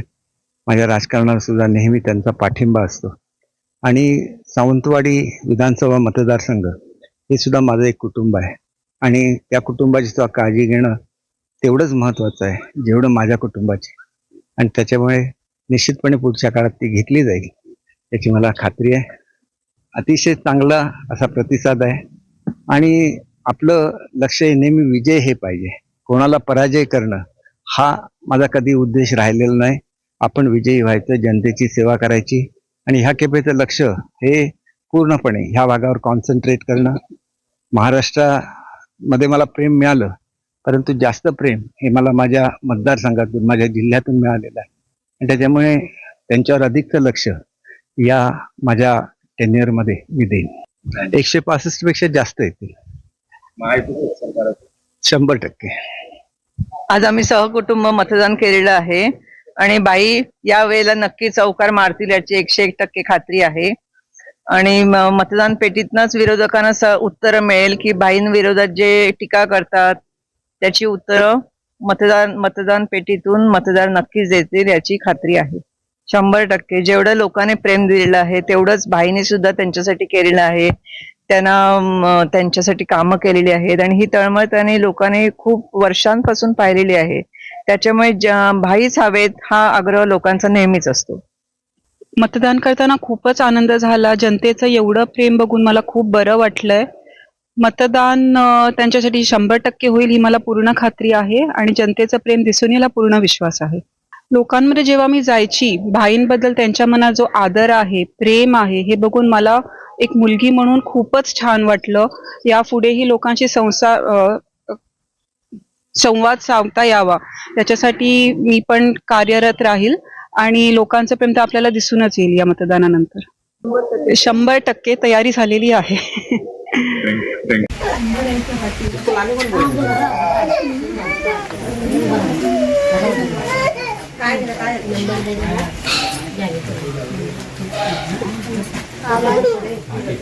पन्नास नंबर आहे ना तुमचा, सांगतो 350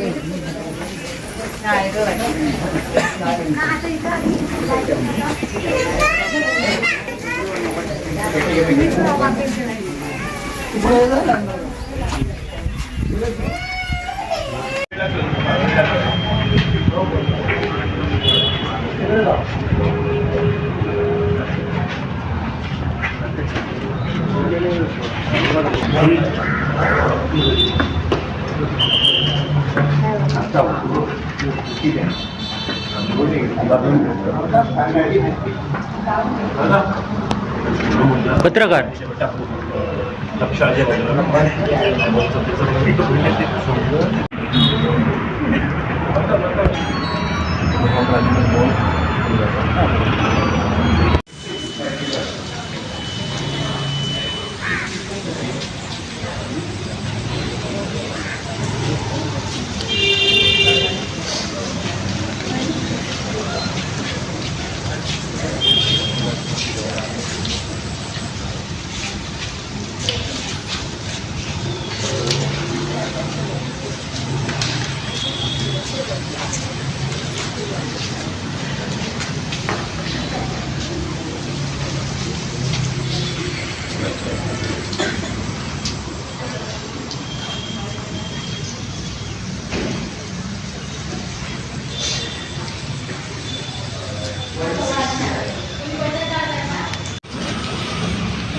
काय आनंद होतोय.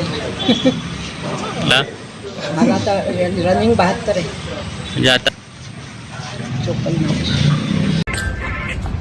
भैया आज चौथ्यांदा तुम्ही पुन्हा एकदा निवडणुकीच्या रिंगणात आहात. काय विश्वास व्यक्त कराल सावंतवाडीकरांना? सावंतवाडीकरांचं प्रेम आणि विश्वास नेहमी मला मिळालेला आहे आणि त्याच्यामुळे सातत्याने माझा विजय होत असतो. मागच्या वेळेची लढाई तर अधिक कठीण होती कारण ती सेना विरुद्ध BJP अशी लढाई होती, 2 वेळा अशी झाली. आता तर सेना आणि BJP एकत्र आहे आणि सावंतवाडीकरांचा विश्वास आहे.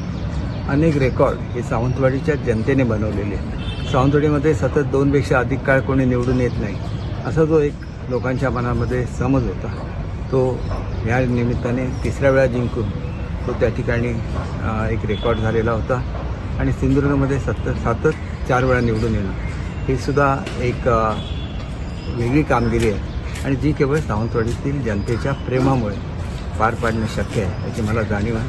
पुढच्या काळामध्ये अधिक काळ आपल्या या लोकांबरोबर भेटायला मिळावं याच्यासाठी कोकणातली काही कारण मुख्यमंत्री स्वतः आले होते.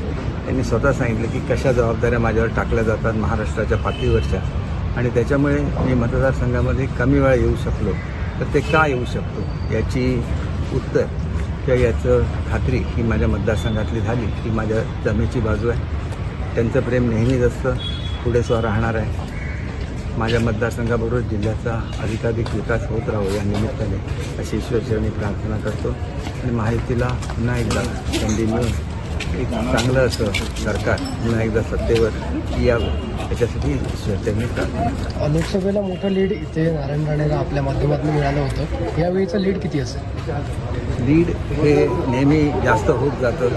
यावेळेला ते लोकसभेपेक्षा अधिक आहे. मागच्या वेळेस लोकसभेला मिळालेल्या मतांपेक्षा अधिकचं मताधिक्य हे मला मिळालेलं होतं. तसंच ते यावेळेला सुद्धा मिळेल याची मला खात्री आहे आणि हे सगळे लोकांमुळे शक्य होतं. जनतेचं प्रेम, जनतेचा विश्वास, त्याच्यामुळे निश्चितपणे हे यश पुन्हा एकदा प्राप्त होईल आणि चांगलं मताधिक्य मिळेल. किती मताधिक्य मिळेल हे सांगणं म्हणजे गर्व करण्यासारखं असतं. विजय हा विजय असतो आणि तो किती मताने झाला तरी तो विजय असतो. त्याच्यामुळे विजयाचा आनंद घेतला पाहिजे, लोकांची अधिक चांगली सेवा केली पाहिजे.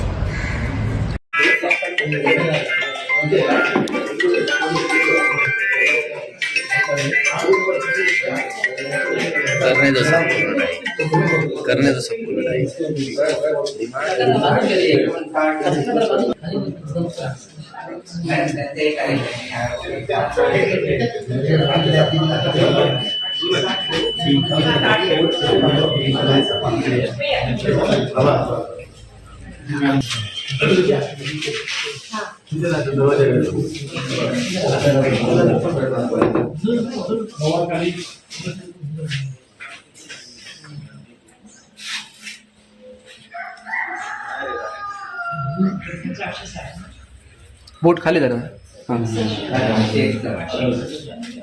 आवाज नाही.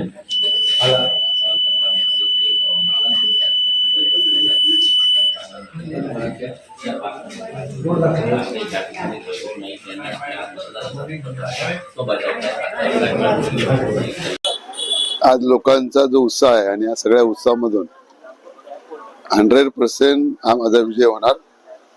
त्याच्यामुळे विकासाला लोकांनी मतदान केलेलं आहे. लोक स्वतःहून फोन करतात, लोक स्वतःहून भेटतायत आणि त्याच्यामुळे कुठलीही काळजी करायचं कारण नाही. मी सगळ्या जनतेला निर्भीडपणे मतदान करा अशा प्रकारचं आवाहन करतो आणि विकासासाठी मतदान करा.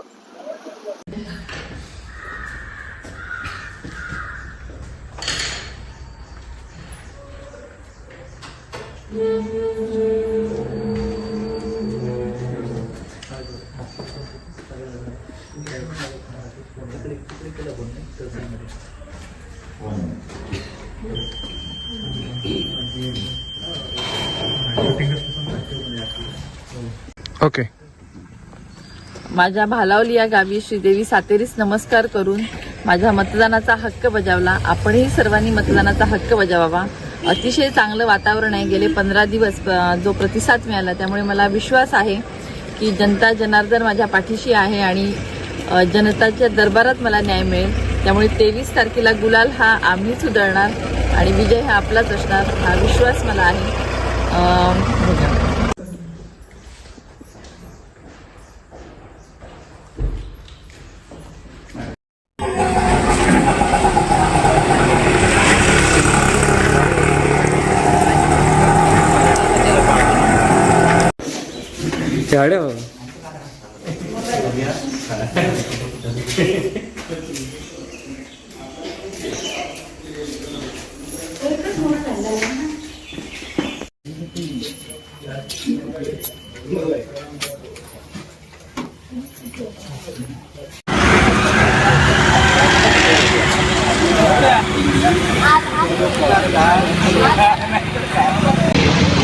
जे काही लांबून आलेले आहेत, मुंबई महाराष्ट्राच्या कानाकोपऱ्यात जे आपले स्थानिक मतदार आहेत ते मोठ्या संख्येने येत असताना दिसत आहे.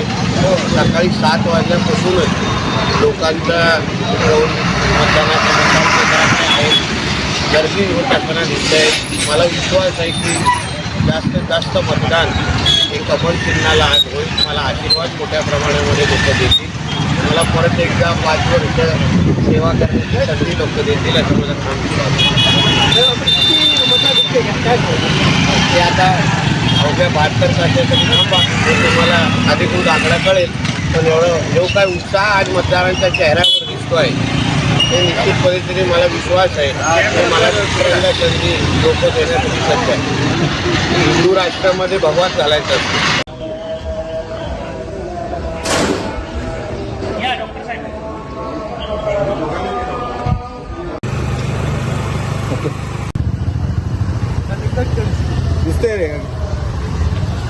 शिवसेना ना महाविकास आघाडी.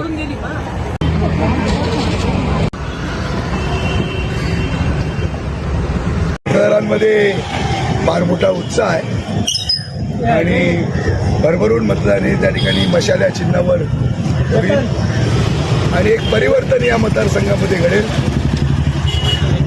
आणि एक राजकीय इतिहास या संपूर्ण मतदारसंघामध्ये घडणार आहे. खरं तर मी सगळ्या मतदारांना या निमित्तानं शुभेच्छा देतो.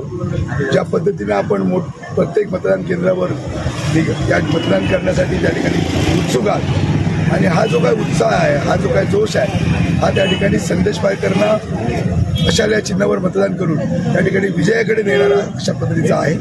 आणि म्हणून या सगळ्या मतदानाच्या या लोकशाहीच्या उत्सवाला त्या ठिकाणी मी शुभेच्छा देतो आणि सगळ्या मतदारांना आवाहन करतो की आपण मतदान केंद्रावर या आणि निर्भयपणे त्या ठिकाणी मतदान करा. लोकशाहीचा उत्सव खऱ्या अर्थानं साजरा करा. सिंधुदुर्गामध्ये कुठे येत आहे ते बघ महाराष्ट्र विधानसभेच्या निवडणुकीसाठी मालवण कुडाळमधून निलेश राणे उभे आहेत. कणकवली देवगड वैभववाडीमधून नितेश राणे उभे आहेत. वातावरण अतिशय चांगलं आहे. याला कारण जनतेचा फारच चांगला प्रतिसाद आहे दोन्ही ठिकाणी आणि म्हणून दोघेही अतिशय चांगल्या मताधिक्याने निवडून येणार याच्यावर माझा विश्वास आहे. आता याबद्दल सविस्तर माहिती घेतल्याशिवाय बोलणं योग्य नाही. पण तुमचा एक शब्द आहे की वेटीला धरणं कितपत योग्य आहे. मी म्हणणं योग्य नाही. अशा प्रकारे एका पक्षाच्या प्रमुख पक्षाच्या नेत्याला अशा प्रकारे वागणूक देणं हे मला पसंत नाही. थोडं खाली ना.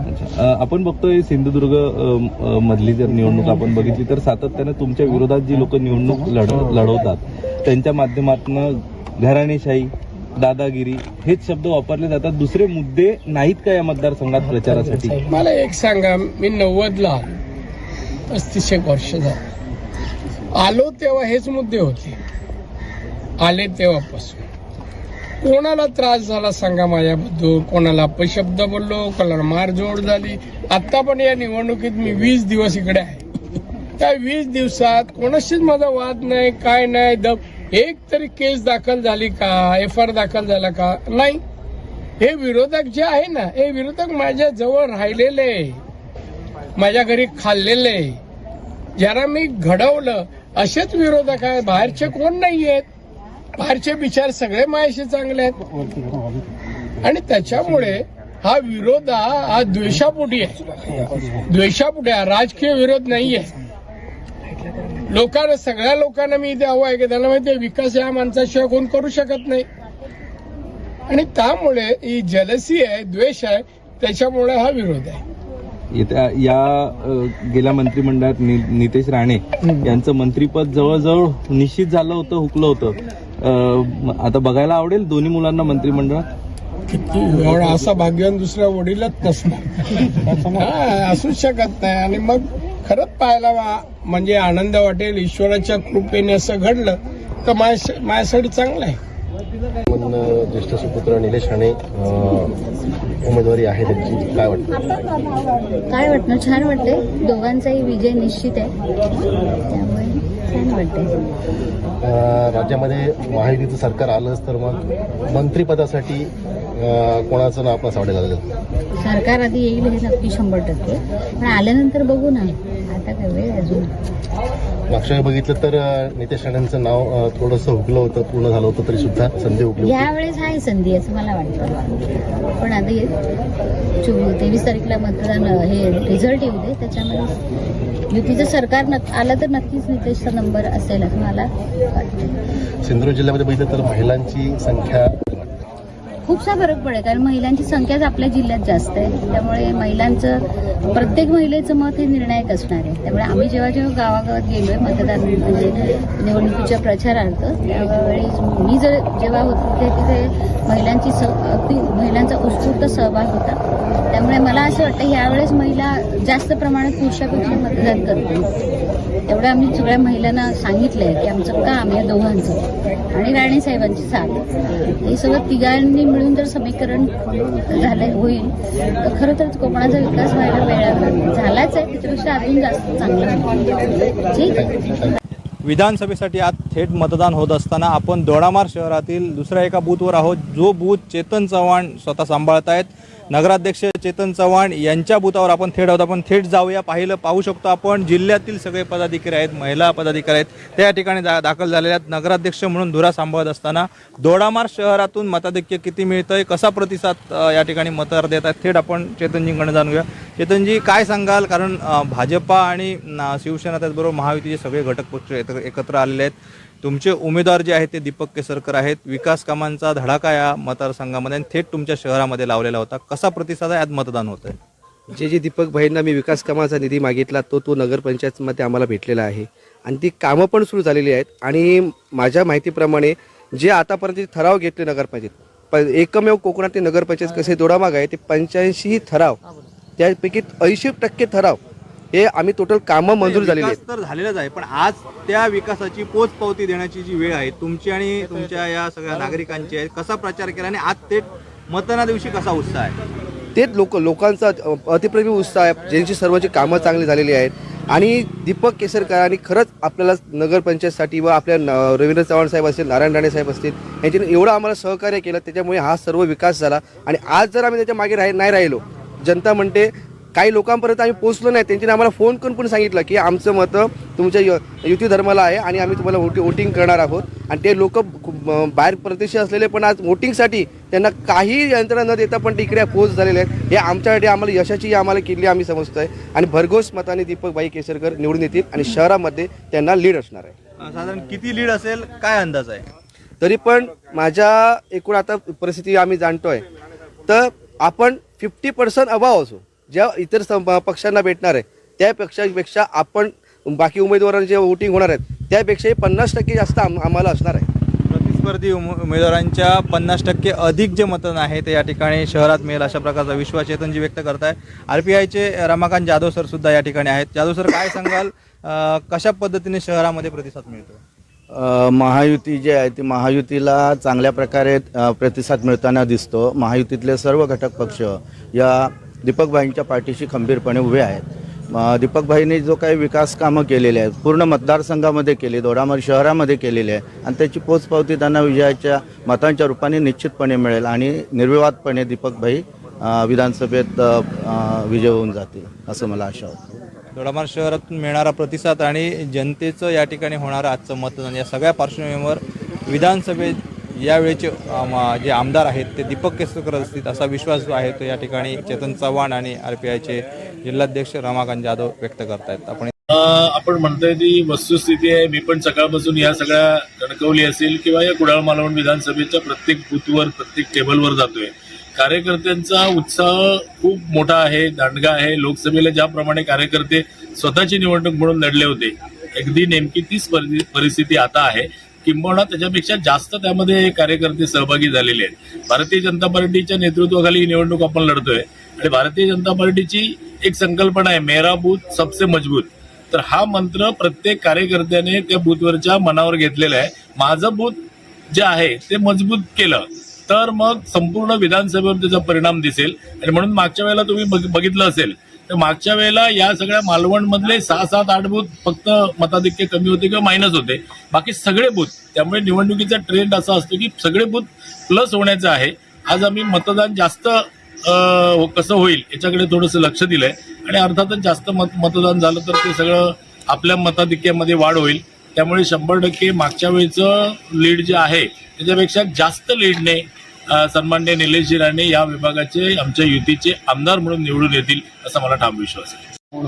असं आहे की महायुतीच्या माध्यमातून गेल्या 2.5 वर्षामध्ये माननीय पालकमंत्र्यांनी प्रचंड काम या जिल्ह्यामध्ये उभं केलं. सन्माननीय राणेसाहेब केंद्रीय मंत्री होते, त्यांनी चांगलं काम उभं केलं आणि आमचे जे माझे सगळे सहकारी मंडळी आहेत त्यांनी संघटनात्मक काम उभं केलं. प्रत्येक बूथवर 1+30 अशा पद्धतीची रचना आज आमची पूर्ण आहे. प्रत्येक मतदाराच्या प्रत्येक पानाला आम्ही एक माणूस निश्चित केलेला आहे, त्याला आम्ही पन्ना प्रमुख म्हणतो. त्यामुळे सगळी ही जी निवडणुकीसाठी 2 प्रकारची तयारी लागते, एक संघटनात्मक तयारी आणि दुसरी तयारी असते ती विकासात्मक काम किंवा आपण प्रतिनिधित्व, जो उमेदवार आहे तो ज्या पक्षाचं, ज्या युतीचं किंवा ज्या आघाडीचं प्रतिनिधित्व करणार त्यांच्या सरकारने केलेलं काम, त्याचा संपर्क आमच्या जमेच्या बाजूला तिन्ही मतदारसंघामध्ये या सगळ्या गोष्टी जुळून आलेल्या आहेत. त्यामुळे भारतीय जनता पार्टीच्या नेतृत्वाखाली अत्यंत चांगल्या पद्धतीने हे तिन्ही उमेदवार निवडून येतील. मागच्या वेळेला 1 लाखाचं मताधिक्य या पूर्ण जिल्ह्यामध्ये होतं. तिन्ही विधानसभा मिळून 1 लाखापेक्षा जास्त, 1.25 लाखापेक्षा जास्तच मताधिक्य आम्ही घेऊ आणि आमचे 3 विजयी उमेदवार होतील. आणि जे उद्याचं सरकार बसणार आहे त्यामध्ये सुद्धा या जिल्ह्याला चांगलं प्रतिनिधित्व मिळेल अशा पद्धतीचा मला विश्वास आहे. संपूर्ण महाराष्ट्रात विधानसभेसाठी आज मतदान होतं आहे आणि आपण आहोत सावंतवाडी विधानसभा मतदारसंघात आणि या मतदारसंघाचा हा शेवटचा तालुका दोडामार्ग तालुका. दोडामार्ग तालुक्यामधील दोडामार्ग शहरातील सावंतवाडा या मतदारांच्या बूथवर आपण आहोत आणि या ठिकाणी आमच्या समवेत जोडले गेलेले आहेत भाजपाचे तालुकाध्यक्ष सुधीरजी दळवी, शिवसेनेचे तालुकाध्यक्ष गणेशप्रसाद गवस, त्याचबरोबर इथले माजी नगराध्यक्ष संतोष नांचे आहेत आणि ज्यांच्याकडे दोडामार्गची जबाबदारी आहे ते कल्याणकर साहेब सुद्धा आहे. आपण त्यांच्याशी थेट संवाद साधूया. साहेब, काय सांगाल? जवळपास 11:30 वाजलेले आहेत, मतदानाचे 2 टप्पे पूर्ण झाले आहेत. कसा प्रतिसाद आहे आणि महायुतीला जनतेतून कसा प्रतिसाद मिळतोय? सर्वप्रथम आपण सुधीरजींशी संवाद साधू. सुधीरजी, काय सांगाल, कशा पद्धतीने या ठिकाणी महायुतीला प्रतिसाद मिळतोय? दीपक केसरकर या ठिकाणी महायुतीकडनं या ठिकाणी रिंगणात आहेत. आपण प्रत्यक्ष मतदान पाहताय, जो मणेरी मतदारसंघ आहे त्याचा सकाळी आढावा घेतलाय, काय सांगा? दोडामार्ग तालुक्यामध्ये महायुतीचे उमेदवार दीपकभाई केसरकर आहे आणि चांगल्या प्रकारे दोडामार्ग तालुक्यामध्ये मताधिक्य मिळणार आहे आणि चांगल्या 57 बूथ आहे. 57 बूथमध्ये आम्ही आढावा घेतला आहे. चांगल्या प्रकारे मतदान सुरतपणे लोक दीपकभाईंना मतदान करण्यासाठी बाहेर पडत आहेत. मला पूर्ण विश्वास आहे मागच्या लोकसभेला राणेसाहेबांना या दोडामार्ग तालुक्याने चांगल्या प्रकारे भरघोस असं मतदान दिलेलं. 14,670 मतदान लीड, 7,000चं लीड दिलेलं. ह्या टाईमला दीपकभाईंना 15,000 आम्ही क्रॉस करणार आहे. ह्या एवढा विश्वास या मतदारांना ज्या प्रकारे उत्स्फूर्त सहकार्य करतात, त्यामुळे मी निश्चित सांगतो की आपण 15,000पेक्षा जास्त मतदान दीपकभाईंना या दोडामार्ग तालुक्यामधून देणार आहोत. भाजप आणि शिवसेना या ठिकाणी युती झालेली आहे, त्याचबरोबर बाकीचे सुद्धा घटक पक्ष तुमच्या समोर आहेत, पण यावेळी एका ताकदीनिशी आपण या ठिकाणी ग्राउंडवर उतरलेले आहेत. कसं या पदाधिकारी आणि कार्यकर्त्यांमध्ये उत्साह आहे? म्हणूनच सांगितलं की महायुतीचे जे पदाधिकारी आहे, राष्ट्रवादी असेल, शिवसेना असेल, RPI असेल, या सर्व पदाधिकारी आम्ही सर्व पदाधिकाऱ्यांनी समन्वय साधून चांगल्या प्रकारे नियोजन केलं या मतदारसंघाचं आणि त्या कार्यकर्त्यांच्या जोरावर मी आज सांगू इच्छितो की आपण 15,000पेक्षा जास्त मताधिक्य लीड देणार आहोत.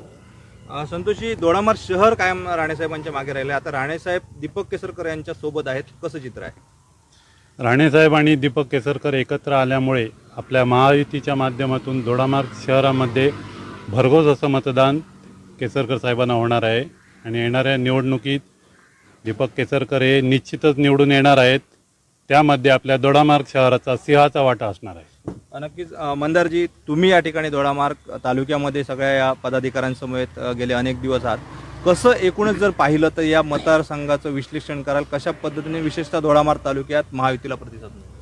सर्वात प्रथम मी या तालुक्यातील माझ्या सर्व महायुतीच्या कार्यकर्त्यांचे अभिनंदन करतो आणि त्यांचे आभारही मानतो की त्यांनी प्रचंड मेहनत या तालुक्यामध्ये महायुतीला विजयी करण्यासाठी घेतलेली आहे. दीपकभाई केसरकर यांच्या पाठीमागे सर्व पक्षांची ताकद प्रचंड अशा स्वरूपाची या ठिकाणी लागलेली आहे.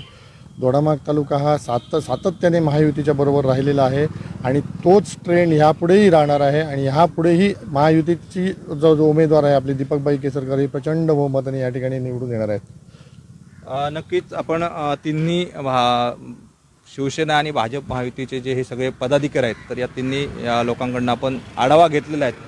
आपल्यासमोर थेट शिवसेनेचे तालुका प्रमुख गणेश प्रसाद गौस आहेत. गौस साहेब, आपण पाहिलं की आपल्यासोबत भाजप आज पूर्णपणे ताकदीनिशी उतरलेले आहे. अशा परिस्थितीमध्ये दीपकभाई रणांगणात आहेत. 3 जे उमेदवार आहेत तगडे उमेदवार, जे 2 अपक्ष उमेदवार आणि महाविकास आघाडीचा उमेदवार, कसं या सगळ्या गोष्टींकडे पाहता? आणि दीपकभाईंना जसं रवी साहेबांनी सांगितलं की जवळपास 15,000 मताधिक्य दोडामार्ग तालुक्यातून आम्ही देणार आहोत, काय रणनीती आहे? दोडामार्ग तालुक्याची प्रचार यंत्रणा राबवताना या ठिकाणी भाजपा, राष्ट्रवादी, RP आणि शिवसेना यांच्या सर्व पदाधिकाऱ्यांनी एकजूट करून चांगलं असं नियोजन प्रचार यंत्रणेमध्ये केलं. चांगल्या अशा बैठका, सभा गावोगाव झाल्यात. गावागावामध्ये कॉर्नर सभा घेतल्या गेल्यात.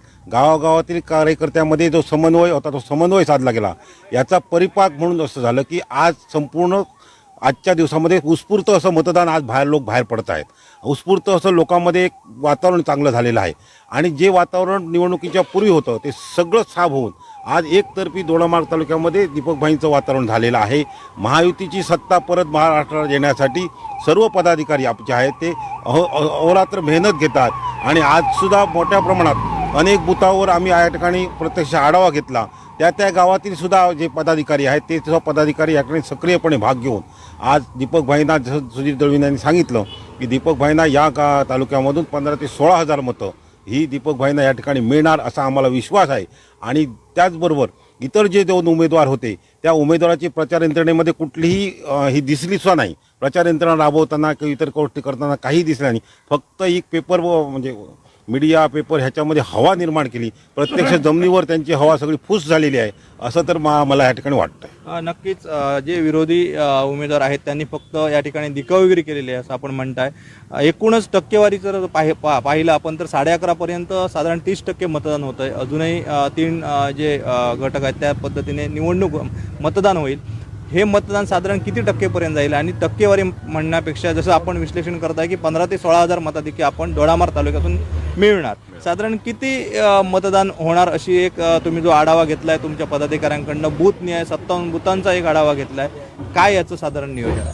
बूथ न्यायाचा आढावा घेतला की ह्या टायमाला साधारण माझ्या माहितीमध्ये 27,000 ते 27,000पर्यंत मतदान यावेळी जाईल असं काय म्हटलं. मोठ्या प्रमाणात सहभाग जो हा तो लाडली बहिणीचा आहे आणि लाडली बहीण सगळ्या मतदानासाठी बाहेर पडत आहेत. त्यामुळे ह्यावेळी मतदानाचा टक्का जो आहे तो टक्का नक्कीच वाढणार आहे. परंतु मागच्या वेळी 24,777 वोटिंग झालेलं होतं. आज साधारण त्याच्यात म्हणजे वाढ होऊन 26,000पर्यंत मतदान हे 26,000 अशी आम्हाला अपेक्षा आहे.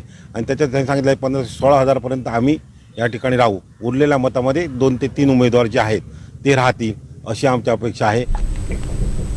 नमस्कार, कोकण 7 लाईव्हमध्ये आपलं पुन्हा एकदा स्वागत. ब्रेकनंतर आपण पाहणार आहोत विधानसभेच्या रणसंग्रामाच्या मतदानाचे A to Z अपडेट. आतापर्यंत आपण पाहिलं होतं की मतदान अगदी शांततेत सुरळीतपणे सुरू आहे. काही ठिकाणी मतदान यंत्रात बिघाड व्यतिरिक्त अन्य कुठल्याही घटना घडलेल्या नाही आहेत. आतापर्यंतची मात्र आकडेवारी किती आहे ती समजून घेऊया.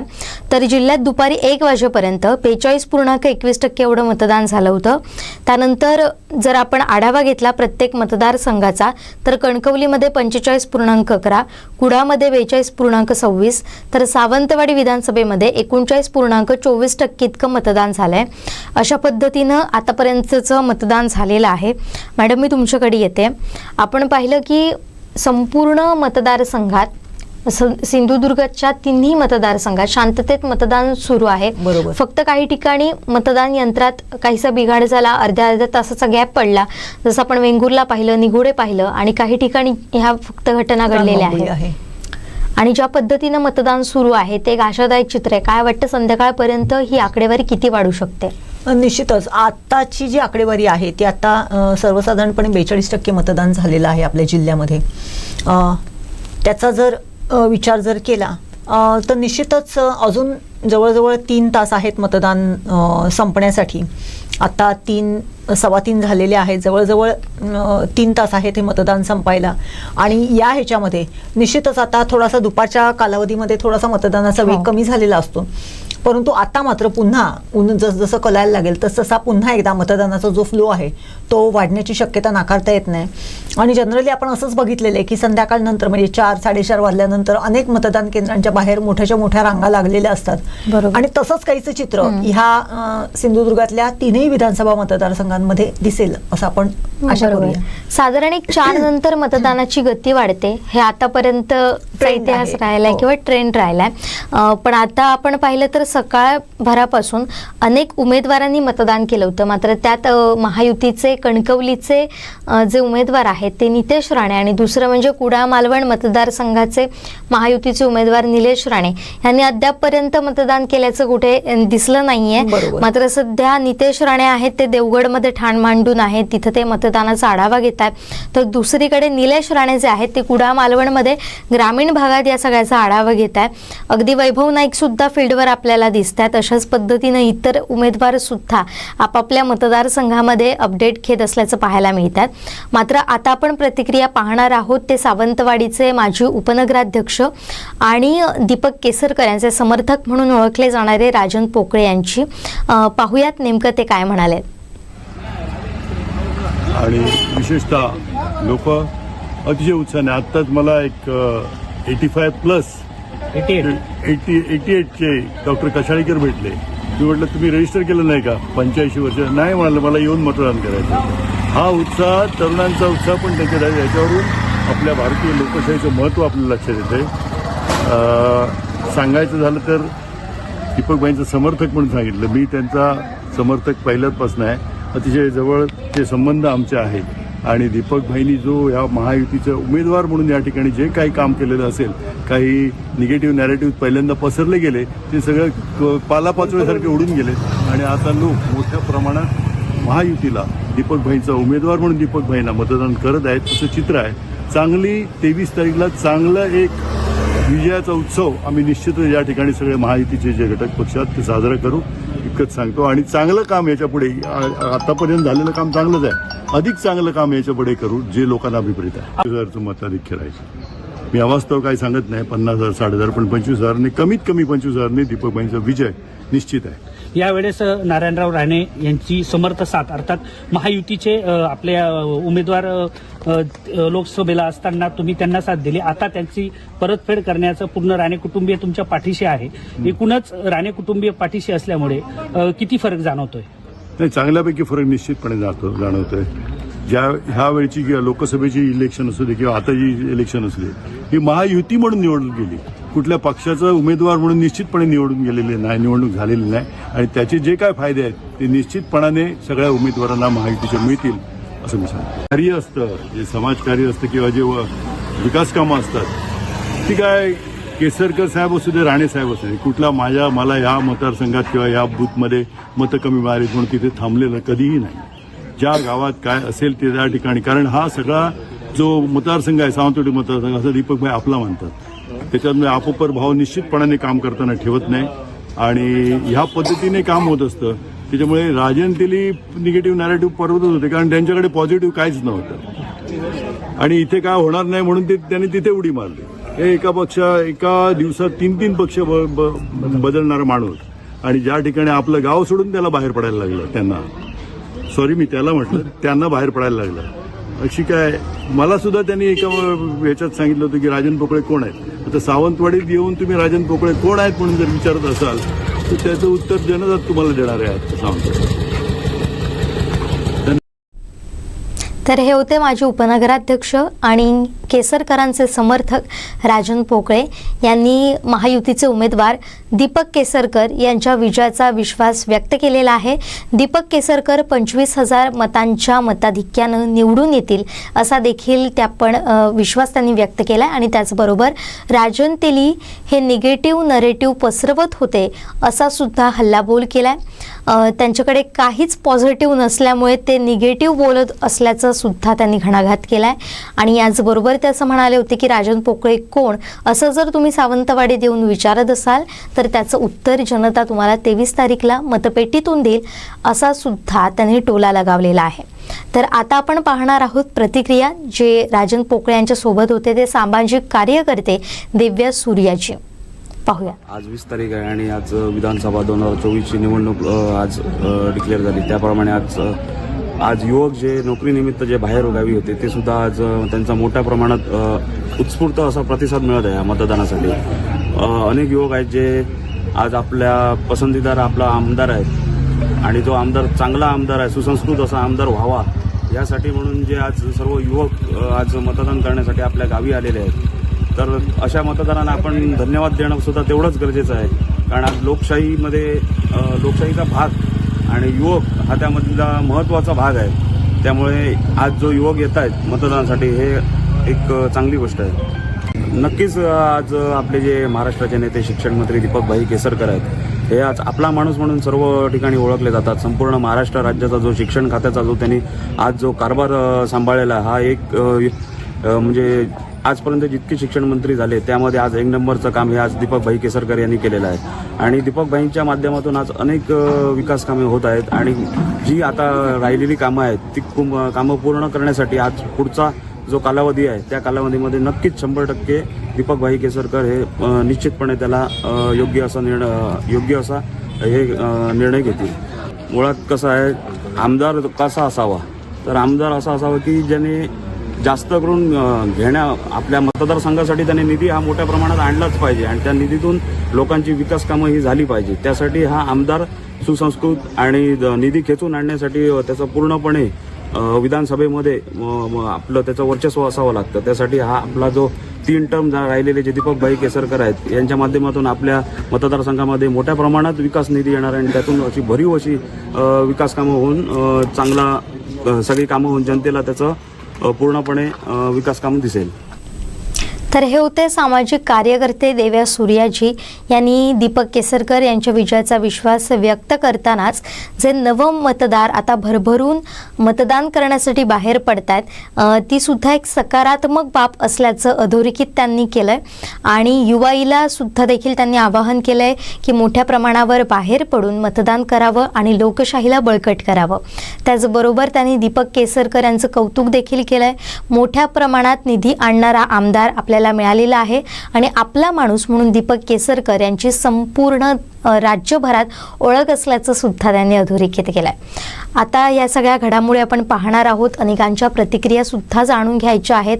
आपले संपूर्ण रिपोर्टर्स आहेत त्यांच्याशी सुद्धा संवाद साधायचा आहे. पण पुन्हा एकदा मॅडम मी तुमच्याकडे येते. काल आपण जो प्रकार पाहिला, एक घटना पाहिली ती म्हणजे राज्यस्तरीय घटना. तिथं विनोद तावडे यांना हितेंद्र ठाकूर यांनी पकडलं आणि त्यांच्यावर आरोप केला होता की तुम्ही 5 कोटी पैसे वाटले आणि त्यानंतरचा गदारोळ उडालेला होता किंवा जो गोंधळ उडालेला होता तो आपण पाहिला. अशा प्रकारच्या घटना आज देखील काही प्रमाणात घडताना आपल्याला ठिकठिकाणी दिसतात. राज्यभरात याचे पडसाद उमटतात आणि आता तर त्यावरून अनेक प्रतिक्रिया, आरोप प्रत्यारोप समोर येताना आपल्याला पाहायला मिळतात. एकीकडे हितेंद्र ठाकूर यांनी असा दावा केला होता की भाजपच्याच नेत्यांनी विनोद तावडे यांची टीप दिली होती आणि त्यानुसार आम्हाला असं वाटलं की एखादा राष्ट्रीय पातळीवरचा जो नेता आहे तो असं काही वागणार नाही. मात्र आम्ही तिथं गेलो आणि त्या सगळ्या घडामोडी पाहिल्या तेव्हा आम्हाला धक्का बसला, अशी प्रतिक्रिया होती ती हितेंद्र ठाकूर यांनी दिलेली होती. काय वाटतं या सगळ्याबद्दल? कालपासूनचा जो काही प्रकार म्हणजे काल विनोद तावडे हे विरारच्या विवांत हॉटेलमध्ये मिळाले. त्यांना हितेंद्र ठाकूरांच्या सगळ्या माणसांनी घेराव घातलेला होता. हितेंद्र ठाकूरांच्या बरोबर त्यांचे सुपुत्र आणि इतर सगळे कार्यकर्ते म्हणजे बबियाचे, बहुजन विकास आघाडीचे असे सगळेजण तिथे होते आणि त्यांनी पूर्णपणे विनोद तावडेंना घेरलेलं होतं. त्याच्यानंतर पोलीस फौज तिकडे पोहोचलेली होती आणि सगळा जो काही तिथे जे नाट्य घडत होतं ते आपण टीव्हीवरती बघत होतो. एकूणच क्षितेश ठाकूरांनी तर डायरी सुद्धा दाखवलेली होती की ज्या ह्याच्यामध्ये काही आकडे लिहिलेले होते काही माणसांच्या समोर. रॅलीचा देखील उल्लेख होता केलेला, मॉर्निंग रॅली जी आहे त्याचा, आणि 5 कोटी रुपये घेऊन आलेले होते ते, अशा पद्धतीचं जे काही हे होतं ते सगळं चाललेलं होतं. त्याच्यानंतर आपण टी व्हीवरती हेही बघितलं की निवडणूक आयोगाने ह्या सगळ्याचं म्हणजे बघून त्याचा कॉग्निझन्स घेऊन विनोद तावडेंवरती आणि तिथले उमेदवार राजन नाईक ह्यांच्यावरती गुन्हा दाखल केलेला होता. जवळजवळ 9 लाख रुपये आणि समथिंगची रोकड सुद्धा तिथे मिळालेली होती. हे सगळं बघितलं त्याच्यानंतर त्याच्या पुढचं नाट्य खरं असं आहे जुईली. त्याच वेळेस त्याच्यानंतर हितेंद्र ठाकूर आणि विनोद तावडे हे एकाच गाडीतून रवाना झालेले होते. आणि दुसरी गोष्ट म्हणजे त्याच्यानंतर अवघ्या काही मिनिटातच बवियाचा एक नेता हा भाजपमध्ये गेलेला होता. म्हणजे हे जर सगळं बघितलं ना, म्हणूनच मी मगाशी असं म्हटलेलं होतं की यावेळेस मतदार सुज्ञ किती आहे हे त्याच्या मतावरून ठरणार आहे. कारण हे ज्या पद्धतीने हे सगळं नाट्य घडतंय त्याचा जर विचार केला तर सर्वसामान्य मतदाराच्या बुद्धिमत्तेचा कस लावणारी ही निवडणूक 100% आहे. ज्या पद्धतीने विनोद तावडेंवरती केले गेलेले आक्षेप, त्याच्यानंतर सगळं घडलेलं नाट्य, त्याच्यानंतर ते दोघे जण एका गाडीतून गेलेले आणि त्याच्यानंतर काही वेळातच बहुजन विकास आघाडीचा एक माणूस हा भाजपमध्ये जातो, हे जे काही आपण बघत आलेलो आहोत हे कशाचं द्योतक आहे ह्याचा निश्चितपणे विचार करायला पाहिजे. दुसरी गोष्ट अशी आहे की हे सगळं झाल्यानंतर आजच्या दिवशी सुप्रिया सुळे ह्यांचं बिटकॉइन या संदर्भातला जो काही मामला आहे त्यांचा आवाज आहे, त्या क्लिपमध्ये त्यांचा आवाज येतोय वगैरे वगैरे वगैरे, हे जे काय आहे म्हणजे शेवटच्या क्षणापर्यंत आपण कसे चांगले आहोत, आपण कसे शुद्ध आहोत, आपण कसे पवित्र आहोत, आपण कशा पद्धतीने काम करतोय, आपण कसे स्वच्छ आहोत हे शेवटच्या क्षणापर्यंत सांगण्याचा प्रयत्न केला जातोय आणि त्याचंच हे प्रतीक आहे.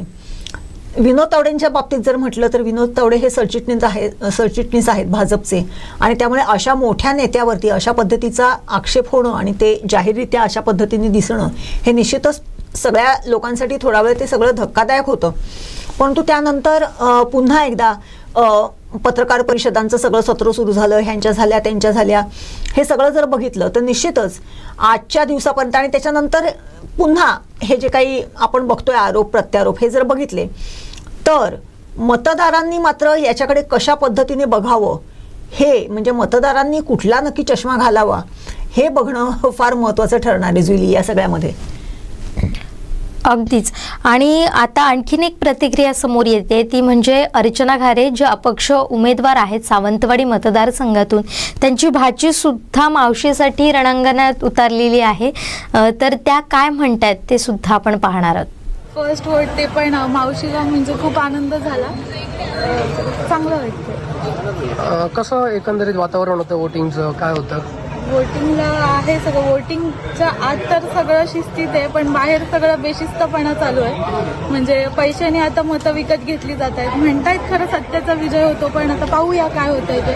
कारण आता तर काय पक्षातली जी त्यांच्याबरोबर कामं करत होती ती पण लोक असं पसरवत आहेत की त्यांनी दीपक केसरकरनी त्यांना उभं केलं आहे म्हणजे मावशीला अर्चना घारे परब यांना, तर त्यांनी त्यांना 5 कोटी रुपये दिले काय असं सगळीकडे चालू आहे. पण आता जे ऐकतायत ते आपलं विश्वास ठेवतायत पण कोणाला आतलं काहीच माहीत नाहीये.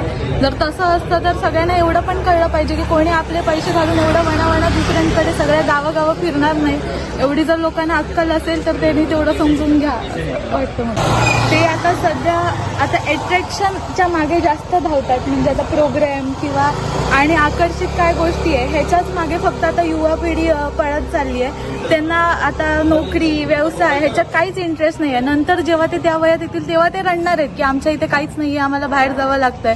पण आता त्यांना त्याचं एवढं काही सिरियसनेस नाही आहे. आता त्यांना फक्त ते आकर्षित करणाऱ्या गोष्टी जास्त हव्या वाटत आहेत. त्यामुळे त्यांना तर तो सिरियसनेस काय सांगता कळणारच नाही सांगितलं तरी. ते आता काय सांगा, माझ्या बरोबरचे सांगतात मला ज्यांचे आम्हाला पैसे भेटणार त्यांना आम्ही मतं घालणार. चुकीचंच आहे ते सगळं चुकीचंच आहे. ते तर आपल्या इथे तर हे कधी चालूच नव्हतं. हे आता मेन चालू झालंय गोव्यातून, ते मनोहर पर्रिकरने जे चालू केलं तेव्हापासून आपल्या इथे पण चालू झालं. पण त्यांनी प्रगती केली आहे. आता इथे काय करतात काय नाही. तर या होत्या अर्चना घारे यांच्या भाची. त्यांनी महत्त्वाच्या अनेक बाबींना स्पर्श केलेला आहे. ही तरुणी ही खरं तर सांगते की आपण मतदान नेमकं कसं करावं, कुठल्या मुद्द्यांना पकडून करावं, जे आकर्षक दिसतंय त्याच्या मागे न धावता विकास कोण करणार आहे याला साथ द्यावी आणि अगदी पैसे वाटप यावर सुद्धा तिनं परखड मत व्यक्त केलेलं आहे. हे फार सुज्ञ नागरिक म्हणून जे काम होतं किंवा सुज्ञ नागरिक म्हणून ज्या घटनांकडे पाहणं गरजेचं असतं तीच मतं ही तरुणी व्यक्त करताना आपल्याला दिसते. आणि हे आपल्या भारताचं, आपल्या देशाचं पुढचं भविष्य आहे, जसं सुज्ञपणे डोळसपणे विचार करून मतदान करण्यासाठी पुढे येत आहेत.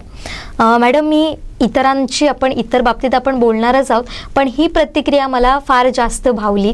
काय वाटतं याबद्दल? नक्कीच ज्या पद्धतीने ती बोलत होती ते जर बघितलं तर ते एका सुज्ञ मतदाराचं प्रामाणिक मत आहे. हो.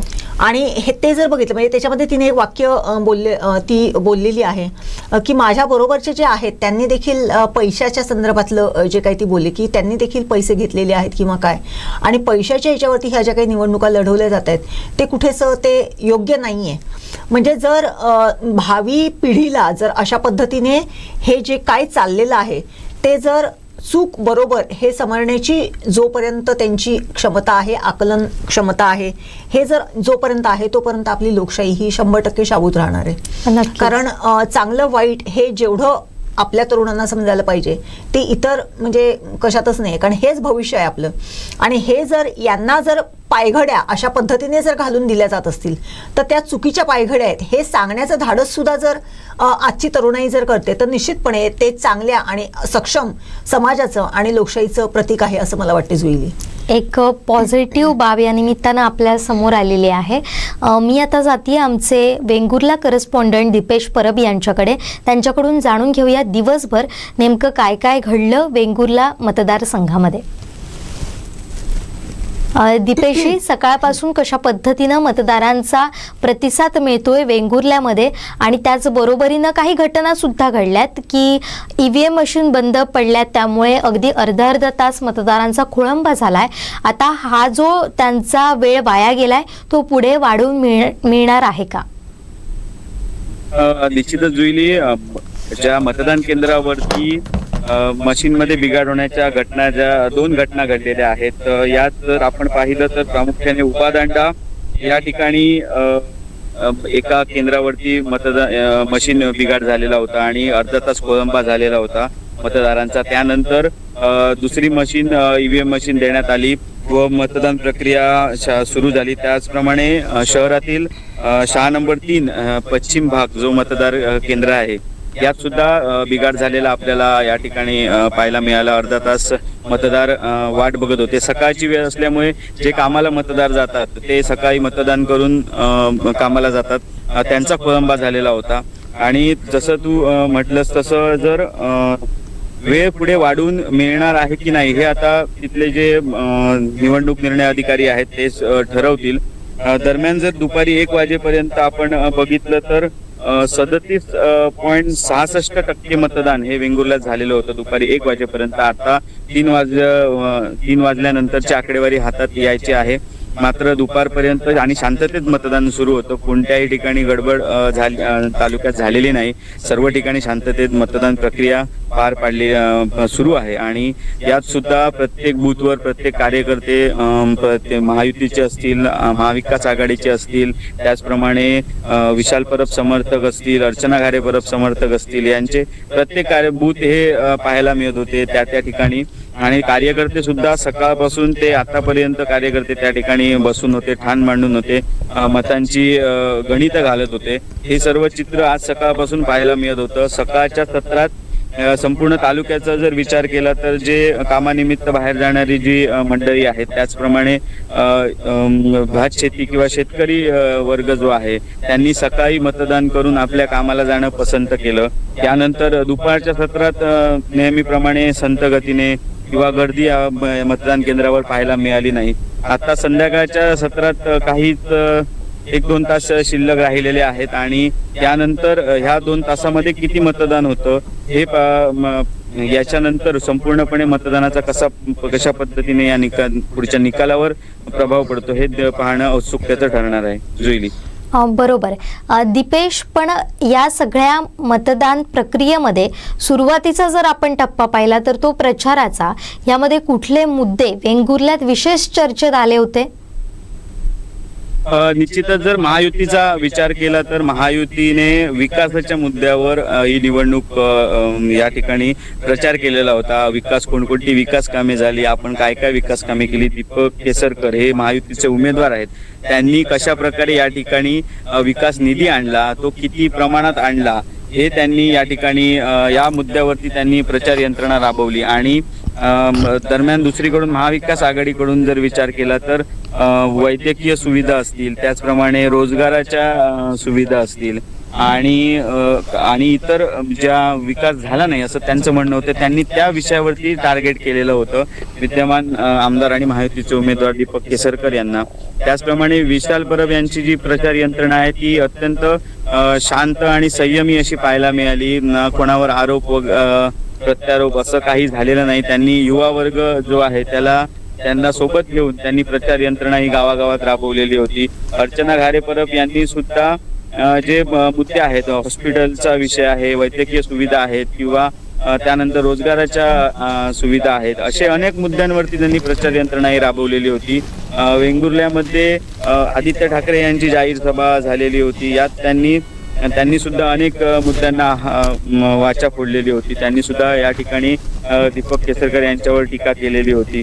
त्याचप्रमाणे असे अनेक या ठिकाणी मुद्दे होते की महाविकास आघाडीने महायुतीला या ठिकाणी टार्गेट केलेलं होतं. त्याचप्रमाणे कशा प्रकारे आपण हे विकास निधी आणला आणि कशा प्रकारे आपण यापुढे विकास करू शकतो या मुद्द्यावरती महायुतीचे जे उमेदवार आहेत किंवा महायुतीचे कार्यकर्ते आहेत, पदाधिकारी आहेत, यांची प्रचार यंत्रणा ही पाहायला मिळाली.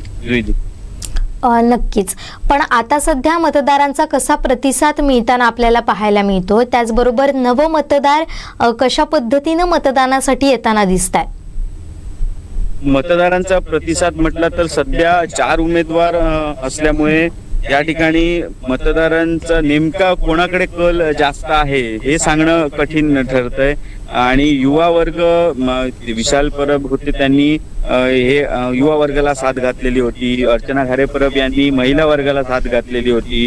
दीपक केसरकर यांनी जो मतदार, त्यांचा जो जुना पारंपरिक मतदार आहे त्यांना साथ घातलेली होती. विकासाच्या मुद्द्यावर त्यांनी केलेली होती.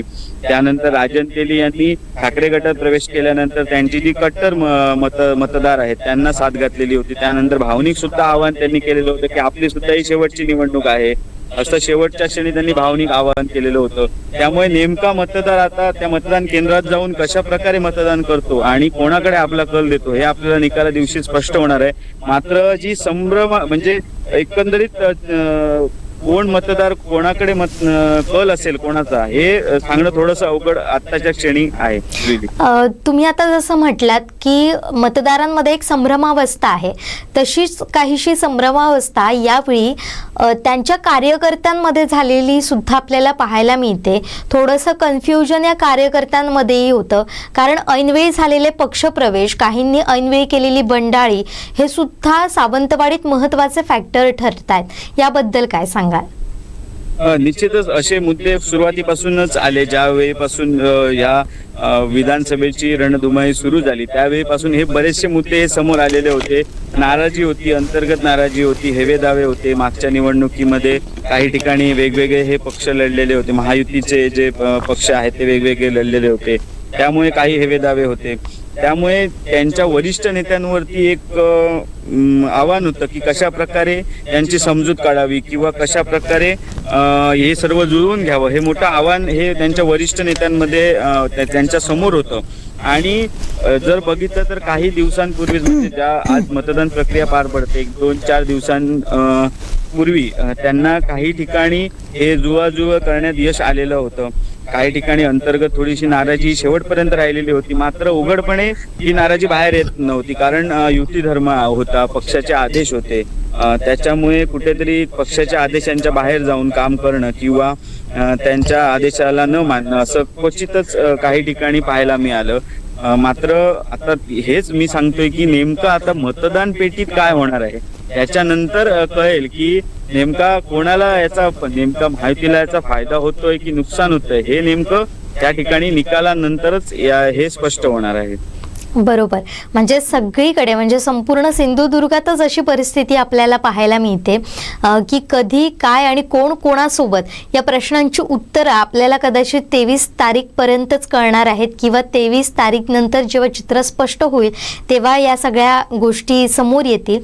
धन्यवाद दीपेश, आपण दिलेल्या सगळ्या माहितीसाठी. असेच आमच्याशी कनेक्ट राहा, तुमच्याकडून या संदर्भातील अधिकाधिक अपडेट जाणून घ्यायचे आहेत. तुर्तास इथंच थांबूया. धन्यवाद. तर यानंतर आपण जाणार आहोत आमचे वैभववाडी करेस्पॉन्डंट श्रीधर साळुंखे यांच्याकडून. कणकवली मतदारसंघात काय घडतंय हे त्यांच्याकडून आपण जाणून घेणारच आहोत. मात्र काही तांत्रिक कारणामुळे त्यांच्याशी संपर्क आपला तुटलेला आहे. आता येऊया थोडंसं दोडामार्गमध्ये. तिथं राजेंद्र म्हापसेकर आहेत, भाजपचे नेते आहेत. त्यांची प्रतिक्रिया आपण जाणून घेणार आहोत. पाहूयात नेमकं राजेंद्र म्हापसेकर काय म्हणाले. दोडामार्ग तालुका आतापर्यंत माननीय नारायण राणे साहेबांवर प्रेम करणार आहे. भारतीय जनता पार्टी शिवसेना युतीवर प्रेम करणार आहे. त्यामुळे दोडामार्ग तालुक्यात ही युतीची धावा आहे. दोडामार्ग तालुक्यात प्रत्येक बूथवर भारतीय जनता पार्टी शिवसेना युतीचं काम करतात, कार्यकर्ते जोमाने काम करतात. आणि दीपकबाई केसरकर हे जवळपास मी परत सांगितल्याप्रमाणे पूर्वी राणे साहेबांना आम्ही 7,000चं लीड दिलं. आम्ही निश्चितपणे आता 9,000पर्यंत लीड दीपकबाईंना देणार आहोत. आणि जे आमच्या पक्षातनं जे दुसऱ्या पक्षात बुडी मारून गेलेत आमच्या अपोजिट उमेदवार आहेत राजन तेली, यांना कळेल दोडामार्ग तालुक्यातनं किती मतं मिळतात ती लक्षात घ्या. त्यामुळे इथं जास्तीत जास्त मतं ही धनुष्यबाण निशाणीवर आहेत, म्हणजे भारतीय जनता पार्टी शिवसेना युतीच्या निशाणीवर आहेत. ओके. तर हे होते भाजपचे नेते राजेंद्र म्हापसेकर. त्यांनी अनेक काही पदंसुद्धा महत्त्वाची भूषवलेली आहेत. यावेळी बोलताना कोकण 7 लाईव्हशी बोलताना त्यांनी दीपक केसरकर जे महायुतीचे उमेदवार आहेत त्यांच्या विजयाचा विश्वास व्यक्त केलेला आहे. मात्र हे करत असताना त्यांनी राजन तेली यांच्यावर देखील निशाणा साधलेला आहे. मागे जेव्हा दीपक केसरकर यांची भाषणाची जी सभा झाली होती एक नारायण राणेंच्या उपस्थितीतच केसरकर यांच्या प्रचारार्थ सभा झाली होती, त्यावेळी भाषण करताना राजेंद्र म्हापसेकर यांनी राजन तेलींवर आरोप केला होता. राजन तेली जेव्हा भाजपमध्ये होते तेव्हा राजन तेलींनी भाजपमध्ये भांडणं लावण्याचं काम केलं असा मोठा आरोप भर व्यासपीठावरून राजेंद्र म्हापसेकर यांनी अगदी खासदार नारायण राणेंच्या समोरच केला होता. त्यामुळे एकंदरीत जर चित्र दिसतंय आपल्याला आत्ताच्या घडामोडींवरून किंवा राजेंद्र म्हापसेकर यांच्या बोलण्यावरून की तिथं भाजपमध्येच दोडामार्गमध्ये भाजपमध्येच कुठेतरी राजन तेली यांच्यावरून जे आरोप प्रत्यारोप होते ते उफाळून आलेले होते. आणि शिवाय दोडामार्गमध्येच भाजपमध्ये जी कारवाई झाली होती पक्षाच्या विरोधी काम केल्यामुळे ती सुद्धा दोडामार्गमध्येच झालेली आपल्याला पाहायला मिळते. या बरोबरीनं आता आपण प्रतिक्रिया ऐकल्यात, पण साटेली भेडशी इथं आढावा घेतलाय आमचे प्रतिनिधी लहू परब यांनी. पाहुयात नेमकं काय घडतंय. सावंतवाडी विधानसभा मतदारसंघात आज मतदान होत आहे आणि आज आपण आहोत भेडशी या साटेली भेडशी गावामध्ये. तर एकंदरीत महाविकास आघाडीचे जे इथे आपण या ठिकाणी पाहू शकता बूथ लागलेला आहे आणि राजन तेलींच्या मतदानासाठी हे प्रत्येक कार्यकर्ते झटून काम करतात. आपल्यासोबत काही कार्यकर्ते त्यांच्याकडून जाणून घेऊया कशा प्रकारे सहकार्य मिळतं काय वाटतं नेमकं. आम्ही आता सर्व ठिकाणी असं प्रचाराला फिरलो तर राजन तेलींना उत्स्फूर्त प्रतिसाद आहे आणि ते 100% माझी तरी खात्री आहे ते 100% निवडून येणार.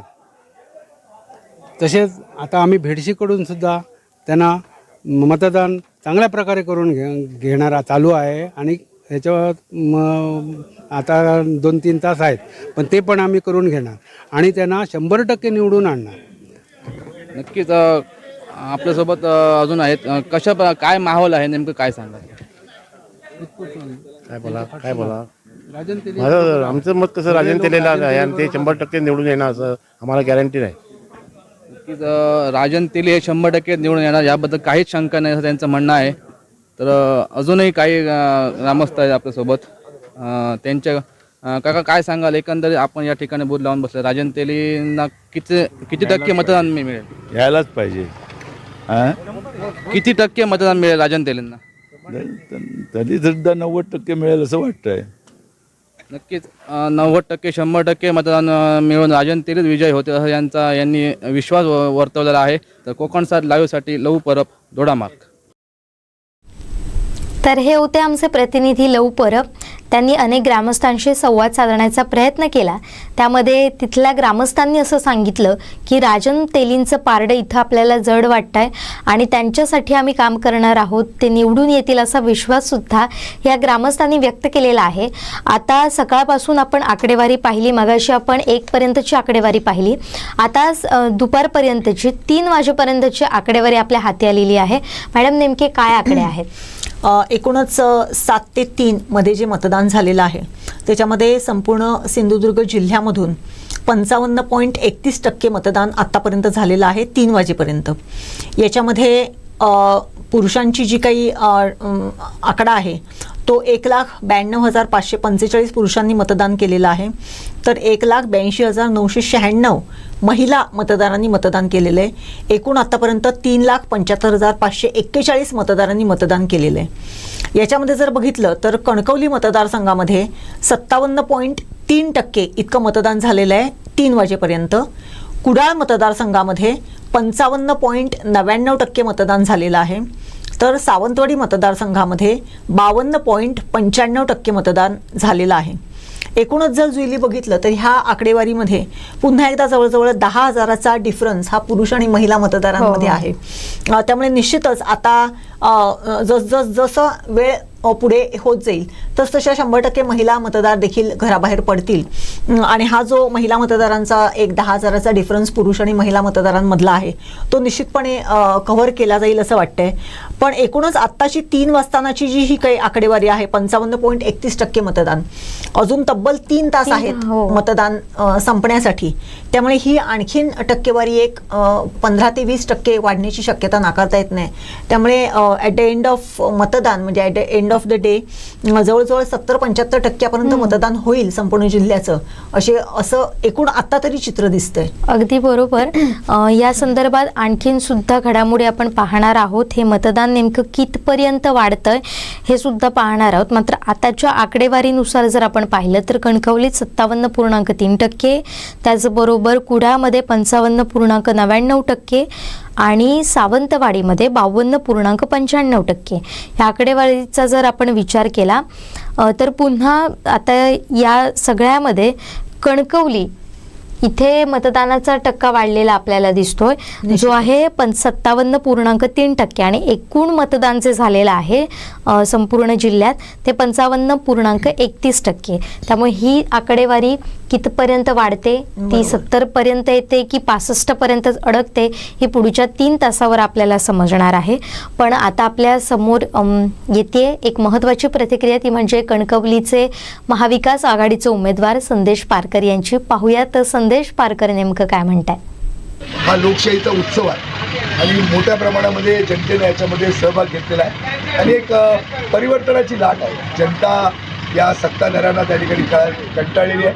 10 वर्ष झाली कुठलाही विकास झाला नाही, फक्त त्या ठिकाणी भ्रष्टाचार झालेला आहे आणि या भ्रष्टाचाराच्या विरोधामध्ये, या प्रस्थापितांच्या विरोधामध्ये आणि या घराणेशाहीच्या विरोधामध्ये जनतेनं परिवर्तनासाठी साथ घातलेली आहे आणि उत्स्फूर्त असा प्रतिसाद हा प्रत्येक ठिकाणी मला त्या ठिकाणी मिळतो. मग कणकवली असेल, देवगड असेल, वैभव असेल, भरभरून लोक आशीर्वाद हे संदेश पारकरच्या मशाल या चिन्हावर शिवसेना आणि महाविकास आघाडीला त्या ठिकाणी मतदान करताना दिसत आहे. तर देवगड तालुक्यातलं वातावरण एकदम अतिशय चांगल्या पद्धतीचं आहे. कारण देवगड तालुक्यामध्ये जो विकास अपेक्षित होता नितेश राणेंकडनं तो विकास होऊ शकला नाही. उलट देवगड शहराची जी नळपाणी योजना आहे, जे या जनतेला, शहरातल्या जनतेला 24 तास पाणी मिळणार होतं, पण जवळजवळ 56 कोटीची नळ योजना 10 वर्ष झाली या ठिकाणी करू शकलेली नाहीत. त्याला विरोध करण्याचं काम आमदार नितेश राणेंनी केलेलं आहे. इथले आंबा बागायतदार असतील, काजू उत्पादक असतील, भात शेती घेणारे शेतकरी असतील किंवा त्याचप्रमाणे मच्छीमार असतील, हे सगळे त्या ठिकाणी या सगळ्याच्या ज्या आमदार नितेश राणेंच्या विरोधामध्ये आहे. कुठलंही असं ठळक काम जे या शेतकऱ्यांना अनुदान मिळेल, शेतकऱ्यांना नुकसान भरपाई मिळेल, शेतकऱ्यांना हमीभाव मिळेल, असलं कुठलंही काम त्या ठिकाणी केलेलं नाही. आणि म्हणून सगळेच घटक या जिल्ह्यातले, मग व्यापारी असतील, या जिल्ह्यातला मच्छीमार असेल, या जिल्ह्यातला शेतकरी असेल, या जिल्ह्यातला कर्मचारी, नोकरवर्ग, मजूर असतील, हे सगळे या ठिकाणी या राज्यकर्त्यांना त्या ठिकाणी कंटाळलेले आहेत आणि यांना फक्त स्वतःचा विकास दिसतो. जो काय आहे सत्तेच्या माध्यमातून जो भ्रष्टाचार केलेला आहे हा त्या ठिकाणी भ्रष्टाचार केलेला आहे आणि जी काही सगळी पदं आहे ती आपल्यालाच मिळावी, आपल्या मुलांना मिळावी, आपल्या घरातच मिळावी, हा सगळा त्यांचा प्रयत्न आहे. आणि हा सगळा प्रयत्न, या सगळ्या प्रयत्नाला जनता कंटाळलेली आहे. 35 वर्ष यांच्या हातामध्ये जनतेने सत्ता दिली, कोणताही विकास या जिल्ह्याचा होऊ शकले नाही. तरुणांच्या हातामध्ये सुद्धा रोजगार मिळाले नाही, अनेक तरुण बेरोजगार आहेत. एक केंद्रीय मंत्री होते नारायण राणे, उद्योग मंत्री. जर त्यांनी यांची विकासाची मानसिकता असती तर या जिल्ह्यामध्ये या तरुणांच्या हातामध्ये 5,000 तरुणांच्या हातामध्ये हे रोजगार देऊ शकले असते. एखादा इंडस्ट्री, एखादा कारखाना, एखादा उद्योग व्यवसाय आणू शकले असते, पण तो सुद्धा ते आणू शकले नाहीत. म्हणजे सगळी सत्ता 35 वर्ष मिळून सुद्धा फक्त यांनी स्वतःचाच विकास त्या ठिकाणी केलेला आहे आणि जनतेच्या पैशाची लूट केलेली आहे, भ्रष्टाचार केलेला आहे. आणि म्हणून जनता या ठिकाणी याला कंटाळलेली आहे आणि म्हणून परिवर्तनासाठी सज्ज आहे. कुठल्याही परिस्थितीमध्ये या मतदारसंघामध्ये आमदार नितेश राणेंचा पराभव हा निश्चित आहे. मोठ्या मताधिक्यानं ते पराभूत होते. कारण मी ज्या पद्धतीनं या सगळ्या मतदारसंघामध्ये प्रचाराच्या निमित्तानं फिरलो, जनतेचे आशीर्वाद घेतले, ज्या पद्धतीनं जनतेचा विश्वास मिळाला, ज्या पद्धतीनं जनतेचं प्रेम मिळालं, ज्या पद्धतीनं जनतेचे आशीर्वाद मिळाले, ज्या पद्धतीनं जनतेचं पाठबळ मिळालं, त्यावरून मी आपल्याला सांगतो संपूर्ण प्रत्येक तालुक्याचं जे वातावरण आहे, कणकवली असेल, देवगड असेल, वैभववाडी असेल, सगळे मतदार हे फार मोठ्या प्रमाणामध्ये संदेश पारकरांना मशाल चिन्हावर त्या ठिकाणी मतदान करणार. तुम्ही जी टॅगलाईन, जनतेला शेवटी आज जे आमदार आहेत त्यांच्या बद्दलची जे असलेलं वातावरण आहे, म्हणजे बॉडीगार्ड, त्यांच्या गाड्या, त्यांची लोकांना भेट मिळत नाही, बंगल्यावर जाऊन तासनतास दिवसभर थांबावं लागतं, आमदार सहजपणे मिळू शकत नाही. पण संदेश पारकर हा जनतेमध्ये सुखदुःखामध्ये, अडीअडचणीमध्ये सातत्यानं जनतेवर त्या ठिकाणी असणारं अशा प्रकारचं एक सर्वसामान्यांचं नेतृत्व आहे. आणि म्हणून त्यांच्याबद्दल, संदेश पारकरांच्याबद्दल एक मैत्रीचं नातं हे जनतेमध्ये आहे. आणि म्हणून मी जनतेला सांगतोय की एक संधी मला द्या, मी आमदार म्हणजे तुम्ही आमदार, अशा पद्धतीचं आपण काम त्या ठिकाणी करू. आणि म्हणून प्रत्येक जनतेला वाटतं की संदेश पारकर जर आमदार झाला तर कुठेतरी आपण आमदार होणार आहोत आणि खऱ्या अर्थानं या मतदारसंघामध्ये एक विकास घडेल आणि एक परिवर्तन त्या ठिकाणी निर्माण करण्याचा प्रयत्न हा जनतेचा या निमित्तानं आहे. खरं तर ही लढाई जनशक्ती विरुद्ध धनशक्तीचा आहे. ज्या पद्धतीनं नितेश राणेंचा पराभव निश्चित झाला, ज्या पद्धतीनं त्यांनी पैसे या मतदारसंघामध्ये वाटले, जवळजवळ म्हणजे 100% लोकांना त्या ठिकाणी पैसे वाटलेले आहेत. आणि कुठंतरी पैशाच्या जोरावर, दहशत पैशाच्या जोरावर त्या ठिकाणी निवडणूक आपण जिंकायला हवी अशा पद्धतीचं त्यांचे प्रयत्न आहे. अपप्रचार त्यांनी केला आहे, बदनामी त्या ठिकाणी केली आणि या सगळ्याला कुठेही जनता त्या ठिकाणी बळी पडलेली नाही. उलट सामान्य माणसाची काय ताकद आहे ही या निवडणुकीच्या निकालामध्ये कळेल. अशा प्रकारचं परिवर्तन या मतदारसंघामध्ये होणार आहे. आणि मी पुन्हा आपल्याला सांगतो, आमदार नितेश राणे हे मोठ्या मताधिक्याने या मतदारसंघातमधनं पराभूत होणार. तर ही होती प्रतिक्रिया महाविकास आघाडीचे उमेदवार, कणकवली मतदारसंघातील उमेदवार संदेश पारकर यांची. यावेळी कोकणसाद लाईव्हशी बोलताना त्यांनी आमदार नितेश राणे असतील, म्हणजेच महाविकास आघाडीचे उमेदवार नितेश राणे असतील आणि त्याचबरोबर खासदार नारायण राणे यांच्यावर काही गंभीर आरोपसुद्धा केलेले आहेत. तर आता आपण थेट जाणार आहोत आमचे वैभववाडी करेस्पॉन्डंट श्रीधर साळुंखे यांच्याकडे. श्रीधरजी, आता आपण पाहतोय, आता मगाशीच आपण संदेश पारकर यांची सुद्धा प्रतिक्रिया ऐकली, मगाशी आपण नितेश राणे यांची सुद्धा प्रतिक्रिया ऐकली. दोघांनी विजयाचा विश्वास व्यक्त केलेला आहे आणि ज्या पद्धतीनं सध्या वैभववाडी किंवा कणकवली मतदारसंघामध्ये जे काही प्रचाराचे मुद्दे आले होते ते अशाच पद्धतीनं आपल्याला दिसून आले. एकीकडे आक्रमक पवित्रा दिसला, एकीकडे शांत राहून आपल्या वेगळ्या स्टाईलनं उत्तर देण्याचा जो काही ट्रेंड होता तो यामध्ये दिसून आला. पण एकंदरीतच पाहिलं तर सध्या कणकवलीची निवडणूक कुठल्या दिशेनं सुरू आहे आणि मतदारांचा प्रतिसाद कसा या सगळ्या मतदानाला मिळतोय? नक्कीच आपण जर पाहिलं तर सकाळपासूनच कणकवली विधानसभा मतदारसंघात अगदी मतदानाला उत्स्फूर्तपणे प्रतिसाद मिळत आहे. आपण सिंधुदुर्ग जिल्ह्याचा जर विचार केला तर कणकवली विधानसभेत जवळजवळ 57% मतदान हे आता 3 वाजेपर्यंत झालेलं आहे. त्यामुळे जर जो टक्का आहे सिंधुदुर्ग जिल्ह्यातील मतदानाचा जर पाहिला तर तो कणकवली विधानसभेचा हा सर्वाधिक आहे. आणि दुसरा विषय म्हटल्याप्रमाणे जो आपण निवडणुकीतील जे मुद्दे होते ते महायुतीकडून नितेश राणे यांनी जे मुद्दे मांडले होते ते विकासाचे मुद्दे मांडलेले होते. आणि संदेश पारकरांच्यात आपण काही वेळापूर्वी प्रतिक्रिया पाहिली. त्याने राणे कुटुंब असतील, नितेश राणे असतील, नारायण राणे यांच्यावरती टीकास्त्र केलेलं आहे, गंभीर आरोप देखील केलेले आहेत. अशाच पद्धतीचा प्रचार हा गेल्या काही दिवसांपासून सुरू होता. एकीकडे नितेश राणे यांनी विकासाच्या मुद्द्यावरती निवडणूक लढवली होती, तर संदेश पारकर यांच्याकडून राणे कुटुंबियांना टार्गेट केलेलं होतं आणि त्याचा जो काही परिणाम आहे तो या मतदानावरती देखील होणार आहे. तर आपण पाहिलं तर पारकर असतील किंवा राणे असतील, राणे या दोघांच्याही प्रचाराचे मुद्दे वेगवेगळे होते. राणेंनी विकासात्मक मुद्दे मांडत असताना त्यांच्या कार्यकर्त्यांकडून मात्र पारकरांच्या प्रत्येक टीकेला हे प्रत्युत्तर केलं जात होतं. मात्र राणेंनी पारकर यांच्यावरती बोलणं टाळलेलं होतं आणि त्याचा कुठेतरी फायदा राणेंना दुसरी गोष्ट जर पाहिलं तर नारायण राणेंवरती टीका करून संदेश पारकर यांनी काही मतं देखील मिळवण्याचा प्रयत्न केलेला आहे की राणेंवरती सिंधुदुर्ग जिल्ह्यातील किंवा कणकवली विधानसभा मतदारसंघातील जी काही विकास कामं त्यांना राणेंना जबाबदार करून काही मतदारांचा कौल आपल्या बाजूने मिळतो का, यासाठी देखील पारकर यांच्याकडून प्रयत्न केले गेले होते. हे यांचे प्रचाराचे मुद्दे होते. आणि आपण जर पाहिलं तर एकंदरीत वैभववाडी तालुक्याची आता जी जर मतदानाची जर सरासरी आकडेवारी पाहिली तर आतापर्यंत जवळजवळ 54% मतदान झालेलं आहे आणि मतदारांनी चांगला प्रतिसाद दिलेला आहे. किरकोळ 2 ठिकाणी पुसूर असेल किंवा कोणाळी असेल या ठिकाणी मतदान यंत्रणा तांत्रिक बिघाड झाला होता, मात्र त्याचा मतदान प्रक्रियेवरती कोणताही परिणाम झालेला नव्हता. तात्काळ त्याबाबतच्या दुरुस्ती होऊन मतदान प्रक्रियेलाही सुरुवात झाली होती. त्यानंतर आपण पाहिलं तर सांगोवाडी येथे एक डमी बॅलेट पेपर आणून बुथवरती आणल्यावरून काही वेळ गोंधळ झाला होता, मात्र पोलिसांनी तो तात्काळ हस्तक्षेप करून हे प्रकरण तात्काळच मिटवलेलं आहे आणि त्यात कोणताही वादंग अथवा त्याची रितसर तक्रार कुठेही दाखल झालेली नाहीये. त्यानंतर जर आपण पाहिलं तर महायुतीचे उमेदवार नितेश राणे असतील आणि संदेश पारकर असतील यांनी तिन्ही तालुक्यात विविध तालुक्यांच्या मतदार केंद्रांवरती भेटी दिलेल्या आहेत. नितेश राणे यांनी नांदगाव, असलदे, त्याचबरोबर देवगड येथे सायंकाळच्या सत्रात आता वैभववाडी तालुक्याच्या दौऱ्यावर देखील नितेश राणे आहेत. त्याचबरोबर संदेश पारकर यांनी देखील कणकवली, देवगड बरोबर वैभववाडी तालुक्यात देखील मतदान केंद्रावरती भेटी दिलेल्या आहेत. आणि एकंदरीत आपण जर पाहिलं तर नितेश राणे आणि संदेश पारकर यांच्यात मोठी चुरस असल्याची इथे दिसून येते.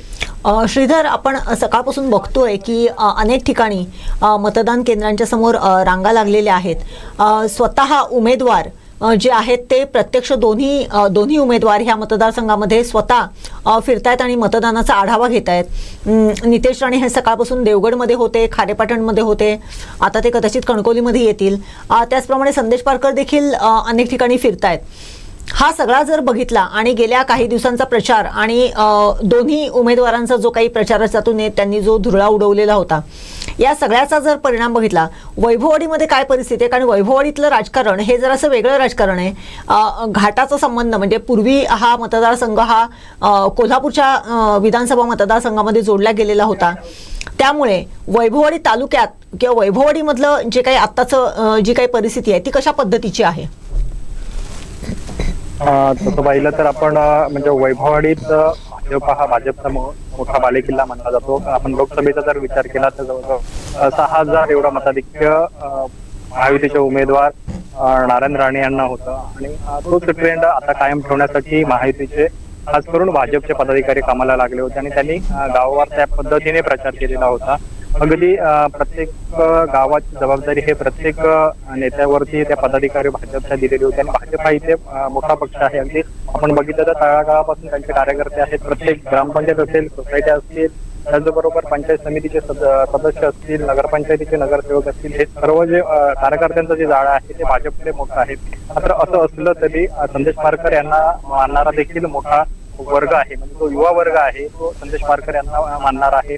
कारण संदेश पारकर हे गेले अनेक वर्ष कणकवली तालुक्यात विविध उपक्रम राबवत असतील, मग ते रक्तदान शिबिर असेल, क्रिकेट स्पर्धा असतील, विविध सांस्कृतिक उपक्रम असतील, यांच्या माध्यमातून संदेश पारकर यांच्याशी जो युवा वर्ग आहे तो कनेक्ट झालेला होता. आणि त्याच्यामुळे जे विधानसभेचे लोकसभेचं जे चित्र होतं ते चित्र यावेळी राहील की वेगळं राहील याबाबत म्हणजे जी स्पष्टता नक्की नाही आहे. कारण जर पाहिलं तर संदेश पारकर ही तेवढ्याच पद्धतीने तोडीसतोड उमेदवार आहेत नितेश राणे यांच्या समोर.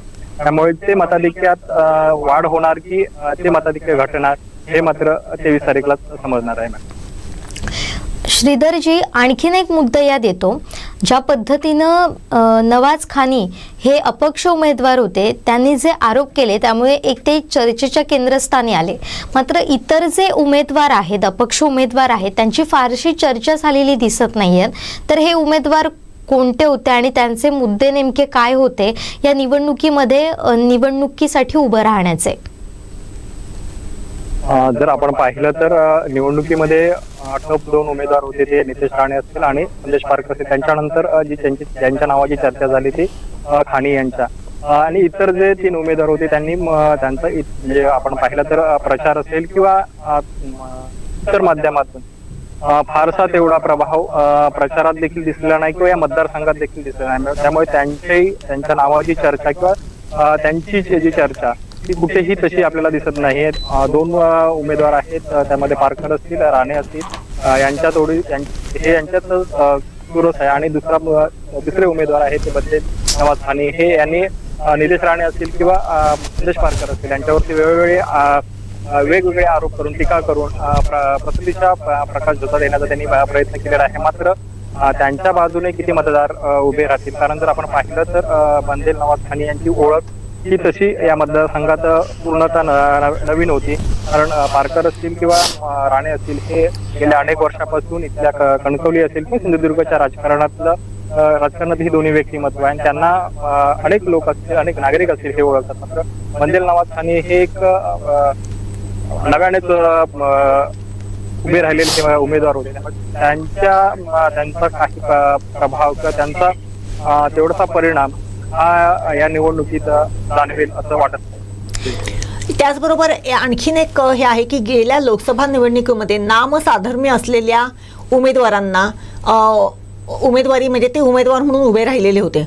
तसेच एक संदेश पारकर आणि संदेश परकर अशा पद्धतीचे 2 उमेदवार ह्या मतदारसंघात देखील आहेत. अपक्ष म्हणून एक संदेश परकार म्हणून एक उमेदवार उभे राहिलेले आहेत. त्याचप्रमाणे जसं आपण बघितलेलं होतं 2 वैभव नाईक कुडाळ मतदारसंघामध्ये होते. एका वैभव नाईकांचं जे काही हे होतं ते छाननीमध्ये त्यांचा अर्ज होता तो बाद झालेला होता. परंतु या कणकवली मतदारसंघामध्ये संदेश पारकर आणि संदेश परकार असे 2 उमेदवार आहेत. काय सांगशील या नामसाधर्म्याच्या संदर्भात? नक्कीच आपण जर पाहिलं तर संदेश पारकर आणि संदेश परकर अशा 2 नावाची साम्य असलेली उमेदवार हे या मतदारसंघात उभे आहेत आणि त्याचा परिणाम जो आहे तो नक्कीच काही प्रमाणात होईल.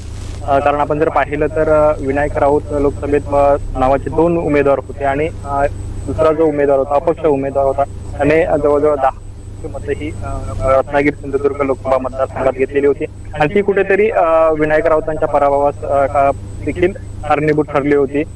तसं जर पाहिलं तर याचा फटका जो नामसाम्य आहे त्याचा फटका पारकर यांना देखील बसू शकतो. कारण 2 समान नावं असलेली 2 उमेदवार असल्यामुळे मतदारांचा देखील काही प्रमाणात संभ्रम निर्माण होण्याची शक्यता अधिक असते. धन्यवाद श्रीधरजी, आपण दिलेल्या या सगळ्या माहितीसाठी. मात्र तुम्ही असेच आमच्याशी जोडलेले राहा. या संदर्भातले प्रत्येक अपडेट तुमच्याकडून जाणून घेणार आहोत. तुर्तास धन्यवाद. तर यानंतर आपण प्रतिक्रिया पाहणार आहोत. देवगडमधील किरण टेंबुलकर जे काँग्रेसचे नेते आहेत, महाविकास आघाडीमध्ये ते एक महत्त्वाची भूमिका पार पाडतायत सिंधुदुर्गामध्ये. तर ते किरण टेंबुलकर यांची आपण प्रतिक्रिया जाणून घेणार आहोत. विधानसभेच्या होऊ घातलेल्या ह्या रणसंग्रामात मला खात्री आहे की महाविकास आघाडीचे उमेदवार सन्माननीय संदीपभाई पाटील यांचा विजय हा निश्चित आहे. कारण सर्वसामान्य उमेदवार म्हणून सर्वसामान्य जनता ही मताच्या रूपात त्यांच्या पाठीशी खंबीरपणे उभी आहे. कारण एकंदरीत पाहता या मतदारसंघात आजचं जे 2 दिवस चाललेलं वातावरण पाहता या मतात जनशक्ती विरुद्ध जनशक्ती अशी लढाई होईल आणि या लढाईत जनशक्तीचा विजय हा लोकशाही मार्गाने निश्चित होईल अशी आम्हाला खात्री आहे. एवढंच या ठिकाणी मी सांगतो. धन्यवाद.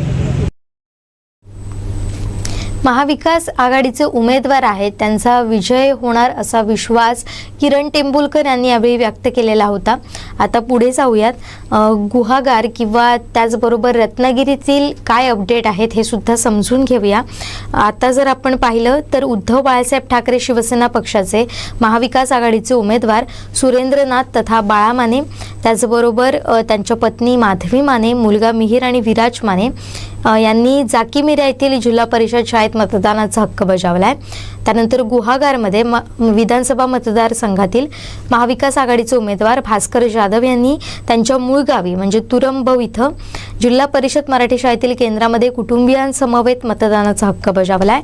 दुसरीकडे लांजा साखरपा राजापूर मतदारसंघातील महाविकास आघाडीचे उमेदवार राजन साळवी यांनी आपल्या कुटुंबासह मतदानाचा हक्क बजावला आहे. तर दापोलीमध्ये सुद्धा मौजे बोंडिवली येथील मतदार ज्यांचं वय 104 वर्षांचं आहे रामचंद्र महिमाजी साळवी यांनी सुद्धा मतदान केंद्रावर येऊन मतदानाचा हक्क बजावलाय. जे आम्ही सकाळपासून सांगतोय की घरोघरी मतदानाचं सुद्धा एक निवडणूक आयोगानं विशेष सुविधा निर्माण केलेली होती, मात्र ती बऱ्याच जणांपर्यंत पोहोचली नाही किंवा त्याच्याबद्दलची जनजागृती झाली नाही.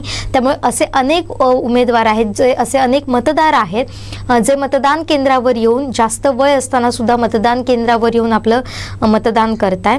तर अशा पद्धतीनं सध्या या घडामोडी सुरू आहेत. ही आपण आता थेट दृश्य पाहतोय. सकाळपासून अशा मतदारांच्या रांगा लागलेल्या होत्या. जुईली जिल्हा म्हणजे रत्नागिरी जिल्ह्यामध्ये 3 वाजेपर्यंत जी आकडेवारी आहे ती सुद्धा आपल्याला बघायला पाहिजे. इथे रत्नागिरी जिल्ह्यामध्ये 3 वाजेपर्यंत टोटल संपूर्ण जिल्ह्यातलं मतदान जे आहे ते 50.04% झालेलं आहे.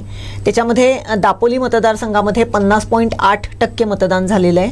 गुहागर मतदारसंघामध्ये 49.01% मतदान झालेलं आहे. चिपळूण मतदारसंघामध्ये 52.33% मतदान झालेलं आहे. रत्नागिरी मतदारसंघामध्ये 46.2% मतदान झालेलं आहे, जिकडे उदय सामंत हे उमेदवार आहेत. आणि राजापूर मतदारसंघामध्ये 52.19% मतदान आत्तापर्यंत झालेलं आहे.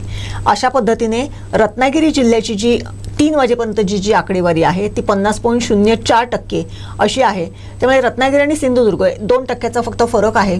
रत्नागिरी आणि सिंधुदुर्ग दोन्ही जिल्हे मतदानाच्या आकडेवारीमध्ये साधारण एकाच स्पीडने पुढे जाताना आपल्याला दिसत आहेत. जुईली अगदी बरोबर. आता जर रत्नागिरीचा जर आपण विचार केला तर याबद्दल आपण जी महत्त्वाची लढत होती ती म्हणजे उदय सामंत आहेत, किरण सामंत आहेत, त्यांच्याबरोबर आपण बोलणारच आहोत. मात्र पुन्हा एकदा जाऊया आपण दोडामार्गमध्ये. तिथं आमचे प्रतिनिधी लव परब उपस्थित आहेत. फील्डवर ते तिथून आपल्याला अधिक अपडेट देणार आहेत. आपण थेट त्यांच्याकडे जाऊया आणि अधिक माहिती घेण्याचा प्रयत्न करूया. जो बांदा सटमट वाडीमध्ये जो माफ करा, आपण जाऊया मुख्यालय प्रतिनिधी लव म्हाडेश्वर यांच्याकडे.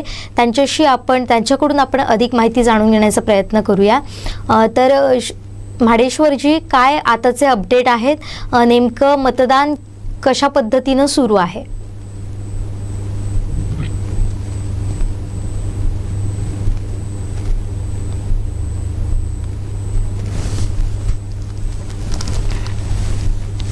सिंधुदुर्गात मतदान एकदम व्यवस्थित.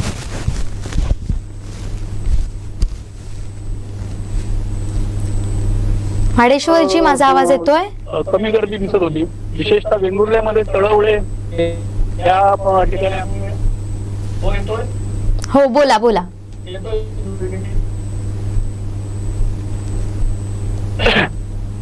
मतदान सुरळीत सुरू आहे सगळीकडे.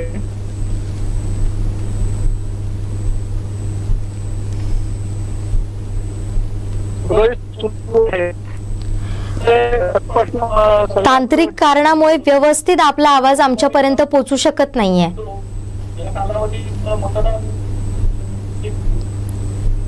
म्हाडेश्वरजी, आपला आवाज व्यवस्थित आमच्यापर्यंत पोहोचत नाहीये. कदाचित नेटवर्क प्रॉब्लेम असेल, त्यामुळे आपला आवाज व्यवस्थित आमच्यापर्यंत पोहोचत नाहीये. आपण पुन्हा एकदा तुमच्याशी संवाद साधण्याचा प्रयत्न करणार आहोत. अगदी काही वेळातच आपण पुन्हा एकदा लव म्हाडेश्वर यांच्याकडे जाणार आहोत, त्यांच्याकडून अधिक माहिती घेणार आहोत. सध्या मुख्यालय पत्रकार जे आहेत ते दौरा करतायत आणि या दौऱ्यामध्ये ते विविध मतदान केंद्रावर जाऊन भेटीगाठी देतात आणि तिथून ते अपडेट देतात येतात ते जाणून घेतात की कशा पद्धतीनं सिंधुदुर्गात मतदान सुरू आहे. याचबरोबर आपण मगाशी मॅडम बोलत होतो ते म्हणजे रत्नागिरीबद्दल. रत्नागिरीमध्ये जसं सिंधुदुर्गात राणे कुटुंब आहे तसंच तिथं सामंत कुटुंब आहे. त्यांच्याही अवतीभोवती हे राजकारण रत्नागिरीचं बऱ्याच वेळा फिरतं आणि ते आपण पाहिलं. लोकसभेमध्ये वातावरण फार वेगळं होतं, कुठेतरी नाराजी होती आणि असं दिसत होतं की तिथे विशेषतः किरण सामंत हे लोकसभेमध्ये नाराज होते. अगदी मतदानाच्या दिवशी सुद्धा वेगवेगळे ट्विस्ट येत होते. त्यांनी असं सांगितलं सुद्धा होतं की मला रेंज नाही आहे, मी आतील गावांमध्ये होतो त्यामुळे माझा संपर्क होऊ शकला नाही. मात्र तरी देखील त्यानंतर ज्या चर्चा रंगल्या होत्या त्या अशाच होत्या की त्यांना उमेदवारी मिळाली नव्हती लोकसभेची म्हणून किरण सामंत हे नाराज होते. त्यानंतर अगदी राणेंनी सुद्धा आरोप केले होते. ह्या घटना झाल्या त्यानंतर बरंच पुलाखालून पाणी वाहून गेलंय आणि आता पुन्हा एकदा नवी इनिंग या माध्यमातून सुरू झाली. किरण सामंत यांना विधानसभेची उमेदवारी मिळालेली आहे. राजापुरातून ते निवडणूक लढवतात आणि राजापूरमध्ये त्यांच्या समोर आव्हान आहे ते म्हणजे राजन साळवी यांचं. तर दुसरीकडे जे किरण सामंत यांचे बंधू उदय सामंत आहेत तर ते सुद्धा रत्नागिरीतून लढतात आणि त्यांच्यासमोर आव्हान आहे ते शिवसेनेच्या उमेदवार ठाकरे गटाचे उमेदवार अर्थात बाळा माने यांचं. या दोन्ही ज्या लढती होतात त्याकडे आपण कसं पाहू शकतो? निश्चितच पुन्हा एकदा जसं इथे राणे कुटुंब म्हणजे निलेश राणे आणि नितेश राणे यांना उमेदवारी देण्यात आली तशीच दोन सख्या भावांना बाजूच्या जिल्ह्यामध्ये पुन्हा एकदा दोन जवळच्या मतदारसंघांमध्ये उमेदवारी देण्यात आलेली आहे. उदय सामंत यांनी देखील ज्यावेळेस शिवसेनेची फाटाफूट झाली त्यावेळेस शिंदे सेनेचा रस्ता धरलेला होता आणि एकनाथ शिंदेंचे खंदे समर्थक म्हणून त्यांची ओळख आहे. त्यांना उद्योगमंत्रीपद देखील देण्यात आलेलं होतं आणि अत्यंत सक्षमपणे त्यांनी हे उद्योगमंत्री पद आणि एकनाथ शिंदेंची साथ दिलेली होती. दरम्यानच्या कालावधीमध्ये भैया सामंत यांना खासदारकीचं तिकीट देणार ह्याच्या भरपूर चर्चा तेव्हा लोकसभेच्या इलेक्शनच्या वेळेस प्रचंड चाललेल्या होत्या आणि एका क्षणाला त्यांची उमेदवारी तशी म्हणजे अनधिकृतरित्या घोषित सुद्धा झालेली होती. मात्र कुठे माशी शिंकली काय माहिती नाही.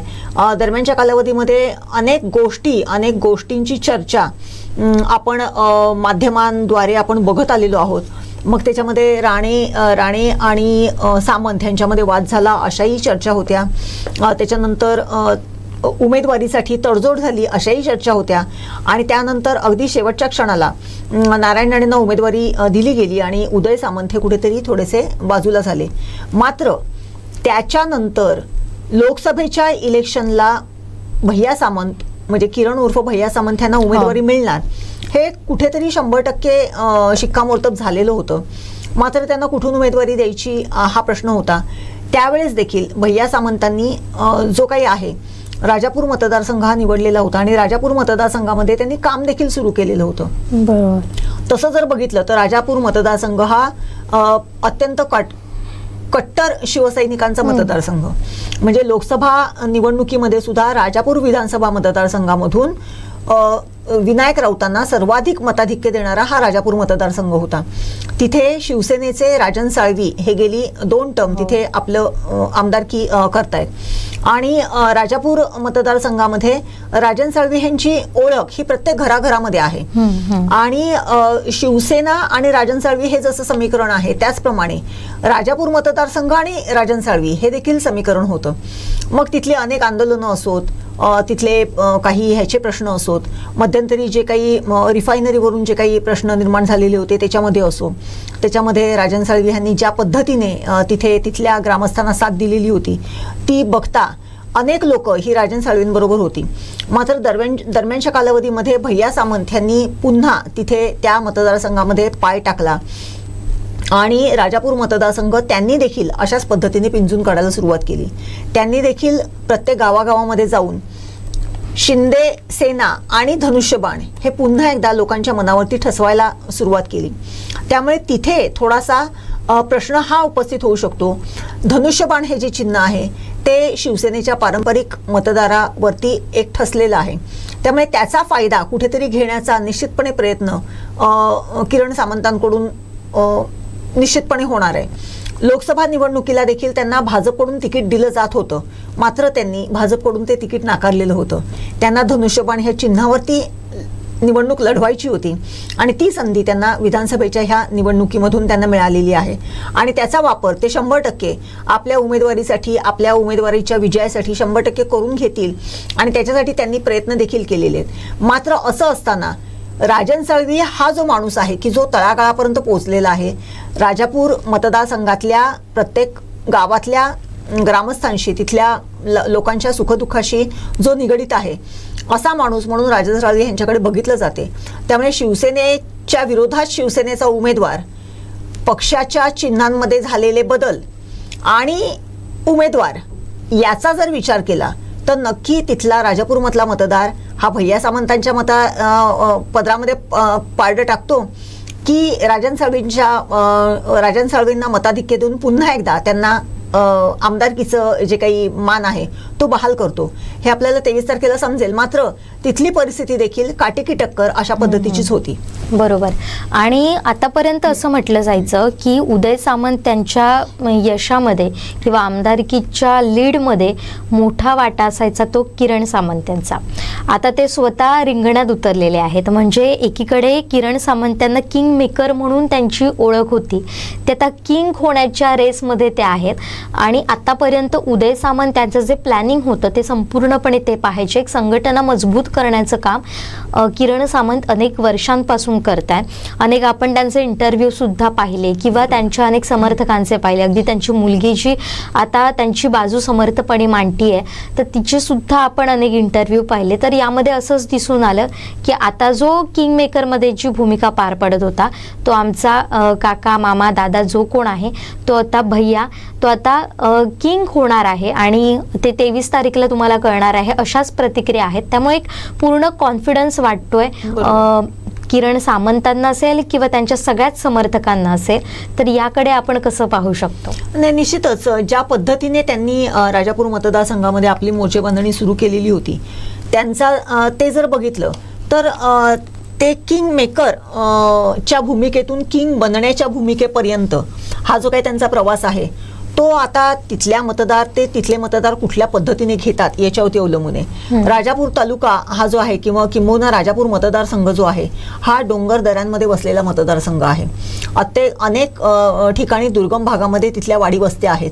त्यांच्यापर्यंत पोहोचणं, त्यांच्या दैनंदिन ज्या काही गरजा आहेत त्या पूर्ण होण्यासाठी ज्या ज्या उमेदवारांनी काम केलेलं आहे त्याच्यावरती विश्वास ठेवून तिथल्या मतदारांनी त्यांना मतदान करणं, भविष्यातल्या त्यांच्या गरजा ओळखून ज्या उमेदवारांनी त्यांना आश्वासनं दिलेली आहेत त्यांच्यावरती, त्या आश्वासनांवरती कन्व्हिन्स होऊन उमेदवारांनी मतदान करणं. याच्याच बरोबर दुसरी गोष्ट अशी आहे की राजापूर म्हणा, सिंधुदुर्ग आणि रत्नागिरी दोन्ही तसे जर जिल्हे जर बघितले तर इथल्या मतदारांवरती मुंबईच्या त्यांच्या चाकरमान्यांच्या मतांचा देखील फार मोठा पगडा असतो. बरोबर.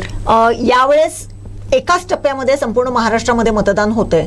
नाहीतर जर 2 किंवा 3 टप्प्यात जर झालं असतं तर निश्चितच मुंबईचा चाकरमानी इथे येऊन आपापल्या घरामध्ये त्यांनी कोणाला मतदान करायचं हे तो सांगतो आणि त्याच्या मताप्रमाणे इथला जो मतदार आहे तो मतदान करतो.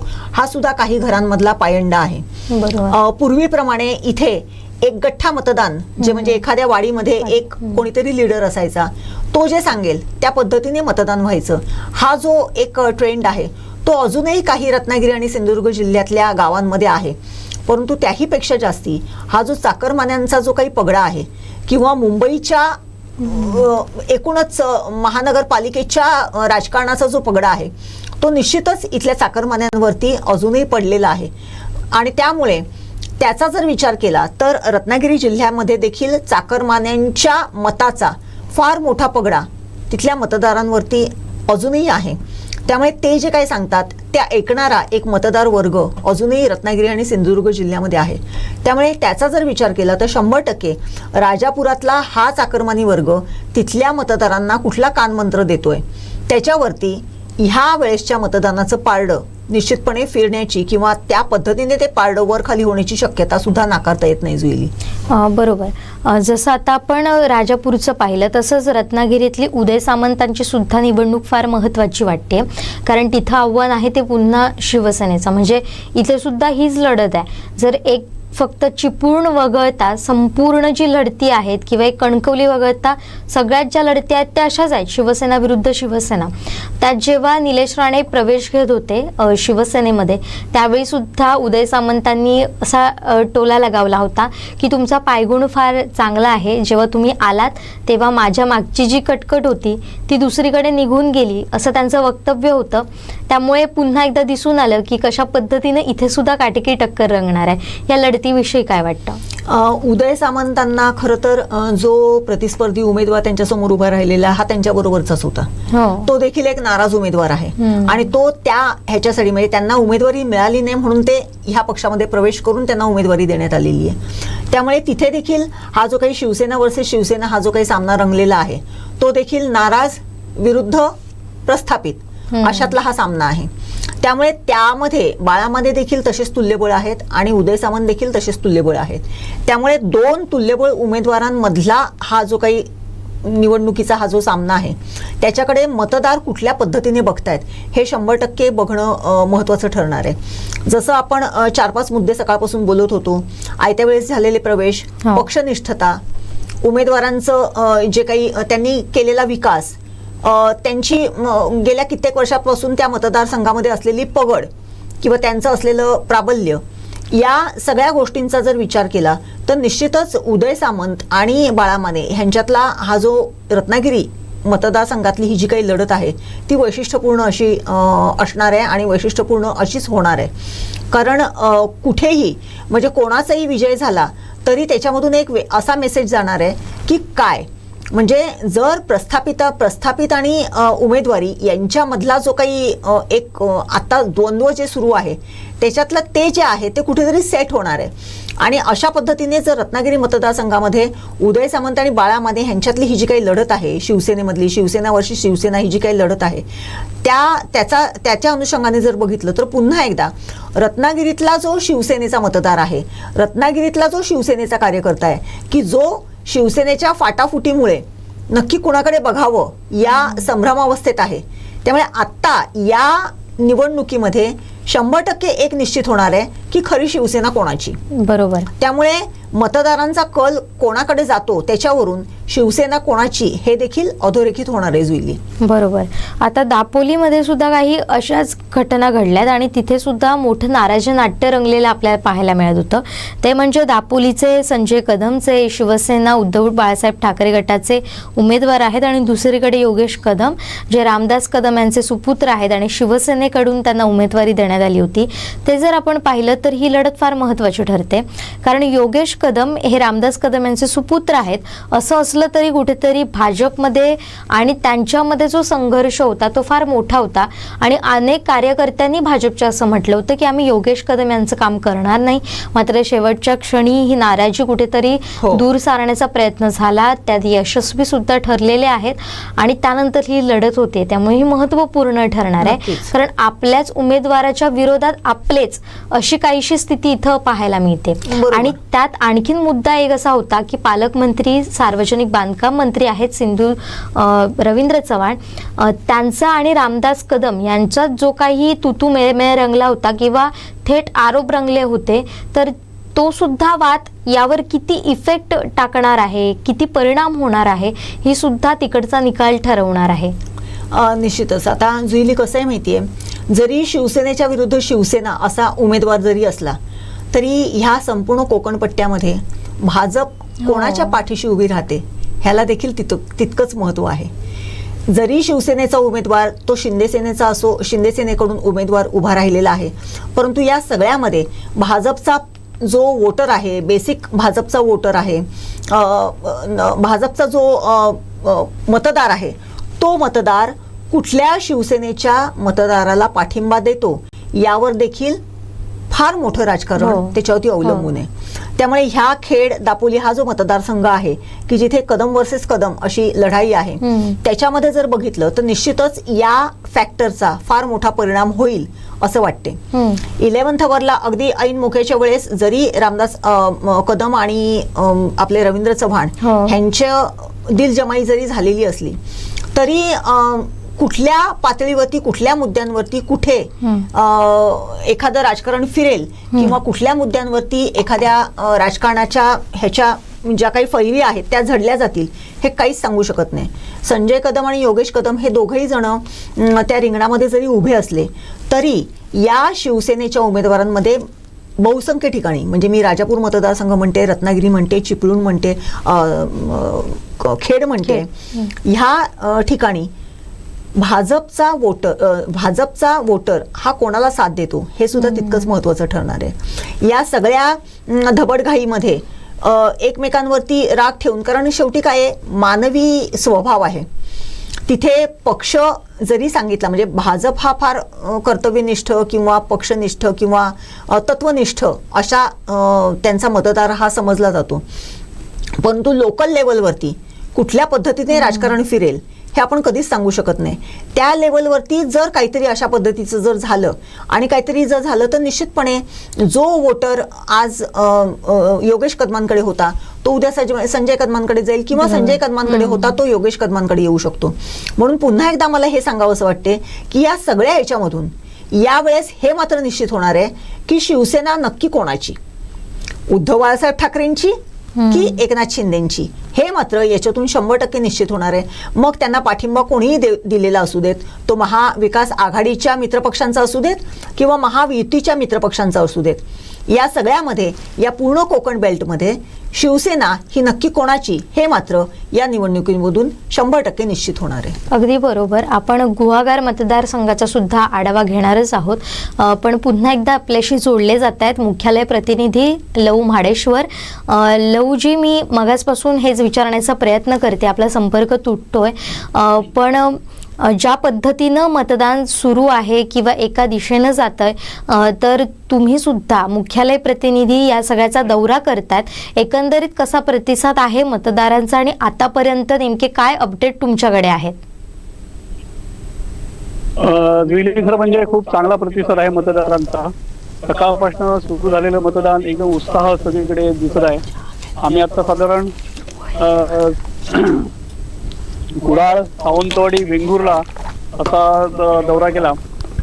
बऱ्याच मतदार केंद्रांवर खूप लाईनी, मोठमोठ्या लाईनी दिसत आहेत. तर काही मतदान केंद्रावर मात्र कुणी नाही अशी चिन्ह होती. याच्यामध्ये आम्ही वेंगुर्ला तालुक्यामधील तळवडे या ठिकाणी गेलेलो. तर 2 ठिकाणी तळवडे या ठिकाणी गेलेलो, तर त्या ठिकाणी 2 मतदार बूथ आहेत. मात्र एका बूथवर काही थोडीशी संख्या दिसत होती, तर एक बूथ पूर्णपणे शुकशुकाट असल्याची स्थिती निर्माण होती. आता खरं सांगायचं तर आतापर्यंत साधारण 55% एवढं मतदान झालेलं आहे. आणि ही मतदानाची आकडेवारी पाहता मला वाटतं मतदानाची आकडेवारी अजूनही वाढण्याची शक्यता आहे. कणकवली मतदारसंघामध्ये चांगलं मोठ्या उत्साहात मतदान होत असल्याचं आपण पाहतोय. सकाळपासूनच या मतदारसंघामध्ये चांगली मतदानाची टक्केवारी पाहायला मिळते, उत्साह आहे. आता सिंधुदुर्ग जिल्ह्यामध्ये 55.31% एवढं मतदान 3 वाजेपर्यंत झालेल्याची माहिती समोर आलेली आहे. याच्यामध्ये सर्वात जास्त 57.3% एवढं मतदान कणकवली तालुक्यात झालेलं आहे. कणकवली मतदारसंघात, तर कुडाळ मतदारसंघात 55.99% आणि सावंतवाडी मतदारसंघात 52.95% एवढे मतदान झालेलं आहे. त्यामध्ये आतापर्यंत साधारण 3,57,541 एवढ्या मतदारांनी आपल्या मतदानाचा अधिकार बजावलेला आहे. सिंधुदुर्ग जिल्ह्यामध्ये सर्वच ठिकाणी पाहिलं तर मतदानाची टक्केवारी वाढताना दिसत आहे. आपल्याला सकाळीच मी चर्चा केल्याप्रमाणे मुंबईहून पण मोठ्या प्रमाणात, मुंबई, पुणे ह्या ठिकाणाहून मोठ्या प्रमाणात चाकरमानी हे इथे मतदानासाठी आलेले आहेत. त्याचबरोबर गोवा सरकारनेही आज सुट्टी दिलेली आहे. जे महाराष्ट्रातील कामगार तिकडे आहेत त्यांना मतदान करता यावं यासाठी सुट्टी दिलेली आहे, जाहीर केलेली आहे. आणि या सुट्टीमुळे आपल्याला माहिती आहे की या सुट्टीमुळे गोव्यातलेही मतदार या ठिकाणी आलेले आहेत आणि त्यामुळे चांगलं मतदान आज जिल्ह्यात होत आहे आणि मतदानाचा आकडा यावेळी टक्केवारी निश्चित वाढेल अशी चिन्ह दिसत आहे. पण एकंदरीत जर आपण पाहिलं तर उमेदवारांमध्ये कशी घालमेल सुरू आहे, कारण आजचा दिवस त्यांच्यासाठी फार निर्णायक ठरणार आहे. बरोबर. खरं म्हणजे उमेदवारांमध्ये घालमेल आहेच सगळी, कारण कुडाळ मतदारसंघाचा जर विचार केला तर कुडाळ मतदारसंघात गेली 10 वर्ष जे आमदार म्हणून आहेत ते वैभव नाईक हे पुन्हा आपलं तिसऱ्यांदा मतदारांच्या समोर आलेले आहेत आणि गेल्या 10 वर्षात जे काय आपण काम केलं त्या कामावर आणि आपल्याला मतदारांशी असलेला संपर्क यावर आपल्याला निश्चित मतदार निवडून देतील असा त्यांचा विश्वास आहे. तर निलेश राणे हे फार जोरात आणि भरपूर तयारी करून ते उतरलेले आहेत. खरं म्हणजे आपल्याला माहित आहे की सिंधुदुर्ग जिल्ह्यामध्ये बीजेपीचे म्हणजे भारतीय जनता पक्षाचं जे नेटवर्क आहे ते खूप खोलवर असलेलं नेटवर्क आहे. म्हणजे आपल्याला माहित आहे की 50 प्रमुख इथपर्यंत त्यांची रचना लागलेली आहे. मला वाटतं एवढी रचना इतर कुठल्या पक्षाची त्याची लागलेली नाही असं एकूण दिसतंय. पण बूथ प्रमुखच नाही तर 50 प्रमुख इथपर्यंत त्यांची रचना आहे आणि कार्यकर्ते दिवस रात्र मेहनत घेताना दिसत आहेत. लोकसभेला आपण पाहिलेलं की कार्यकर्त्यांनी खूप सारी मेहनत घेतलेली होती. तशीच मेहनत ह्या 3ही मतदारसंघात खरं म्हणजे सगळे कार्यकर्ते घेताना दिसत आहेत. मग ते कणकवली मतदारसंघ असू दे, कुडाळ मतदारसंघ असू दे, सावंतवाडी मतदारसंघ. सावंतवाडी मतदारसंघातल्या सावंतवाडी वेंगुर्ला असं साधारण प्रवास केला त्याच्या सगळीकडे दिसतंय की सगळे कार्यकर्ते ते जोरदार प्रयत्नात आहेत. मात्र सावंतवाडीमध्ये जी एकूण स्थिती आहे की दिग्गज उमेदवार आहेत ते दुसऱ्यासमोर ठाकलेले आहेत आणि हे 4ही उमेदवार म्हणजे एकदम दिग्गज आहेत. त्याच्यामध्ये दीपक केसरकर असतील, राजन तेली असतील, त्यानंतर विशाल परब असतील आणि अर्चना घारे हे 4ही उमेदवार तसे दिग्गज आहेत आणि 4ही जणांची एक दुसऱ्याला आव्हान केलेलं आहे. त्यामुळे या ठिकाणी निश्चित काय होतं असं सगळ्यांचा तिकडे सावंतवाडी मतदारसंघामध्ये लक्ष लागलेलं आहे. आणि घालमेल तर निश्चितच ह्या सगळ्या उमेदवारांमध्ये घालमेलही आहेत. लवजी, आपण आता मतदारसंघ अनेक जिल्ह्यातल्या काही मतदान केंद्रांवरती गेलेले आहात. 3ही मतदारसंघांमधून तुम्ही सकाळपासून फिरताय. एकूणच जर बघितलं तर हे इलेक्शन एक वेगळं आहे. 2 पक्षांच्या फाटाफुटी झालेल्या आहेत. जसं आता तुम्ही सांगितलं की भाजपची यंत्रणा ही अगदी 50 प्रमुखापर्यंत गेलेली आहे. लोकसभेच्या वेळेस त्यांनी अत्यंत जीव तोडून काम केलेलं होतं. मात्र आता ज्यावेळेस महायुती आहे की जिकडे शिंदे सेना आहे, शिंदे सेनेच्या कार्यकर्त्यांचं आत्ताचं जे काही कार्यकरण आहे ते कशा पद्धतीचं आहे आणि इथे जिकडे शिवसेनेचे उमेदवार आहेत तिथे भाजपच्या कार्यकर्त्यांचं कशा पद्धतीचं कार्यकरण आहे. आणि हा झाला कार्यकर्त्यांच्या संदर्भातला प्रश्न. आणि माझा त्याला उपप्रश्न दुसरा आहे आणखीन महत्त्वाचा की या सगळ्यामध्ये ज्या तुम्ही मतदारसंघामध्ये गेलेला आहेत तिथल्या नागरिकांचं म्हणणं, या एकूणच ज्या काही उड्या मारल्या गेलेल्या आहेत इथून तिथे तिथून इथे, लेबलं बदलली गेलेली आहेत याची त्याला त्याची त्याला, या सगळ्या पार्श्वभूमीवरती मतदारांचं म्हणणं काय आहे? एक जेन्युइन मतदार काय पद्धतीने तुमच्या समोर प्रतिक्रिया व्यक्त करत होता? मॅडम, आता तुम्ही पहिल्यांदा विचारलं त्याप्रमाणे आता जर बघितलं तर शिंदे शिवसेना खरं म्हणजे आपल्याला हे निश्चित माहीत आहे सगळ्यांना की ज्यावेळी शिवसेनेमध्ये फूट पडली त्यावेळी सिंधुदुर्गातनं मोठ्या प्रमाणात शिवसेनेतले फुटून शिंदे शिवसेनेमध्ये गेले असं झालेलं नाहीये. मात्र काही गेलेले आहेत शिंदे सेनेमध्ये आणि ती संख्या तशी कमी आहे. अशी असली तरी ह्यावेळी 2-2 सीट त्यांना मिळालेल्या आहेत. त्यामुळे त्यांच्यामध्ये आत्मविश्वास भरून आलेला आहे आणि हे सगळे जे शिंदे सेनेचे सैनिक आहेत हे सैनिक उतरलेले आहेत, जोरदार कामामध्ये प्रचारामध्ये उतरलेले आहेत, सगळीकडे दिसू लागलेले आहेत. त्यांच्यामध्ये मोठा उत्साह आलेला आहे. त्यामुळे त्यांचा उत्साह आहेच आणि भाजपलाही आपल्या ह्या सगळ्या जागा युतीकडेच राखायच्या आहेत आणि त्यामुळे भाजपचेही कार्यकर्ते चांगल्या प्रकारे काम करताना दिसत आहेत. सावंतवाडी मतदारसंघामध्ये काही ठिकाणी मात्र थोडंसं चिन्ह थोडं इकडे तिकडे दिसत होतं, कारण काही जणांचं विशाल परब यांना थोडंसं सपोर्ट आहे तर काही जणांचा म्हणणं आहे की युती धर्म आपण पाळला पाहिजे. पालकमंत्र्यांनी खरं म्हणजे ह्या सगळ्या कार्यकर्त्यांना सांगितलेलं होतं की असं काही चालणार नाही, युती धर्म हाच पाळावा लागेल असं पालकमंत्र्यांनी सांगितलेलं होतं आणि त्या पद्धतीने सर्व उतरले आहेत. पण काही किरकोळ 2-4 कार्यकर्ते असतील किंवाचे जे अजूनही युती ह्या विषयात उतरले नाहीत तर ते मात्र विशाल परबांना मदत करतात असं चिन्ह आहे. आता दुसरा प्रश्न जो होता त्या संदर्भात जर विचारलं तर लोकांचं असं थेट म्हणणं असं काही नाहीये. कोणाशी जर लोकांशी बोललं की तुमचं काय म्हणणं आहे हे सगळ्या स्थितीमध्ये, तर त्यांचं थेट म्हणणं नाही. मला वाटतं ह्या लोकांचं जे काही बोलणं नाहीये त्यांचं जे शांत राहणं आहे त्याच्यामध्ये मोठं काहीतरी आहे. जसं म्हणतात ते शांत दिसतं तेवढं शांत नसतं. तर त्यांना आपल्या मतदानातून ह्या सर्वांना दाखवायचं आहे की आमचं निश्चित म्हणणं काय आहे ते, असं साधारण त्यांची जे शांत राहणं आहे त्याच्यावरून वाटतंय.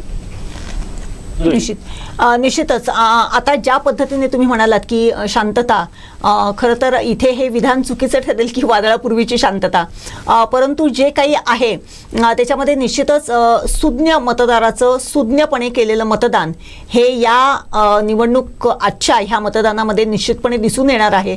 आणि मतदार किती सुज्ञ आहे, तो किती चाणाक्ष आहे आणि आपल्या भवितव्याचा तो किती विचार करतो याचं देखील प्रतीक या मतदानातून निश्चितपणे दिसून येणार आहे. लवजी, आपण ज्याप्रमाणे बघतोय तर ह्या सगळ्या आपण कोकणपट्टा जो बघतो तो कोकणपट्टा जो आहे हा शिवसेनेचा बालेकिल्ला म्हणून नेहमी म्हटलं जाते. लोकसभा निवडणुकीच्या वेळेस इथे कमळ फुलवायचंच हाच एक चंग बांधून इथे प्रत्येक जण कार्यकर्ता भाजपचा आणि शिंदे सेनेचा हा कामाला लागलेला होता आणि त्यांची परिणती म्हणजे नारायण राणेंच्या विजयामध्ये झालेली आहे. परंतु यावेळेस जर बघितलं तर संपूर्ण कोकण बेल्टमध्ये 17 सीटपैकी फक्त एक जागा जी आहे ती भाजपला मिळालेली आहे आणि उर्वरित मॅक्झिमम ठिकाणी शिवसेना विरुद्ध शिवसेना असे उमेदवार उभे ठाकलेले आहेत. मग यामधून ज्या काही शिवसेना विरुद्ध शिवसेना हा जो काही रणसंग्राम इथे रंगलेला आहे त्यामध्ये भाजपमधून कोकण पट्ट्यामध्ये कमळ फुलवायचं हा जो काही एक प्रवाह होता तो कुठेतरी ब्रेक झालाय असं तुम्हाला वाटते का?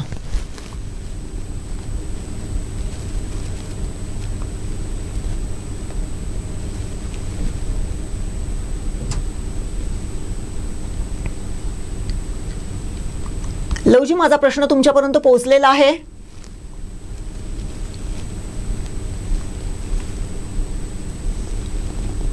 लवजी, माझा प्रश्न तुमच्यापर्यंत येतोय का ऐकायला तुम्हाला?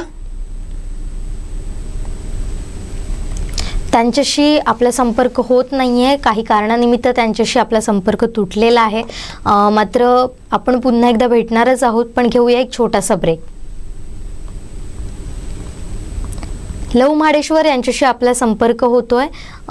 तुमच्यापर्यंत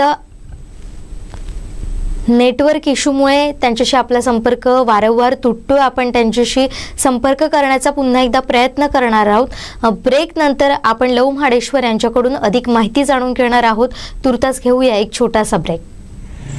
विधानसभेच्या होऊ घातलेल्या ह्या रणसंग्रामात या सगळ्या ऑफर्स मध्ये बेस्ट प्राइस भेटणार याची काय गॅरंटी? सगळेच गायब. म्हणूनच BSE देते लोवेस्ट प्राइस गॅरंटी. जर तुम्ही आमच्यापेक्षा कमी किमतीत सेम कपडे बाहेर कुठेही खरेदी केलात तर खरेदी केलेल्या किमतीच्या फरकाच्या दुप्पट रक्कम आमच्याकडून मिळवा. BSE द टेक्सटाईल मॉल मधून आताच खरेदी करा तुमची आवडती sari, ladies wear, men's wear, kids wear, तेही सर्वात कमी किमतीत. BSE the textile mall, Tilakwadi, Belagavi.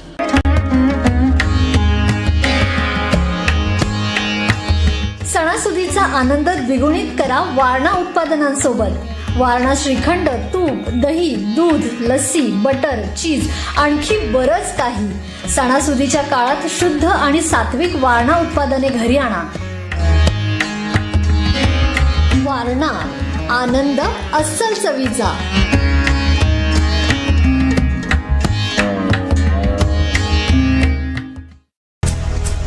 Konkan सातलाय. कोणाचीही भीडभाड न ठेवता सर्वसामान्यांचे प्रश्न पोटतिडकीनं मांडणारं कोकणवासियांचं हक्काचं चॅनल. आम्ही पोहोचवतोय कोकणात घडलेली प्रत्येक घडामोड सर्वात पहिली. त्यामुळे विश्वासार्ह बातमीबाबत जेव्हा चर्चा होते तेव्हा केंद्रस्थानी फक्त कोकण सात लाईव्हच असतं.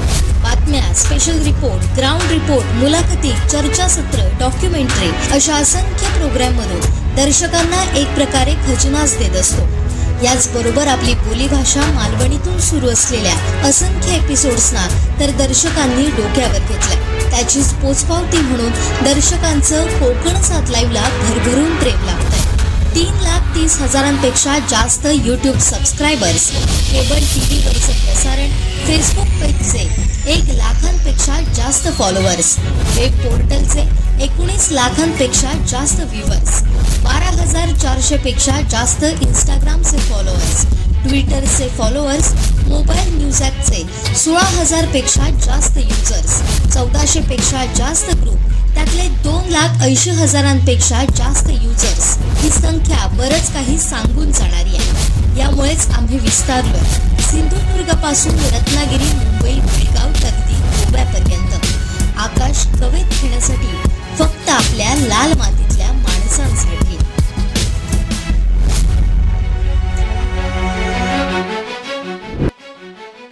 कृपा हेअर टॉनिक, आयुर्वेदिक औषधी वनस्पतींचे परिपूर्ण मिश्रण, 100% आयुर्वेदिक. इतनी कड़ी मेहनत क्यों पापा? बेटा, इतनी मेहनत इसीलिए ताकि सबको खाना मिल सके, किसी पे कोई मुसीबत ना आए. पर अगर आप पे मुसीबत आ गई तो? क्षेमा सुकृति फसल बीमा, कॉल करे और कराए 100 से भी ज्यादा फसलों की बीमा 499 रुपए प्रति एकड़ में. Kshema general insurance. गर्म पानी पिया खट्टा, फिर भी कब्जा वहीं अटका. योगा किया मैंने दाएं बाएं, फिर भी प्रेशर ना आए. ये सब खा खा के मुंह थक जाए, पर प्रेशर आने से कतराए. क्या हुआ? प्रेशर नहीं आता तो इसका प्रेशर आप मत लो, कायम चूर्ण लो. इसके प्राकृतिक तत्व दें आपको कब्ज से राहत एक ही रात में. ये है कायम चूरन का कमाल. देखो हो गया मैं खुशहाल. कायम चूरन, आपकी खुशियों का साथी. कृपा हेअर टॉनिक, आयुर्वेदिक औषधी वनस्पतींचे परिपूर्ण मिश्रण, 100% आयुर्वेदिक.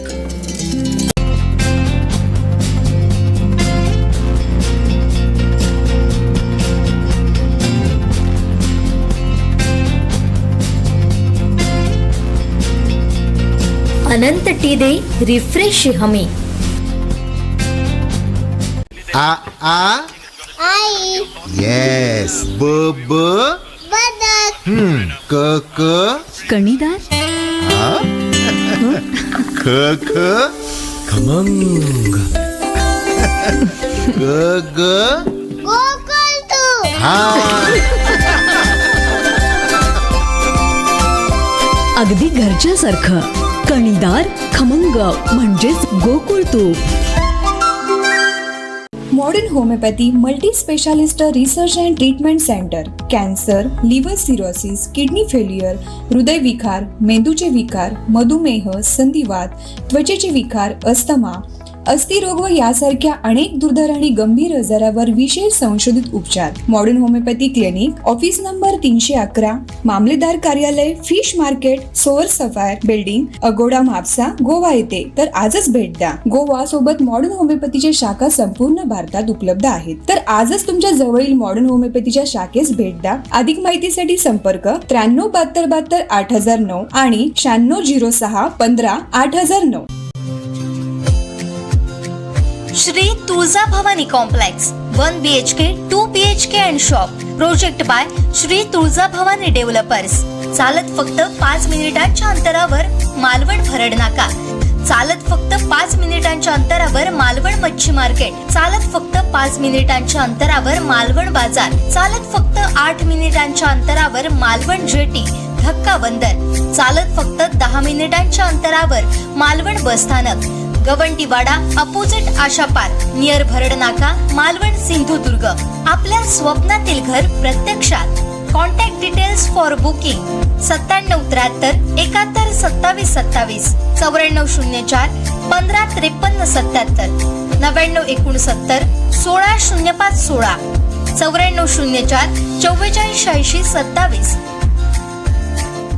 Modern homeopathy multi specialist research and treatment centre. Cancer, liver cirrhosis, kidney failure, हृदयविकार, मेंदूचे विकार, मधुमेह, संधिवात, त्वचेचे विकार, अस्थमा, अस्थिरोग व यासारख्या अनेक दुर्धर आणि गंभीर आजारावर विशेष संशोधित उपचार. Modern homeopathy clinic, office number 311, मामलेदार कार्यालय, fish market, soar sapphire building, Agoda Mapusa, Goa येथे. तर आजच भेट द्या. गोवा सोबत मॉडर्न होमिओपॅथीच्या शाखा संपूर्ण भारतात उपलब्ध आहेत. तर आजच तुमच्या जवळील मॉडर्न होमिओपॅथीच्या शाखेस भेट द्या. अधिक माहितीसाठी संपर्क 937272 8009 आणि 9606 15 8009. या सगळ्या ऑफर्स मध्ये बेस्ट प्राइस भेटणार याची काय गॅरंटी? सगळेच गायब, म्हणूनच BSE देते लोवेस्ट प्राइस गॅरंटी.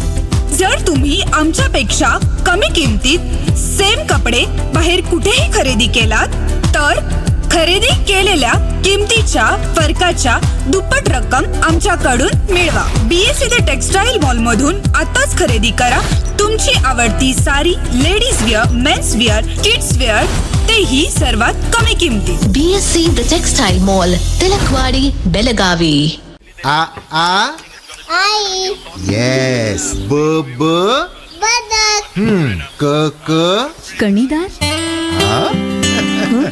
ख ख खमंग. ग ग गोकुळतू.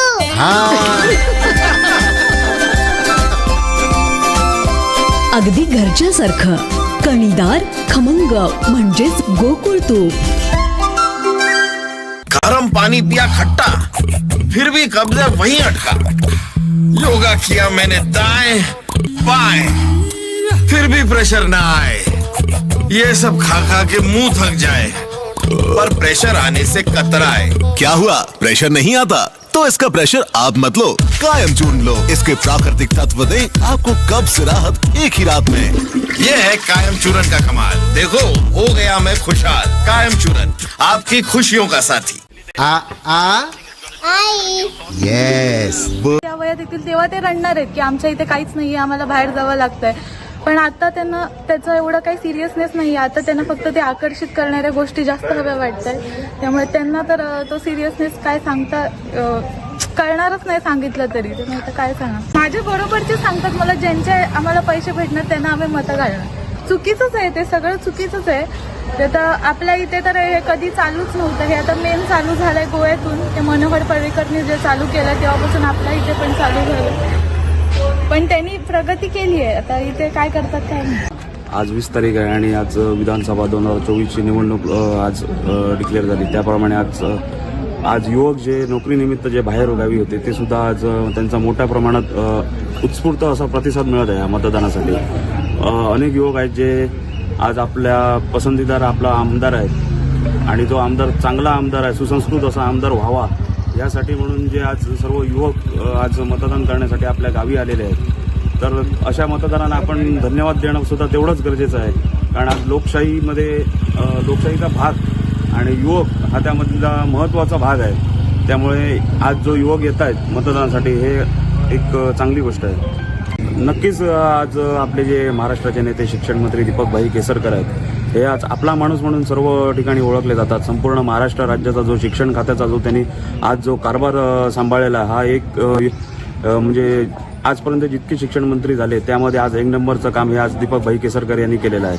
आणि दीपकभाईंच्या माध्यमातून आज अनेक विकास कामे होत आहेत आणि जी आता राहिलेली कामं आहेत ती कामं पूर्ण करण्यासाठी आज पुढचा जो कालावधी आहे त्या कालावधीमध्ये नक्कीच 100% दीपकभाई केसरकर हे निश्चितपणे त्याला योग्य असा निर्णय घेतील. मुळात कसं आहे, आमदार कसा असावा तर आमदार असा असावा की ज्याने जास्त करून आपल्या मतदारसंघासाठी त्याने निधी हा मोठ्या प्रमाणात आणलाच पाहिजे आणि त्या निधीतून लोकांची विकास कामं ही झाली पाहिजे. त्यासाठी हा आमदार सुसंस्कृत आणि निधी खेचून आणण्यासाठी त्याचं पूर्णपणे विधानसभेमध्ये आपलं त्याचं वर्चस्व असावं लागतं. त्यासाठी हा आपला जो 3 टर्म राहिलेले जे दीपकभाई केसरकर आहेत यांच्या माध्यमातून आपल्या मतदारसंघामध्ये मोठ्या प्रमाणात विकास निधी येणार आणि त्यातून अशी भरीव अशी विकास कामं होऊन चांगला सगळी कामं होऊन जनतेला त्याचं पूर्णपणे विकास काम दिसेल. तुझं पासपोर्ट दे नंतर.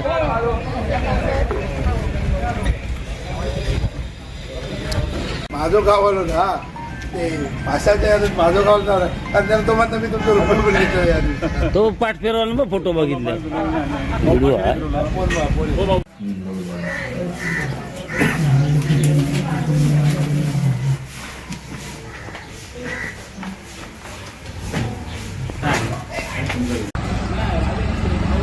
आणि विशेषतः लोक अतिशय उत्साहाने आत्ताच मला एक 85+ 88चे डॉक्टर कशाळीकर भेटले. मी म्हटलं तुम्ही रजिस्टर केलं नाही का 85 वर्ष? नाही म्हणालं, मला येऊन मतदान करायचं.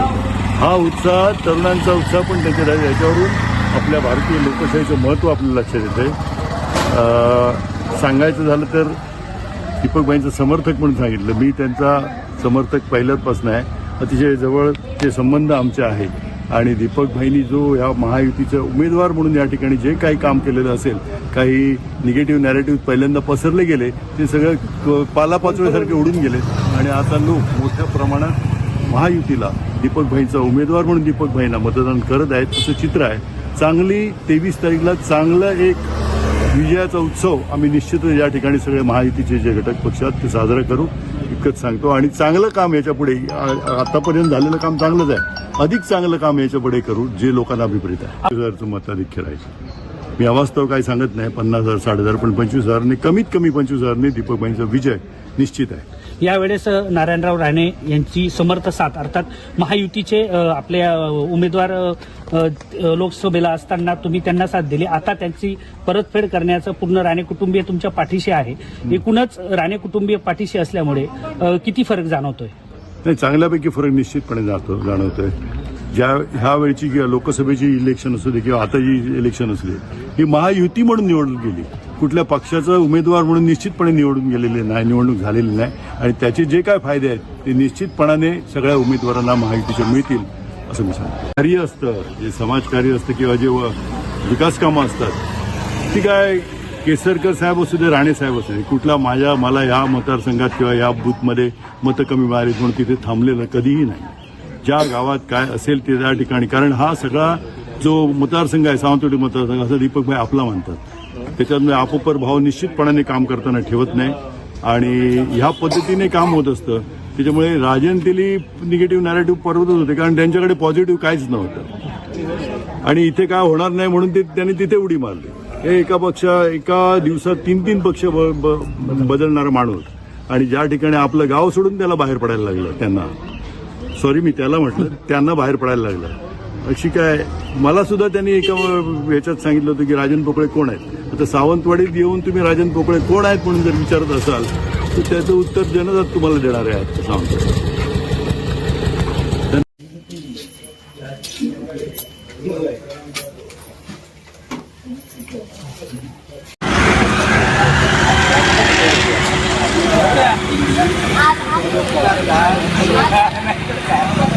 कुठून आलाय तुम्ही वोटिंगसाठी? कोल्हापूरवरून. दर वोटिंगला खास येता काही? हो, खास येतो. कसा होता यावेळीचा अनुभव? चांगला आहे. लोकांचा प्रतिसाद वोटिंगला आहे 65-70% होईल. इथे चौरंगी लढत होते, त्यावर काय वाटतं, काय होईल, काय अंदाज? काय शेवटी ज्यांनी काम केलंय तेच निवडून येतील.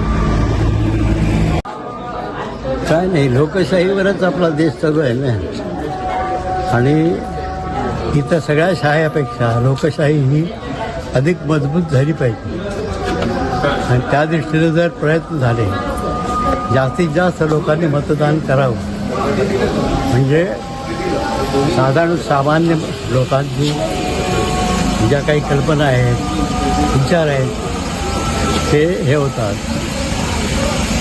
बाकी काय आहे सगळं. गेली अनेक वर्ष तुम्ही मतदान करताय, कसा अनुभव त्यावेळीचा होता आणि आताचा आहे? काय फरक दिसतो संपूर्ण यंत्रणेत? काय आता गर्दी जास्त होते ना. पूर्वी कसं होतं, मतदान खूप कमी व्हायचं. आता माझ्या मतानं जवळजवळ 70% मतदान होईल असं माझं मत आहे. एक तर काय केलं तरी बुधवार ठेवलेला आहे, त्याच्यामुळे लोक घरी बसणार नाही, झटमारत येणार. नाहीतर का ऑफिसमधले लोक, गव्हर्नमेंटचे सर्वंट हे रविवारी मतदान जर ठेवलं तर शनिवार, रविवार, शुक्रवार धरून कुठेतरी फिरायला जायचे, त्यामुळे मतदान कमी होत असे. यावेळेला मतदान जास्त होईल असा माझा अंदाज आहे. काय वाटतं 60-70% तरी होईल. विधानसभेचं मतदान आहे, तुम्हाला तुमचं पहिलं मतदान आठवतंय का? किंवा खूप वर्ष झाली हो, आता काही आठवत नाही. आता लोकसभेचं आठवतं, गेल्या मागचं. काय सांगाल आताचे उमेदवार बघता किंवा त्यावेळीचे उमेदवार, निवडून येणारे आमदार, या मागच्या 15-20 वर्षातले इथले आमदार किंवा आताचे उमेदवार, त्याकडे आता लोकजागृती जास्त झाली. त्यावेळेला कसं असायचं आणि वर्तमानपत्रात बघता नुसतं नाही, त्यावेळेला अशी म्हणजे निवड करण्याइतपत लोकांचं हे नव्हतं. आलं मत घातलं गेला. आता कसं झालं आहे, सिलेक्शन आहे.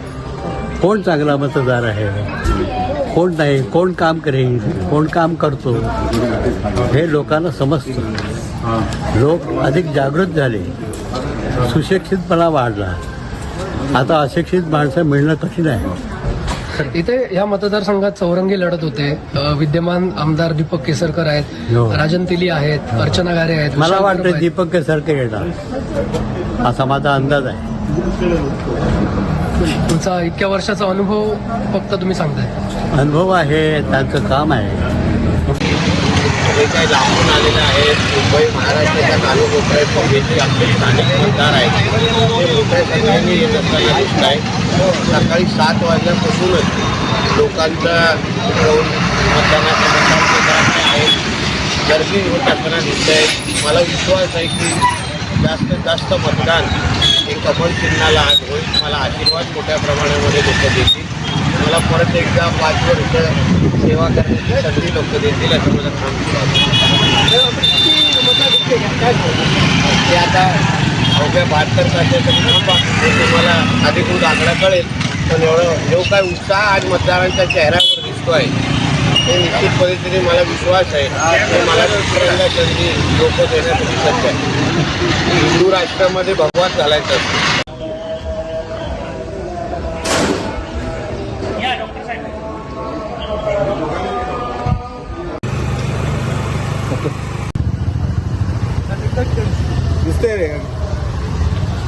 शिवसेना ना, महाविकास आघाडी.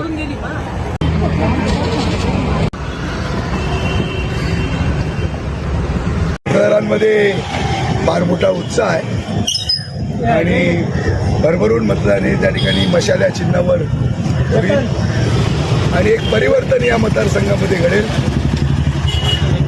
आणि एक राजकीय इतिहास या संपूर्ण मतदारसंघामध्ये घडणार आहे. खरं तर मी सगळ्या मतदारांना या निमित्तानं शुभेच्छा देतो. ज्या पद्धतीने आपण प्रत्येक मतदान केंद्रावर या मतदान करण्यासाठी त्या ठिकाणी उत्सुक आहात आणि हा जो काय उत्साह आहे, हा जो काय जोश आहे, हा त्या ठिकाणी संदेश पायकरांना मशाल या चिन्हावर मतदान करून त्या ठिकाणी विजयाकडे नेणारा अशा पद्धतीचा आहे. आणि म्हणून या सगळ्या मतदानाच्या या लोकशाहीच्या उत्सवाला त्या ठिकाणी मी शुभेच्छा देतो आणि सगळ्या मतदारांना आवाहन करतो की आपण मतदान केंद्रावर या आणि निर्भयपणे त्या ठिकाणी मतदान करा. लोकशाहीचा उत्सव खऱ्या अर्थानं साजरा करा. सिंधुदुर्गामध्ये कुठे येत आहे ते बघ महाराष्ट्र विधानसभेच्या निवडणुकीसाठी मालवण कुडाळमधून निलेश राणे उभे आहेत. कणकवली देवगड वैभववाडीमधून नितेश राणे उभे आहेत. वातावरण अतिशय चांगलं आहे याला कारण जनतेचा फारच चांगला प्रतिसाद आहे दोन्ही ठिकाणी आणि म्हणून दोघेही अतिशय चांगल्या मताधिक्याने निवडून येणार याच्यावर माझा विश्वास आहे. आता याबद्दल सविस्तर माहिती घेतल्याशिवाय बोलणं योग्य नाही. पण तुमचा एक शब्द आहे की वेटीला धरणं कितपत योग्य आहे, मी म्हणणं योग्य नाही. अशा प्रकारे एका पक्षाच्या प्रमुख पक्षाच्या नेत्याला अशा प्रकारे वागणूक देणं हे मला पसंत नाही. थोडं खाली घाला. आपण बघतोय सिंधुदुर्ग मधली जर निवडणूक आपण बघितली तर सातत्यानं तुमच्या विरोधात जी लोक निवडणूक लढवतात त्यांच्या माध्यमातून घराणेशाही, दादागिरी हेच शब्द वापरले जातात. दुसरे मुद्दे नाहीत का या मतदारसंघात प्रचारासाठी? मला एक सांगा, मी 90ला 35 वर्ष झालं. आलो तेव्हा हेच मुद्दे होते, आले तेव्हापासून. कोणाला त्रास झाला सांगा माझ्याबद्दल, कोणाला अपशब्द बोललो, कोणाला मारझोड झाली. आता पण या निवडणुकीत मी 20 दिवस इकडे आहे. त्या 20 दिवसात कोणाशीच माझा वाद नाही, काय नाही. एक तरी केस दाखल झाली का, FIR दाखल झाला का? नाही. हे विरोधक जे आहे ना, हे विरोधक माझ्या जवळ राहिलेले, माझ्या घरी खाल्लेले, ज्यांना मी घडवलं असेच विरोधक आहे. बाहेरचे कोण नाही आहेत. बाहेरचे विचार सगळे माझ्याशी चांगले आहेत. आणि त्याच्यामुळे हा विरोध हा द्वेषापोटी आहे. द्वेषापोटी आहे, राजकीय विरोध नाही आहे. लोकांना, सगळ्या लोकांना मी इथे हवं आहे की त्याला माहिती आहे विकास या माणसाशिवाय कोण करू शकत नाही. आणि त्यामुळे ही जलसी आहे, द्वेष आहे, त्याच्यामुळे हा विरोध आहे. गेल्या मंत्रिमंडळात नितेश राणे यांचं मंत्रीपद जवळजवळ निश्चित झालं होतं, हुकलं होतं. आता बघायला आवडेल दोन्ही मुलांना मंत्रिमंडळात. किती एवढा असा भाग्यवान दुसरा वडीलच नसणार, असूच शकत नाही. आणि मग खरंच पाहायला म्हणजे आनंद वाटेल. ईश्वराच्या कृपेने असं घडलं तर माझ्यासाठी चांगलं आहे. ज्येष्ठ सुपुत्र निलेश राणे उमेदवारी आहे त्यांची, काय वाटतं? काय वाटणं, छान वाटते. दोघांचाही विजय निश्चित आहे, त्यामुळे छान वाटते. राज्यामध्ये महायुतीचं सरकार आलंच तर मग मंत्रिपदासाठी कोणाचं नाव आपल्याला आवडेल लागेल? सरकार आधी येईल हे नक्की 100%, पण आल्यानंतर बघू ना, आता काय वेळ अजून. मागच्या वेळी बघितलं तर नितेश राणेंचं नाव थोडंसं हुकलं होतं, पूर्ण झालं होतं तरी सुद्धा संधी हुकली. यावेळेस आहे संधी असं मला वाटतं. पण आता 23 तारीखला मतदान हे रिझल्ट येऊ दे, त्याच्यामध्ये युतीचं सरकार आलं तर नक्कीच नितेशचा नंबर असेल असं मला वाटतं. सिंधुदुर्ग जिल्ह्यामध्ये बघितलं तर महिलांची संख्या खूपसा फरक पडेल, कारण महिलांची संख्याच आपल्या जिल्ह्यात जास्त आहे. त्यामुळे महिलांचं, प्रत्येक महिलेचं मत हे निर्णायक असणार आहे. त्यामुळे आम्ही जेव्हा गावागावात गेलोय मतदान म्हणजे निवडणुकीच्या प्रचारार्थ, त्यावेळी मी जेव्हा होते तिथे महिलांचा उत्स्फूर्त सहभाग होता. त्यामुळे मला असं वाटतं यावेळेस महिला जास्त प्रमाणात पुरुषापेक्षा मतदान करतील. एवढं आम्ही सगळ्या महिलांना सांगितलंय की आमचं काम या दोघांचं आणि राणे साहेबांची साथ, हे सगळं तिघांनी मिळून जर समीकरण होईल तर खरं तर कोकणाचा विकास व्हायला वेळ झालाच आहे, त्याच्यापेक्षा अजून जास्त चांगला. ठीक आहे. विधानसभेसाठी आज थेट मतदान होत असताना आपण दोडामार्ग शहरातील दुसऱ्या एका बूथवर आहोत, जो बूथ चेतन चव्हाण स्वतः सांभाळत आहेत. नगराध्यक्ष चेतन चव्हाण यांच्या बूथावर आपण थेट आहोत. आपण थेट जाऊया. पाहू शकतो आपण जिल्ह्यातील सगळे पदाधिकारी आहेत, महिला पदाधिकारी आहेत, त्या ठिकाणी दाखल झालेल्या आहेत. नगराध्यक्ष म्हणून धुरा सांभाळत असताना दोडामार्ग शहरातून मताधिक्य किती मिळतंय, कसा प्रतिसाद या ठिकाणी मतदार देत आहेत, थेट आपण चेतनजींकडे जाणूया. चेतनजी, काय सांगाल? कारण भाजपा आणि शिवसेना त्याचबरोबर महायुतीचे सगळे घटक पक्ष एकत्र आलेले आहेत. तुमचे उमेदवार जे आहेत ते दीपक केसरकर आहेत. विकास कामांचा धडाका या मतदारसंघामध्ये थेट तुमच्या शहरामध्ये लावलेला होता. कसा प्रतिसाद आहे? आज मतदान होत आहे. जे दीपक भाईंना मी विकास कामाचा निधी मागितला तो नगरपंचायतमध्ये आम्हाला भेटलेला आहे आणि ती कामं पण सुरू झालेली आहेत. आणि माझ्या माहितीप्रमाणे जे आतापर्यंत ठराव घेतले नगरपंचायत, एकमेव कोकणातील नगरपंचायत कसे दोडामार्ग आहे ते 85 ठराव, त्यापैकी 80% ठराव हे आम्ही टोटल कामं मंजूर झालेली आहेत. तर झालेलंच आहे, पण आज त्या विकासाची पोचपावती देण्याची जी वेळ आहे तुमची आणि तुमच्या या सगळ्या नागरिकांची आहे. कसा प्रचार केला आणि आज थेट मतदाना दिवशी कसा उत्साह आहे? तेच लोकांचा अतिप्रेमी उत्साह आहे, ज्यांची सर्वांची कामं चांगली झालेली आहेत.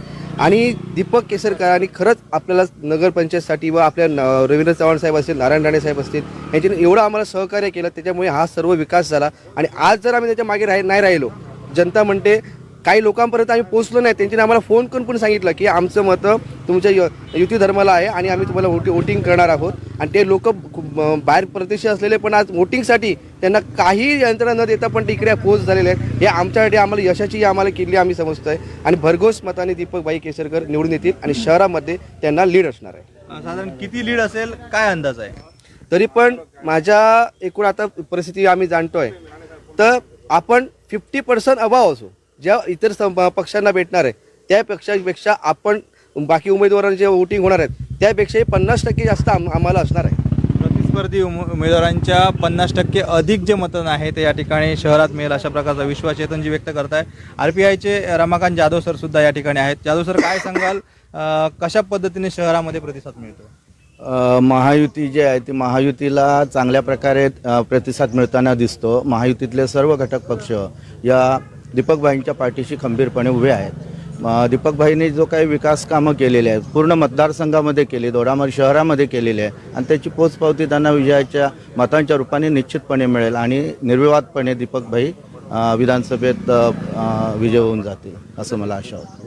दोडामार्ग शहरातून मिळणारा प्रतिसाद आणि जनतेचं या ठिकाणी होणारं आजचं मतदान या सगळ्या पार्श्वभूमीवर विधानसभेत यावेळेचे जे आमदार आहेत ते दीपक केसरकर असतील असा विश्वास जो आहे तो या ठिकाणी चेतन चव्हाण आणि RPIचे जिल्हाध्यक्ष रमाकांत जाधव व्यक्त करतायत.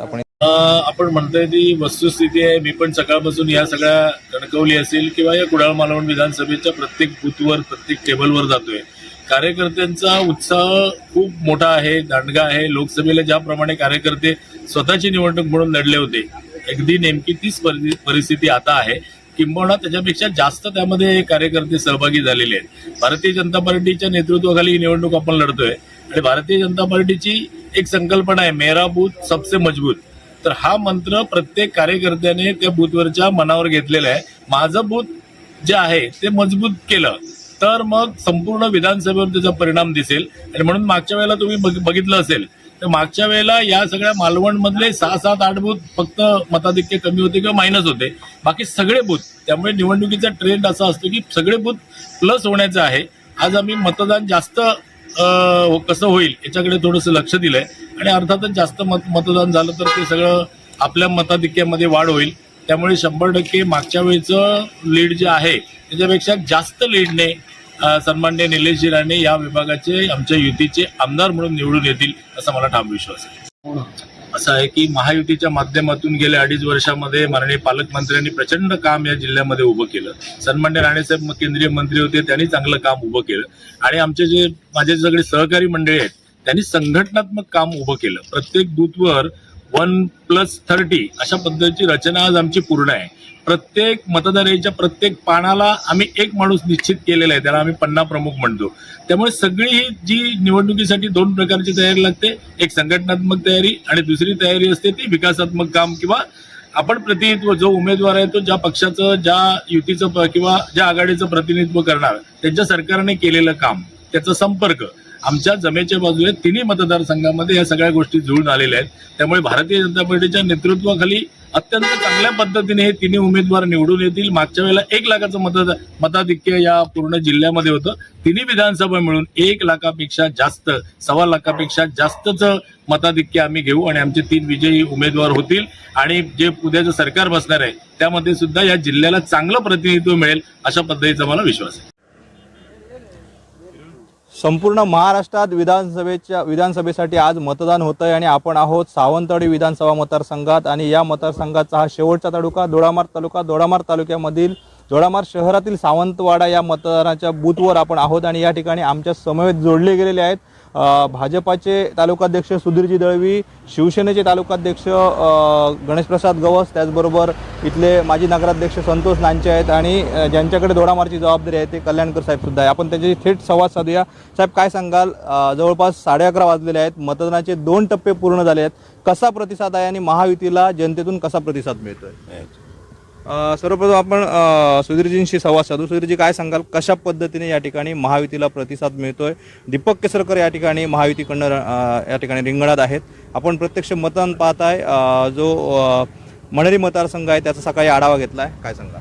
दोडामार्ग तालुक्यामध्ये महायुतीचे उमेदवार दीपकभाई केसरकर आहे आणि चांगल्या प्रकारे दोडामार्ग तालुक्यामध्ये मताधिक्य मिळणार आहे आणि चांगल्या 57 बूथ आहे. 57 बूथमध्ये आम्ही आढावा घेतला आहे. चांगल्या प्रकारे मतदान सुरतपणे लोक दीपकभाईंना मतदान करण्यासाठी बाहेर पडत आहेत. मला पूर्ण विश्वास आहे मागच्या लोकसभेला राणेसाहेबांना या दोडामार्ग तालुक्याने चांगल्या प्रकारे भरघोस असं मतदान दिलेलं. 14,670 मतदान लीड, 7,000चं लीड दिलेलं. ह्या टाईमला दीपकभाईंना 15,000 आम्ही क्रॉस करणार आहे. ह्या एवढा विश्वास या मतदानात ज्या प्रकारे उत्स्फूर्त सहकार्य करतात, त्यामुळे मी निश्चित सांगतो की आपण 15,000पेक्षा जास्त मतदान दीपकभाईंना या दोडामार्ग तालुक्यामधून देणार आहोत. भाजप आणि शिवसेना या ठिकाणी युती झालेली आहे, त्याचबरोबर बाकीचे सुद्धा घटक पक्ष तुमच्या समवेत आहेत, पण यावेळी एका ताकदीनिशी आपण या ठिकाणी ग्राउंडवर उतरलेले आहेत. कसं या पदाधिकारी आणि कार्यकर्त्यांमध्ये उत्साह आहे? म्हणूनच सांगितलं की महायुतीचे जे पदाधिकारी आहे, राष्ट्रवादी असेल, शिवसेना असेल, RPI असेल, या सर्व पदाधिकारी आम्ही सर्व पदाधिकाऱ्यांनी समन्वय साधून चांगल्या प्रकारे नियोजन केलं या मतदारसंघाचं आणि त्या कार्यकर्त्यांच्या जोरावर मी आज सांगू इच्छितो की आपण 15,000पेक्षा जास्त मताधिकारी लीड देणार आहोत. संतोषी, दोडामार्ग शहर कायम राणेसाहेबांच्या मागे राहिले, आता राणेसाहेब दीपक केसरकर यांच्या सोबत आहेत, कसं चित्र आहे? राणेसाहेब आणि दीपक केसरकर एकत्र आल्यामुळे आपल्या महायुतीच्या माध्यमातून दोडामार्ग शहरामध्ये भरघोस असं मतदान केसरकर साहेबांना होणार आहे आणि येणाऱ्या निवडणुकीत दीपक केसरकर हे निश्चितच निवडून येणार आहेत. त्यामध्ये आपल्या दोडामार्ग शहराचा सिंहाचा वाटा असणार आहे. नक्कीच. मंदारजी, तुम्ही या ठिकाणी दोडामार्ग तालुक्यामध्ये सगळ्या या पदाधिकाऱ्यांसमवेत गेले अनेक दिवस आहात, कसं एकूणच जर पाहिलं तर या मतदारसंघाचं विश्लेषण कराल? कशा पद्धतीने विशेषतः दोडामार्ग तालुक्यात महायुतीला प्रतिसाद मिळाला? सर्वात प्रथम मी या तालुक्यातील माझ्या सर्व महायुतीच्या कार्यकर्त्यांचे अभिनंदन करतो आणि त्यांचे आभारही मानतो की त्यांनी प्रचंड मेहनत या तालुक्यामध्ये महायुतीला विजयी करण्यासाठी घेतलेली आहे. दीपकभाई केसरकर यांच्या पाठीमागे सर्व पक्षांची ताकद प्रचंड अशा स्वरूपाची या ठिकाणी लागलेली आहे.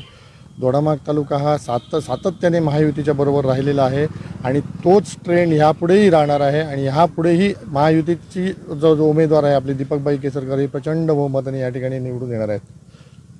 नक्कीच. आपण तिन्ही शिवसेना आणि भाजप महायुतीचे जे हे सगळे पदाधिकारी आहेत, तर या तिन्ही लोकांकडून आपण आढावा घेतलेला आहे. आपल्यासमोर थेट शिवसेनेचे तालुका प्रमुख गणेश प्रसाद गौस आहेत. गौस साहेब, आपण पाहिलं की आपल्यासोबत भाजप आज पूर्णपणे ताकदीनिशी उतरलेले आहे. अशा परिस्थितीमध्ये दीपकभाई रणांगणात आहेत. 3 जे उमेदवार आहेत, तगडे उमेदवार, जे 2 अपक्ष उमेदवार आणि महाविकास आघाडीचा उमेदवार, कसं या सगळ्या गोष्टींकडे पाहता? आणि दीपकभाईंना जसं रवी साहेबांनी सांगितलं की जवळपास 15,000 मताधिक्य दोडामार्ग तालुक्यातून आम्ही देणार आहोत, काय रणनीती आहे? दोडामार्ग तालुक्याची प्रचार यंत्रणा राबवताना या ठिकाणी भाजपा, राष्ट्रवादी, RPI आणि शिवसेना यांच्या सर्व पदाधिकाऱ्यांनी एकजूट करून चांगलं असं नियोजन प्रचार यंत्रणेमध्ये केलं.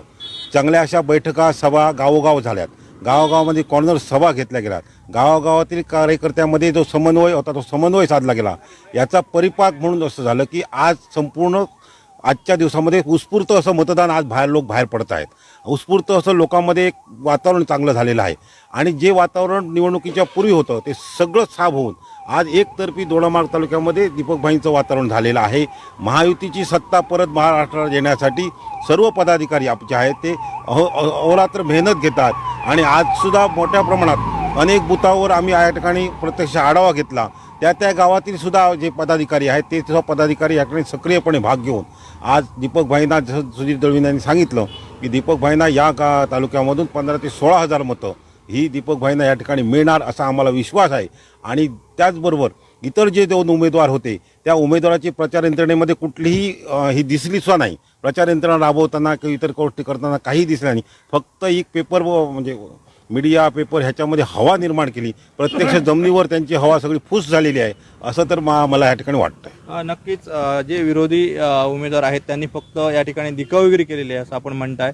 एकूणच टक्केवारी जर पाहिलं आपण तर 11:30पर्यंत साधारण 30% मतदान होतं आहे. अजूनही 3 जे घटक आहेत त्या पद्धतीने निवडणूक मतदान होईल.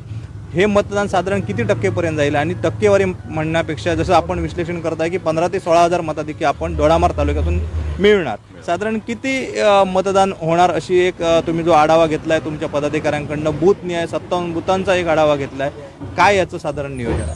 बूथ निहाय जर आढावा घेतला की ह्या टायमाला साधारण माझ्या माहितीमध्ये 27,000 ते 27,000पर्यंत मतदान यावेळी जाईल असं काय म्हटलं. मोठ्या प्रमाणात सहभाग जो हा तो लाडली बहिणीचा आहे आणि लाडली बहीण सगळ्या मतदानासाठी बाहेर पडत आहेत. त्यामुळे ह्यावेळी मतदानाचा टक्का जो आहे तो टक्का नक्कीच वाढणार आहे. परंतु मागच्या वेळी 24,777 वोटिंग झालेलं होतं. आज साधारण त्याच्यात म्हणजे वाढ होऊन 26,000पर्यंत मतदान हे 26,000 जाईल अशी आम्हाला अपेक्षा आहे. आणि त्याच्यात त्यांनी सांगितलं आहे 15,000 ते 16,000पर्यंत आम्ही या ठिकाणी राहू. उरलेल्या मतामध्ये 2 ते 3 उमेदवार जे आहेत ते राहतील अशी आमची अपेक्षा आहे. आणि ज्या महिलांनीसुद्धा या ठिकाणी सहकार्य केलं त्यांनासुद्धा मी धन्यवाद व्यक्त करतो. कारण शेवटी महायुती सरकारने त्यांना जी योजना दिली त्या योजनेची उतराई होण्यासाठी उत्स्फूर्त असा महिलांनी सुद्धा या सगळ्या प्रक्रियेमध्ये सहभाग दर्शवलेला आहे. नक्कीच सुधीरजी, पुन्हा एकदा मी तुमच्याकडे येतोय. ज्या पद्धतीने आपण आज प्रत्यक्ष मतदान होतंय, मतदारांपर्यंत आपला अजेंडा पोहोचलेला आहे, मतदार आपल्या बाजूने उभे आहेत, मतदार आपलं मतदानाचा हक्क बजावत आहे. पण संपूर्ण या निवडणुकीच्या प्रचार यंत्रणेमध्ये दोडामार्गमध्ये 2 मुद्दे ठळकपणे या ठिकाणी अधोरेखित झाले.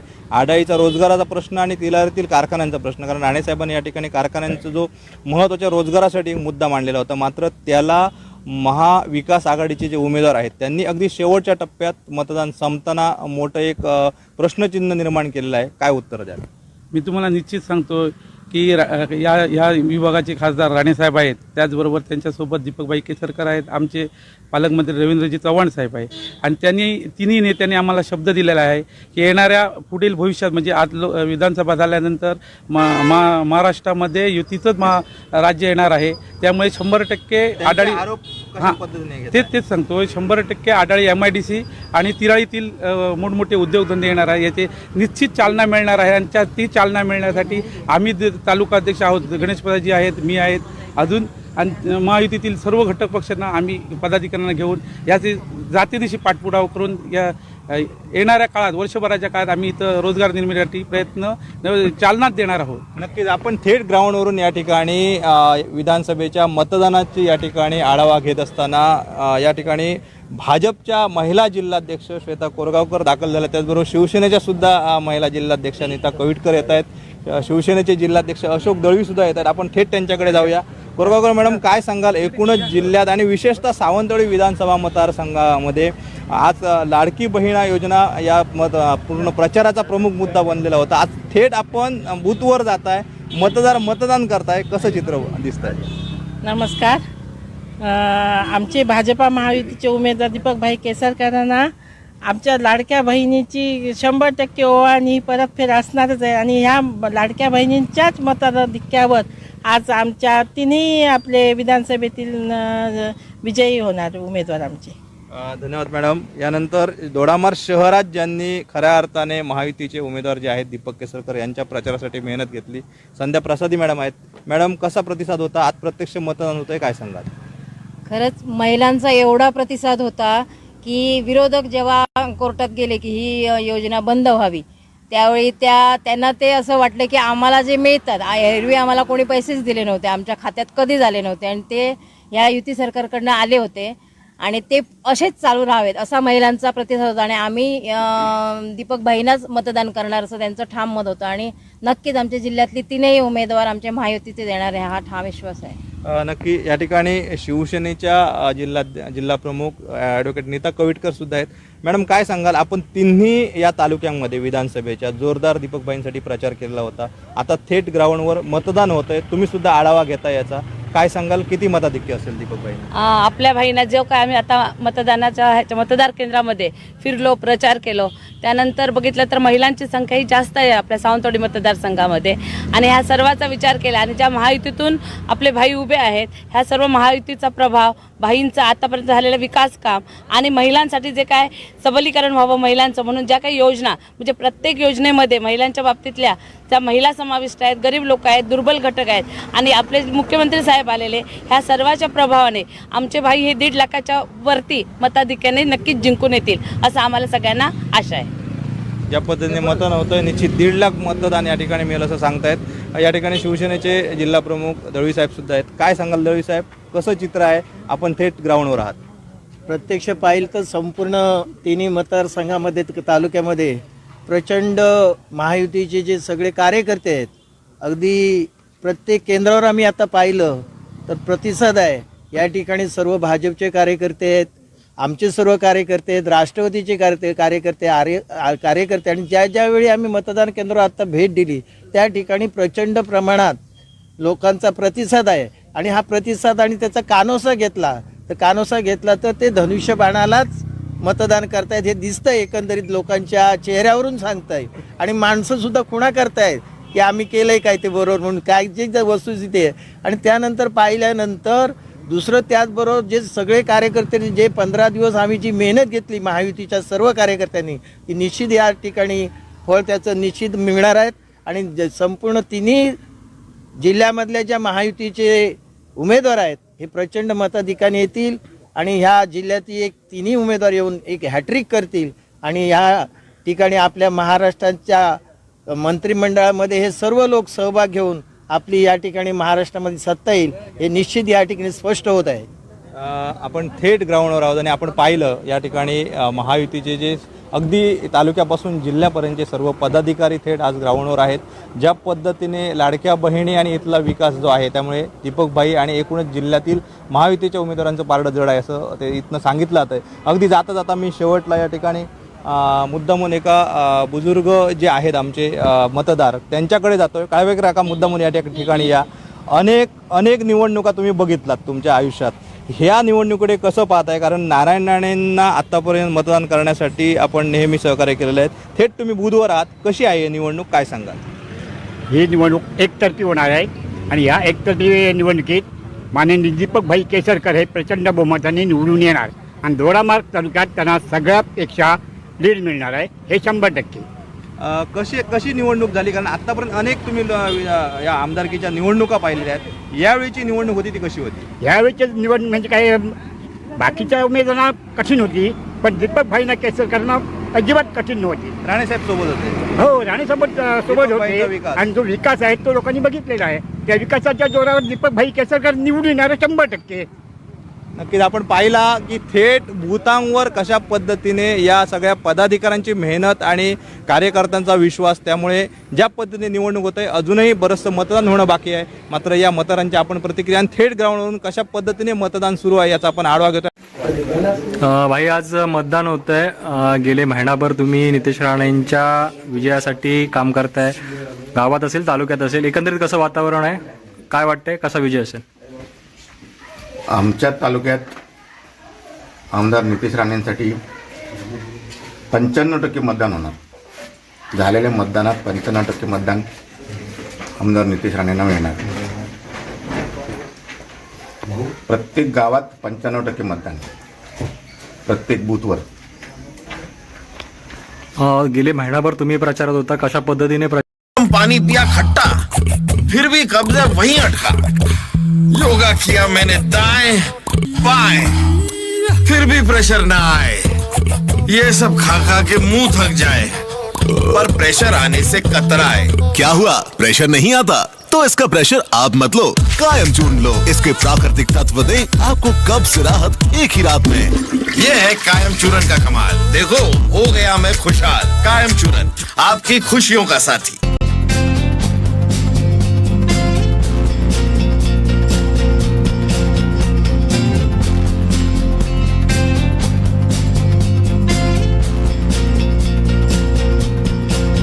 अनंत टिप्या रिफ्रेश व्हा.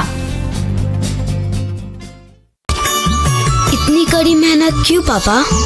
बेटा, इतनी मेहनत इसीलिए ताकि सबको खाना मिल सके, किसी पे कोई मुसीबत ना आए. पर अगर आप पे मुसीबत आ गई तो? क्षेमा सुकृति फसल बीमा, कॉल करे और कराए 100 से भी ज्यादा फसलों की बीमा 499 रुपए प्रति एकड़ में. Kshema general insurance. Kripa hair tonic, आयुर्वेदिक औषधी वनस्पतींचे परिपूर्ण मिश्रण, 100% आयुर्वेदिक. Shri Tulja Bhavani complex 1 BHK 2 BHK and shop. Project by Shri Tulja Bhavani developers. चालत फक्त 5 मिनिटांच्या अंतरावर मालवण भरड नाका. चालत फक्त 5 मिनिटांच्या अंतरावर मालवण मच्छी मार्केट. चालत फक्त 5 मिनिटांच्या अंतरावर मालवण बाजार. चालत फक्त 8 मिनिटांच्या अंतरावर मालवण जेटी धक्का बंदर. चालत फक्त 10 मिनिटांच्या अंतरावर मालवण बस स्थानक. गवंटीवाडा अपोजिट आशा पार्क नियर भरड नाका, मालवण सिंधुदुर्ग. आपल्या स्वप्नातील घर प्रत्यक्षात. Contact details for booking 9773 71 27 27, 9404 15 53 77, 9969 16 05 16, 9404 44 80 27.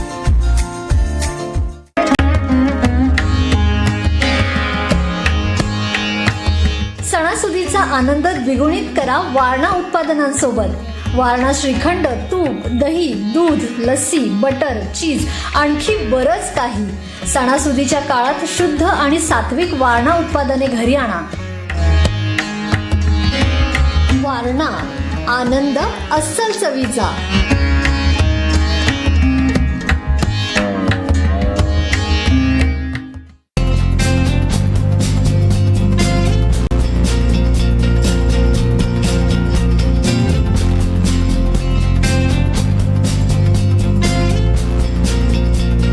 Anant T they refresh हमी. कृपा हेअर टॉनिक आयुर्वेदिक औषधी वनस्पतींचे परिपूर्ण मिश्रण. 100% आयुर्वेदिक. या सगळ्या ऑफर्स मध्ये बेस्ट प्राइस भेटणार याची काय गॅरंटी? सगळेच गायब. म्हणूनच BSE देते लोवेस्ट प्राइस गॅरंटी. जर तुम्ही आमच्यापेक्षा कमी किमतीत सेम कपडे बाहेर कुठेही खरेदी केलात तर खरेदी केलेल्या किमतीच्या फरकाच्या दुप्पट रक्कम आमच्याकडून मिळवा. BSE टेक्सटाईल मॉल मधून आताच खरेदी करा तुमची आवडती sari, ladies wear, men's wear, kids wear, तेही सर्वात कमी किमतीत. BSE the textile mall, Tilakwadi, Belagavi.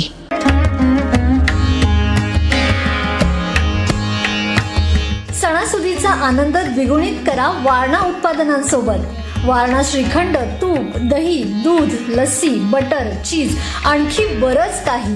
सणासुदीच्या काळात शुद्ध आणि सात्विक वारणा उत्पादने घरी आणा.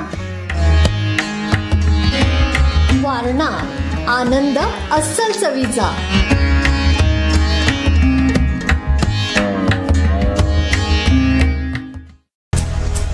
कोकण साधलाय. कोणाचीही भीडभाड न ठेवता सर्वसामान्यांचे प्रश्न पोटतिडकीनं मांडणारं कोकणवासियांचं हक्काचं चॅनल. आम्ही पोहोचवतोय कोकणात घडलेली प्रत्येक घडामोड सर्वात पहिली. त्यामुळे विश्वासार्ह बातमीबाबत जेव्हा चर्चा होते तेव्हा केंद्रस्थानी फक्त कोकण सात लाईव्हच असतं. बातम्यास कृपा हेअर टॉनिक आयुर्वेदिक औषधी वनस्पतींचे परिपूर्ण मिश्रण. 100% आयुर्वेदिक. इतनी कड़ी मेहनत क्यों पापा? बेटा इतनी मेहनत इसीलिए ताकि सबको खाना मिल सके, किसी पे कोई मुसीबत ना आए. पर अगर आप पे मुसीबत आ गई तो? शेमा सुकृति फसल बीमा. कॉल करे और कराए 100 से भी ज्यादा फसलों की बीमा 499 रुपए प्रति एकड़ में. शेमा general insurance. Kripa hair tonic आयुर्वेदिक औषधी वनस्पतींचे परिपूर्ण मिश्रण. नमस्कार. ब्रेकनंतर आपलं पुन्हा एकदा स्वागत. आता आपण पाहूयात सुरुवातीला की 5 पर्यंतची आकडेवारी मतदानाची नेमकी किती आहे, किती मतदान झालंय सिंधुदुर्गच्या विविध मतदारसंघांमध्ये. मॅडम काय सांगाल, काय ही आहे आकडेवारी? एकूण जे मतदान आता 5 वाजेपर्यंत जे झालेलं आहे त्याच्यामध्ये जर बघितलं तर कणकवली मतदारसंघामध्ये 60.3% इतकं मतदान झालेलं आहे. त्याच्यानंतर कुडाळ मतदारसंघामध्ये 64% मतदान झालेलं आहे. तर सावंतवाडी मतदारसंघामध्ये 62% मतदान झालेलं आहे. टोटल जर सिंधुदुर्ग जिल्ह्याचा जर विचार केला तर 62.04% मतदान संपूर्ण जिल्ह्याचं झालेलं आहे. हे आत्ताच्या 5 वाजण्याच्या आकडेवरून दिसून येते. आता 5:30 वाजलेले आहेत. अर्धा तास मतदान करण्यासाठी राहिलेलं आहे. त्याचबरोबर ज्या केंद्रांच्या बाहेर 6 वाजेपर्यंत जेवढ्या रांगा असतील त्या रांगेतल्या प्रत्येकाला मतदानाचा अधिकार प्राप्त होणार आहे. त्यामुळे आता हा आकडा नक्की आणखीन किती वाढतो पुढच्या 1 तासाभरामधले, हा जो काही म्हणजे 5 वाजताचा 5 ते 6 या 1 तासामध्ये हे 62% मतदान आणखीन किती टक्क्यांनी वाढते हे निश्चितच आपल्याला बघावं लागणार आहे. जसं आपण म्हटलेलं होतं की मागच्या वेळेस जे मतदान झालेलं होतं ते सरासरी याच टप्प्यामध्ये झालेलं होतं आणि यावेळेसचं मतदान देखील त्याच सरासरी एवढं होतंय जवळजवळ असं आपल्याला बघायला मिळतंय. बघूया 1 तासाभरामध्ये हा मतदानाचा टक्का कितीचा वाढतोय सिंधुदुर्ग जिल्ह्यातला. 6 पर्यंत मतदान संपणार आहे, म्हणजे आता अगदी काही काळ शिल्लक राहिलेला आहे. तरी सुद्धा आताच्या शेवटच्या टप्प्यामध्ये हे मतदान आणखीन सुद्धा वाढण्याची शक्यता आहे. कारण बहुतेकांचा कल हा असतो की थोडंसं संध्याकाळी उशिरा जाऊन मतदान करण्याचा.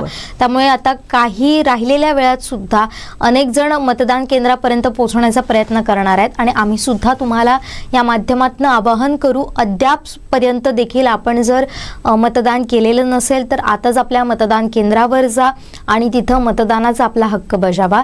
याचबरोबर आता आपण पाहणार आहोत की कणकवलीमध्ये येऊन जे कुडाळ मालवणचे महायुतीचे उमेदवार आहेत, शिवसेनेचे उमेदवार आहेत निलेश राणे, त्यांनी मतदान केलेलं आहे.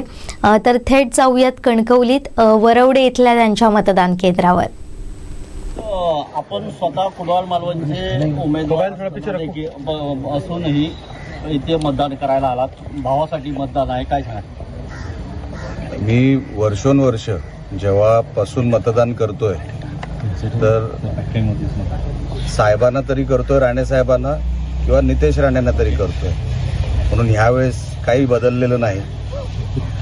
आणि त्यांना दोघांनी मतदान केलं म्हणजे ते मला मतदान केल्यासारखंच आहे, त्या गोष्टीचं समाधान आहे. म्हणून तुम्ही असं उलट्या हाताने बघू नका, व्यवस्थित आहे. आणि मला उलटा जास्त आनंद आहे.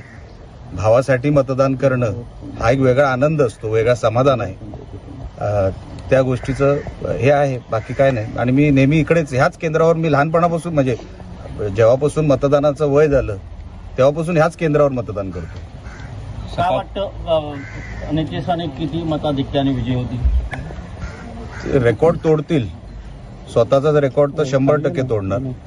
आणि महाराष्ट्रात पण जे काही मॅक्सिमम लीडचं जे काही राहील फिगर, त्याच्यामध्ये पण वरच्या 3मध्ये राहील, टॉप 3मध्ये राहील. कुडाळ मालवणमध्ये आपण सकाळपासून मतदारसंघामध्ये फिरताय, काय कसा लोकांचा प्रतिसाद आहे, काय वाटतं? नाही, चांगलं आहे. आता ते 23 तारखेला कळेल आपल्याला किती प्रेम लोकांनी दिलं ते. पण मागचे जे काही वर्ष मी काम करतोय आणि लोकांनी जे प्रेम दिलं, जे प्रतिसाद दिला, त्याच्याने मी खरोखर भारावून गेलो. आणि तीच ती ऊर्जा असते चांगलं काम करून दाखवण्याची.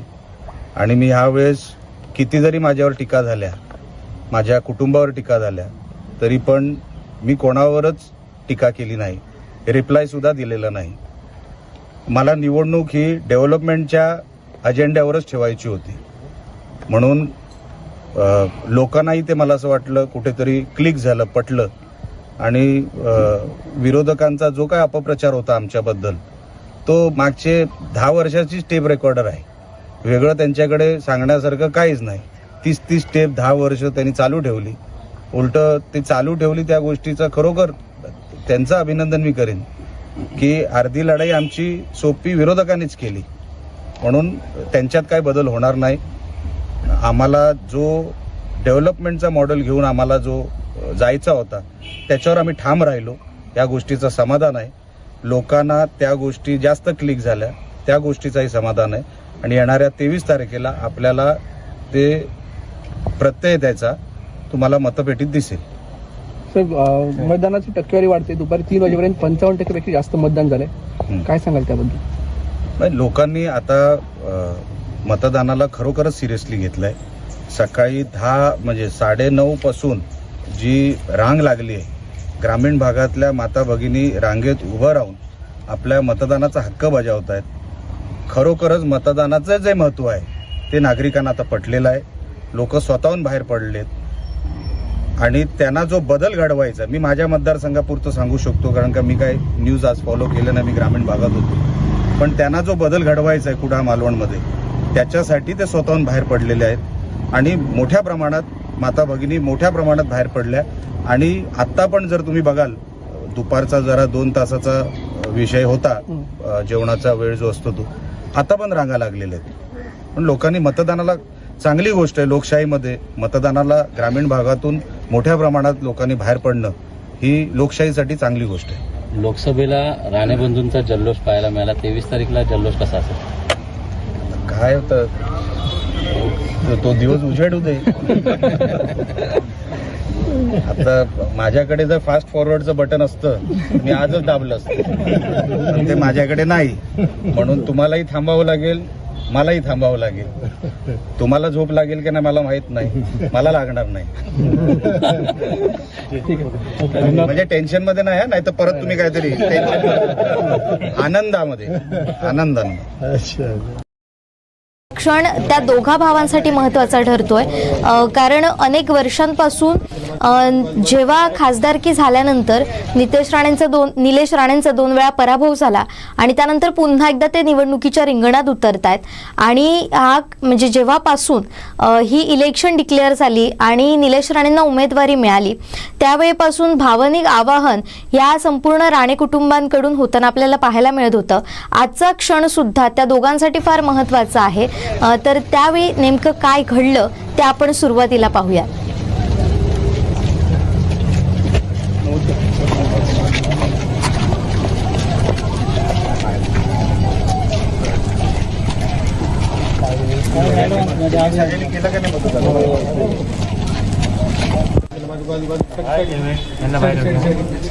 यांना बाहेर होते थांबा, यांना बाहेर होते काका, इकडून जाऊ तुम्ही, जाऊ सरळ जाऊ, पिछे हो जाऊ.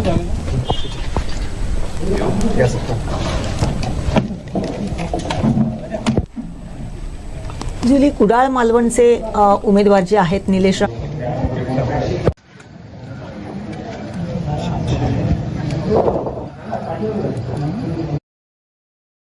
जी काही बाईट दिली त्याच्यामध्ये म्हटलेलं आहे की माझ्या भावाला मी माझं मत देतोय, ते माझ्यासाठी खूप चांगली गोष्ट आहे. अत्यंत म्हणजे माझ्या भावाला जर मी मत देत असेल तर ह्याच्यापेक्षा जास्ती दुसरं मोठं भाग्य मला नाही, अशा पद्धतीची प्रतिक्रिया देखील त्यांनी व्यक्त केलेली आहे. आणि सगळ्यात महत्त्वाचं जुईली, त्यांनी बाहेर येऊन म्हणजे ते जेव्हा आलेले आहेत निलेश राणे हे कणकवलीमध्ये, त्याच वेळेस त्यांचे बंधू नितेश राणे हे देखील तिथे उपस्थित होते आणि त्यांनी दोघांनी एकमेकांना ज्या पद्धतीने मिठी मारलेली आहे ती जर बघितली तर पुन्हा एकदा लोकसभेच्या इलेक्शनचा आपल्याला काळ आठवतो. लोकसभेच्या इलेक्शनच्या वेळी नारायण राणे खासदार नारायण राणे यांचा ज्यावेळेस विजय झालेला होता त्यावेळेस ह्या दोन्ही बंधूंना अत्यंत आनंद झालेला होता. दोघांनी अशाच पद्धतीची गळाभेट ते दोघेही जण आणि अत्यानंद त्यांच्या दोघांच्याही चेहऱ्यावरती दिसत होता आणि अशाच प्रकारची गळाभेट त्यांनी तिथे घेतलेली होती. आणि दोघेही जण खुशीत त्यावेळेस त्यांनी तिथे थोडा वेळ तिथल्या वाद्यावरती त्या माहोलाबरोबर ठेका सुद्धा धरलेला होता. आता देखील तशाच पद्धतीचं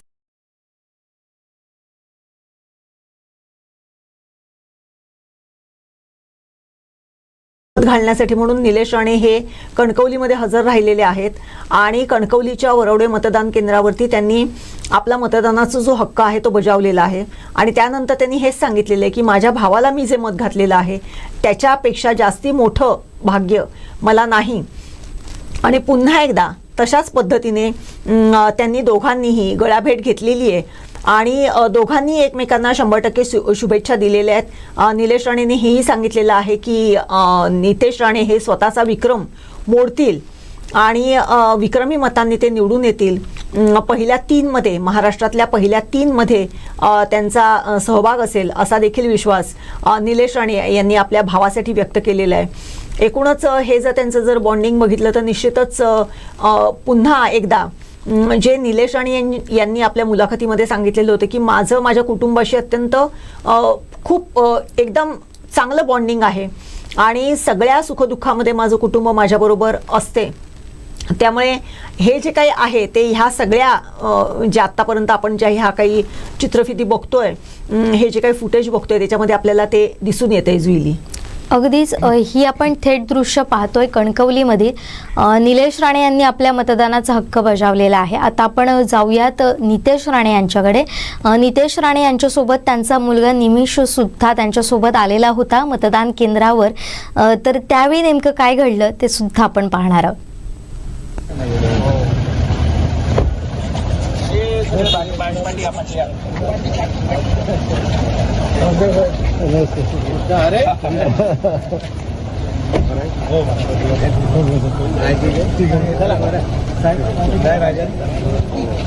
मोबाईल पडला असता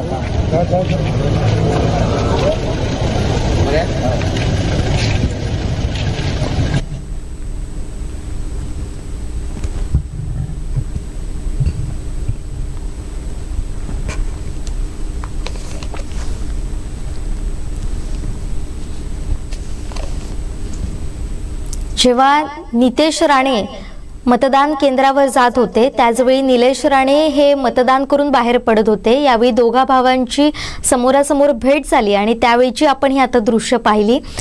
नितेश राणे यांचा मुलगा निमिष राणे सुद्धा तिथे उपस्थित होता. तेव्हा निलेश राणे यांनी जवळ जाऊन निमिषला आपल्या जवळ घेतलं आणि त्यांच्यामध्ये काहीसा संवाद सुद्धा झालेला होता. तर ही आपण थेट दृश्य पाहतोय. कणकवलीमधील कणकवलीच्या वरवडे मतदान केंद्रावरील ही दृश्य आहे. त्यानंतर नितेश राणे यांनी निलेश राणे यांची भेट घेऊन मतदान केंद्रावर मतदानाचा हक्क बजावण्यासाठी ते आले होते. ही तीच आपण थेट दृश्य आता पाहतोय.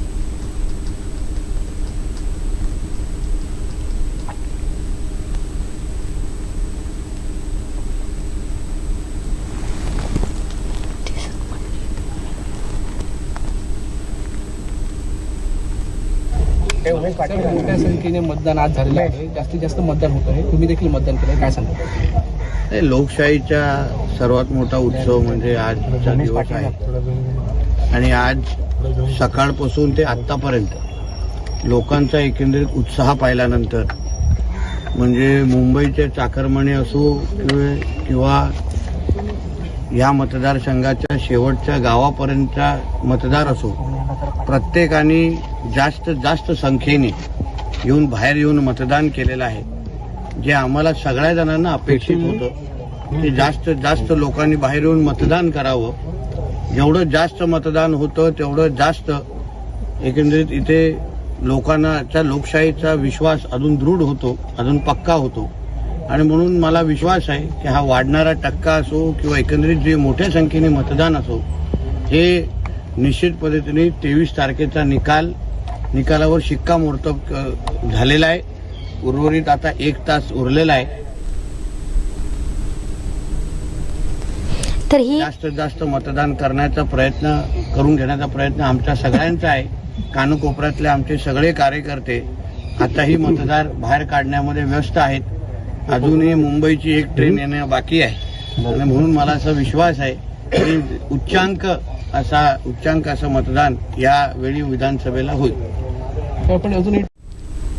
तरी आपण प्रतिक्रिया पाहिली आमदार नितेश राणे यांची, जे महायुतीचे उमेदवार आहेत. तर त्यांनी सुद्धा आपल्या विजयाचा विश्वास व्यक्त केलेला आहे. पण त्याचबरोबर मतदान अद्यापही केलं नसेल तर मतदान करावं असं सुद्धा आवाहन त्यांनी मतदारांना केलेलं आहे. तर आताच्या दिवसभरापासून आपण पाहतोय अनेक उमेदवारांनी आपलं मतदान केलंय. आता सायंकाळच्या सुमारास निलेश राणे, नितेश राणे यांनी सुद्धा मतदानाचा हक्क बजावलेला आहे आणि त्यानंतर या घडामोडी तर आपण पाहणारच आहोत. पण आपण मगाशी आढावा घेत होतो तो म्हणजे गुहागर मतदारसंघाचा. त्याचबद्दल मॅडम आपण आता पुन्हा एकदा चर्चा करूयात. गुहागरमध्ये भास्कर जाधव तिथं आहेत आणि त्यांच्यासमोर पुन्हा एकदा लढत होती आहे, ती म्हणजे शिवसेनेची. अशा पद्धतीने ही लढत होताना आपल्याला पाहायला मिळते. त्यापूर्वी जुईली मला तुला सांगावंसं वाटेल की आता जे निलेश राणे यांनी जे वक्तव्य केलेलं आहे त्याच्यामध्ये त्यांनी असं म्हटलेलं आहे की मतदानाला अजून एक अर्धा तास शिल्लक आहे. अजून एक ट्रेन मुंबईवरून येण्याची बाकी आहे आणि ती मुंबईवरून येण्याची जी ट्रेन आहे त्याच्यामध्ये मतदार त्या ट्रेनमधून येणार आहेत आणि त्यामुळे मतदानाचा जो काही आकडा आहे किंवा मतदारांची संख्या आहे ती निश्चितपणे वाढेल. हे जे त्यांनी सांगितलेलं आहे ते खरंच महत्त्वपूर्ण आहे. कारण सकाळपासून नितेश राणे हे त्यांच्या मतदारसंघामध्ये जातीनिशी प्रत्येक म्हणजे त्या तिन्ही तालुक्यांमध्ये फिरत होते. त्यांनी प्रत्येक मतदारसंघातल्या मतदान केंद्रांवरती जाऊन गावांमध्ये जाऊन मतदारांना मतदानासाठी उद्युक्त केलेलं आहे. तशाच पद्धतीने आता देखील त्यांनी सांगितलेलं की अजून एक ट्रेन यायची बाकी आहे, त्याच्यामधून मतदार येणार आहेत आणि ते जे काही मतदान आहे ते निश्चितपणे जे काही होईल त्याच्यामुळे या मतदानाच्या टक्केवारीमध्ये निश्चितपणे फरक पडेल. आता जो काही तू गुहागर मतदारसंघाचा जो काही विषय काढलास, त्या अनुषंगाने जर बघितलं तर निश्चितच तिथे खरं म्हणजे गुहागर मतदारसंघ हा विनय नातूंचा मतदारसंघ, आमदार विनय नातू यांचा मतदारसंघ की जे भाजपचे आमदार होते. त्यांनी तिथून आमदारकी तिथून लढवलेली आहे आणि अत्यंत जसा आप्पा गोगटेंचा मतदारसंघ देवगड हा भाजपचा मतदारसंघ, तसा विनय नातूंचा मतदारसंघ गुहागर म्हणजे भाजपचा मतदारसंघ अशी एक संकल्पना होती. मात्र त्याला छेद देऊन काही वर्षांपूर्वी हा बदल तिथे झाला आणि आत्ता देखील तिथे अशाच पद्धतीचं वातावरण आहे. शिवसेना वर्सेस शिवसेना अशा पद्धतीचं वातावरण आहे. जसं मगाशी सांगितलं तसं भाजपच्या विनय नातूंना तिथे उमेदवारी मिळेल अशी शक्यता असताना तिथे पुन्हा एकदा शिंदे सेनेने एकनाथ शिंदेंनी आपला जो काही शब्द टाकलेला होता त्याला जास्ती वजन मिळालं आणि तो मतदारसंघ शिंदे सेनेला मिळाला आणि पुन्हा एकदा शिंदे वर्सेस उबाठा अशी शिवसेना वर्सेस शिवसेना अशी लढत त्या मतदारसंघामधून आपल्याला बघायला मिळते. भास्कर जाधव हे आपल्या रांगड्या शैलीने, आपल्या भाषणांनी आणि तुफान फटकेबाजीने बोलण्यामध्ये अत्यंत माहीर आहेत आणि त्यांचा गेल्या काही वर्षांचा जर हे बघितला तर निश्चितपणे त्या मतदारसंघामध्ये त्यांचं एक वेगळं असं वजन आहे. मध्यंतरी थोडंसं ज्यावेळेस शिवसेनेची फाटाफूट झाली त्यानंतर काही अशा घटना घडलेल्या होत्या की ज्याच्यामध्ये भास्कर जाधव हे कुठेतरी थोडेसे नाराज होते असं दिसून येत होतं. परंतु पुन्हा एकदा लोकसभेच्या इलेक्शनच्या वेळेस त्यांची सगळ्यांची दिलजमाई झाली आणि त्यांनी जो काही प्रचारांच्या सभांना त्यांनी त्यांच्या भाषणांचा धडाका लावलेला होता. त्यांनी सातत्याने त्या मतदारसंघामध्ये संपूर्ण त्यांनी मोर्चेबांधणी केलेली होती आणि आज ते स्वतः ज्यावेळेस ह्या निवडणूक लढवत आहेत, पुन्हा एकदा ते लढतायत निवडणूक आणि त्यांना कशा पद्धतीने यश मिळते. कारण आता शिंदेसेना प्लस भाजप आणि एकीकडे उद्धव बाळासाहेब ठाकरे आणि महाविकास आघाडीचे मित्रपक्ष अशी जी काही तिकडे लढत आहे ती जर बघितली तर भास्कर जाधवांचं भवितव्य कशा पद्धतीचं आहे हे आपल्याला लवकरच समजेल. परंतु एक पुन्हा एकदा मला सांगावंसं वाटते की प्रत्येक ठिकाणी शिवसेना वर्सेस शिवसेना ही जिथे जिथे लढाई आहे त्या लढाईमधून पुन्हा एकदा या कोकणावरती शिवसेना हा जरी कोकणाचा बालेकिल्ला असला तरी खरी शिवसेना कोणाची हेच निश्चितपणे ह्याच्यामधून दिसून येणार आहे. अगदी बरोबर. त्याचबरोबर आणखीन काही मुद्दे इथं चर्चिले जातात ते म्हणजे आता भाजप आणि दुसरीकडे शिंदेसेना म्हणजे शिवसेना यांची दिलजमाई झालेली आहे, ते एकत्र आहेत. त्यामुळे कुठेतरी मोठी ताकद जी आहे ती राजेश बेंडल यांच्या मागे उभी राहिलेली आपल्याला पाहायला मिळते. पण त्याचबरोबर भास्कर जाधव यांनी सुद्धा पूर्णपणे तिथं आपलं वर्चस्व प्रस्थापित केलेलं आहे. पण आता समीकरणं पूर्णपणे बदललेली आहेत 2019 नंतरची. याचा परिणाम या मतदारसंघावर कितपत होईल असं वाटतंय? निश्चितच जसं 2019 नंतर जशी समीकरणं बदलली म्हणजे गेल्या 2.5 वर्षामध्ये थोडक्यात तसं बघायला गेलं तर म्हणजे शिवसेनेमध्ये जेव्हापासून ही फाटाफूट झालेली आहे त्यानंतरच ही खरी समीकरणं बदलली असं म्हटलं तर वावगं ठरणार नाही. त्यामुळे ठाकरे सेनेचे कोण आणि शिंदे सेनेचे कोण याच्यावरती जसं हे आहे तसंच पुन्हा एकदा मागच्या लोकसभा इलेक्शनच्या वेळेस जसा पक्षचिन्हाचा जसा प्रश्न उपस्थित राहिलेला होता तसाच पक्षचिन्ह खरंच मतदारांना तेवढं ल्युअर करते का किंवा मतदारांवरती खरंच या पक्षचिन्हाचा तेवढा प्रभाव होतो का की पुन्हा एकदा मतदार हे उमेदवार बघतात, शिवसेना बघतात, ती कोणाची आहे हे बघतात. हे निश्चितच आपल्याला समजणार आहे. आणि मग म्हणजे धनुष्यबाणासाठी खूप मोठी लढाई लढली गेलेली होती मध्यंतरीच्या काळामध्ये. त्याच्यासाठी न्यायालयीन लढाई सुद्धा लढली गेलेली होती. अखेर ते चिन्ह एकनाथ शिंदेंकडे गेलं, एकनाथ शिंदेंच्या शिवसेनेकडे गेलेलं होतं. परंतु या सगळ्याचा जर विचार केला तर निश्चितच शिवसेना वर्सेस शिवसेना आणि पक्षचिन्ह मशाल वर्सेस धनुष्यबाण आणि आत्ताच्या वेळेस दोन्ही शिवसेनेचे उमेदवार एकमेकांच्या समोर उभे ठाकलेले, यामध्ये खरी कसोटी पुन्हा एकदा मतदाराची आहे की ते म्हणजे शिवसेनेचा पारंपरिक वोटर म्हणून ज्याला गणलं जाते तो नक्की कुठे जातोय, तो धनुष्याकडे वळला जातोय की मशालीकडे वळला जातोय हे बघणं निश्चितच औत्सुक्याचं ठरणार आहे. आणि मग मशाल किंवा धनुष्य, एकनाथ शिंदेंची शिवसेना किंवा उद्धव बाळासाहेब ठाकरेंची शिवसेना यापेक्षा मतदार उमेदवार कोण आहे ह्याला जास्ती प्राधान्य दिलं जाते हे आपल्याला येत्या निवडणुकीमध्ये या परवाच्या रिझल्टमध्ये जे काय आहे ते स्पष्ट होईल. आता आणखी आपला मतदारसंघ राहिलेला आहे रत्नागिरीतला, तो म्हणजे चिपळूण. तिकडे आपण येणारच आहोत, पण आता जाऊयात दोडामार्गमध्ये. तिथं आमचे प्रतिनिधी लव परब उपस्थित आहेत. त्यांच्याकडून सकाळपासून नेमकं दोडामार्गमध्ये काय काय घडलं हे जाणून घेणार आहोत. लवजी, मी तुमच्याकडे येते. एकंदरीत जर आपण परिस्थिती पाहिली, सकाळी आपण एक आढावा घेतला होता, तो म्हणजे बांद्यातला सटमटवाडीचा. तिथं आत्ता काय परिस्थिती आहे? जी नाराजी होती बांदा सटमटवाडीची ती दूर झाली आहे का? मात्र ही नाराजी होती ती कुठल्या कारणामुळे होती? निश्चितच मॅडम, बांदा सटमटवाडी आहे ही यांनी बहिष्कार टाकला होता मतदानावर की गेली 15 वर्षे सत्ताधारी किंवा ग्रामपंचायत म्हणा, खासदार, आमदार म्हणा, यांनी 1 रुपयाचा पण निधी सटमटवाडीमध्ये आणला नाही. कुठले रस्ते झाले नाही, गटार झाले नाही. या कारणाने ते थोडे नाराज झाले होते. पण ते म्हणत होते की अचानक त्यांनी जशी आचारसंहिता लागली त्यावेळी त्यांनी डायरेक्ट अल्टिमेट दिलं की सटमटवाडी गाव पूर्ण ह्या विधानसभेवर बहिष्कार टाकणार असं त्यांनी घोषित केलं. पत्रकार परिषद गेली, प्रसिद्धी पण केली होती. पण अचानक असं सर्व गावामध्ये मिटिंग घेऊन वगैरे त्यांनी पूर्ण ठाम विश्वास केला की पूर्णपणे मतदानावर बहिष्कार टाकणार असं म्हटलं होतं. पण एकंदरीत काही दिवसांनंतर खालची सटवाडी आणि वरची सटवाडी 2 भाग पडले. खालच्या सटवाडीने मिटिंग घेऊन डिक्लेअर केलं की आम्ही मतदान करणार म्हणून. पण वरच्या सटवाडीतली लोक ग्रामस्थ म्हणत की आम्ही कोणते मतदान आम्ही करणार नाही असं त्यांनी ठाम निर्णय केला होता. पण दोघांमध्ये फूट पडल्यामुळे त्यांच्यात शाब्दिक पण बाचामाची झाली, मारामारीची पण. कोणी मतदान केलं तर आम्ही त्यांना चोप देऊ अशा प्रकारे व्हॉट्सअप चॅटवर त्यांनी असं भाष्य केलं होतं. त्याच्यानंतर आज जसं मतदानाचा दिवस उजाडला आणि तिथे बूथ लावण्याचा प्रयत्न केला खालच्या सटवाडीतील लोकांनी, पण त्या ठिकाणी सहज काही जमीन मालक आले.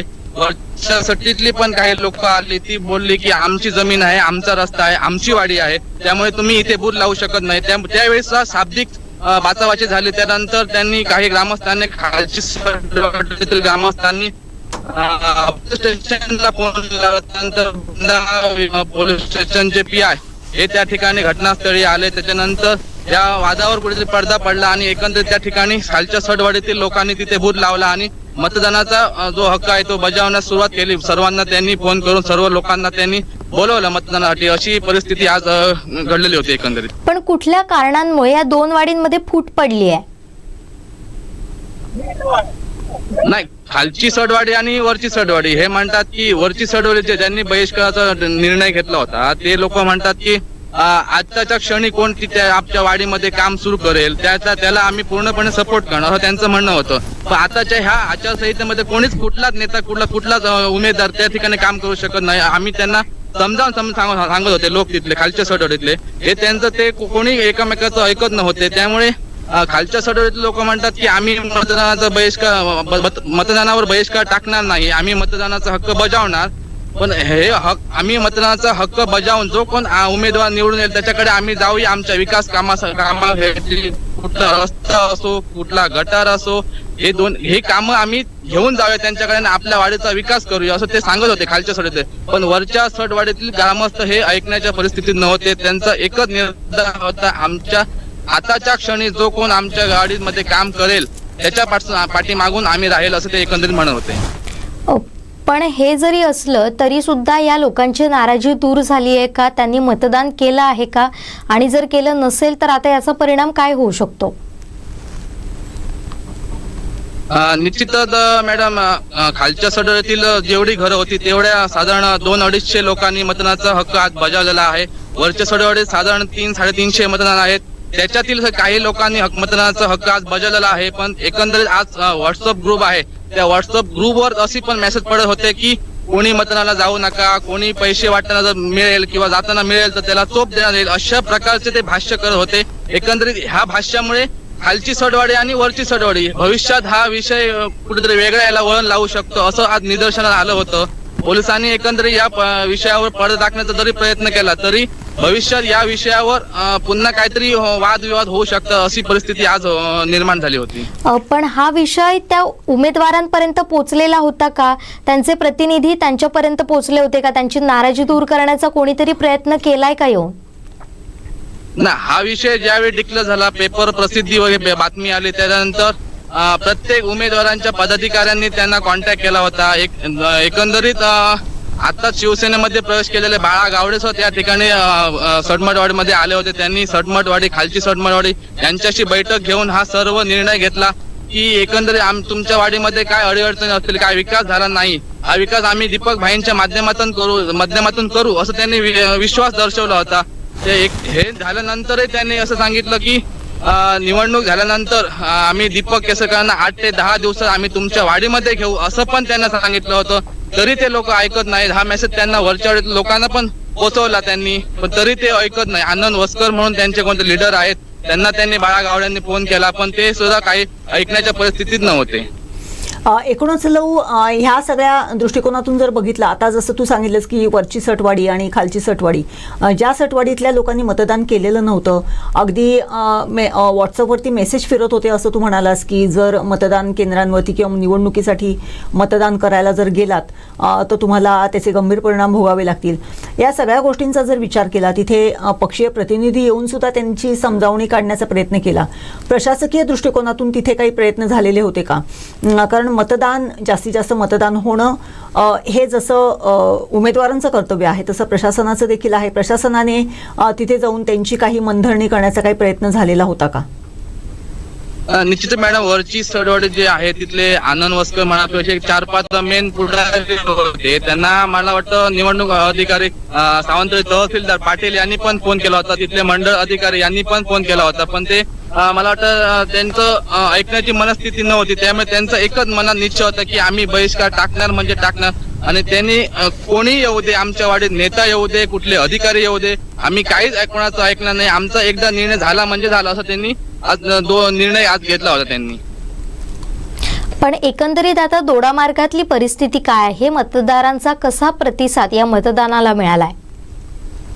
ना, सकाळपासून जर आढावा घेतला आम्ही, सकाळपासून ठिकठिकाणी प्रत्येक बुथवर आम्ही फिरवतो. दोडामार्ग शहरामध्ये सावंतवाडा म्हणून आहे, तिथे महायुतीचे उमेदवार यांचे पदाधिकारी संतोष नांचे, चेतन चव्हाण, तसेच शिवसेनेचे गणेश प्रसाद गवस हे पुढारी तिथे ठाण मांडून बसले होते. त्यांची आम्ही प्रतिक्रिया घेतली की त्यांना ते म्हणत होते की बऱ्यापैकी सर्व लोकांनी महायुतीच्या उमेदवार दीपक केसरकर यांना मतदान केलेलं आहे आणि लाडकी बहीण जी योजना आहे या योजनेचा लाभ निश्चितच दीपक केसरकरांना होणार आहे असं ते म्हणत होते. दुसऱ्यांदा चेतन चव्हाण होते, ते म्हणत होते की नगरपंचायतला दोडामार्ग कसंही नगरपंचायतला दीपक भाईंच्या माध्यमातून कोट्यवधीचा निधी आला. नगरपंचायत इमारत, मच्छी मार्केट म्हणा, वाचनालय म्हणा, तिथली मशानभूमी, या प्रत्येक इमारतीला दीपक भाईंच्या माध्यमातून कोट्यवधीचा निधी मिळाला. ह्याचा पण कुठेतरी फायदा दीपक भाईंनाच होणार असं ते एकंदरीत म्हणत होते.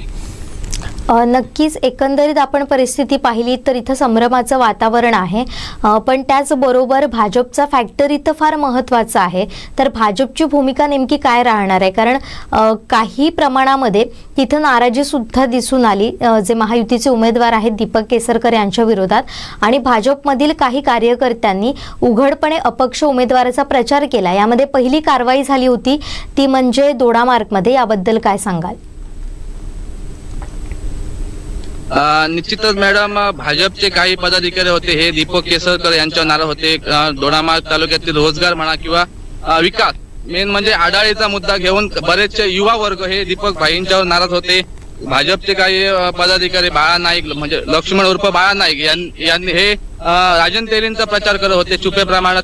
त्यांनी महायुतीच्या पदाधिकाऱ्यांनी यांची तक्रार वरिष्ठ पातळीवर पोहोचवली होती. त्या प्रकारे बाळा नाईक यांच्यावर निलंबनाची कारवाई झाल्याचं पत्र सुद्धा लिखलं झालं होतं. आणि भाजपचे काही बरेचसे नेते मंडळी आहेत युवा वर्गातले म्हणा, हे अपक्ष उमेदवार यांना पण छुप्या प्रकारे मदत करताना दिसत होते. नक्कीच या सगळ्या घडामोडींचा आढावा तुमच्याकडून घेत राहणार आहोत. याचे परिणाम कसे उमटतायत हे आपल्याला 23 तारीखला कळेल. तुर्तास धन्यवाद आपण दिलेल्या या सगळ्या माहितीसाठी. तर हे होते आमचे प्रतिनिधी लव परब. त्यांच्याकडून आपण दोडामार्गातील घडामोडींचा आढावा घेतलाय. मतदान केंद्रावर अनेक ठिकाणी खूप चांगला प्रतिसाद तिथं मिळालाय, मात्र सटमटवाडी ही बांदामध्ये येते आणि तिथं काहीशी नाराजी सुद्धा दिसून आली, बहिष्काराचा प्रकार दिसून आला. मात्र या एका वाडीतच खालची आणि वरची वाडी अशा दोन्ही वाड्यांमध्ये काहीशी फूट पडली आणि त्याचा परिणाम म्हणजे या नाराजीतून दिसून आला. धमकीसारखे सुद्धा प्रकार यामध्ये घडताना दिसून आले.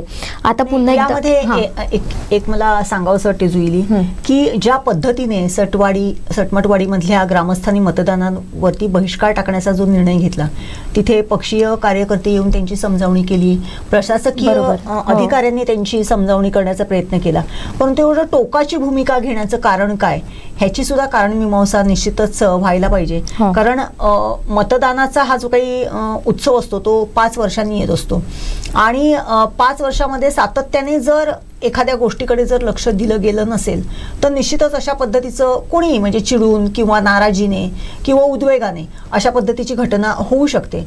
मग नक्की एवढं काय होतं की ज्याच्यामुळे ह्या सटमटवाडीतल्या लोकांनी मतदानावरती बहिष्कार घातला, त्यांची एवढी समजावणी करण्याचा प्रयत्न झाला तरी देखील मतदानावरती बहिष्कार घातला, यामागे निश्चित काहीतरी कारण मीमांसा असण्याची शक्यता नाकारता येत नाही. आणि याचा जो काही धडा आहे किंवा याचा एक आढावा आहे तो खरंच उमेदवारांनी घेण्याची आवश्यकता आहे. पुढच्या काही म्हणजे जो कोणी उमेदवार निवडून येईल त्यांनी निश्चितपणे ह्या बांदा सटमटवाडीतल्या लोकांचं जे काही म्हणणं आहे, त्यांनी एवढा टोकाचा निर्णय का घेतला, ते एवढे मतदानापासून वंचित का राहिले, एवढ्या उघडपणे त्यांनी हा जो काही बहिष्काराचा जो काही बंडा उगारलेला आहे त्याची कारणं काय आहेत, त्याची खरी कारणं काय आहे, त्याच्या पॉझिटिव्ह आणि निगेटिव्ह दोन्ही बाजू ह्या जाणून घेणं अत्यंत आवश्यक आहे. आणि तरच, कारण आज बांदा सटमटवाडीतल्या ह्या काही ग्रामस्थांनी घेतल्या, उद्या आणखीन हेच लोण जिल्ह्यामध्ये आणखीन काही ठिकाणी पसरू नये ह्याची दक्षता घेणं हे जसं उमेदवारांच्या कार्यकर्त्यांचं आणि उमेदवारांचं जसं कर्तव्य आहे तसंच प्रशासनाचंही कर्तव्य आहे आणि तिथल्या लोकांचंही कर्तव्य आहे. त्यामुळे आपल्या ह्या पवित्र मतदानाच्या हक्कापासून वंचित राहण्यापेक्षा आपले जे काही न्याय हक्क आहेत त्याच्यासाठी तुम्ही योग्य निर्णय घेणं आवश्यक आहे.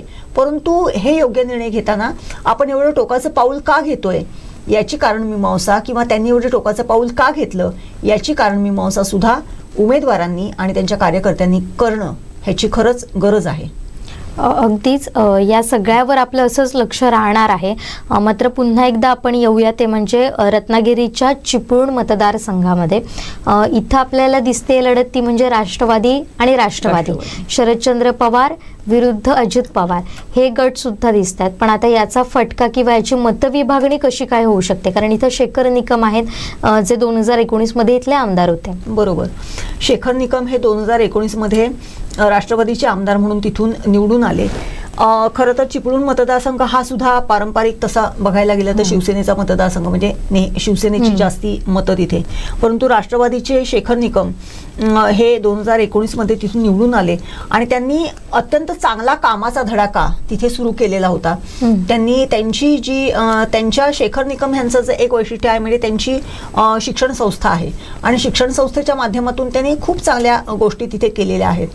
अनेक लोकांना त्यांच्या शिक्षण संस्थांमध्ये म्हणजे मॅक्झिमम त्यांच्या तालुक्यातल्या किंवा त्यांच्या मतदारसंघातल्या लोकांना त्यांच्या शिक्षण संस्थांमध्ये रोजगार देणं, त्यांच्या शिक्षण संस्थांमध्ये नोकरी देणं इथपासून त्यांनी प्रत्येक शाळेच्या माध्यमातून तिथल्या मतदारांपर्यंत पोहोचण्याचा प्रयत्न केलेला आहे.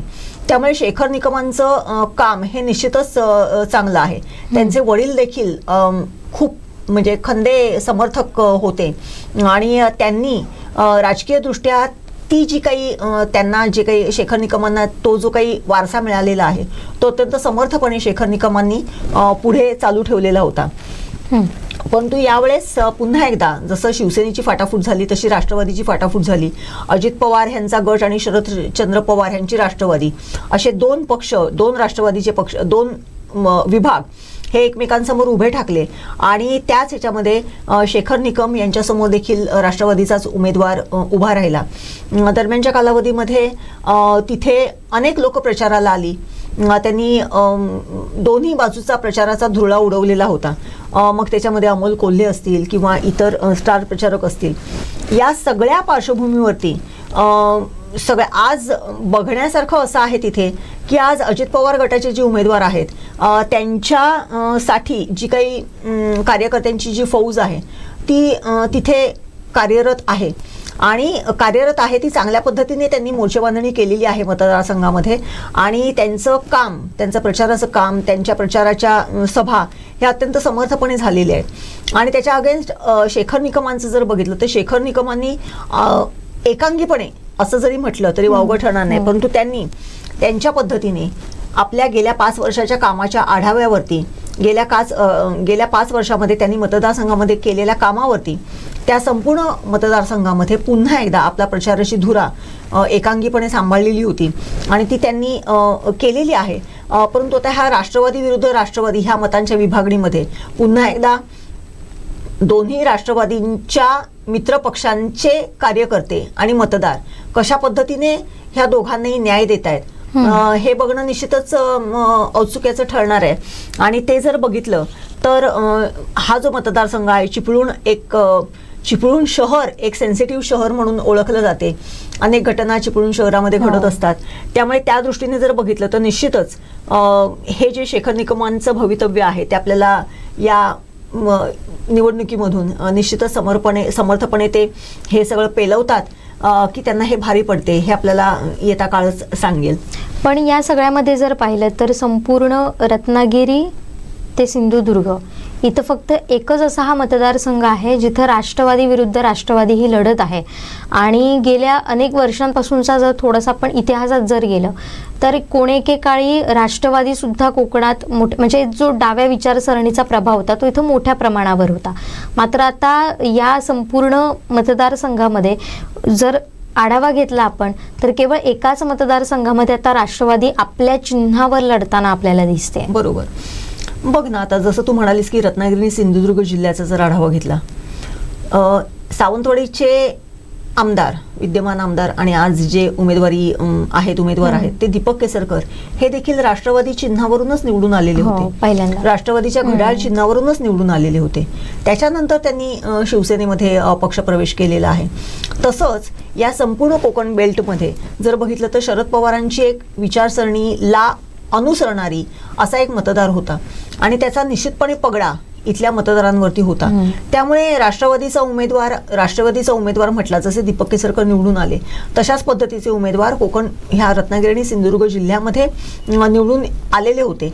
परंतु याचा जेव्हा राष्ट्रवादीचा पक्षाची ज्यावेळेस फाटाफूट झाली, विचारांची जेव्हा तफावत झाली, त्यावेळेस मात्र राष्ट्रवादी पक्ष हा अजित पवारांचा की शरद पवारांचा याच्यामध्येच सगळे मतदार घुटमळायला लागले.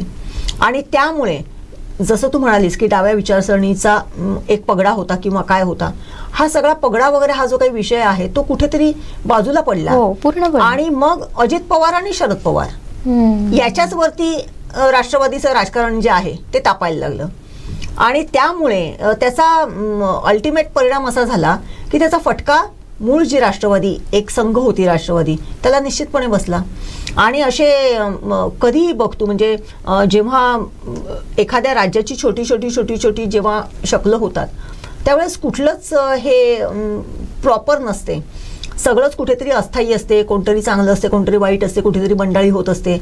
आणि तशाच पद्धतीचं आपण आता दोन्ही राष्ट्रवादींमध्ये बघतोय तशाच पद्धतीचे आहे. दोन्ही जरी राष्ट्रवादी पक्ष एक मोठा म्हणून एक संघ जो होता त्याची दुफळी झाल्यानंतर, त्याची शकलं झाल्यानंतर जो राष्ट्रवादी पक्ष राहिलेला आहे, मग तो अजित पवारांचा असो किंवा शरदचंद्र पवारांचा असो, ह्या दोन्ही पक्षांमधल्या मतदार, त्या दोन्ही पक्षांचे कार्यकर्ते, त्यांचे उमेदवार, त्यांचे पुढारी हे जर बघितले तर आज कुठेतरी सगळंच विस्कळीत झाल्यासारखं वातावरण दिसते. त्यामुळे राष्ट्रवादीच्या माध्यमातून चिपळूण मतदारसंघामध्ये 2 राष्ट्रवादीचे, जसे इतर ठिकाणी शिवसेना वर्सेस शिवसेना आहे तशी चिपळूण मतदारसंघामध्ये राष्ट्रवादी वर्सेस राष्ट्रवादी आहे. आणि यामध्ये आता खरं पुन्हा एकदा ठरणार आहे की कुठला राष्ट्रवादी या ह्याच्यामध्ये बाजी मारतोय आणि आपला पक्ष सांभाळतोय, आपल्या नेत्याला पुढे करण्यासाठी हे करतोय आणि कुठल्या राष्ट्रवादीची विचारसरणी ही पुढे घेऊन जातोय. पण आता या सगळ्यामध्ये थोडंसं ठाकरे यांच्याकडे येऊया, कारण कोकण ठाकरे हे समीकरण अनेक वर्षांपासून बनलेलं होतं. मात्र या लोकसभेपासून जर आपण विचार केला तर मोठा धक्का ठाकरेंना मिळाला. इथं जे खासदार होते त्यांचा पराभव झाला आणि तिथं पहिल्यांदाच भाजपचं कमळ फुललंय. म्हणजे नक्कीच अनेक घटक कारणीभूत ठरले याच्यासाठी. म्हणजे राज्याचं वातावरण एकदम वेगळं होतं. पुन्हा तेच सिंधुदुर्गात किंवा रत्नागिरीत आपल्या कोकण पट्ट्यात हा ट्रेंड वेगळाच दिसला. म्हणजे सहानुभूती आहे, पक्ष फुटीमुळे एक नाराजी आहे मतदारांमध्ये. असं सगळं असताना सुद्धा कोकणच्या लोकांनी अर्थात भाजपला मतदान केलं. भाजप चिन्हावरचा खासदार तिथं पहिल्यांदा निवडून आला. अर्थात पहिल्यांदाच खासदारकीच्या निवडणुकीमध्ये भाजप उतरलं होतं. ही या सगळ्यामधली वेगळी गोष्ट. आता लोकसभेचा आणि विधानसभेचा नक्कीच प्रत्येक वेळी तिथं येणारे मुद्दे हे वेगवेगळे असतात, कारण ते देशपातळीवरचं राजकारण असतं आणि इथे राज्य पातळीवरचं असतं. पण 2019मध्ये ज्या घडामोडी घडल्यात त्या अर्थातच राज्य पातळीवरच्या होत्या. त्यामुळे कुठेतरी या निवडणुकीमध्ये विशेषतः कोकणमध्ये ती सहानुभूतीची लाट ठाकरेंकडे अजूनही आहे का, की लोकसभेनंतर पुन्हा एकदा वातावरण बदललंय असं तुम्हाला वाटतं का? नाही, एकूणच जर बघितलं ना तर 2019मध्ये जी काही राजकीय घडामोड झालेली होती, त्याच्यानंतर उद्धव ठाकरे हे मुख्यमंत्रीपदी बसले, त्याच्यानंतर कोरोना आला, त्याच्यानंतर हे गुवाहाटीचं प्रकरण झालं आणि शिवसेनेचे 2 भाग पडले आणि पुन्हा एकदा ठाकरे आणि शिंदे असे समोरासमोर उभे ठाकले आणि त्याच्यानंतर पुन्हा एकदा ठाकरे आणि शिंदे यांचे एकमेकांवरती आरोप प्रत्यारोप हे एक सत्र सुरू झालं. म्हणजे आपण आतापर्यंत बघत होतो शिवसेना वर्सेस काँग्रेस, शिवसेना वर्सेस राष्ट्रवादी, त्याच्यानंतर त्यांची एक आघाडी झाली, मग काय झालं की शिवसेना वर्सेस भाजप आणि त्याच्यामध्ये नंतर मग त्यांची पक्षाची फुटाफूट झाली आणि मग एक पक्ष गेला भाजप बरोबर, एक राहिला काँग्रेस बरोबर. त्यामुळे ह्या सगळ्याचा जर विचार जर केला तर जो काही मूळ मुद्दा आहे, म्हणजे प्रत्येक वेळेस उद्धव ठाकरे हे भाषणामध्ये सांगतात की ह्यांनी आमचं चिन्ह चोरलं, बरोबर, आणि ह्यांनी आमचा बाप पण चोरला, बरोबर, अशा पद्धतीचं त्यांचं वक्तव्य असते. आणि याला म्हणजे शिवसेना, उद्धव बाळासाहेब ठाकरेंची शिवसेना म्हणजे मूळ शिवसेना असं त्यांचं म्हणणं आहे.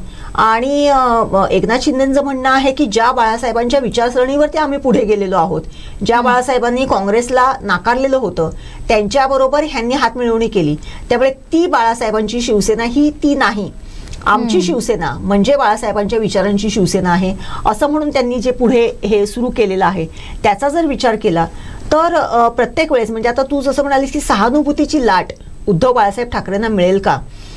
कसं आहे माहिती आहे, मुंबई महानगरपालिका आणि शिवसेना हे घट्ट समीकरण आहे आणि त्या मुंबई महानगरपालिकेला मिळवण्यासाठी सगळेजण येणं प्रकारेनं प्रयत्न करत असतात आणि शिवसेनेचा बालेकिल्ला कोकण आणि मुंबई महानगरपालिकेतले बहुतेक नगरसेवक हे देखील कोकणातले आहेत.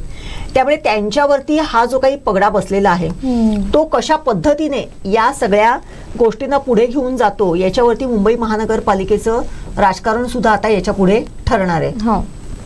त्यामुळे जर त्या पद्धतीने जर विचार केला तर हे भावनिक साथ तर घालतच असतात.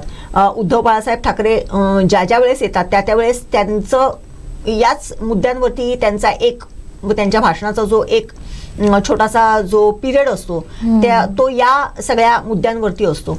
त्यामुळे ती एक जी बाळासाहेबांना मानणारी, बाळासाहेबांच्या विचारांशी संगत असणारी आणि मग त्या अनुषंगाने त्यांचा सुपुत्र म्हणून त्यांच्या मुलाकडे पाहणारी ही जी एक शिवसेनेची विंग आहे ती निश्चितपणे उद्धव बाळासाहेब ठाकरेंबरोबर आहे.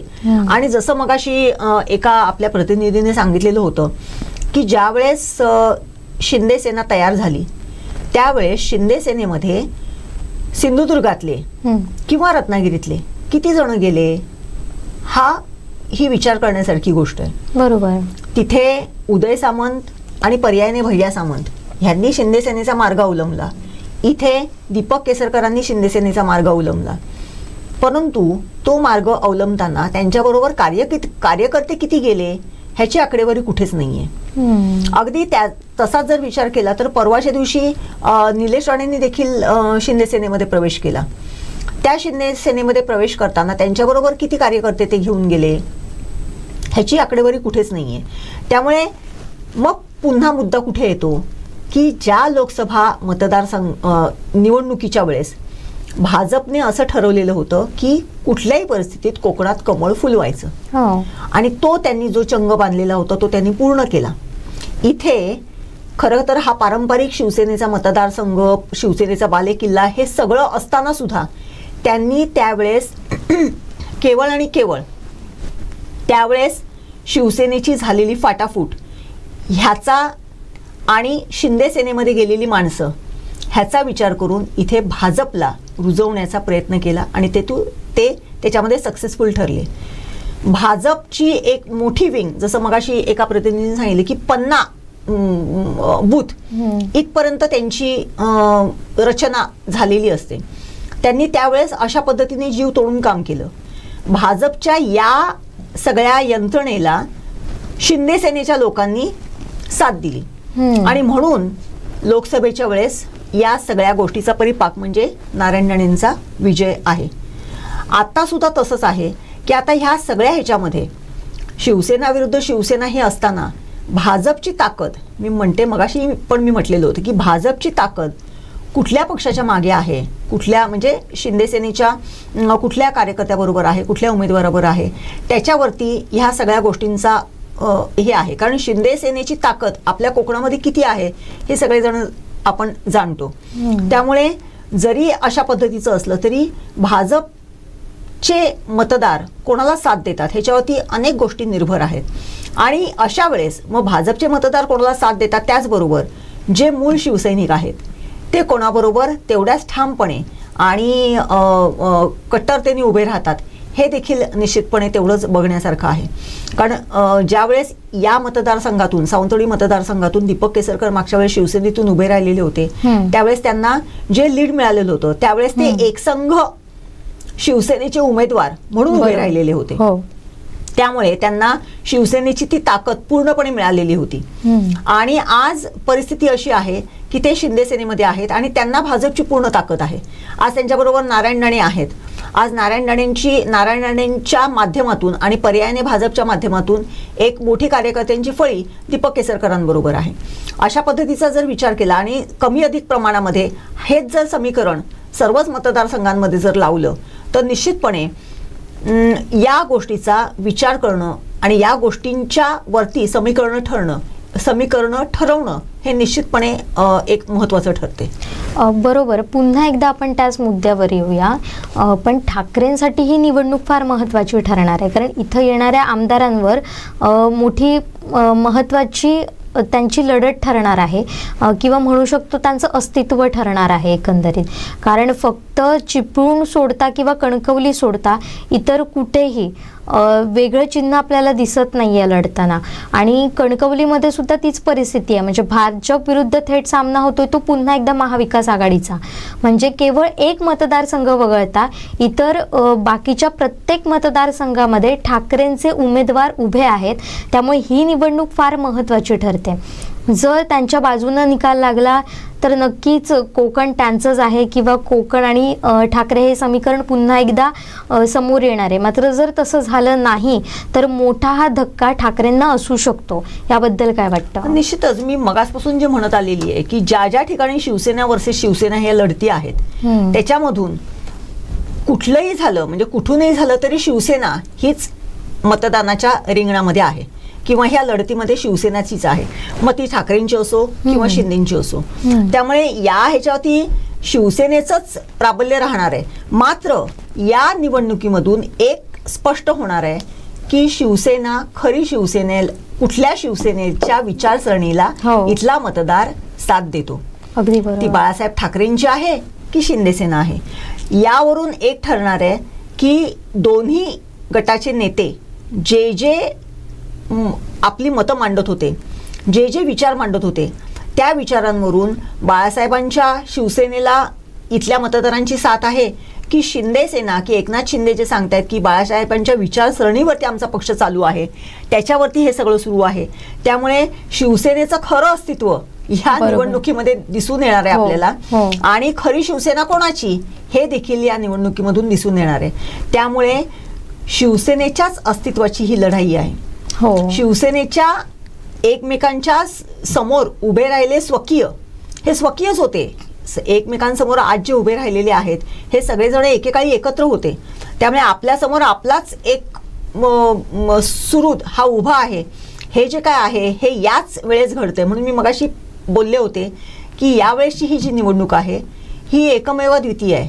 याच्या पूर्वी अशा निवडणुका लढल्या गेलेल्या नव्हत्या आणि याच्या पुढेही लढल्या जातील ह्याची शक्यता नाही.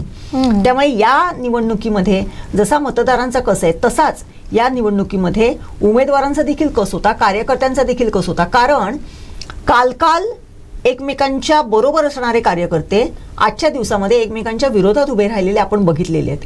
आणि हा जो काही प्रकार आहे ना, हा त्या पक्षातल्या कार्यकर्त्यांनी कितपत आपल्या गळी उतरवलेला आहे ह्याचं सुद्धा कार्यकर्त्यांपेक्षा त्या ठिकाणच्या मतदारांनी हा जो काही बदल आहे तो आपल्या गळी कितपत उतरवलेला आहे ह्याचं अत्यंत चांगलं चित्रीकरण ह्या आजच्या मतदानातून आपल्याला दिसून येणार आहे. आणि त्यामधून इथला नागरिक ह्या सगळ्या गोष्टींवरती कसा वॉच ठेवून आहे आणि त्याने आपल्या मतदानातून याचा परिणाम काय होऊ शकतो ह्याचा रिझल्ट उमेदवारांना कसा दिलेला आहे हे आपल्याला 23 तारखेला समजेलच. नक्कीच. आणि त्यावर सुद्धा अनेक गोष्टी किंवा समीकरणं ह्या ठरणार आहेत. आणि नेमकी शिवसेना कोणाची, कोकण नेमकं कोणाचं, या देखील घडामोडी किंवा या देखील गोष्टींच्या बाबी ह्या ज्या काही असतील त्या स्पष्ट होणार आहेत. मात्र पुन्हा एकदा त्याच गोष्टी समोर येतात. इथं भाजप प्रत्यक्ष जरी निवडणुकीचं चिन्ह तिथं नसलं किंवा भाजपच्या चिन्हावर एखादा उमेदवार लढत जरी नसला तरी सुद्धा शिवसेना खरी कोणाची हे ठरवणारा भाजपचीच लोक असतील किंवा भाजपच पक्ष असेल. त्यामुळे पुन्हा एकदा सगळी जी मदार आहे ती भाजपच्या कार्यकर्त्यांवर आहे, नेत्यांवर आहे आणि त्याच पद्धतीनं मतदारांवर सुद्धा आहे. आता काही वेळातच आपल्याला फायनल आकडेवारी मिळणार आहे, ते आपण तुमच्यापर्यंत पोहोचवणारच आहोत. पण घेऊया एक छोटासा ब्रेक.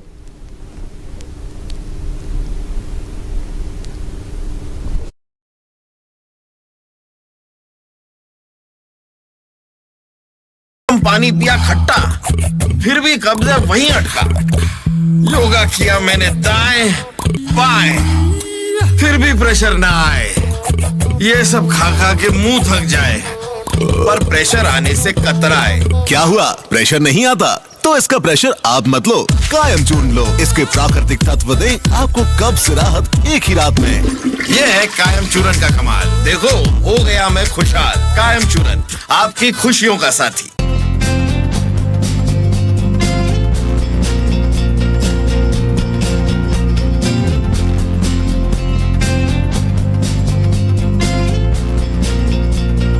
अनंत टी दे रिफ्रेश हमी. आई. येस. ब ब बदक. क क कणीदार. ख ख खमंग. ग ग गोकुल तू.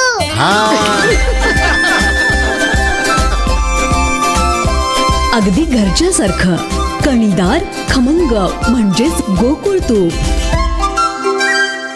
Modern homeopathy multi specialist research and treatment centre. Cancer, liver cirrhosis, kidney failure, हृदयविकार, मेंदूचे विकार, मधुमेह, संधिवात, त्वचेचे विकार, अस्थमा, अस्थिरोग व यासारख्या अनेक दुर्धर आणि गंभीर आजारावर विशेष संशोधित उपचार. Modern homeopathy clinic, office number 311, मामलेदार कार्यालय, fish market, soar sapphire building, Agoda Mapusa, Goa येथे. तर आजच भेट द्या. गोवा सोबत मॉडर्न होमिओपॅथीच्या शाखा संपूर्ण भारतात उपलब्ध आहेत. तर आजच तुमच्या जवळील मॉडर्न होमिओपॅथीच्या शाखेस भेट द्या. अधिक माहितीसाठी संपर्क 937272 8009 आणि 960615 8009.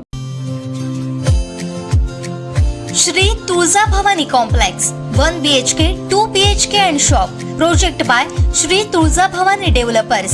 चालत फक्त 5 मिनिटांच्या अंतरावर मालवण भरड नाका, चालत फक्त 5 मिनिटांच्या अंतरावर मालवण मच्छी मार्केट, चालत फक्त 5 मिनिटांच्या अंतरावर मालवण बाजार, चालत फक्त 8 मिनिटांच्या अंतरावर मालवण जेटी धक्का बंदर, चालत फक्त 10 मिनिटांच्या अंतरावर मालवण बसस्थानक, गवंटीवाडा अपोजिट आशा पार्क नियर भरड नाका, मालवण सिंधुदुर्ग.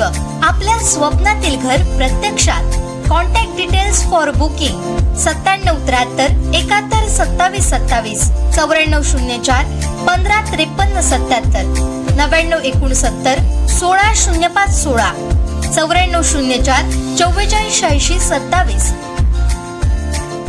कृपा हेअर टॉनिक आयुर्वेदिक औषधी वनस्पतींचे परिपूर्ण मिश्रण, 100% आयुर्वेदिक.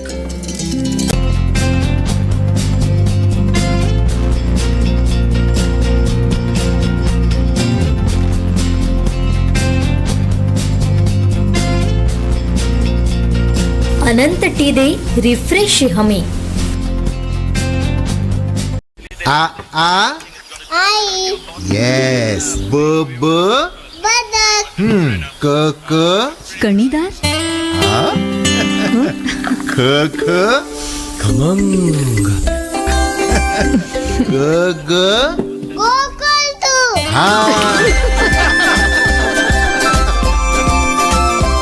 अगदी घरच्यासारखं कणीदार खमंग म्हणजेच गोकुळ तूप. Modern homeopathy multi specialist research and treatment centre. Cancer, liver cirrhosis, kidney failure, हृदयविकार, मेंदूचे विकार, मधुमेह, संधिवात, त्वचेचे विकार, अस्थमा, अस्थिरोग व यासारख्या अनेक दुर्धर आणि गंभीर आजारावर विशेष संशोधित उपचार. Modern homeopathy clinic, office number 311, मामलेदार कार्यालय, fish market, soar sapphire building, Agoda Mapusa, Goa येथे. तर आजच भेट द्या. गोवा सोबत मॉडर्न होमिओपॅथीच्या शाखा संपूर्ण भारतात उपलब्ध आहेत. तर आजच तुमच्या जवळील मॉडर्न होमिओपॅथीच्या शाखेस भेट द्या. अधिक माहितीसाठी संपर्क 93 72 72 8009 आणि 96 06 15 8009. Shri Tulja Bhavani complex 1 BHK 2 BHK and shop. Project by Shri Tulja Bhavani developers.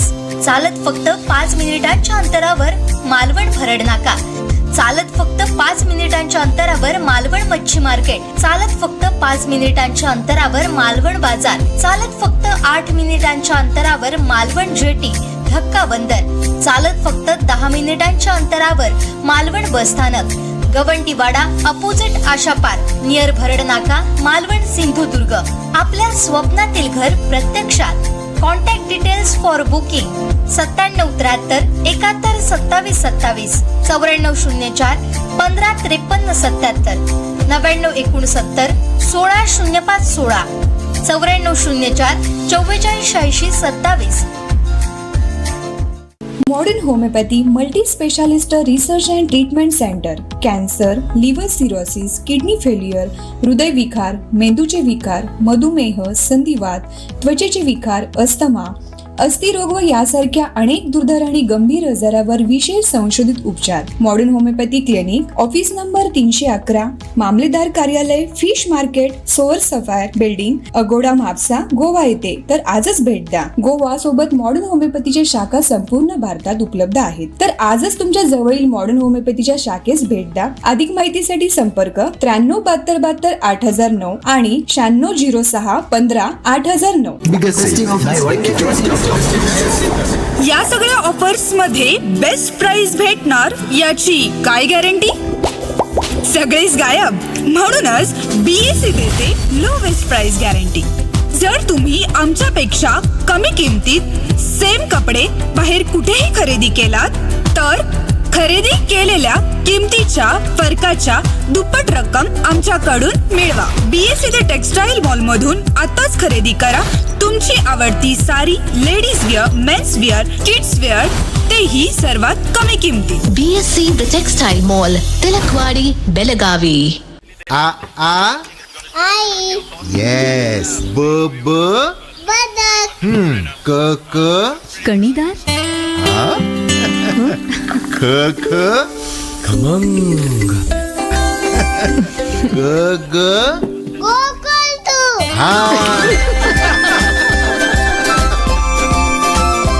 अगदी घरच्यासारखं कणीदार खमंग म्हणजेच गोकुळ तूप. गर्म पानी पिया खट्टा, फिर भी कब्जा वहीं अटका. योगा किया मैंने दाएं बाएं, फिर भी प्रेशर ना आए. ये सब खा खा के मुंह थक जाए, पर प्रेशर आने से कतराए. क्या हुआ, प्रेशर नहीं आता? तो इसका प्रेशर आप मत लो, कायम चूर्ण लो. इसके प्राकृतिक तत्व दें आपको कब्ज से राहत एक ही रात में.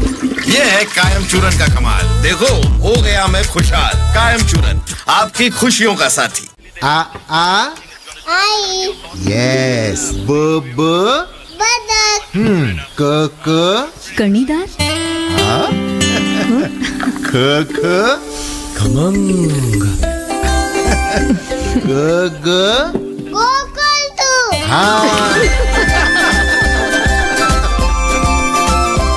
अगदी घरच्यासारखं कणीदार खमंग म्हणजेच गोकुळ तूप.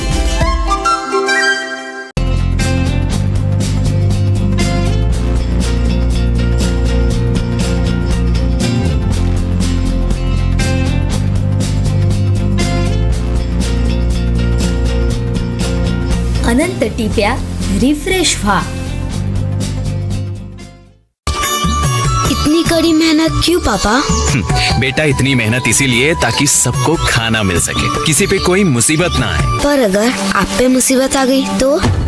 क्षेमा सुकृति फसल बीमा. कॉल करें और कराए 100 से भी ज्यादा फसलों की बीमा 499 रुपए प्रति एकड़ में. Kshema general insurance. Kripa hair tonic आयुर्वेदिक औषधी वनस्पतींचे परिपूर्ण मिश्रण. 100% आयुर्वेदिक. Shri Tulja Bhavani complex 1 BHK 2 BHK and shop. Project by Shri Tulja Bhavani developers. चालत फक्त 5 मिनिटांच्या अंतरावर मालवण भरड नाका. चालत फक्त 5 मिनिटांच्या अंतरावर मालवण मच्छी मार्केट. चालत फक्त 5 मिनिटांच्या अंतरावर मालवण बाजार. चालत फक्त 8 मिनिटांच्या अंतरावर मालवण जेटी धक्का बंदर. चालत फक्त 10 मिनिटांच्या अंतरावर मालवण बस स्थानक. गवंटीवाडा अपोजिट आशा पार्क नियर भरड नाका मालवण सिंधुदुर्ग. आपल्या स्वप्नातील घर प्रत्यक्षात.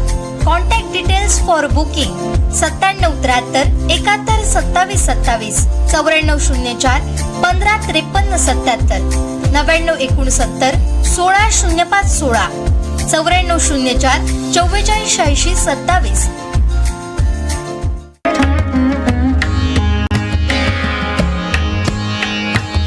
सणासुदीचा आनंद द्विगुणित करा वारणा उत्पादनांसोबत. वारणा श्रीखंड, तूप, दही, दूध, लस्सी, बटर, चीज आणखी बरंच काही. सणासुदीच्या काळात शुद्ध आणि सात्विक वारणा उत्पादने घरी आणा. वारणा, आनंद अस्सल चवीचा.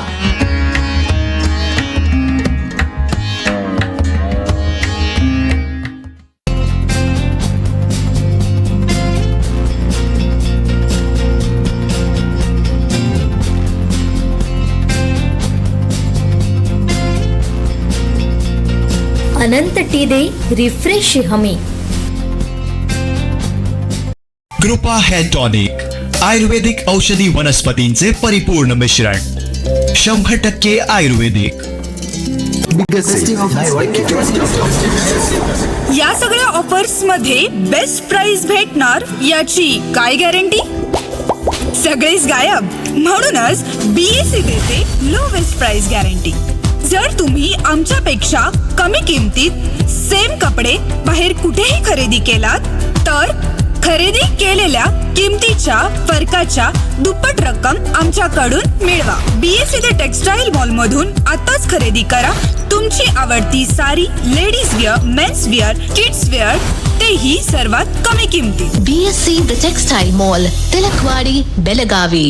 गर्म पानी पिया खट्टा, फिर भी कब्जा वहीं अटका.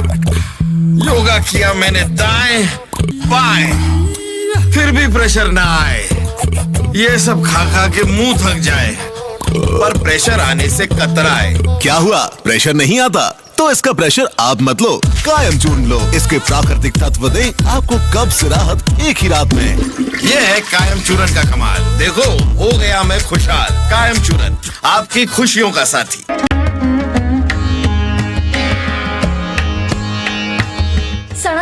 सणासुदीचा आनंद द्विगुणित करा वारणा उत्पादनांसोबत. वारणा श्रीखंड, तूप, दही, दूध, लस्सी, बटर, चीज आणखी बरंच काही.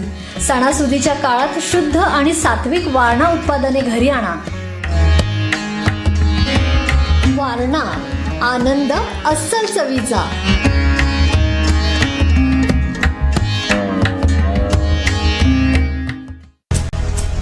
कोकण साधलाय.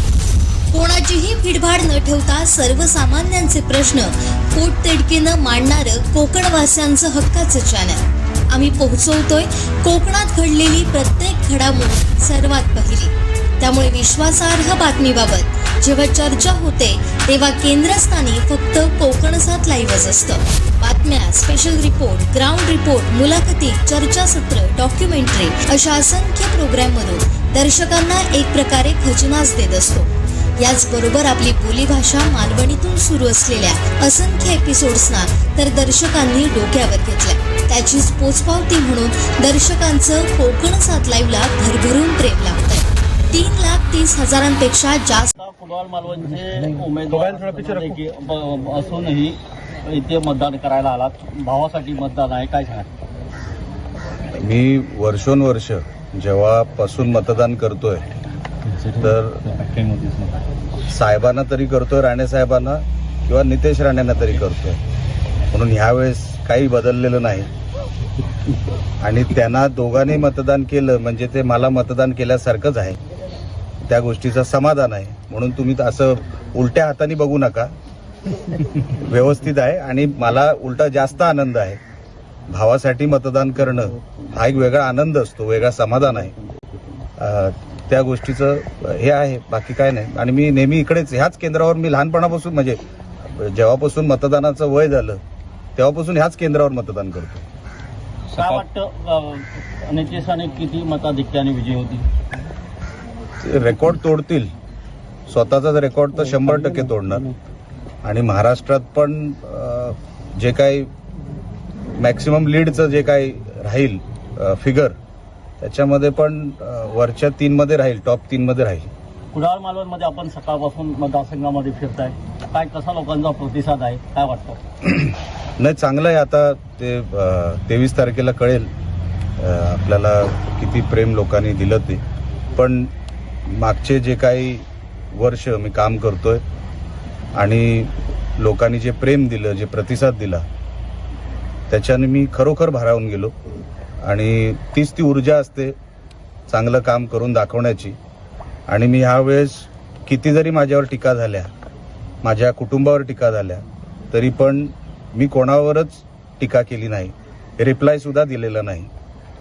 मला निवडणूक ही डेव्हलपमेंटच्या अजेंड्यावरच ठेवायची होती. म्हणून लोकांनाही ते मला असं वाटलं कुठेतरी क्लिक झालं, पटलं. आणि विरोधकांचा जो काय अपप्रचार होता आमच्याबद्दल तो मागचे 10 वर्षाचीच टेप रेकॉर्डर आहे. वेगळं त्यांच्याकडे सांगण्यासारखं काहीच नाही. 30 टेप 10 वर्ष त्यांनी चालू ठेवली. उलटं ते चालू ठेवली त्या गोष्टीचं खरोखर त्यांचं अभिनंदन मी करेन की अर्धी लढाई आमची सोपी विरोधकांनीच केली. म्हणून त्यांच्यात काय बदल होणार नाही. आम्हाला जो डेव्हलपमेंटचा मॉडेल घेऊन आम्हाला जो जायचा होता त्याच्यावर आम्ही ठाम राहिलो. या गोष्टीचं समाधान आहे. लोकांना त्या गोष्टी जास्त क्लिक झाल्या, त्या गोष्टीचाही समाधान आहे.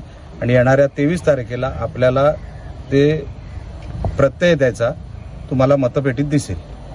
सर, मतदानाची टक्केवारी वाढते. दुपारी 3 वाजेपर्यंत 55% पैकी जास्त मतदान झालंय, काय सांगाल त्याबद्दल? लोकांनी आता मतदानाला खरोखरच सिरियसली घेतलंय. सकाळी 9:30 पासून जी रांग लागली आहे, ग्रामीण भागातल्या माता भगिनी रांगेत उभं राहून आपल्या मतदानाचा हक्क बजावत आहेत. खरोखरच मतदानाचं जे महत्त्व आहे ते नागरिकांना आता पटलेलं आहे. लोक स्वतःहून बाहेर पडलेत आणि त्यांना जो बदल घडवायचा, मी माझ्या मतदारसंघापुरतं सांगू शकतो कारण का मी काय न्यूज आज फॉलो केलं नाही, मी ग्रामीण भागात होतो. पण त्यांना जो बदल घडवायचा आहे कुडाळ मालवणमध्ये त्याच्यासाठी ते स्वतःहून बाहेर पडलेले आहेत. आणि मोठ्या प्रमाणात माता भगिनी मोठ्या प्रमाणात बाहेर पडल्या. आणि आत्ता पण जर तुम्ही बघाल दुपारचा जरा 2 तासाचा विषय होता, जेवणाचा वेळ जो असतो तो, आता पण रांगा लागलेल्या आहेत. पण लोकांनी मतदानाला चांगली गोष्ट आहे. लोकशाहीमध्ये मतदानाला ग्रामीण भागातून मोठ्या प्रमाणात लोकांनी बाहेर पडणं ही लोकशाहीसाठी चांगली गोष्ट आहे. लोकसभेला राणे बंधूंचा जल्लोष पाहायला मिळाला. 23 तारीखला जल्लोष कसा असेल?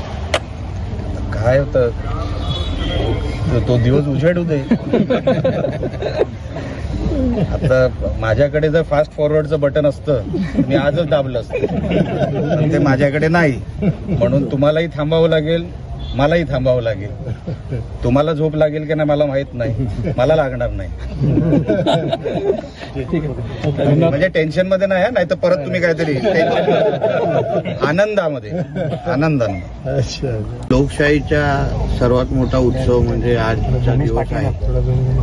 आणि आज सकाळपासून ते आत्तापर्यंत लोकांचा एकंदरीत उत्साह पाहिल्यानंतर म्हणजे मुंबईचे चाकरमाने असो किंवा या मतदारसंघाच्या शेवटच्या गावापर्यंतचा मतदार असो, प्रत्येकाने जास्त संख्येने बाहेर येऊन मतदान केलेलं आहे.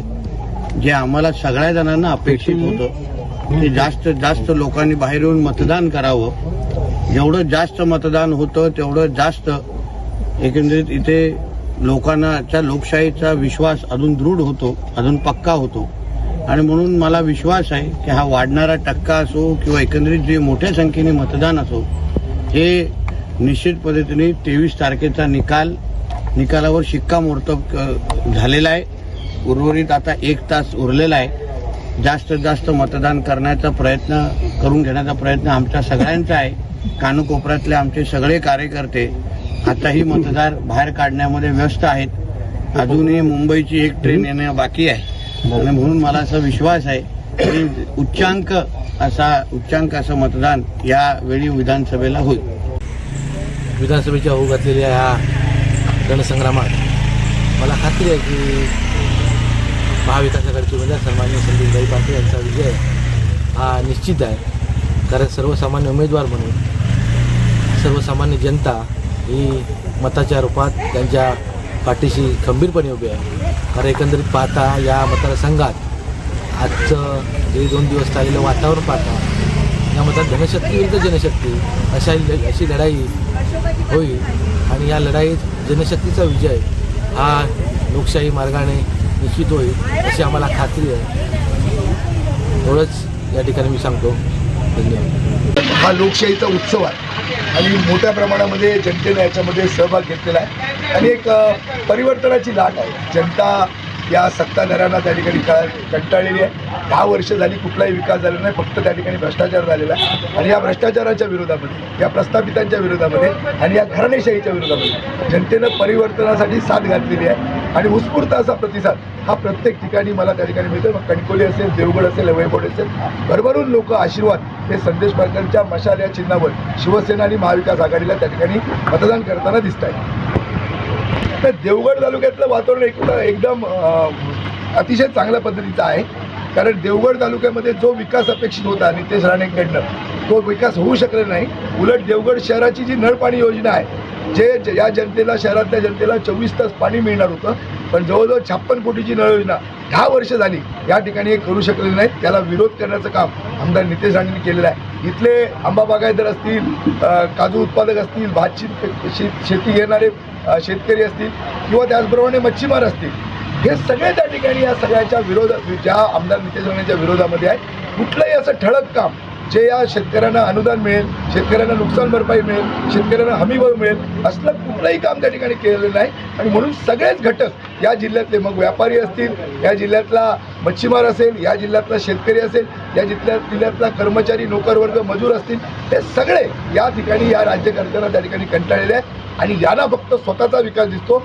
जो काय आहे सत्तेच्या माध्यमातून जो भ्रष्टाचार केलेला आहे, हा त्या ठिकाणी भ्रष्टाचार केलेला आहे. आणि जी काही सगळी पदं आहे ती आपल्यालाच मिळावी, आपल्या मुलांना मिळावी, आपल्या घरातच मिळावी, हा सगळा त्यांचा प्रयत्न आहे. आणि हा सगळा प्रयत्न, या सगळ्या प्रयत्नाला जनता कंटाळलेली आहे. 35 वर्ष यांच्या हातामध्ये जनतेने सत्ता दिली, कोणताही विकास या जिल्ह्याचा होऊ शकले नाही. तरुणांच्या हातामध्ये सुद्धा रोजगार मिळालेला नाही. अनेक तरुण बेरोजगार आहेत. एक केंद्रीय मंत्री होते नारायण राणे, उद्योग मंत्री, जर त्यांनी यांची विकासाची मानसिकता असती तर या जिल्ह्यामध्ये या तरुणांच्या हातामध्ये 5,000 तरुणांच्या हातामध्ये हे रोजगार देऊ शकले असते, एखादा इंडस्ट्री, एखादा कारखाना, एखादा उद्योग व्यवसाय आणू शकले असते, पण तो सुद्धा ते आणू शकले नाहीत. म्हणजे सगळी सत्ता 35 वर्ष मिळून सुद्धा फक्त यांनी स्वतःचाच विकास त्या ठिकाणी केलेला आहे आणि जनतेच्या पैशाची लूट केलेली आहे, भ्रष्टाचार केलेला आहे आणि म्हणून जनता या ठिकाणी याला कंटाळलेली आहे आणि म्हणून परिवर्तनासाठी सज्ज आहे. कुठल्याही परिस्थितीमध्ये या मतदारसंघामध्ये आमदार नितेश राणेंचा पराभव हा निश्चित आहे. मोठ्या मताधिक्याने ते पराभूत होते. कारण मी ज्या पद्धतीनं या सगळ्या मतदारसंघामध्ये प्रचाराच्या निमित्तानं फिरलो,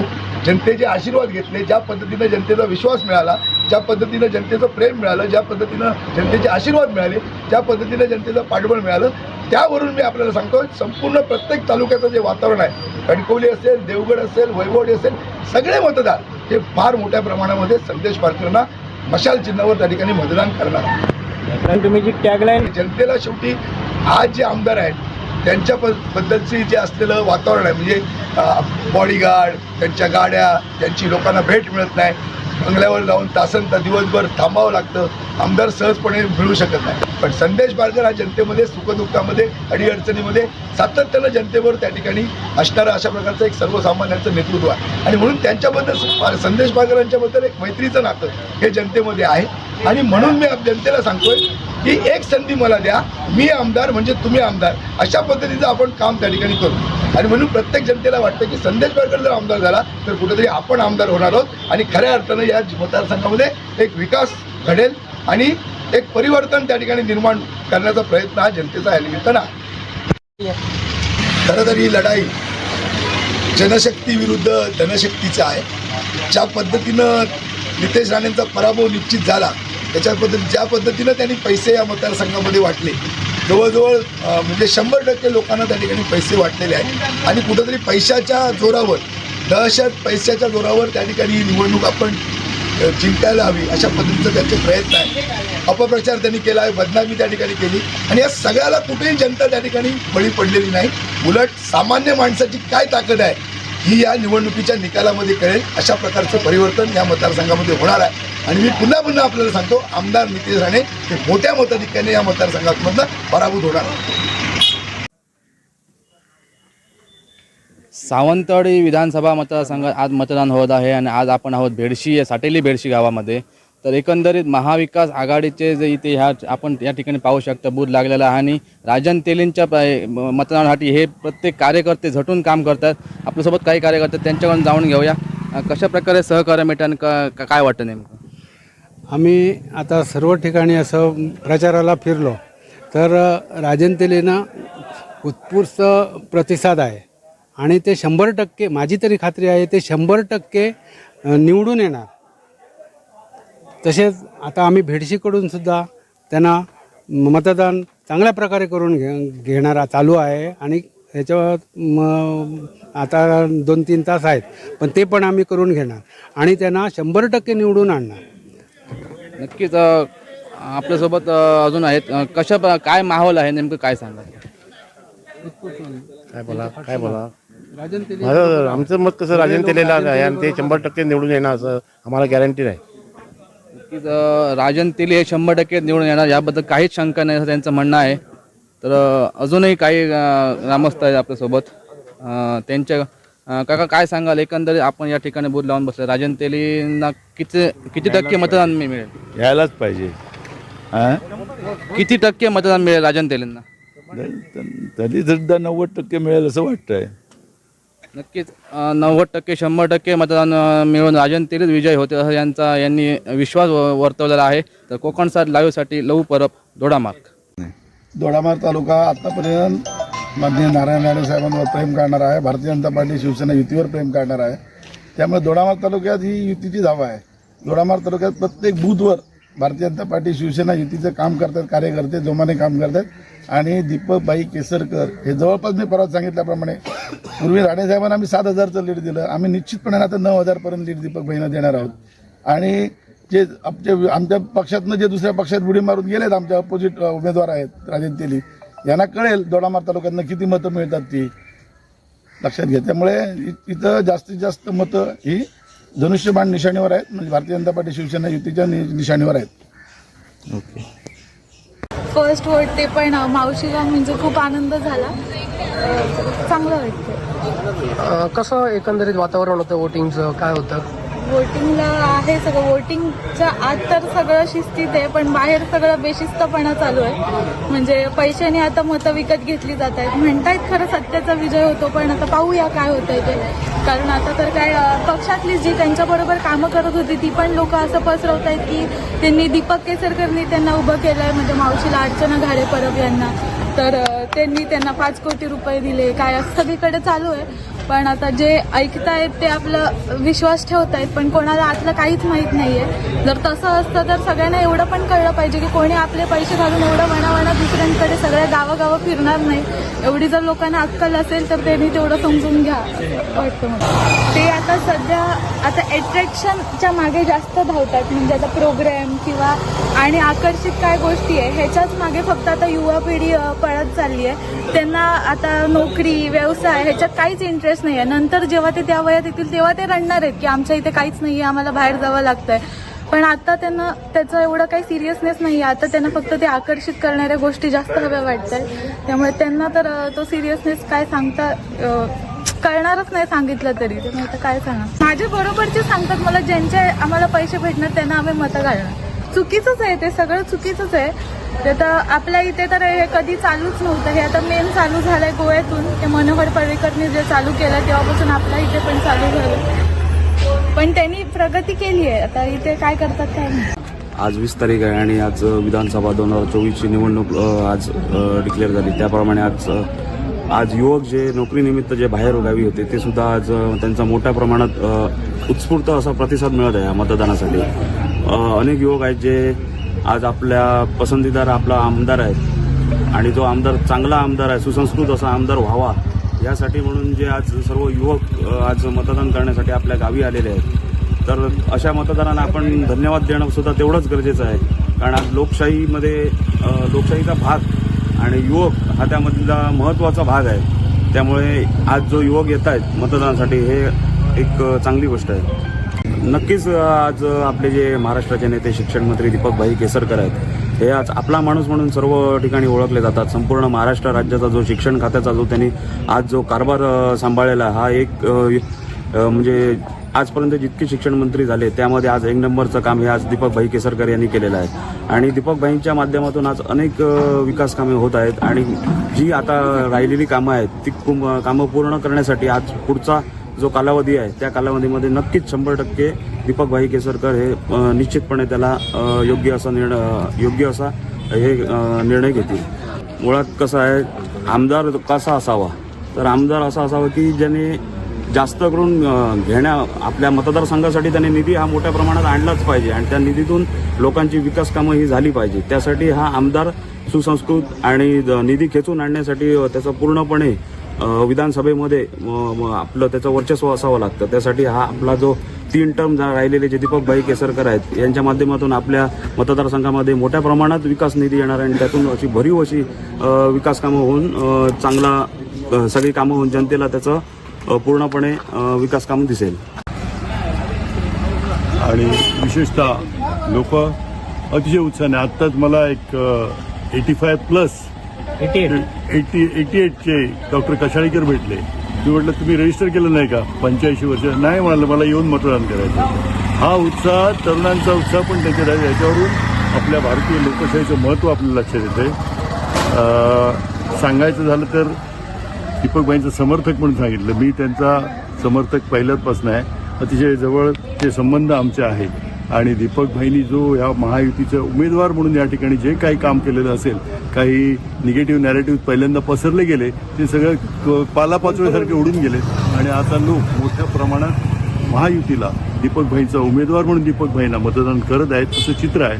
चांगली 23 तारीखला चांगलं एक विजयाचा उत्सव आम्ही निश्चितच या ठिकाणी सगळे महायुतीचे जे घटक पक्ष आहेत ते साजरा करू इतकंच सांगतो. आणि चांगलं काम याच्यापुढे, आतापर्यंत झालेलं काम चांगलंच आहे, अधिक चांगलं काम याच्यापुढे करू जे लोकांना अभिप्रेत आहे. 20,000चं मताधिक्य राहायचं. मी अवास्तव काही सांगत नाही, 50,000 60,000 पण 25,000ने, कमीत कमी 25,000ने दीपकभाईंचा विजय निश्चित आहे. यावेळेस नारायणराव राणे यांची समर्थ साथ अर्थात महायुतीचे आपल्या उमेदवार लोकसभेला असताना तुम्ही त्यांना साथ दिली, आता त्यांची परतफेड करण्याचं पूर्ण राणे कुटुंबीय तुमच्या पाठीशी आहे. एकूणच राणे कुटुंबीय पाठीशी असल्यामुळे किती फरक जाणवतोय? नाही, चांगल्यापैकी फरक निश्चितपणे जाणवतोय. ह्या वेळची लोकसभेची इलेक्शन असू दे किंवा आता जी इलेक्शन असली, ही महायुती म्हणून निवडून गेली, कुठल्या पक्षाचा उमेदवार म्हणून निश्चितपणे निवडणूक झालेली नाही. आणि त्याचे जे काय फायदे आहेत ते निश्चितपणाने सगळ्या उमेदवारांना महायुतीचे मिळतील असं मी सांगतो. कार्य असतं, जे समाजकार्य असतं किंवा जे विकास कामं असतात ती काय केसरकर साहेब असू दे, राणे साहेब असू दे, कुठला मला या मतदारसंघात किंवा या बूथमध्ये मतं कमी मिळाली म्हणून तिथे थांबलेलं कधीही नाही. ज्या गावात काय असेल ते त्या ठिकाणी, कारण हा सगळा जो मतदारसंघ आहे सावंतवाडी मतदारसंघ असं दीपकभाई आपला म्हणतात, त्याच्यामुळे आपोपर भाव निश्चितपणाने काम करताना ठेवत नाही आणि ह्या पद्धतीने काम होत असतं. त्याच्यामुळे राजन तेली निगेटिव्ह नॅरेटिव्ह परवतच होते, कारण त्यांच्याकडे पॉझिटिव्ह काहीच नव्हतं आणि इथे काय होणार नाही म्हणून त्यांनी तिथे उडी मारली. हे एका दिवसात 3 पक्ष बदलणारा माणूस आणि ज्या ठिकाणी आपलं गाव सोडून त्याला बाहेर पडायला लागलं, त्यांना बाहेर पडायला लागलं. अशी काय मला सुद्धा त्यांनी एका ह्याच्यात सांगितलं होतं की राजन पोकळे कोण आहेत. आता सावंतवाडीत येऊन तुम्ही राजन पोकळे कोण आहेत म्हणून जर विचारत असाल तर त्याचं उत्तर जनताच तुम्हाला देणार आहे. सावंतवाडी कुठून आलाय तुम्ही वोटिंगसाठी? कोल्हापूरवरून. दर वोटिंगला खास येता काही? हो, खास येतो. कसा होता यावेळीचा अनुभव? चांगला आहे. लोकांचा प्रतिसाद वोटिंगला आहे 65-70% होईल. इथे चौरंगी लढत होते, त्यावर काय वाटतं, काय होईल, काय अंदाज? काय शेवटी ज्यांनी काम केलंय तेच निवडून येतील. काय नाही, लोकशाहीवरच आपला देश चालू आहे ना आणि इथं सगळ्या शाह्यापेक्षा लोकशाही ही अधिक मजबूत झाली पाहिजे आणि त्या दृष्टीने जर प्रयत्न झाले, जास्तीत जास्त लोकांनी मतदान करावं म्हणजे सामान्य लोकांची ज्या काही कल्पना आहेत, विचार आहेत ते हे होतात. बाकी काय आहे बरोबर. गेली अनेक वर्ष तुम्ही मतदान करताय, कसा अनुभव त्यावेळीचा होता आणि आताचा आहे? काय फरक दिसतो संपूर्ण यंत्रणा? काय आता गर्दी जास्त होते ना. पूर्वी कसं होतं, मतदान खूप कमी व्हायचं. आता माझ्या मतानं जवळजवळ 70% मतदान होईल असं माझं मत आहे. एक तर काय केलं तरी बुधवार ठेवलेला आहे, त्याच्यामुळे लोक घरी बसणार नाही, झक मारत येणार. नाहीतर का ऑफिसमधले लोक, गव्हर्नमेंटचे सर्वंट हे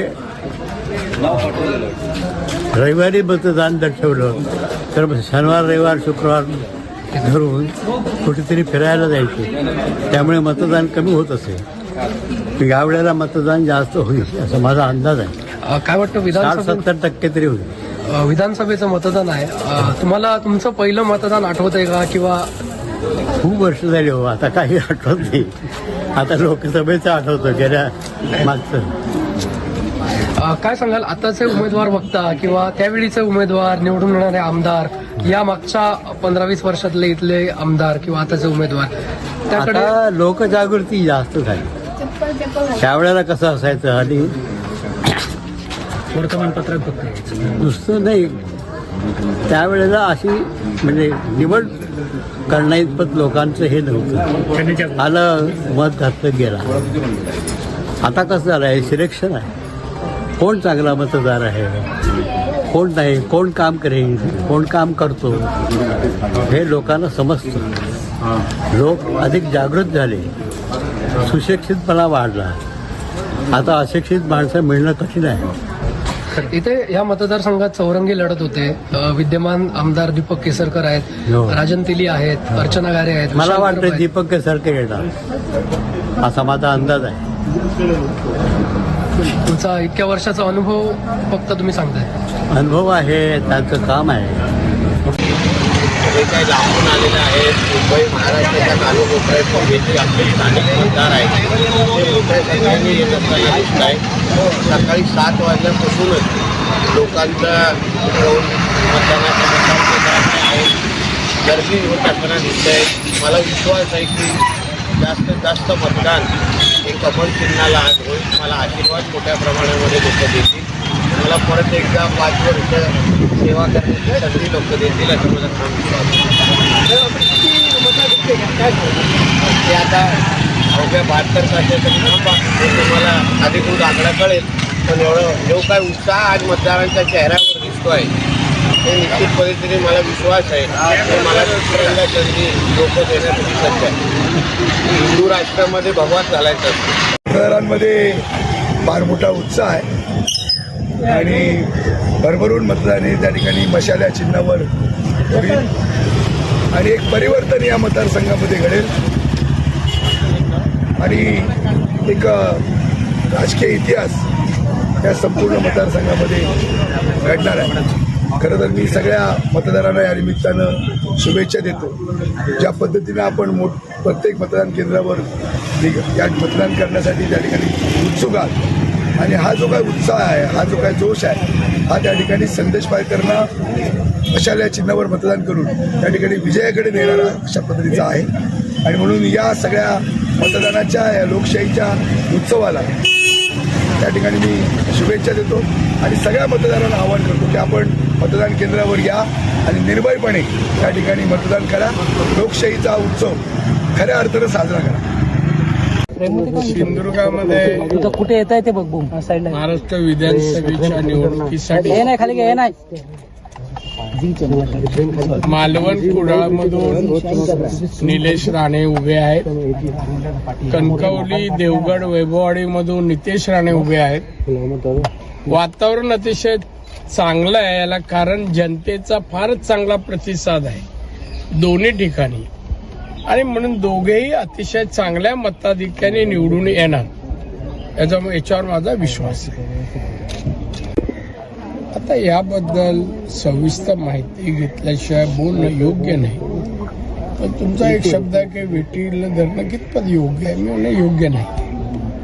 अशा प्रकारे एका पक्षाच्या प्रमुख पक्षाच्या नेत्याला अशा प्रकारे वागणूक देणं हे मला पसंत नाही. थोडं खाली घाला.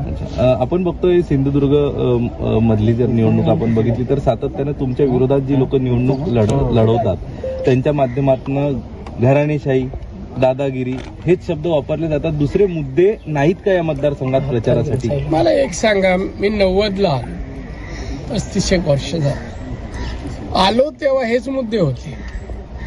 आले तेव्हापासून कोणाला त्रास झाला सांगा माझ्याबद्दल? कोणाला अपशब्द बोललो, कोणाला मारझोड झाली? आता पण या निवडणुकीत मी 20 दिवस इकडे आहे. त्या 20 दिवसात कोणाशीच माझा वाद नाही, काय नाही. एक तरी केस दाखल झाली का? FIR दाखल झाला का? नाही. हे विरोधक जे आहे ना, हे विरोधक माझ्या जवळ राहिलेले, माझ्या घरी खाल्लेले, ज्यांना मी घडवलं असेच विरोधक आहे. बाहेरचे कोण नाही आहेत. बाहेरचे विचार सगळे माझ्याशी चांगले आहेत आणि त्याच्यामुळे हा विरोध हा द्वेषापोटी आहे. द्वेषापोटी हा राजकीय विरोध नाही आहे. लोकांना, सगळ्या लोकांना मी इथे हवं आहे की त्याला माहिती आहे विकास या माणसाशिवाय कोण करू शकत नाही आणि त्यामुळे ही जलसी आहे, द्वेष आहे, त्याच्यामुळे हा विरोध आहे. या गेल्या मंत्रिमंडळात नितेश राणे यांचं मंत्रीपद जवळजवळ निश्चित झालं होतं, हुकलं होतं. आता बघायला आवडेल दोन्ही मुलांना मंत्रिमंडळात? किती एवढा असा भाग्यवान दुसऱ्या वडीलच नसणार, असूच शकत नाही. आणि मग खरंच पाहायला म्हणजे आनंद वाटेल. ईश्वराच्या कृपेने असं घडलं तर माझ्यासाठी चांगलं आहे. ज्येष्ठ सुपुत्र निलेश राणे उमेदवारी आहे त्यांची, काय वाटतं? काय वाटणं? छान वाटते. दोघांचाही विजय निश्चित आहे, त्यामुळे छान वाटते. राज्यामध्ये महायुतीचं सरकार आलंच तर मग मंत्रिपदासाठी कोणाचं नाव आपल्याला आवडेल? सरकार आधी येईल हे नक्की 100%, पण आल्यानंतर बघू ना. आता काय वेळ अजून. मागच्या वेळी बघितलं तर नितेश राणेंचं नाव थोडंसं हुकलं होतं, पूर्ण झालं होतं तरी सुद्धा संधी हुकली. यावेळेस आहे संधी असं मला वाटतं. पण आता 23 तारीखला मतदान हे रिझल्ट येऊ दे, त्याच्यामध्ये युतीचं सरकार आलं तर नक्कीच नितेशचा नंबर असेल असं मला वाटतं. सिंधुदुर्ग जिल्ह्यामध्ये बघितलं तर महिलांची संख्या खूपसा फरक पडेल, कारण महिलांची संख्याच आपल्या जिल्ह्यात जास्त आहे. त्यामुळे महिलांचं, प्रत्येक महिलेचं मत हे निर्णायक असणार आहे. त्यामुळे आम्ही जेव्हा जेव्हा गावागावात गेलोय मतदान म्हणजे निवडणुकीच्या प्रचारार्थ, त्यावेळी मी जेव्हा होते तिथे महिलांचा उत्स्फूर्त सहभाग होता. त्यामुळे मला असं वाटतं यावेळेस महिला जास्त प्रमाणात पुरुषापेक्षा मतदान करतील. एवढं आम्ही सगळ्या महिलांना सांगितलंय की आमचं काम या दोघांचं आणि राणे साहेबांची साथ, हे सगळं तिघांनी मिळून जर समीकरण झालं होईल तर खरोखरच कोकणाचा विकास व्हायला वेळ झालाच आहे, त्याच्यापेक्षा अजून जास्त चांगला होईल. ठीक आहे. आपण स्वतः कुडाळ मालवणचे उमेदवार असूनही इथे मतदान करायला आलात. भावासाठी मतदान आहे, काय सांगा? मी वर्षोनवर्ष जेव्हापासून मतदान करतोय तर साहेबांना तरी करतोय, राणे साहेबांना किंवा नितेश राणेंना तरी करतोय, म्हणून ह्यावेळेस काही बदललेलं नाही. आणि त्यांना दोघांनी मतदान केलं म्हणजे ते मला मतदान केल्यासारखंच आहे, त्या गोष्टीचं समाधान आहे. म्हणून तुम्ही असं उलट्या हाताने बघू नका, व्यवस्थित आहे. आणि मला उलटा जास्त आनंद आहे. भावासाठी मतदान करणं हा एक वेगळा आनंद असतो, वेगळा समाधान आहे. त्या गोष्टीचं हे आहे, बाकी काय नाही. आणि मी नेहमी इकडेच ह्याच केंद्रावर, मी लहानपणापासून म्हणजे जेव्हापासून मतदानाचं वय झालं तेव्हापासून ह्याच केंद्रावर मतदान करतो. काय वाटतं नितेशाने किती मताधिक्याने विजय होती? रेकॉर्ड तोडतील, स्वतःचाच रेकॉर्ड तर 100% तोडणार. आणि महाराष्ट्रात पण जे काही मॅक्सिमम लीडचं जे काही राहील फिगर, त्याच्यामध्ये पण वरच्या 3 मध्ये राहील, टॉप 3 मध्ये राहील. कुडाळ मालवणमध्ये आपण सकाळपासून मतदारसंघामध्ये फिरताय, काय कसा लोकांचा प्रतिसाद आहे, काय वाटतं? नाही, चांगलं आहे. आता ते 23 तारखेला कळेल आपल्याला किती प्रेम लोकांनी दिलं ते. पण मागचे जे काही वर्ष मी काम करतोय आणि लोकांनी जे प्रेम दिलं, जे प्रतिसाद दिला, त्याच्याने मी खरोखर भारावून गेलो. आणि तीच ती ऊर्जा असते चांगलं काम करून दाखवण्याची. आणि मी ह्यावेळेस किती जरी माझ्यावर टीका झाल्या, माझ्या कुटुंबावर टीका झाल्या, तरी पण मी कोणावरच टीका केली नाही, रिप्लाय सुद्धा दिलेला नाही. मला निवडणूक ही डेव्हलपमेंटच्या अजेंड्यावरच ठेवायची होती. म्हणून लोकांनाही ते मला असं वाटलं कुठेतरी क्लिक झालं, पटलं. आणि विरोधकांचा जो काय अपप्रचार होता आमच्याबद्दल, तो मागचे 10 वर्षाचीच टेप रेकॉर्डर आहे. वेगळं त्यांच्याकडे सांगण्यासारखं काहीच नाही. 30 टेप 10 वर्ष त्यांनी चालू ठेवली. उलटं ते चालू ठेवली त्या गोष्टीचं खरोखर त्यांचं अभिनंदन मी करेन की अर्धी लढाई आमची सोपी विरोधकांनीच केली. म्हणून त्यांच्यात काय बदल होणार नाही. आम्हाला जो डेव्हलपमेंटचा मॉडेल घेऊन आम्हाला जो जायचा होता त्याच्यावर आम्ही ठाम राहिलो, या गोष्टीचं समाधान आहे. लोकांना त्या गोष्टी जास्त क्लिक झाल्या, त्या गोष्टीचाही समाधान आहे. आणि येणाऱ्या 23 तारखेला आपल्याला ते प्रत्यय द्यायचा तुम्हाला मतपेटीत दिसेल. सर, मतदानाची टक्केवारी वाढते, दुपारी 3 वाजेपर्यंत 55% जास्त मतदान झालंय, काय सांगाल त्याबद्दल? नाही, लोकांनी आता मतदानाला खरोखरच सिरियसली घेतलंय. सकाळी 9:30 पासून जी रांग लागली आहे, ग्रामीण भागातल्या माता भगिनी रांगेत उभं राहून आपल्या मतदानाचा हक्क बजावत आहेत. खरोखरच मतदानाचं जे महत्त्व आहे ते नागरिकांना आता पटलेलं आहे. लोक स्वतःहून बाहेर पडलेत आणि त्यांना जो बदल घडवायचा, मी माझ्या मतदारसंघापुरतं सांगू शकतो कारण का मी काय न्यूज आज फॉलो केलं नाही, मी ग्रामीण भागात होतो. पण त्यांना जो बदल घडवायचा आहे कुडाळ मालवणमध्ये, त्याच्यासाठी ते स्वतःहून बाहेर पडलेले आहेत. आणि मोठ्या प्रमाणात माता भगिनी मोठ्या प्रमाणात बाहेर पडल्या. आणि आत्ता पण जर तुम्ही बघाल, दुपारचा जरा 2 तासाचा विषय होता, जेवणाचा वेळ जो असतो तो, आता पण रांगा लागलेल्या आहेत. पण लोकांनी मतदानाला, चांगली गोष्ट आहे लोकशाहीमध्ये, मतदानाला ग्रामीण भागातून मोठ्या प्रमाणात लोकांनी बाहेर पडणं ही लोकशाहीसाठी चांगली गोष्ट आहे. लोकसभेला राणे बंधूंचा जल्लोष पाहायला मिळाला, 23 तारीखला जल्लोष कसा असेल? काय होतं, तो दिवस उजेडू दे. आता माझ्याकडे जर फास्ट फॉरवर्डचं बटन असतं मी आजच दाबलं असतं, पण ते माझ्याकडे नाही. म्हणून तुम्हालाही थांबावं लागेल, मलाही थांबावं लागेल. तुम्हाला झोप लागेल की नाही मला माहित नाही, मला लागणार नाही. म्हणजे टेन्शन मध्ये नाही तर परत तुम्ही काहीतरी आनंदाने. लोकशाहीचा सर्वात मोठा उत्सव म्हणजे आजचा दिवस आहे. आणि आज सकाळपासून ते आत्तापर्यंत लोकांचा एकंदरीत उत्साह पाहिल्यानंतर म्हणजे मुंबईचे चाकरमानी असो किंवा या मतदारसंघाच्या शेवटच्या गावापर्यंतचा मतदार असो, प्रत्येकाने जास्त संख्येने बाहेर येऊन मतदान केलेलं आहे.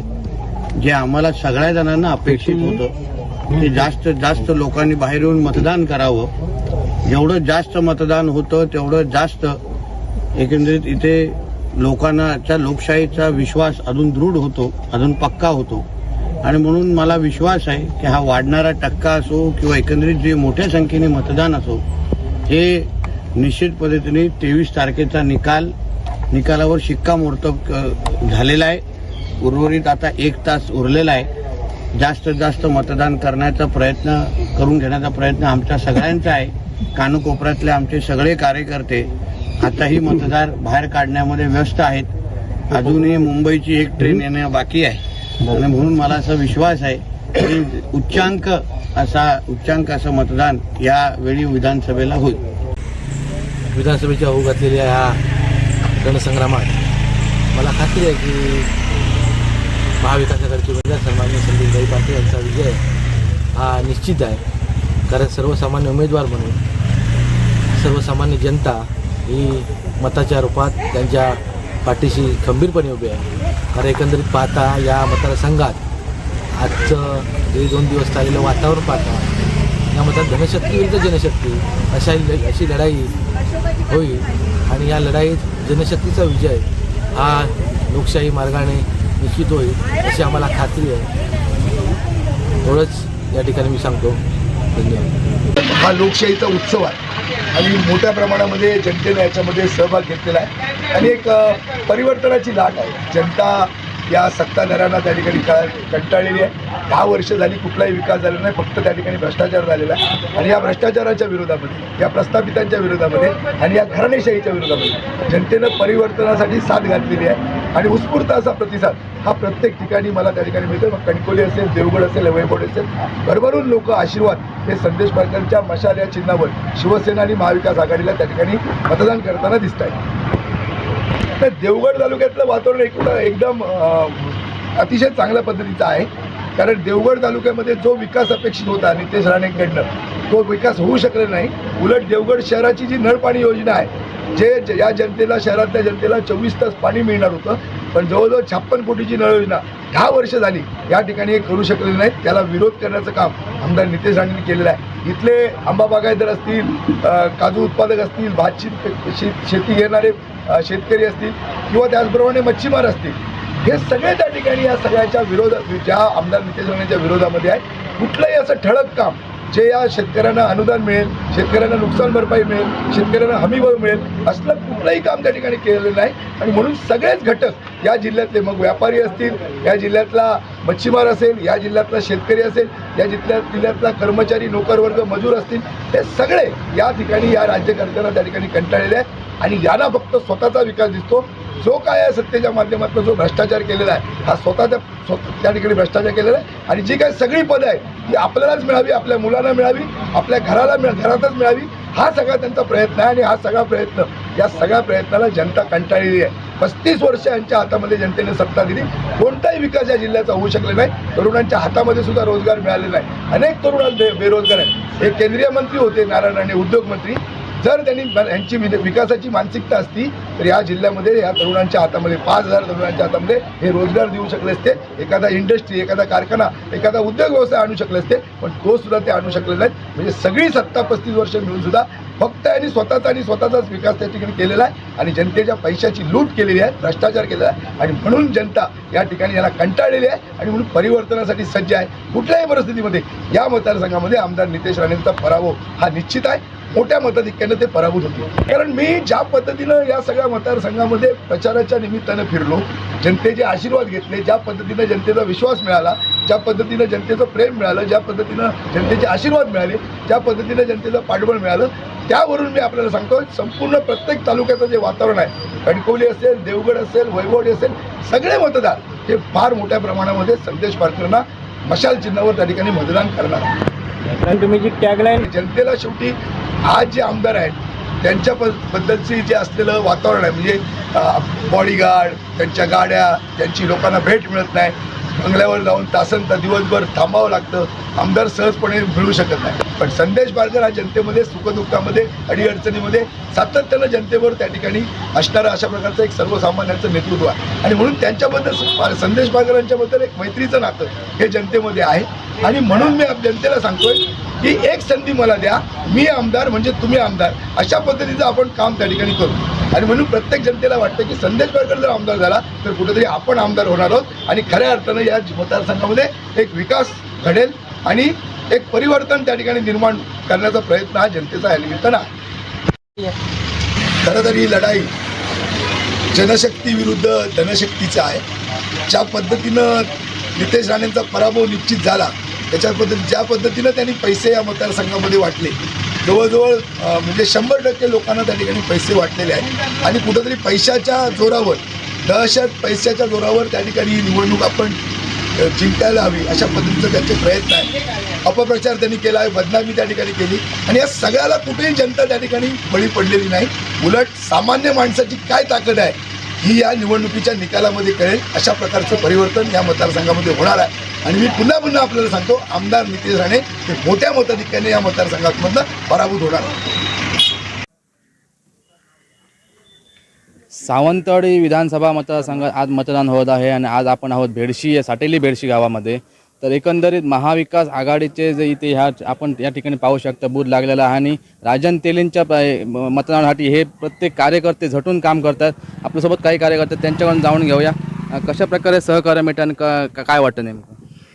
आम्ही आता सर्व ठिकाणी असं प्रचाराला फिरलो तर राजन तेलींना उत्स्फूर्त प्रतिसाद आहे आणि ते 100%, माझी तरी खात्री आहे, ते 100% निवडून येणार.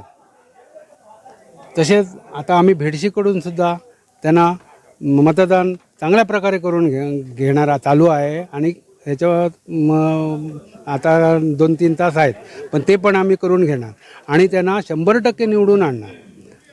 नक्कीच. आपल्यासोबत अजून आहेत. काय माहोल आहे नेमकं काय सांगा.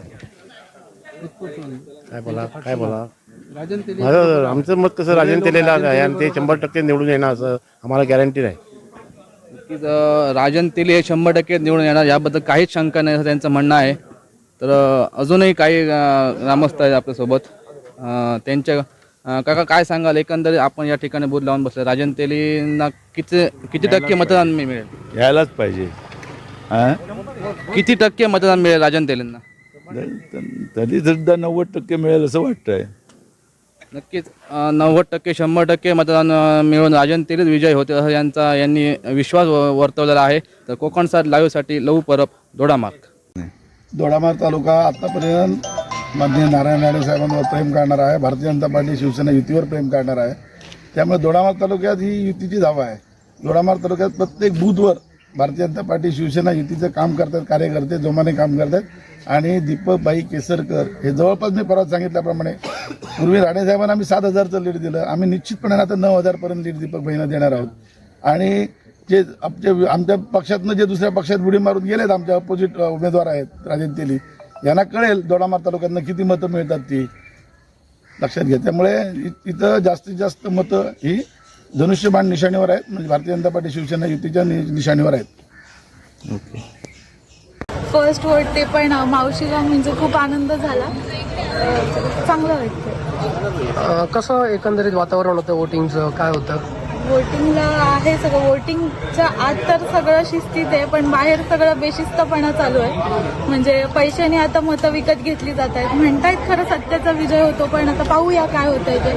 कारण आता तर काय पक्षातली जी त्यांच्याबरोबर कामं करत होती ती पण लोक असं पसरवत आहेत की त्यांनी दीपक केसरकरनी त्यांना उभं केलंय, म्हणजे मावशीला अर्चना घारे परब यांना. तर त्यांनी त्यांना 5 कोटी रुपये दिले, काय असं सगळीकडे चालू आहे. पण आता जे ऐकतायत ते आपलं विश्वास ठेवतायत, पण कोणाला आतलं काहीच माहीत नाहीये. जर तसं असतं तर सगळ्यांना एवढं पण कळलं पाहिजे की कोणी आपले पैसे घालून एवढं वणावणा दुसऱ्यांकडे सगळ्या गावागावं फिरणार नाही. एवढी जर लोकांना अक्कल असेल तर त्यांनी तेवढं समजून घ्या वाटतं मला. ते आता सध्या अट्रॅक्शनच्या मागे जास्त धावतात, म्हणजे आता प्रोग्राम किंवा आणि आकर्षित काय गोष्टी आहे ह्याच्याच मागे फक्त आता युवा पिढी पळत चालली आहे. त्यांना आता नोकरी व्यवसाय ह्याच्यात काहीच इंटरेस्ट नाही आहे. नंतर जेव्हा ते त्या वयात येतील तेव्हा ते रडणार आहेत की आमच्या इथे काहीच नाही आहे, आम्हाला बाहेर जावं लागतंय. पण आता त्यांना त्याचं एवढं काही सिरियसनेस नाही आहे. आता त्यांना फक्त ते आकर्षित करणाऱ्या गोष्टी जास्त हव्या वाटत आहेत. त्यामुळे त्यांना तर तो सिरियसनेस काय सांगता कळणारच नाही सांगितलं तरी. त्यामुळे आता काय सांगा, माझ्या बरोबरचे सांगतात मला ज्यांचे आम्हाला पैसे भेटणार त्यांना आम्ही मतं घालणार. चुकीचंच आहे, ते सगळं चुकीचंच आहे. ते तर आपल्या इथे तर हे कधी चालूच नव्हतं. हे आता मेन चालू झालंय गोव्यातून. ते मनोहर पर्रीकरनी जे चालू केलं तेव्हापासून आपल्या इथे पण चालू झालं. पण त्यांनी प्रगती केली आहे. आता इथे काय करतात काय नाही. आज 20 तारीख आहे आणि आज विधानसभा 2024ची निवडणूक आज डिक्लेअर झाली. त्याप्रमाणे आज युवक जे नोकरीनिमित्त जे बाहेर गावी होते ते सुद्धा आज त्यांचा मोठ्या प्रमाणात उत्स्फूर्त असा प्रतिसाद मिळत आहे या मतदानासाठी. अनेक युवक आहेत जे आज आपल्या पसंतीदार आपला आमदार आहेत आणि जो आमदार चांगला आमदार आहे, सुसंस्कृत असा आमदार व्हावा यासाठी म्हणून जे आज सर्व युवक आज मतदान करण्यासाठी आपल्या गावी आलेले आहेत. तर अशा मतदारांना आपण धन्यवाद देणं सुद्धा तेवढंच गरजेचं आहे. कारण आज लोकशाहीचा भाग आणि युवक हा त्यामधला महत्त्वाचा भाग आहे. त्यामुळे आज जो युवक येत आहेत मतदानासाठी हे एक चांगली गोष्ट आहे. नक्कीच आज आपले जे महाराष्ट्राचे नेते शिक्षण मंत्री दीपक भाई केसरकर आहेत हे आज आपला माणूस म्हणून सर्व ठिकाणी ओळखले जातात. संपूर्ण महाराष्ट्र राज्याचा जो शिक्षण खात्याचा जो त्यांनी आज जो कारभार सांभाळलेला हा एक म्हणजे आजपर्यंत जितके शिक्षण मंत्री झाले त्यामध्ये आज 1 नंबरचं काम हे आज दीपक भाई केसरकर यांनी केलेलं आहे. आणि दीपक भाईंच्या माध्यमातून आज अनेक विकास कामे होत आहेत आणि जी आता राहिलेली कामं आहेत ती कामं पूर्ण करण्यासाठी आज पुढचा जो कालावधी आहे त्या कालावधीमध्ये नक्कीच 100% दीपक भाई केसरकर हे निश्चितपणे त्याला योग्य असा निर्णय घेतील. मुळात कसं आहे, आमदार कसा असावा तर आमदार असा असावा की ज्याने जास्त करून आपल्या मतदारसंघासाठी त्याने निधी हा मोठ्या प्रमाणात आणलाच पाहिजे आणि त्या निधीतून लोकांची विकास कामं ही झाली पाहिजे. त्यासाठी हा आमदार सुसंस्कृत आणि निधी खेचून आणण्यासाठी त्याचं पूर्णपणे विधानसभेमध्ये आपलं त्याचं वर्चस्व असावं लागतं. त्यासाठी हा आपला जो 3 टर्म राहिलेले जे दीपक भाई केसरकर आहेत यांच्या माध्यमातून आपल्या मतदारसंघामध्ये मोठ्या प्रमाणात विकास निधी येणार आणि त्यातून अशी भरीव अशी विकास कामं होऊन चांगला सगळी कामं होऊन जनतेला त्याचं पूर्णपणे विकास काम दिसेल. आणि विशेषतः लोक अतिशय उत्साहाने आत्ताच मला एक 88चे डॉक्टर कशाळीकर भेटले. मी म्हटलं तुम्ही रजिस्टर केलं नाही का 85 वर्ष? नाही म्हणालं, मला येऊन मतदान करायचं. हा उत्साह, तरुणांचा उत्साह पण त्याच्यात आहे. याच्यावरून आपल्या भारतीय लोकशाहीचं महत्त्व आपल्याला लक्षात येतंय. सांगायचं झालं तर दीपकभाईंचं समर्थक म्हणून सांगितलं. मी त्यांचा समर्थक पहिल्यापासून आहे. अतिशय जवळचे संबंध आमचे आहेत आणि दीपकभाईंनी जो या महायुतीचे उमेदवार म्हणून या ठिकाणी जे काही काम केलेलं असेल, काही निगेटिव्ह नॅरेटिव्ह पहिल्यांदा पसरले गेले ते सगळं पालापाचोळ्यासारखे उडून गेले आणि आता लोक मोठ्या प्रमाणात महायुतीला दीपकभाईंचा उमेदवार म्हणून दीपकभाईंना मतदान करत आहेत असं चित्र आहे. चांगली 23 तारीखला चांगलं एक विजयाचा उत्सव आम्ही निश्चितच या ठिकाणी सगळे महायुतीचे जे घटक पक्ष आहेत ते साजरं करू इतकंच सांगतो. आणि चांगलं काम याच्या पुढे, आतापर्यंत झालेलं काम चांगलंच आहे, अधिक चांगलं काम याच्या पुढे करू जे लोकांना अभिप्रेत आहे. 20,000चं मताधिक्य राहायचं. मी अवास्तव काही सांगत नाही, 50,000 60,000 पण 25,000ने कमीत कमी 25,000ने दीपकभाईंचा विजय निश्चित आहे. यावेळेस नारायणराव राणे यांची समर्थ साथ अर्थात महायुतीचे आपल्या उमेदवार लोकसभेला असताना तुम्ही त्यांना साथ दिली. आता त्यांची परतफेड करण्याचं पूर्ण राणे कुटुंबीय तुमच्या पाठीशी आहे. एकूणच राणे कुटुंबीय पाठीशी असल्यामुळे किती फरक जाणवतोय? नाही, चांगल्यापैकी फरक निश्चितपणे जाणवतोय. ह्या वेळची लोकसभेची इलेक्शन असू दे किंवा आता जी इलेक्शन असू दे ही महायुती म्हणून निवडून गेली. कुठल्या पक्षाचा उमेदवार म्हणून निश्चितपणे निवडणूक झालेली नाही आणि त्याचे जे काय फायदे आहेत ते निश्चितपणाने सगळ्या उमेदवारांना महायुतीचे मिळतील असं मी सांगतो. कार्य असतं, जे समाजकार्य असतं किंवा जे विकास कामं असतात ती काय केसरकर साहेब असू दे, राणे साहेब असू दे, कुठला मला या मतदारसंघात किंवा या बूथमध्ये मतं कमी मिळाली म्हणून तिथे थांबलेलं कधीही नाही. ज्या गावात काय असेल ते त्या ठिकाणी, कारण हा सगळा जो मतदारसंघ आहे सावंतवाडी मतदारसंघ असं दीपकभाई आपला म्हणतात, त्याच्यात आपोपर भाव निश्चितपणाने काम करताना ठेवत नाही आणि ह्या पद्धतीने काम होत असतं. त्याच्यामुळे राजन तेली निगेटिव्ह नॅरेटिव्ह परवतच होते, कारण त्यांच्याकडे पॉझिटिव्ह काहीच नव्हतं आणि इथे काय होणार नाही म्हणून त्यांनी तिथे उडी मारली. हे एका दिवसात 3 पक्ष. नमस्कार, ब्रेक नंतर आपलं पुन्हा एकदा स्वागत. आता आपण पाहणार आहोत दिवसभर नेमकं काय काय घडलं आहे, कसे कसे कुठल्या मतदारसंघावर घडामोडी घडल्या आहेत आणि त्याचबरोबर प्रचारामधले मुद्दे कुठले महत्त्वाचे ठरले आहेत याबद्दल आम्ही बोलणारच आहोत. पण सुरुवातीला पाहूयात 5 वाजेपर्यंतची मतदानाची आकडेवारी नेमकी किती होती आणि आता एक सरासरी अंदाज येतोय तो नेमका काय आहे, किती टक्के मतदान सिंधुदुर्गचं झालंय ते आपण पाहणार आहोत. मॅडम, काय वाटतंय किती टक्के मतदान झालंय? सुरुवातीला आपण 5 वाजेपर्यंतची आकडेवारी पाहूया, त्यानंतर अंदाज व्यक्त करूया. एकूणच आपण जर जुईली बघितलं, सकाळी 7 वाजल्यापासून मतदानाला सुरुवात झालेली होती. पहिल्या सत्रात बऱ्यापैकी मतदानाचा वेग पहिल्यापासूनच वाढलेला होता आणि दुपारनंतर म्हणजे दुपारच्या एका जेवणाच्या विश्रांतीनंतर पुन्हा एकदा हा फ्लो वाढला आणि 3 ते 5 या टप्प्यामध्ये बऱ्यापैकी मतदान आपल्या जिल्ह्यामध्ये झालेलं आहे. त्याचं जर एकूण जर आकडेवारीच्या दृष्टिकोनातून जर बघितलं तर आपल्या मतदारसंघांमध्ये म्हणजे कणकवली मतदारसंघामध्ये 67.46% इतकं मतदान झालेलं आहे. कुडाळ मतदारसंघामध्ये 68.85 मतदान झालेलं आहे. सावंतवाडी मतदारसंघामध्ये 66.56 मतदान झालेलं आहे आणि एकूणच जिल्ह्याची जी आकडेवारी आहे ती 67.60% इतकी झालेली आहे. बरोबर. याच्यामध्ये जर महिला आणि पुरुष यांचा जर ब्रेकअप बघितला तर एकूण 2,34,308 पुरुषांनी मतदान केलेलं आहे 5 वाजेपर्यंत. स्त्रियांनी 2,24,647 स्त्रियांनी मतदान केलेलं आहे आणि टोटल जे 5 वाजेपर्यंत मतदान झालेलं आहे ते 4,98,955 एवढं टोटल मतदान झालेलं आहे. आणि याचं जर टक्केवारी जर बघितली तर संपूर्ण सिंधुदुर्ग जिल्ह्याची जी टक्केवारी आहे ती 67.60% इतकी झालेली आहे. याचा जर आपण विचार केला तर आतापर्यंत म्हणजे जी 5 वाजेपर्यंतची जी आकडेवारी आहे त्यामध्ये कुडाळात जास्त मतदान वाटतंय. त्यामुळे कुठेतरी थोडासा आकडा इथं वाढलेला दिसतोय. मात्र अजूनही जी अधिकृत आकडेवारी आपण म्हणतो ती हाती आलेली नाहीये, त्याला बराच काळ लागणार आहे. मात्र एक सरासरी जर आपण अंदाज व्यक्त केला तर ती किती टक्क्यांपर्यंत जाऊ शकते?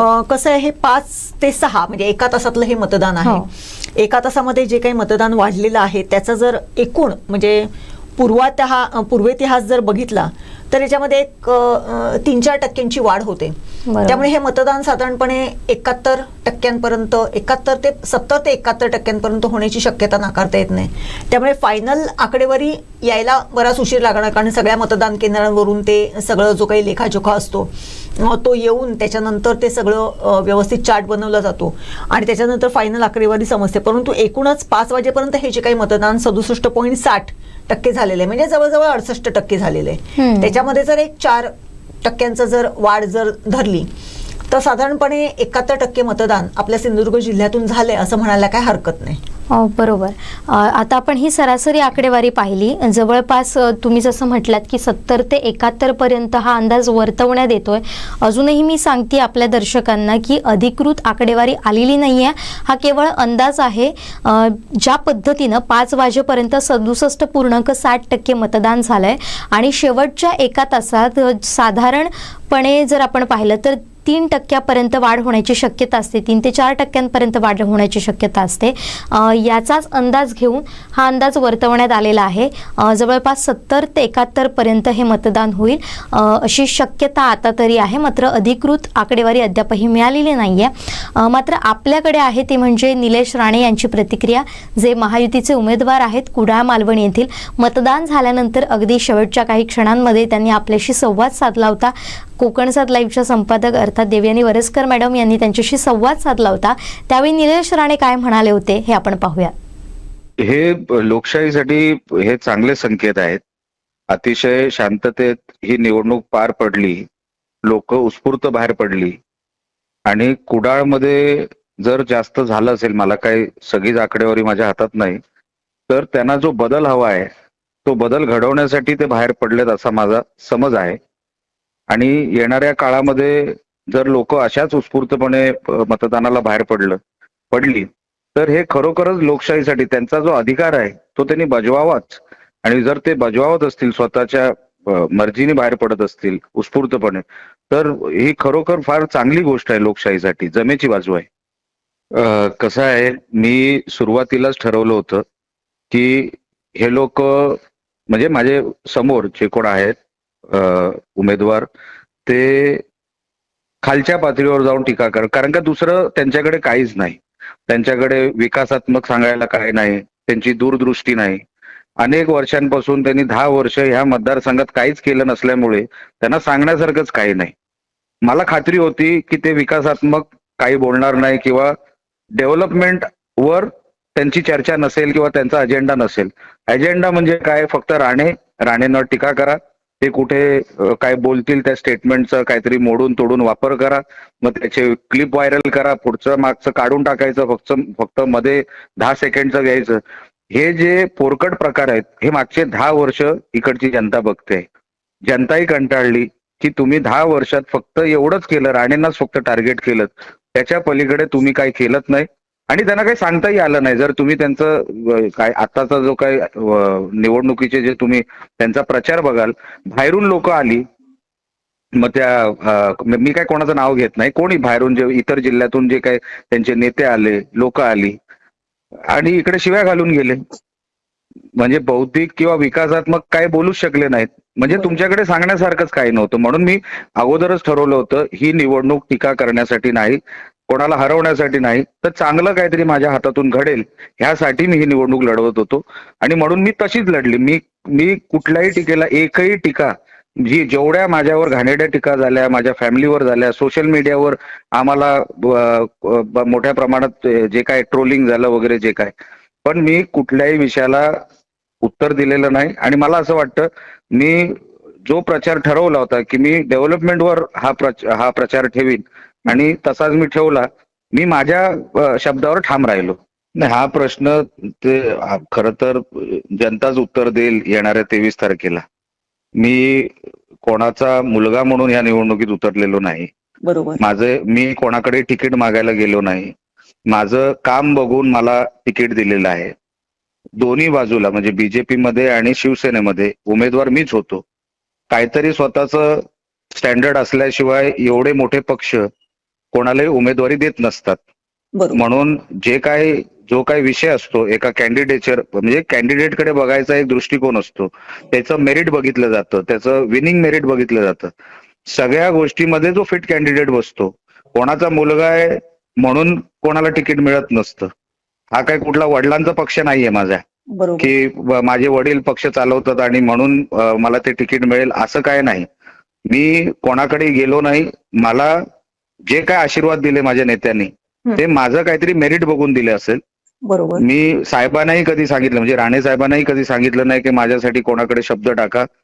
देवाने मला हात पाय कान डोळे सगळे व्यवस्थित दिलेत. मी माझं स्वतःचं काम करू शकतो. मी काय कोणावर डिपेंड नाही. एक दुसरी गोष्ट, घराणेशाहीवर जे कोण आरोप करतात त्यांनी त्यांचं तरी मेरिट तपासावं ना. आता जिल्ह्यातल्या लोकांचं काय मेरिट आहे जे माझ्यावर टीका करत होते किंवा घराणेशाहीवर बोलत होते, ते त्यांचं नेमकं स्वतःच त्यांचं क्रेडिबिलिटी काय. जिल्ह्यामध्ये जे स्वतःचं डिपॉझिट वाचू शकले नाहीत, जे काही जिल्हा बँकेमध्ये 40 मतं स्वतःची घेऊ शकली नाहीत, जिल्हा बँकेच्या 40 मतांमध्ये हरले, काही डिपॉझिट घालून बसले, काही लोकांचं फक्त ठेकेदारीवर घर चालतं, अधिकाऱ्यांना धमकवण्यामध्ये दिवस जातो, कुठून इथून तिथून फटींमधून पैसे काढले जातात. आणि अशा लोकांनी जर घराणेशाहीवर आरोप केले तर लोकांना ते सगळे माहिती आहे की करतंय कोण. आरोप करणाऱ्याची पण किंमत बघितली जाते. म्हणून अशाने मला असं वाटतं लोकांना आता तेच आरोप ऐकून पण कंटाळा आलाय. घराणेशाही हा विषय असा आहे की जर लोकांना पसंत नसेल ते आपटतील त्या उमेदवाराला. आणि ठाकरेंनी आणि गांधींनी घराणेशाहीवर बोलूच नाही ना. उद्धव ठाकरेंचा ठाकरे काढून टाका तर उद्धव ह्या नावाला किंवा त्या व्यक्तिमत्वाला कोण कंपाऊंडर पण ठेवणार नाही. म्हणून असा विषय नसतो की कोण बोलतंय त्याला पण महत्व आहे. उद्धव ठाकरे घराणेशाहीवर कसे बोलू शकतात. मी शिवसैनिकाला मुख्यमंत्री करीन सांगणारे स्वतःच मुख्यमंत्री झाले, शिवसैनिकाला केलं नाही. म्हणून गांधी आणि ठाकरेंनी घराणेशाहीवर बोलू नये. आम्ही निवडणूक लढायला जमिनीवर उतरतो, लोकांमध्ये जातो. आम्ही काय आयती MLC मागत नाही. तर ही होती प्रतिक्रिया महायुतीचे उमेदवार निलेश राणे यांची. त्यांनी अनेक मुद्द्यांवर भाष्य केलं आहे. अगदी प्रचार संपल्यानंतर सुद्धा ते ॲक्टिव्ह होते.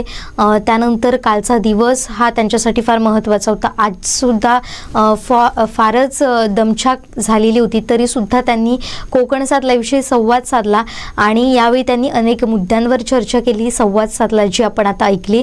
आता त्याचबरोबर आपण या संपूर्ण मतदारसंघाचा आढावा घेऊया. कुडाळ मालवणमध्ये आज दिवसभरात काय काय घडलं, मतदारांचा कसा प्रतिसाद मिळाला, प्रशासन यासाठी कसं सज्ज होतं, कुठे मतदान यंत्रामध्ये बिघाड झाला का, आणि त्याचबरोबर नेत्यांची कशी काय या सगळ्यासाठी दमछाक झाली, हे सगळं आपण जाणून घेणार आहोत. थेट जाऊयात आमचे चीफ रिपोर्टर कृष्णा ढोलम यांच्याकडे. कृष्णाजी, काय अपडेट आहेत? दिवसभर नेमकं काय काय घडलं कुडाळ मालवणमध्ये? नक्कीच आज कुडाळ मालवण विधानसभा मतदारसंघासाठी आज शांततेत मतदान प्रक्रिया पार पडली. दोन्ही उमेदवारांचे पदाधिकारी असतील, उमेदवार असतील, हे पूर्ण मतदारसंघात फिरून मतदानाचा आढावा घेत होते. सकाळपासूनच वैभवाने असतील महायुतीचे उमेदवार निलेश राणे असतील, ते सकाळपासूनच प्रत्येक मतदान केंद्रावर जाऊन कार्यकर्त्यांच्या बूथवर जाऊन हे मतदानाचा आणि एकूणच परिस्थितीचा आढावा घेत होते. त्यानंतर दिवसभर आज ही मतदान प्रक्रिया आहे ही शांततेत पार पडलेली आहे. कुडाळ मालवणचा विचार केला तर मोठ्या प्रमाणात मतदारांचा जो प्रतिसाद दिसला तो आपल्याला पाहायला मिळाला. उत्स्फूर्त असे मतदान झालेले आहे. कारण 6 वाजेपर्यंत आपण आकडेवारी बघितली, 5 वाजेपर्यंत 68% मतदान झालं होतं आणि उरलेले 1 तासात आपण काय म्हणतो 75%च्या आसपास कुडाळ मालवण विधानसभा मतदारसंघात 75%च्या आसपास मतदान होऊ शकतं. आणि ही मतदानाची आकडेवारी, आता मतदानाचा वाढलेला टक्का कुणाला देणार अशा पद्धतीची चर्चा आहे जी आता ऐकायला मिळत आहे. आणि ही वाढलेली टक्केवारी आता कोणाच्या पारड्यात पडते याची आता उत्सुकता सर्वांना लागून राहिलेली आहे. आज या दिवसभर मतदान हे शांततेत पार पडलेले आहे आणि संपूर्ण मतदान केंद्रावर तालुक्यातील पोलीस बंदोबस्त हा ठेवण्यात आलेला होता. पोलीस अधिकारी सुद्धा मतदान केंद्रावर भेट देत होते. एकूणच ही मतदान प्रक्रिया ही पहिल्यांदाच पूर्णपणे शांततेत पार पडलेली आहे. त्यामुळे मतदानाचा हा वाढलेला टप्पा आता कोणाला धक्का देणार हे आता पाहायला मिळणार आहे. बरोबर. या मतदारसंघातले अनेक फॅक्टर हे महत्त्वाचे ठरतात. एक म्हणजे 2 टर्म आमदारकी लढवलेले वैभव नाईक असतील, आता ते हॅट्रिकसाठी सज्ज झालेले आहेत, तर त्यांच्यासमोर आव्हान होतं ते अर्थात माजी खासदार म्हणून राहिलेले आणि आता महायुतीचे उमेदवार असलेले निलेश राणे यांचं ऐन आणि त्यांचं शिवसेनेत प्रवेश झाला. मात्र हे दोन्ही मातब्बर नेते एकमेकांसमोर उभे राहिले आणि काटेकी टक्कर म्हणून या लढतीकडे पाहिलं जातं. अगदी कोण कधी येईल याचा अंदाजसुद्धा बांधला जात नाही, कुठलंही प्रेडिक्शन केलं जाऊ शकत नाही, अशी ही लढत झालेली होती. तर एकंदरीत कुठले फॅक्टर इथे महत्त्वाचे ठरणार आहेत? नक्कीच आपण बघितलं तर रणनीती आहे ही रणनीती महत्वाची आहे. ही रणनीती जी आहे भाजप आणि शिवसेना आपण बघितलं तर जी एकी होती ती आपल्याला या ठिकाणी यांची पाहायला मिळाली. भाजप आणि शिवसेना मध्ये जी काय युतीमध्ये सर्व पदाधिकारी एकत्र काम करताना आपल्याला दिसले आणि हा फॅक्टर महत्वाचा ठरतो. कारण पूर्ण राणे सुद्धा या मतदारसंघात सह ढोकून होते. सिंधुदुर्ग त्यांनी सोडलेला नाही, एकदाच चिपळूण आणि रत्नागिरी दौऱ्यावर ते गेले. त्यानंतर नारायण राणे हे स्वतः कुडाळ मालवण जास्त फोकस केला होता. त्याशिवाय नीलम राणे असतील त्या सुद्धा जिल्ह्यात मतदारसंघात ठाण मांडून होत्या. दोन्ही उमेदवार आपापल्या पद्धतीने रणनीती आखत होते. त्यामुळे राणे फॅक्टर चालतो का कितपत त्याला यश येतं हे पण महत्वाचं आहे. कारण इकडे कणकवलीचं आपण बघितलं तर कणकवलीचं वातावरण काहीसं एकतर्फी असलेलं पाहायला मिळतं. पण इकडे कुडाळ मालवण मध्ये दोन्ही बाजूने प्रचाराची यंत्रणा होती ती राबवण्यात आली आणि दोन्ही बाजूंचा पार्ट जड आहे असं बोलतो. पण भाजप आणि शिवसेनेच्या पद्धतीने आपण बघितलं गेलं तर प्रचाराची काहीशी यंत्रणा वेगळी राबवली गेली. प्रत्येक जण वेगवेगळ्या विभागात आपापल्या पद्धतीने काम करत होतं. कोण कोणाला डिस्टर्ब होताना असं दिसत नव्हतं. इकडे वैभव नाईक कदाचित कुठे एकाकी पडले की काय अंतिम टप्प्यात अशा पद्धतीचं वातावरण शेवटच्या टप्प्यात पाहायला मिळालं. पूर्णपणे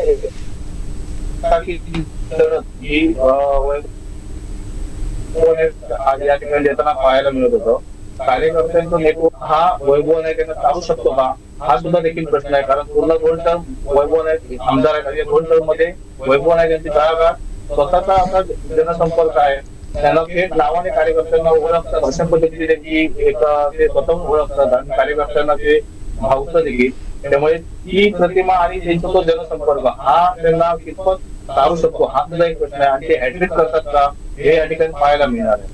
तर वैभव निलेश राणेंचं आपण बघितलं तर निलेश राणे लोकसभा निवडणुकीत जे 27,000 मताधिक्य आहे ते वैभव नाईक यांना तोडणं कितपत सोपं होतं आणि निलेश राणे ते कितपत टिकवतात हे देखील महत्वाचं ठरणार आहे. त्यामुळे या दोन्ही बाजू बघितल्या तर या मतदारसंघात आता पूर्ण मुख्यमंत्रींची सुद्धा या ठिकाणी सभा झालेली होती. त्यामुळे या पहिलीच सभा आणि मुख्यमंत्री त्यानंतर सभा झालेली नाही. त्यामुळे एकच सभा केली यांची सुद्धा दणक्यात केली, अशा त्यानंतर एकही सभा झाली नाही. त्यामुळे या मतदारसंघात पूर्णपणे राज्याचं लक्ष लागू आहे. एकनाथ शिंदेच्या उपस्थितीतच निलेश राणेंनी शिवसेनेत प्रवेश केला. त्यामुळे पूर्णपणे लक्ष आहे हा 23 तारखेला कोण या निवडणुकीत बाजी मारतो याकडे संपूर्ण राज्याचे लक्ष लागून आहे. पण एकूणच कृष्णा, एकूणच ह्या मतदारसंघाचा जेव्हा या मतदारसंघामधून ज्यावेळेस निलेश राणेंना उमेदवारी जाहीर झालेली होती त्यावेळेस एक मुद्दा असाही आलेला होता, तो होता घराणेशाहीचा. एका मतदारसंघामध्ये नितेश राणे, एका मतदारसंघामध्ये निलेश राणे आणि ऑलरेडी केंद्रामध्ये लोकसभेला निवडून आलेले खासदार नारायण राणे. या सगळ्या पार्श्वभूमीवरती या घराणेशाहीचा फटका निलेश राणेंना बसू शकतो का? तुझं काय अंदाज आहे ह्या एकूणच मतदारसंघामध्ये? नाही, पुन्हा म्हणजे ही निवडणूक होती, विधानसभा निवडणूक पुढे मागून होती. निलेश राणे हे पूर्वीपासूनच या मतदारसंघात ठाण मांडून होते किंवा पूर्णपणे या मतदारसंघाची कामे होती त्यावर त्यांनी भर दिलेला होता. आणि आपण एक याच्यामध्ये बघितलं घराणेशाहीचा मुद्दा कधी बाजूला ठेवला तरी उमेदवाराची जी ताकदीने म्हणतो आपण महायुतीकडे भाजपकडून उमेदवार कोण तर निलेश राणेंचं नाव पक्षाकडे गेलं होतं आणि दुसऱ्या बाजूने शिवसेनेकडूनही नाव निलेश राणेंचंच होतं. म्हणजे कुठे महायुतीत उमेदवार कोण असेल तर निलेश राणेच हवे अशा पद्धतीचं जे चित्र होतं ते या मत गेल्यामुळे निलेश राणेंची बाजू सहज ठरली आणि ते या मतदारसंघात उमेदवार म्हणून उभे राहील. आणि कार्यकर्त्यांच्या मागणी खरं तर दोन्ही बाजूने म्हणजे शिवसेना पण असेल भाजप पण असेल आपला उमेदवार निलेश राणे अशा पद्धतीचं ते चित्र उभं राहिलं आणि निलेश राणे यांना या मतदारसंघातून संधी मिळाली. आता घराणेशाहीच्या बाजूने आता किंमत हा मुद्दा या तितकासा ठरत नाही. त्यामुळे महायुती म्हणून एक कार्यकर्त्यांकडे अशा पद्धतीचं चित्र या मतदारसंघात रंगवलं गेलं आणि आता तीच चित्र हे पूर्ण मतदारसंघात पाहायला मिळेल. कृष्णा, या पार्श्वभूमीवरती जर बघितलं जसं वैभव नाईक तू म्हणालास की शेवटच्या क्षणी वैभव नाईक हे एकांगी पडलेले दिसत होते, कार्यकर्ते त्यांच्याबरोबर नव्हते असं तुझं म्हणणं आहे. परंतु वैभव नाईक की ज्यांनी 2 टर्म या मतदारसंघामध्ये काढलेले आहेत आणि प्रत्येक घराघरात पोचलेला उमेदवार म्हणून वैभव नाईकांची ओळख आहे. वैभव नाईक ह्यांना सर्वसामान्यांचा आमदार म्हणून सातत्याने म्हटलं जाते.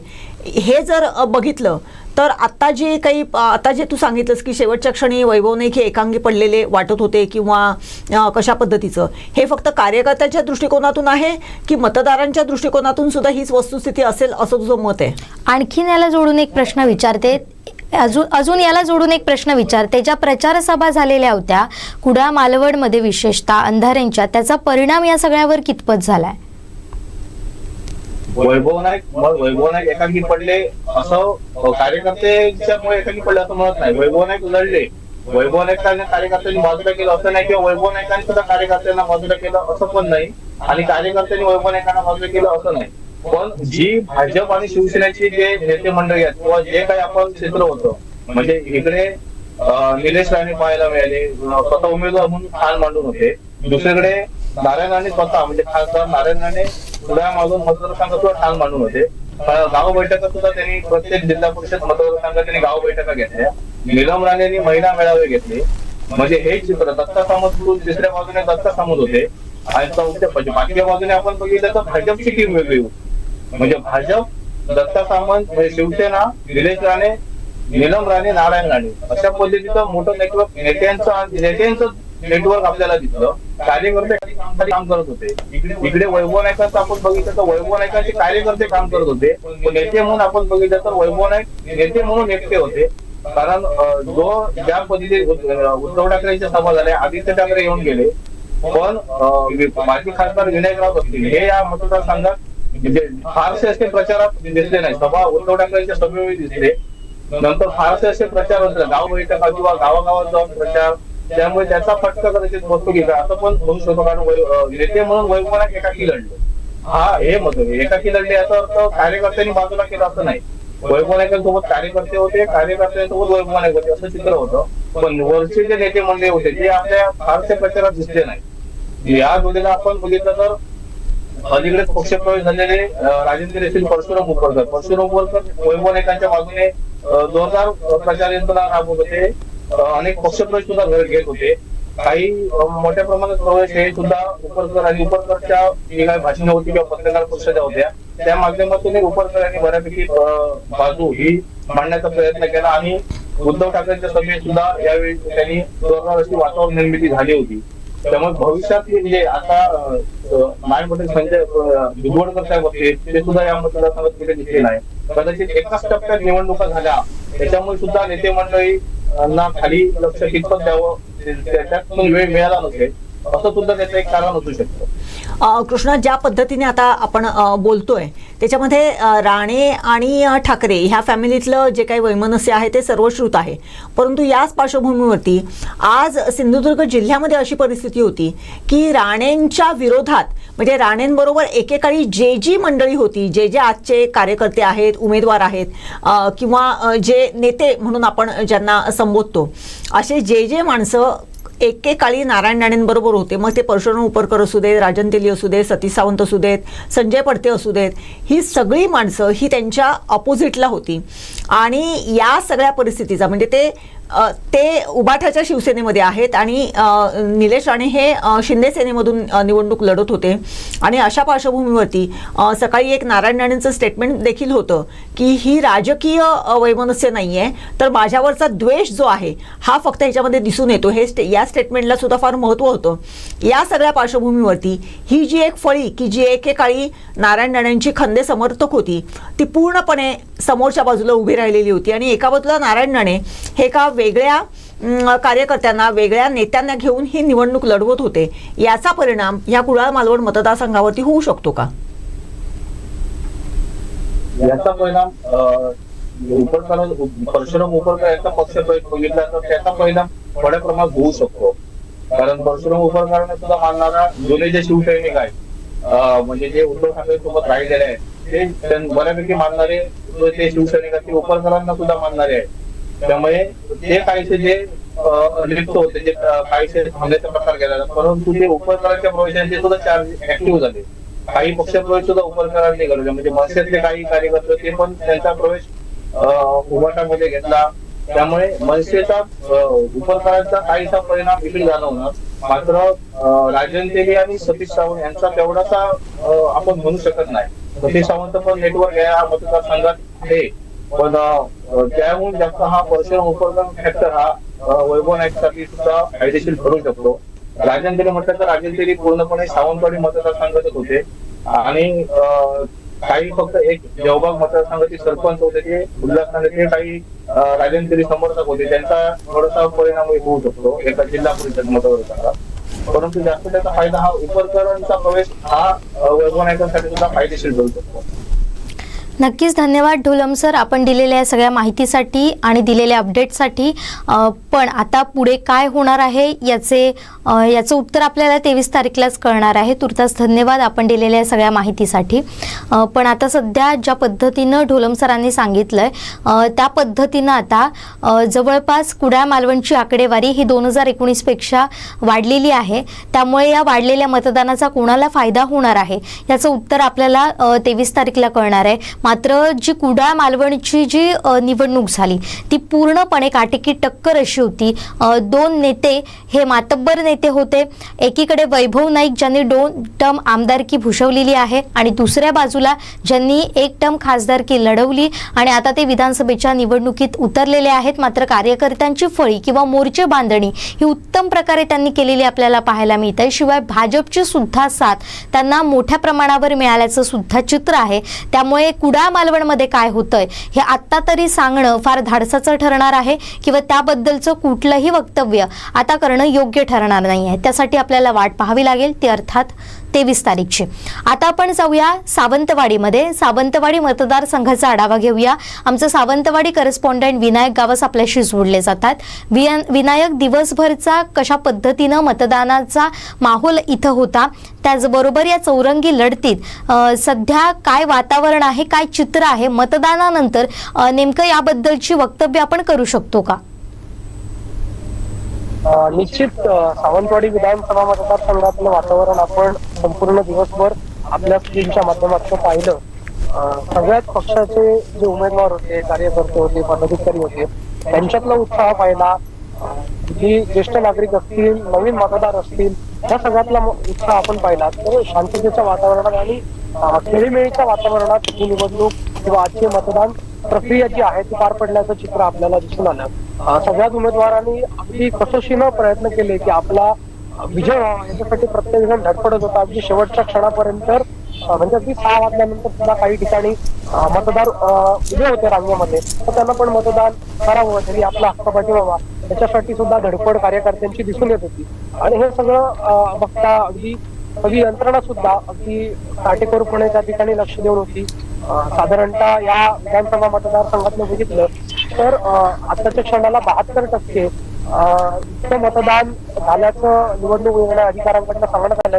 अधिकृत जी आकडेवारी आहे ती अद्याप आपल्याकडे पोहोचली नाही, कारण प्रत्येक गावातली जी मतदान यंत्र आहेत ती पोहोचण्यासाठी थोडा उशीर होईल, विलंब लागेल. आणि त्यानंतरच एक्झॅक्ट किती मतदान या ठिकाणी झालं, किती मतदारांनी आपला हक्क बजावला हे स्पष्ट होईल. पण साधारणतः अंदाज बघितला तर लोकसभेला ज्या पद्धतीनं या ठिकाणी मतदान झालं विधानसभेतलं, त्याच पद्धतीनं विधानसभेला सुद्धा झालेलं दिसून येतं. आणि उत्स्फूर्त असा प्रतिसाद मतदारांकडनं या निवडणुकीच्या निमित्तानं दिसून येतो. आणि एकदम शांततेच्या वातावरणात खरं तर ही निवडणूक पार पडली. चौरंगी लढत प्रामुख्यानं होत होती, बंडखोरी झाली होती, त्यामुळे टेन्शन होतं किंवा आरोप प्रत्यारोप होत होते. त्या पद्धतीनं आपल्या चौकीयांवर फैरी काढल्या जात होत्या, ते बघता टेन्शन होतं या मतदारसंघात. पण चांगल्या पद्धतीनं शांततेत पूर्ण आतापर्यंतचा हा निवडणुकीचा उत्सव आहे तो पार पडलेला दिसून येतोय. विनायक, ज्या पद्धतीने तू म्हणालास की चौरंगी लढत होती, शेवटच्या क्षणापर्यंत प्रत्येक उमेदवार हा आटोकाट प्रयत्न करत होता मतदान आपल्याला व्हावं याच्यासाठी. आता जर गेल्या काही दिवसांपासूनचा प्रचाराचा जर एक वेग आणि जर एक ढाचा जर बघितला तर निश्चितपणे ह्या मतदारसंघामध्ये मुख्यमंत्री एकनाथ शिंदे येऊन गेलेले आहेत की ज्यांनी दीपक केसरकरांच्या प्रचाराची धुरा घेतलेली होती. नारायण राणे हे येऊन गेलेले आहेत. नारायण राणेंनी सावंतवाडी, वेंगुर्ला, दोडामार्ग ह्या तीनही तालुक्यांमध्ये दीपक केसरकरांसाठी प्रचार केलेला आहे. आणि या सगळ्या अनुषंगाने जर बघितलं तर एकूणच दीपक केसरकर, राजन तेली, अर्चना घारे आणि विशाल परब हे जे काही चौरंगी लढत इथे होती त्याचा एकूण जर फ्लो बघितला आजच्या दिवसाला हे उमेदवार, जसं आपण इतर मतदारसंघांमध्ये बघत होतो, म्हणजे कणकवली मतदारसंघामध्ये पर्टिक्युलरली जर बघितलं तर संदेश पारकर, नितेश राणे हे दोघंही दस्तूरखुद्द त्या मतदारसंघामध्ये फिरत होते, मतदारांना मतदान करण्याचं आवाहन करत होते. तसं काहीचं चित्र सावंतवाडी मतदारसंघामध्ये कुठे दिसून आलं नाही. सावंतवाडी मतदारसंघातल्या एका वाडीमध्ये, म्हणजे बांदेची जी सटमटवाडी आहे, तिथल्या काही ग्रामस्थांनी या मतदानावर बहिष्कार देखील घातलेला आपल्याला दिसून आलेला आहे. तिथपर्यंत देखील हे उमेदवार पोहोचलेले नाही आहेत. एकूणच हे सगळं जर बघितलं तर या मतदारसंघामध्ये एकूणच हा जो काही फ्लो आहे तो कशा पद्धतीचा असणार आहे. कारण एकीकडे एक छोटी वाडी, बांदेची एक सटमट वाडी ही मतदानावरती बहिष्कार टाकते, हा ट्रेंड कुठेतरी चुकीच्या पद्धतीचा संदेश देणारा आहे असं तुला वाटते का? आणि सावंतवाडी हा, जसा तू सकाळी म्हणालेला होतास की सुशिक्षित, सुजाण मतदारांचा मतदारसंघ आहे, तर एकूण या घटनेकडे कशा पद्धतीने आपण बघू शकतो? निश्चित या वाडीतल्या लोकांचे काही मागण्या असतील किंवा अन्य काही गोष्टी असतील, त्यामुळे हा बहिष्कार त्यांच्याकडनं आला असेल किंवा त्या पद्धतीनं सगळ्या घटना असतील. पण सकाळी मी तसं म्हटलं होतं की आमिष असतील, पैशाचा वापर असेल, वारेमाप हा या निवडणुकीत मोठ्या प्रमाणात झाला. आणि नाईलाजास्तव ज्या सगळ्याच उमेदवारांना त्या गोष्टी करणं भाग कुठेतरी पडताना पाहायला मिळालं. कार्यकर्त्यांची मागणी असेल, मतदार खुल्या पद्धतीनं जेव्हा हे 14 उमेदवार असतील किंवा 6 उमेदवार असतील ज्यावेळी कार्यकर्त्यांना किंवा आपल्या मतदारांपर्यंत भेटण्यासाठी जात होते त्यावेळी खुलेआमपणे त्यांना विचारलं जात होतं की तुमचा आकडा बोला, तुम्ही कुठल्या कॅटेगरीमध्ये इथे वाटप करणार आहात, अशा पद्धतीनं खुलेआमपणे पण विचारलं जात होतं. याला जबाबदार दोघेही आहेत.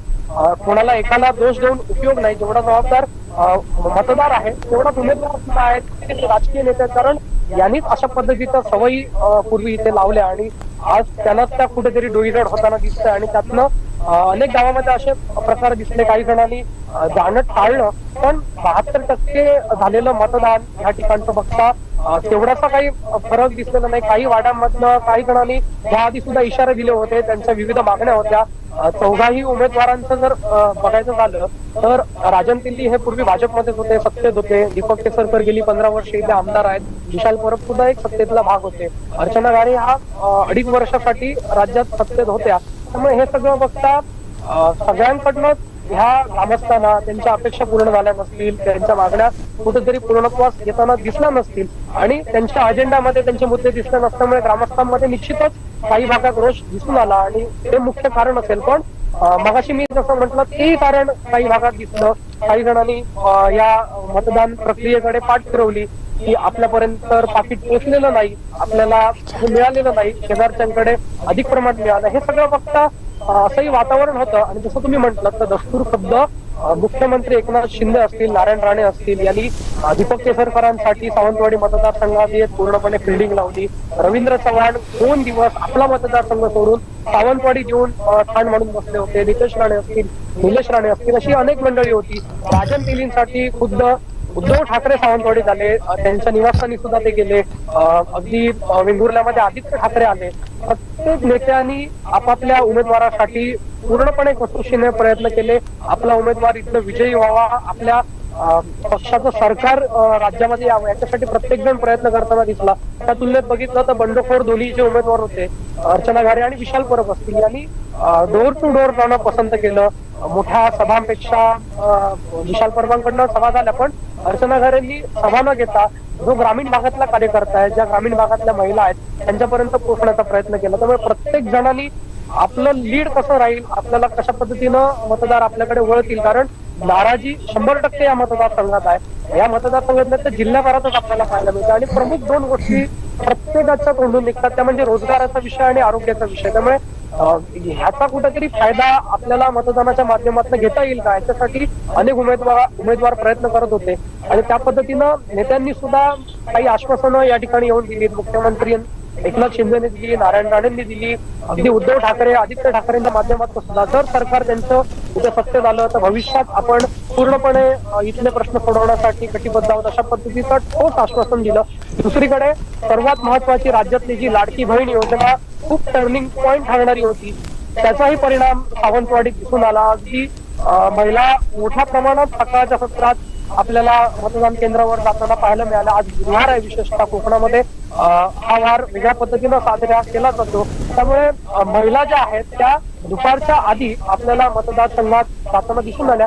एकंदरीत चांगल्या पद्धतीनं निवडणुकीची ही प्रक्रिया पार पडलेली आहे. निश्चितच साधारणतः अजूनही आकडेवारी आली नाही, पण लोकसभेला तसं झालं 1.5 लाखाचं मतदान इथे पडलं 2,30,000च्या पैकी. तसंच काहीसं 1,50,000 60,000च्या आसपासचं मतदान या मतदारसंघामध्ये झालेलं असणार आहे. 6 उमेदवार रिंगणात आहेत. लोकांना अधिक प्रमाणात निवडलं घेण्याची शक्यता आहे विधानसभेपेक्षा, लोकसभेपेक्षा.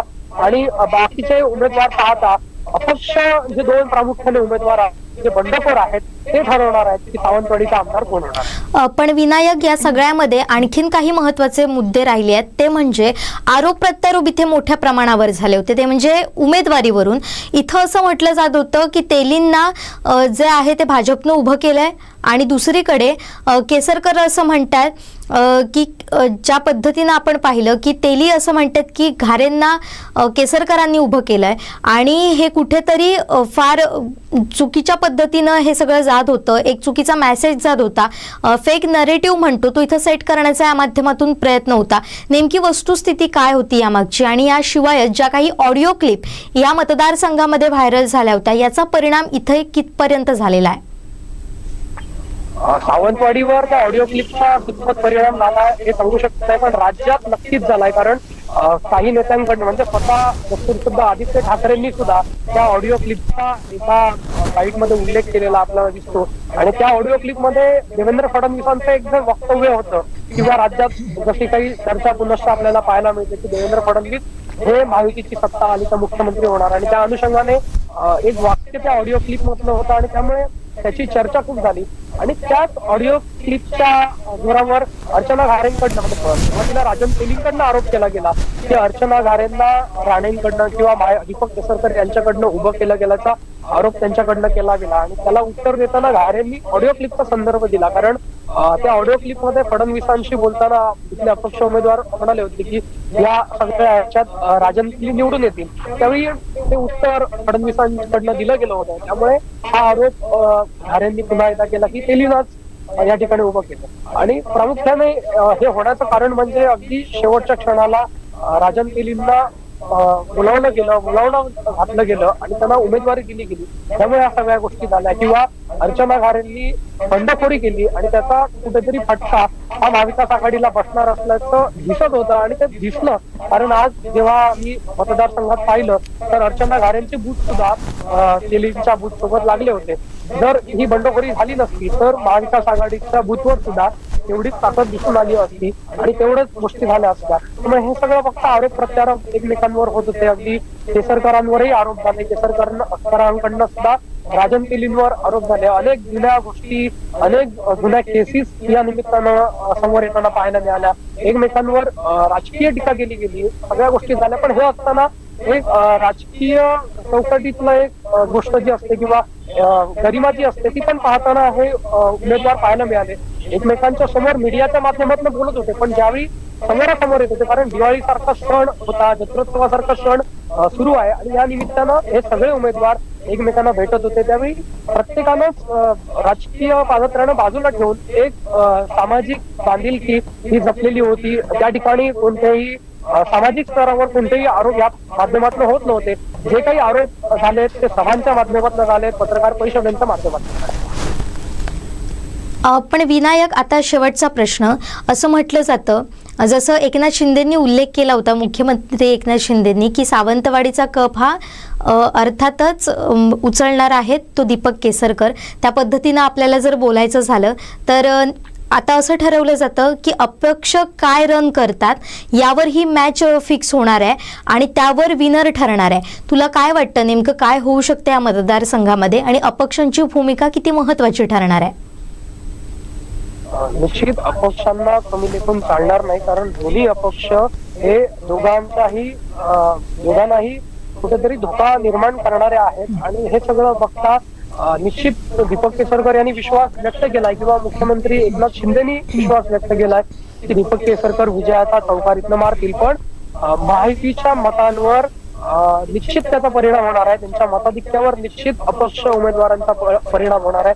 राजन तेलींच्याही बाबतीत बघितलं तर साधारणतः महाविकास आघाडीला लोकसभेला जी 50-55 हजार मतं पडली त्यात निश्चित फटका बंडखोरांच्या या भूमिकेमुळे होणार आहे. यात कोणतंही दुमत नाही. चौरंगी लढत प्रामुख्याने आणि ट्विस्ट मोठा आहे. त्यामुळे निश्चित मगाशी तुम्ही असं म्हटलं की अपक्ष किती रन करतात त्यावर हा खप कोण उचलतोय की कोण हिट विकेट होतोय, कोणाची कॅच इथे झेलबाद कोण होत आहे हे सांगता येईल. पण आजच्या क्षणाला केसरकरांकडे चौकार मांडण्याची शक्यता जास्त दिसते, कारण कुठे नारायण राणे इथे आहेत, त्यांच्यासोबत भाजप इथे आहे, महायुतीचे सगळे कार्यकर्ते दावा करतायत. आणि तसं जर झालं नाही तर निश्चितच म्हणायला पाहिजे की महायुतीला बंडखोरांचा शाप मोठ्या पद्धतीने लागला असं म्हणायला हरकत नाही. त्यामुळे आता कप केला. नक्कीच विनायक, धन्यवाद. या संदर्भातले अपडेट तुझ्याकडून जाणून घेत राहणार आहोत. तुर्तास धन्यवाद तू दिलेल्या सगळ्या माहितीसाठी. आता आपण जाऊयात मुख्यालय प्रतिनिधी लौ म्हाडेश्वर यांच्याकडे. त्यांच्याकडून जाणून घेऊयात दिवसभर त्यांनी जो पत्रकारांसोबत जो दौरा केला होता त्यामध्ये त्यांना जाणवलेल्या कुठल्या गोष्टी होत्या, निवडणुकीमधले कुठले महत्त्वाचे फॅक्टर ठरणार आहेत. म्हाडेश्वरजी, काय वाटतं, काय होऊ शकतं, कशा पद्धतीनं ही निवडणूक महत्त्वाची ठरली आहे आणि पत्रकार दौरा करत असताना यामध्ये जाणवलेल्या तुम्हाला गोष्टी कुठल्या आहेत?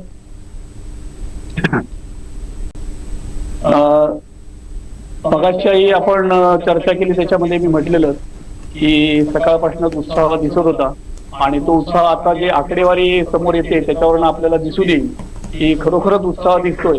कारण गेल्या वेळी जी 2019 मध्ये विधानसभेचं निवडणूक झाली त्यामुळे 63.92% एवढं मतदान गेल्या वेळी झालं होतं. तर आत्ताचं मतदानाचा आकडा साधारण 72% जातोय. कारण संध्याकाळी 6 वाजता जी मतदान झालं ते 6 वाजताची आकडेवारी आहे 67.60%. एवढी 6 वाजताची आकडेवारी आहे. आणि आता त्याच्यामध्ये तासाभरात जो बदल होईल, फायनल आकडे आता आपल्याकडे आलेले नाहीत, पण सिंधुदुर्ग जिल्ह्यामध्ये एकूण 72% एवढं मतदान झालं होण्याची पूर्णपणे शक्यता आपल्याला दिसून येते. फायनल आकडे यायला आपल्याला वेळ लागेल. त्यामुळे सकाळपासूनच सगळीकडे फिरतानाही लक्षात येत होतं की उत्साह खूप आहे.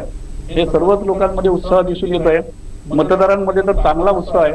आणि विशेष सांगायचं तर काय, तर ह्या मतदानामध्ये जो आकडा वाढलाय, ह्या आकडा वाढण्याची जर कारण आपण लक्षात घेऊ तर त्याचं कारण एक दोन कारण आहेत महत्वाची. त्याच्यामध्ये जे चाकरमणी आहेत म्हणजे बाहेरगावी असलेले लोक आहेत. खरं म्हणजे आपल्याला माहित आहे की मतदान जे होतं ते मतदान असं टप्प्याटप्प्यामध्ये होतं. आणि त्या टप्प्यामध्ये मतदान झालं की मग त्या ठिकाणी सुट्टी असते. म्हणजे आता जर आपण म्हटलं की सिंधुदुर्गमध्ये जर वेगळ्या टप्प्यात असलं असतं, मुंबईमध्ये वेगळ्या टप्प्यात असलं असतं, तर मुंबईची सुट्टी वेगळी आणि सिंधुदुर्गची सुट्टी वेगळी. मग ते जे तिथले मतदार आहेत ते इथे येऊ शकत नाहीत. कारण आपल्याकडचे बरेच लोक हे मुंबईमध्ये राहतात आणि त्यांना मग मतदान करायला इथे येत नाही. मात्र ह्यावेळी राजकीय पक्षांनी जी काळजी घेतली की बाहेर असलेले मतदार इथे आले पाहिजेत, त्यासाठी त्यांनी मतदार यादी पहिलीच ताब्यात घेऊन त्याची व्यवस्थित रचना लावली. आणि त्यामुळे मोठ्या प्रमाणात इथे सिंधुदुर्गामध्ये मुंबईचे आणि मतदार येऊ शकले. त्याचबरोबर आपलं शेजारचं राज्य आहे गोवा. गोव्यामध्ये निवडणूक नाही, मात्र सिंधुदुर्गात निवडणूक असल्यामुळे आणि सिंधुदुर्गातले जवळजवळ मोठ्या प्रमाणात लोक हे विशेषतः किनारा भागातले म्हणजे दोडामार्ग असेल, सावंतवाडी असेल, वेंगुर्ला असेल, अशा ठिकाणचे जे मतदार आहेत ते गोव्यामध्ये आहेत. आणि गोवा राज्याने आज ह्या अशा सगळ्यांना सुट्टी दिली. महाराष्ट्रातले जे कोण मतदार आहेत अशा सगळ्यांना आज पूर्ण दिवस सुट्टी दिली. त्याचाही फायदा आपल्याला आता आकडेवारी जी वाढलेली आहे त्याच्यामध्ये आपल्याला पाहायला मिळेल. नक्कीच सर, आता तुम्ही सांगितलात की मतदानाची आकडेवारी कशी वाढली, पण मी मगाशी जो तुम्हाला प्रश्न विचारला होता की पत्रकार दौऱ्यामध्ये जाणवलेल्या वेगळ्या बाबी कोणत्या, प्रशासनाची कशा पद्धतीनं यामध्ये भूमिका महत्त्वाची राहिलेली आहे, याबद्दल काय सांगाल? आज खरं पाहिजे ना तर इतर ज्या निवडणुका झाल्या त्यापेक्षा यावेळीची निवडणूक खूपच अशी शांत आणि हे वाटली. नाहीतर काय व्हायचं, प्रत्येक ठिकाणी गेलं की मतदान केंद्राच्या बाहेरच पोलिसांचा मोठा बंदोबस्त असायचा. मग पोलिसांनी आतमध्ये सोडताना पण प्रत्येकाची चौकशी करणं किंवा काय असं असायचं. पण आजच्या मी दौऱ्यात पूर्णपणे पाहिलं सगळीकडेच, म्हणजे साधारण मी कुराळी पाहिलं, सावंतवाडीमध्येही बऱ्याच ह्याच्या बूथवर गेलो, वेंगुर्ल्यातही काही बूथवर गेलो. पण इथे असं काही मोठं कडक बंदोबस्त आहे किंवा काही असं आता दिसलं नाही. त्यामुळे पूर्णपणे शांत दिसत. खरं म्हणजे ह्याच्यापूर्वी आपण पाहिलेलं आहे आपला सिंधुदुर्ग की मोठे राडे होणं, अजून काही होणं, असे प्रकार सगळे व्हायचे. पण गेल्या 10 वर्षात थोडंसं हे सगळं प्रमाण कमी झालेलं दिसायला लागलंय. कारण उमेदवारांनाही लक्षात आलेलं आहे की आपण जेवढं अशी काही पद्धत करू तेवढं आपलंच मतदान कमी होतं.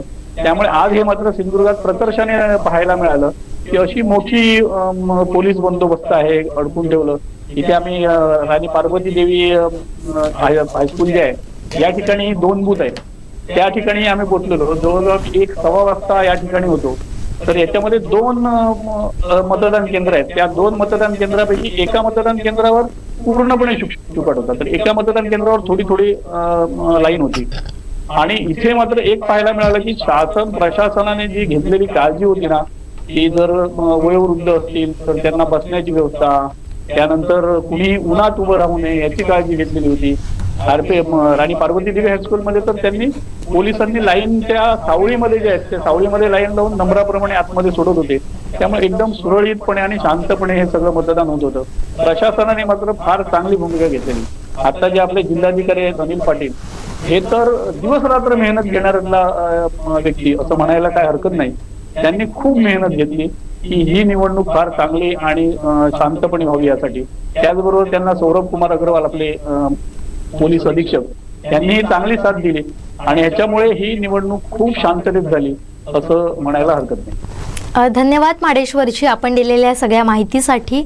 आणि ज्या पद्धतीनं म्हाडेश्वर यांनी सांगितलंय की मतदानाचा टक्का हा यावेळी वाढलेला आहे, अधिकृत आकडेवारी ही आलेली नसली तरी सुद्धा मगाशी जो आम्ही अंदाज वर्तवला होता की 70, 71, 72 याच दरम्यानची आकडेवारी असण्याची शक्यता आहे. मात्र अधिकृत आकडेवारी ही काही काळानंतर आपल्या समोर येणार आहे.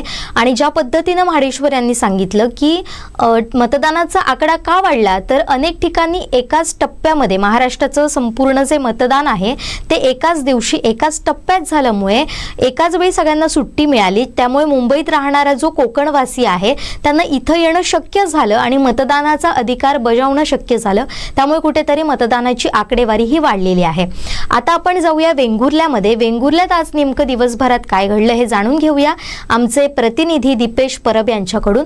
दीपेशजी, काय जाणवलं आजच्या दिवसभरात? कशा पद्धतीनं मतदानाला प्रतिसाद मिळाला, त्याचबरोबर नवमतदारांची काय भूमिका होती आणि कुठकुठले पदाधिकारी नेते वेंगुर्ल्यामध्ये ठाण मांडून होते?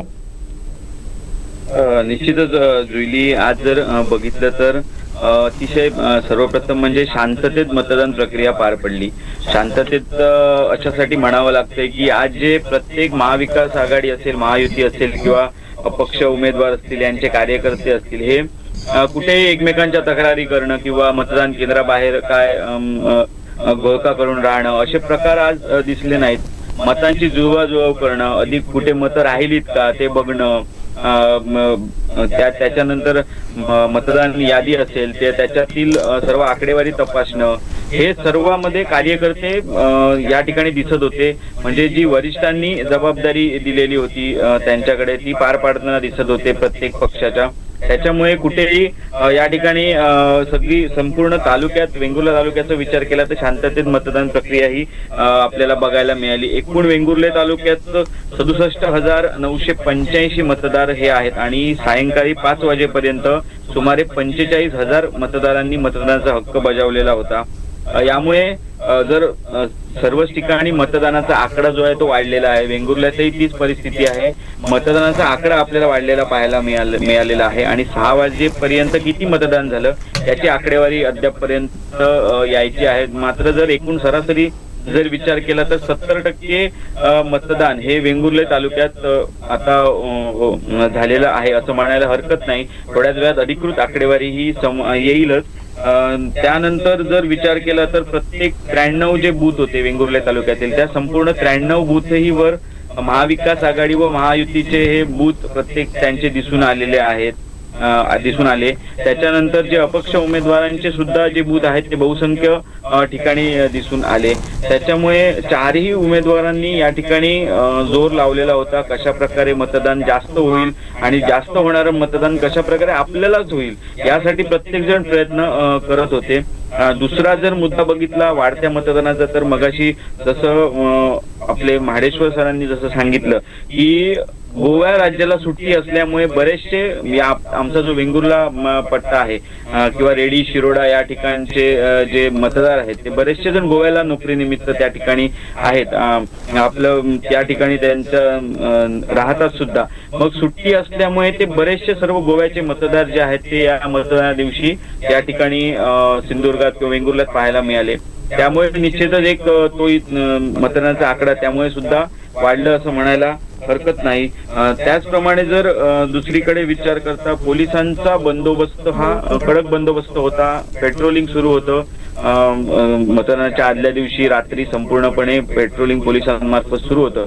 मात्र कुठेही असे मोठ्या प्रमाणात फौजफाटा पोलिसांचा दिसून आला नाही. कोणत्याही प्रकारे या ठिकाणी शांततेत मतदान असल्यामुळे तणावाचं वातावरण वगैरे असं काही दिसून आलेलं नाही. त्याच्यामुळे पोलिसांनी सुद्धा आपल्या पद्धतीने योग्य प्रकारे काळजी घेतलेली होती. प्रशासनाची तर उत्तम व्यवस्था या मतदान प्रक्रियेत पाहायला मिळाली. त्याच्यानंतर काही अपवाद वगळता 3 बूथवर वेंगुर्ले तालुक्यात मतदान मशीन बिघाड झालेला होता. मात्र तो तात्काळ दुरुस्त करण्यात आला. काही खोळंबा झाला मतदारांचा सुरुवातीच्या वेळात, कारण काही मतदान करून कामाला जाणारे मतदार होते. पण मात्र एकंदरीत बघता प्रशासनाची संपूर्णपणे यामध्ये संपूर्ण व्यवस्था ही चांगली आपल्याला या ठिकाणी पाहायला मिळाली. जुईली, धन्यवाद दीपेश तुम्ही दिलेल्या या माहितीसाठी. आणि जसं तुम्ही म्हटलत की गोवा राज्याला सुद्धा सुट्टी असल्यामुळे इथं सुद्धा मतदानाच्या आकडेवारीवर परिणाम झालेला आपल्याला पाहायला मिळाला. पण नेहमीच असं म्हटलं जातं की सावंतवाडी जो मतदारसंघ आहे तो शांत संयमी असं या मतदारसंघाकडे पाहिलं जातं आणि त्याचाच प्रत्यय आपल्याला या मतदानावेळी सुद्धा आपल्याला दिसून आला. कुठलेही राडे नाहीत, कुठलाही तणाव सुद्धा इथे पाहायला मिळाला नाही. अगदी शांततेमध्ये ही परिस्थिती किंवा हे मतदान झालेलं आपल्याला पाहायला मिळालं. आता आपण जाऊया दोडामार्गमध्ये. तिथं आपले प्रतिनिधी लव परब उपस्थित आहेत. त्यांच्याकडून जाणून घेऊया की दोडामार्गात दिवसभर कशा पद्धतीनं मतदानाला प्रतिसाद मिळाला. लव परब, तुम्हाला माझा जर आवाज येत असेल तर कशा पद्धतीनं मतदानाला प्रतिसाद मिळाला आहे? काही कारणामुळे आपण त्यांच्याशी संवाद साधू शकत नाही आहोत, मात्र आपण प्रयत्न करूया त्यांच्याशी संवाद साधण्याचा. मॅडम, मी तुमच्याकडे येते. आपण प्रत्येक प्रतिनिधींकडून जाणून घेतलं की कशा पद्धतीनं मतदानाला प्रतिसाद मिळाला, मात्र पुन्हा एकदा आपले प्रतिनिधी लव परब हे जोडले जात आहेत. त्यांच्याकडून आपण या संदर्भातली अधिक माहिती जाणून घेऊ. लव परब, मी मगासपासून जसं म्हणत होते की कशा पद्धतीनं मतदानाला प्रतिसाद मिळाला, तर दोडामार्गमधली परिस्थिती नेमकी काय आहे?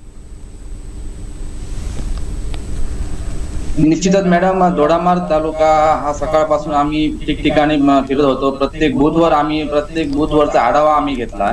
तर प्रत्येक बूथवर भाजप महायुतीचे पदाधिकारी कार्यकर्ते तिथे ठाण मांडून बसले होते. तर बांद्यातील मंदार कल्याणकर हे निरीक्षक म्हणून या ठिकाणी आहेत. ते गेले 15 दिवस दोडामार्ग तालुक्यात ठाण मांडून आहेत. प्रत्येक गावागाव जाऊन ते प्रचार करत आहे, आपली यंत्रणा राबवत आहेत. तर सावंतवाडी येथून मोठे पदाधिकारी अशोक दळवी हे या ठिकाणी आले होते. तसेच भाजपच्या महिला जिल्हाध्यक्षा श्वेता कोरगावकर या ठिकाणी त्यांनी भेट देऊन प्रत्येक बूथचा त्यांनी आढावा घेतलेला आहे. तर दीपक केसरकर यांना दोडामार्ग शहर तसेच दोडामार्ग तालुक्यामधून मोठा प्रतिसाद मिळतोय. तर लाडकी बहीण ही जी योजना आहे, या योजनेचा परिणाम चांगला दीपक केसरकरांना मिळणार असल्याचं आज चित्र दिसून आलं. प्रत्येक कार्यकर्ते, प्रत्येक पदाधिकाऱ्यांमधून हाच उत्स्फूर्त असा लाडक्या बहिणीची योजना जी आहे याचा परिणाम दीपक केसरकर यांना फायदा होणार असे आज चित्र दिसून आले होते. त्याचबरोबर मतदारांचा कसा प्रतिसाद मिळाला या संपूर्ण मतदान प्रक्रियेमध्ये? निश्चितच प्रत्येक गावागावात आम्ही आज भेट दिली. भेटी दरम्यान प्रत्येक मतदार म्हणत होता की आम्ही मतदानाचा हक्क बजावला, पण कोणाला बजावला हे त्यांनी सांगितले नाही.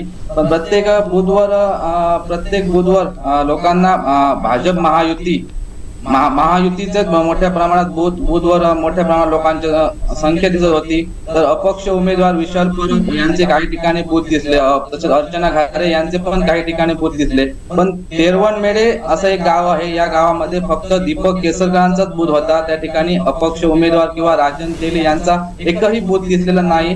त्यामुळे त्या ठिकाणी आम्ही त्यांना विचारणा केली असं ते म्हणाले की आमच्या मंदिरासाठी किंवा गावच्या विकासासाठी दीपक केसरकर यांनी मोठ्या प्रमाणात निधी दिला, त्यामुळे आम्ही दीपक केसरकर यांच्याच पाठीशी खंबीरपणे उभे राहणार आहेत. त्यामुळे इतरांनी कोणी बूथ लावले नाही हे आम्ही कोणाला सांगितलं नाही की बूथ इथे लावा किंवा अन्य कोणतेही विचार आम्ही केले नाही. तर हा त्यांचा वैयक्तिक विषय होता. त्यामुळे दीपक केसरकर यांच्या पाठीशी तेरवणमेढीतील जनता ही आहे असं त्यांनी ठाम विश्वास दर्शवला. त्याचप्रमाणे आम्ही दोडामार्ग तालुक्यात संपूर्ण फिरलो. तर प्रत्येक तालुक्यातल्या बूथवर प्रत्येक मतदारातून उत्स्फूर्त असा प्रतिसाद मिळत होता. धन्यवाद लवजी, आपण दिलेल्या या सगळ्या माहितीसाठी आणि दिलेल्या अपडेटसाठी. तुमच्याकडून या संदर्भातले अधिक अपडेटसुद्धा जाणून घेणार आहोत. तुर्तास धन्यवाद आपण दिलेल्या माहितीसाठी. मॅडम, मी तुमच्याकडे येते. आपण आता प्रत्येक प्रतिनिधींकडून माहिती जाणून घेतली, कशा पद्धतीनं प्रतिसाद मिळाला. तर प्रत्येकाकडून एकच जाणवलं ते म्हणजे मतदानाचा आकडा हा प्रत्येक ठिकाणी वाढलेला असेल. म्हणजे तो सावंतवाडी असेल, कणकवली असेल किंवा मग कुडाळ असेल, या तिन्हीमध्ये आकडेवारी वाढलेली आहे. अंदाजसुद्धा तोच आहे, 71-72 पर्यंत ही आकडेवारी जाईल. पण आता या वाढलेल्या मतदानाचा फायदा तोटा कोणाला होणार हे 23 तारीखला कळेलच. पण एकंदरीत परिस्थिती काय वाटते? जर आज सकाळपासून जे काही मतदान झालेलं आहे आणि जे जास्तीचं मतदान झालेलं आहे ते जर बघितलं तर निश्चितच सिंधुदुर्ग जिल्ह्यातल्या मतदारांनी उत्स्फूर्तपणे मतदान केलेलं आहे हे एकतर दिसून येते. परंतु वाढलेली आकडेवारी कोणाला साथ देईल? जनरली असं बोललं जाते की जेव्हा आकडेवारी मतदानाची वाढते तेव्हा जे प्रस्थापित असतात त्यांना धोका असतो, असं एक जनरली म्हटलं जाते. त्यामुळे ही समीकरणं अर्थात त्यावेळेसची आहेत की ज्यावेळेस हे सगळं राजकीय वातावरण वेगळं होतं. आज राजकीय समीकरणच बदललेली आहेत. त्यामुळे हे जे एक वाक्य आहे ते यावेळेस कितपत खरं ठरेल यावरती सांगणं आता तरी शक्य नाही आहे. त्यामुळे ही जी काही वाढलेली आकडेवारी आहे ती आपण असं म्हणूया की आपल्या सिंधुदुर्ग जिल्ह्याने एक चांगलं उदाहरण दिलेलं आहे. चांगल्या लोकशाहीला बळकट करण्यासाठी इथल्या मतदारांनी साथ दिलेली आहे. इथल्या नव मतदारांनी या सगळ्या गोष्टींसाठी हिरिरीने पुढे येऊन मतदान केलेलं आहे. जे त्यांच्या मतदारसंघातले उमेदवार आहेत त्यांच्यासाठी पुढे येऊन त्यांनी मतदान केलेलं आहे. आणि एकूणच या सगळ्या बदललेल्या राजकीय समीकरणांमध्ये सगळ्या बदललेल्या पूर्ण ह्या राजकीय परिस्थितीमध्ये पक्षांच्या फाटाफुटीमध्ये या उत्स्फूर्तपणे केलेल्या मतदान कोणाला साथ देते हे आपल्याला आता 23 तारखेला समजेल. कारण या सगळ्या प्रकरणामध्ये निश्चितच उमेदवारांची धाकधूक आता जरी आज मतदान संपलेलं असलं तरी आता खरी धाकधूक सुरू झालेली आहे. 23 तारखेला सकाळी मतमोजणी जोपर्यंत सुरू होते तोपर्यंत ही धाकधूक निश्चितच राहणार आहे. आणि ह्या जास्तीच्या झालेले मतदान कोणाच्या पारड्यात भरभरून मतदान टाकतंय हे आपल्याला लवकरच 2-3 दिवसात समजणार आहे. नक्कीच आपले कणकवली प्रतिनिधी माफ करा वैभववाडी प्रतिनिधी श्रीधर साळुंखे आपल्याशी जोडले जात आहेत. त्यांच्याकडून आजच्या दिवसभरातल्या अपडेटविषयीची माहिती घेणार आहोत. श्रीधरजी, कशा पद्धतीनं वैभववाडीत एकूणच कणकवली मतदारसंघात कसा प्रतिसाद मिळाला आणि इथं सुद्धा आकडेवारी वाढलेली आहे का मतदानाची? नक्कीच जर आपण पाहिलं तर कणकवली विधानसभेत देखील तसं तेच चित्र होतं की आपण जो मतदानाचा टक्का आहे तो वाढलेला आहे. कणकवली असेल वैभववाडी असेल या दोन्ही तालुक्यात परगावाहून जे मतदार होते ते मोठ्या प्रमाणावर ते आले होते. त्यामुळे जो लोकसभेचं जे झालेलं मतदान होतं काहीपेक्षा मतदानाचा टक्का हा वाढलेला आहे. श्रीधरजी, आपला आवाज आमच्यापर्यंत पोहोचत नाहीये. जर आपण पाहिलं तर साधारणतः 65% मतदान हे झाल्याचं चित्र वैभववाडी तालुक्यातलं आहे. त्याचबरोबर तसंच चित्र हे कणकवली तालुक्यात देखील आहे. आपण जर पाहिलं सकाळी तर कणकवली असेल वैभववाडी असेल दोन्ही रेल्वे स्थानकात मोठ्या संख्येने जे परगावातून येणारे जे चाकरमानी असतील मतदार असतील ते मोठ्या प्रमाणावरती उतरताना आपल्याला पाहायला मिळाले होते. आणि त्याचा जो परिणाम आहे तो मतदानाची आकडेवारी वाढण्यात झालेला आहे. आणि याचा फायदा नेमका आता कोणाला होणार हे मात्र 23 तारीखला समजणार आहे.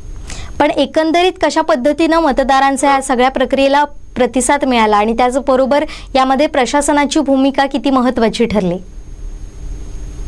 नक्कीच जर आपण पाहिलं तर अगदी कणकवली विधानसभा मतदारसंघात पूर्ण तिन्ही तालुक्यांमध्ये अगदी शांततेत मतदान झालं.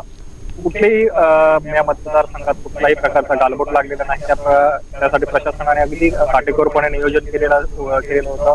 किरकोळ आपली मतदान हे यंत्र होती ती बिघाड होती. वैभववाडी तालुक्यात सोंगाडी असेल कुसूर असेल या ठिकाणी मतदार यंत्रामध्ये जो बिघाड झाल्यामुळे काही वेळ मतदान प्रक्रिया ही थांबण्यात आली होती. मात्र त्यात दुरुस्ती करून तात्काळ मतदान प्रक्रिया देखील सुरू झाली होती. पण इतर कोणतेही प्रकार हे या मतदारसंघात झाले नव्हते आणि अगदी शांततेत मतदान प्रक्रिया ही पार पडलेली आहे. नक्कीच आता इथं एकंदरीत चित्र आहे की एकीकडे नितेश राणे हे हॅट्रिकसाठी सज्ज झालेले आहेत आणि त्यांना आव्हान देतात ते संदेश पारकर. काय वाटतं काय होऊ शकतं या मतदारसंघामध्ये? नक्कीच जर तसं पाहिलं तर नितेश राणे यांचं पारडं जड आहे. पण त्यांना तेवढीच फाईट ही संदेश पारकर यांनी दिलेली आहे.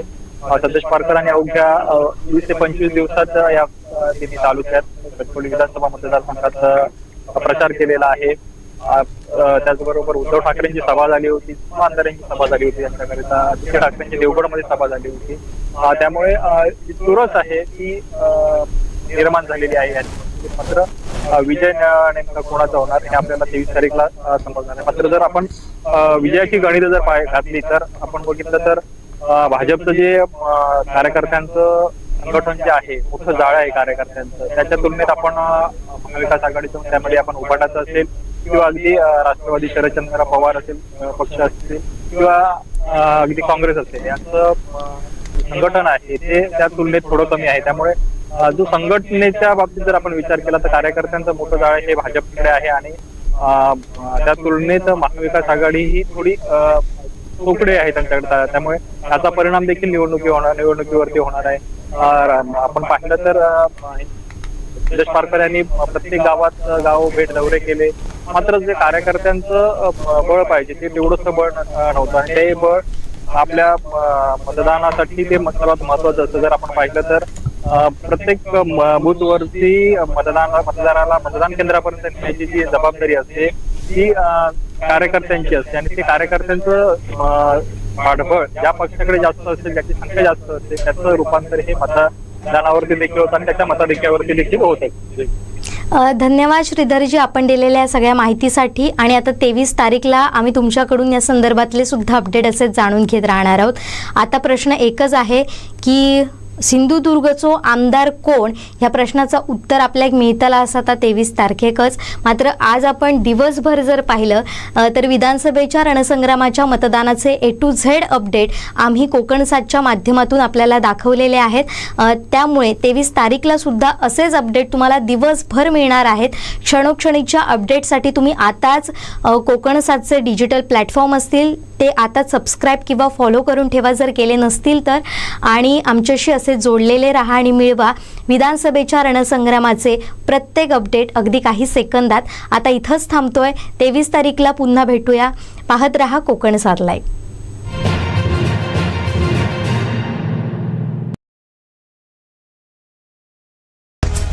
कोकण 7 लाईव्ह कोणाचीही भीडभाड न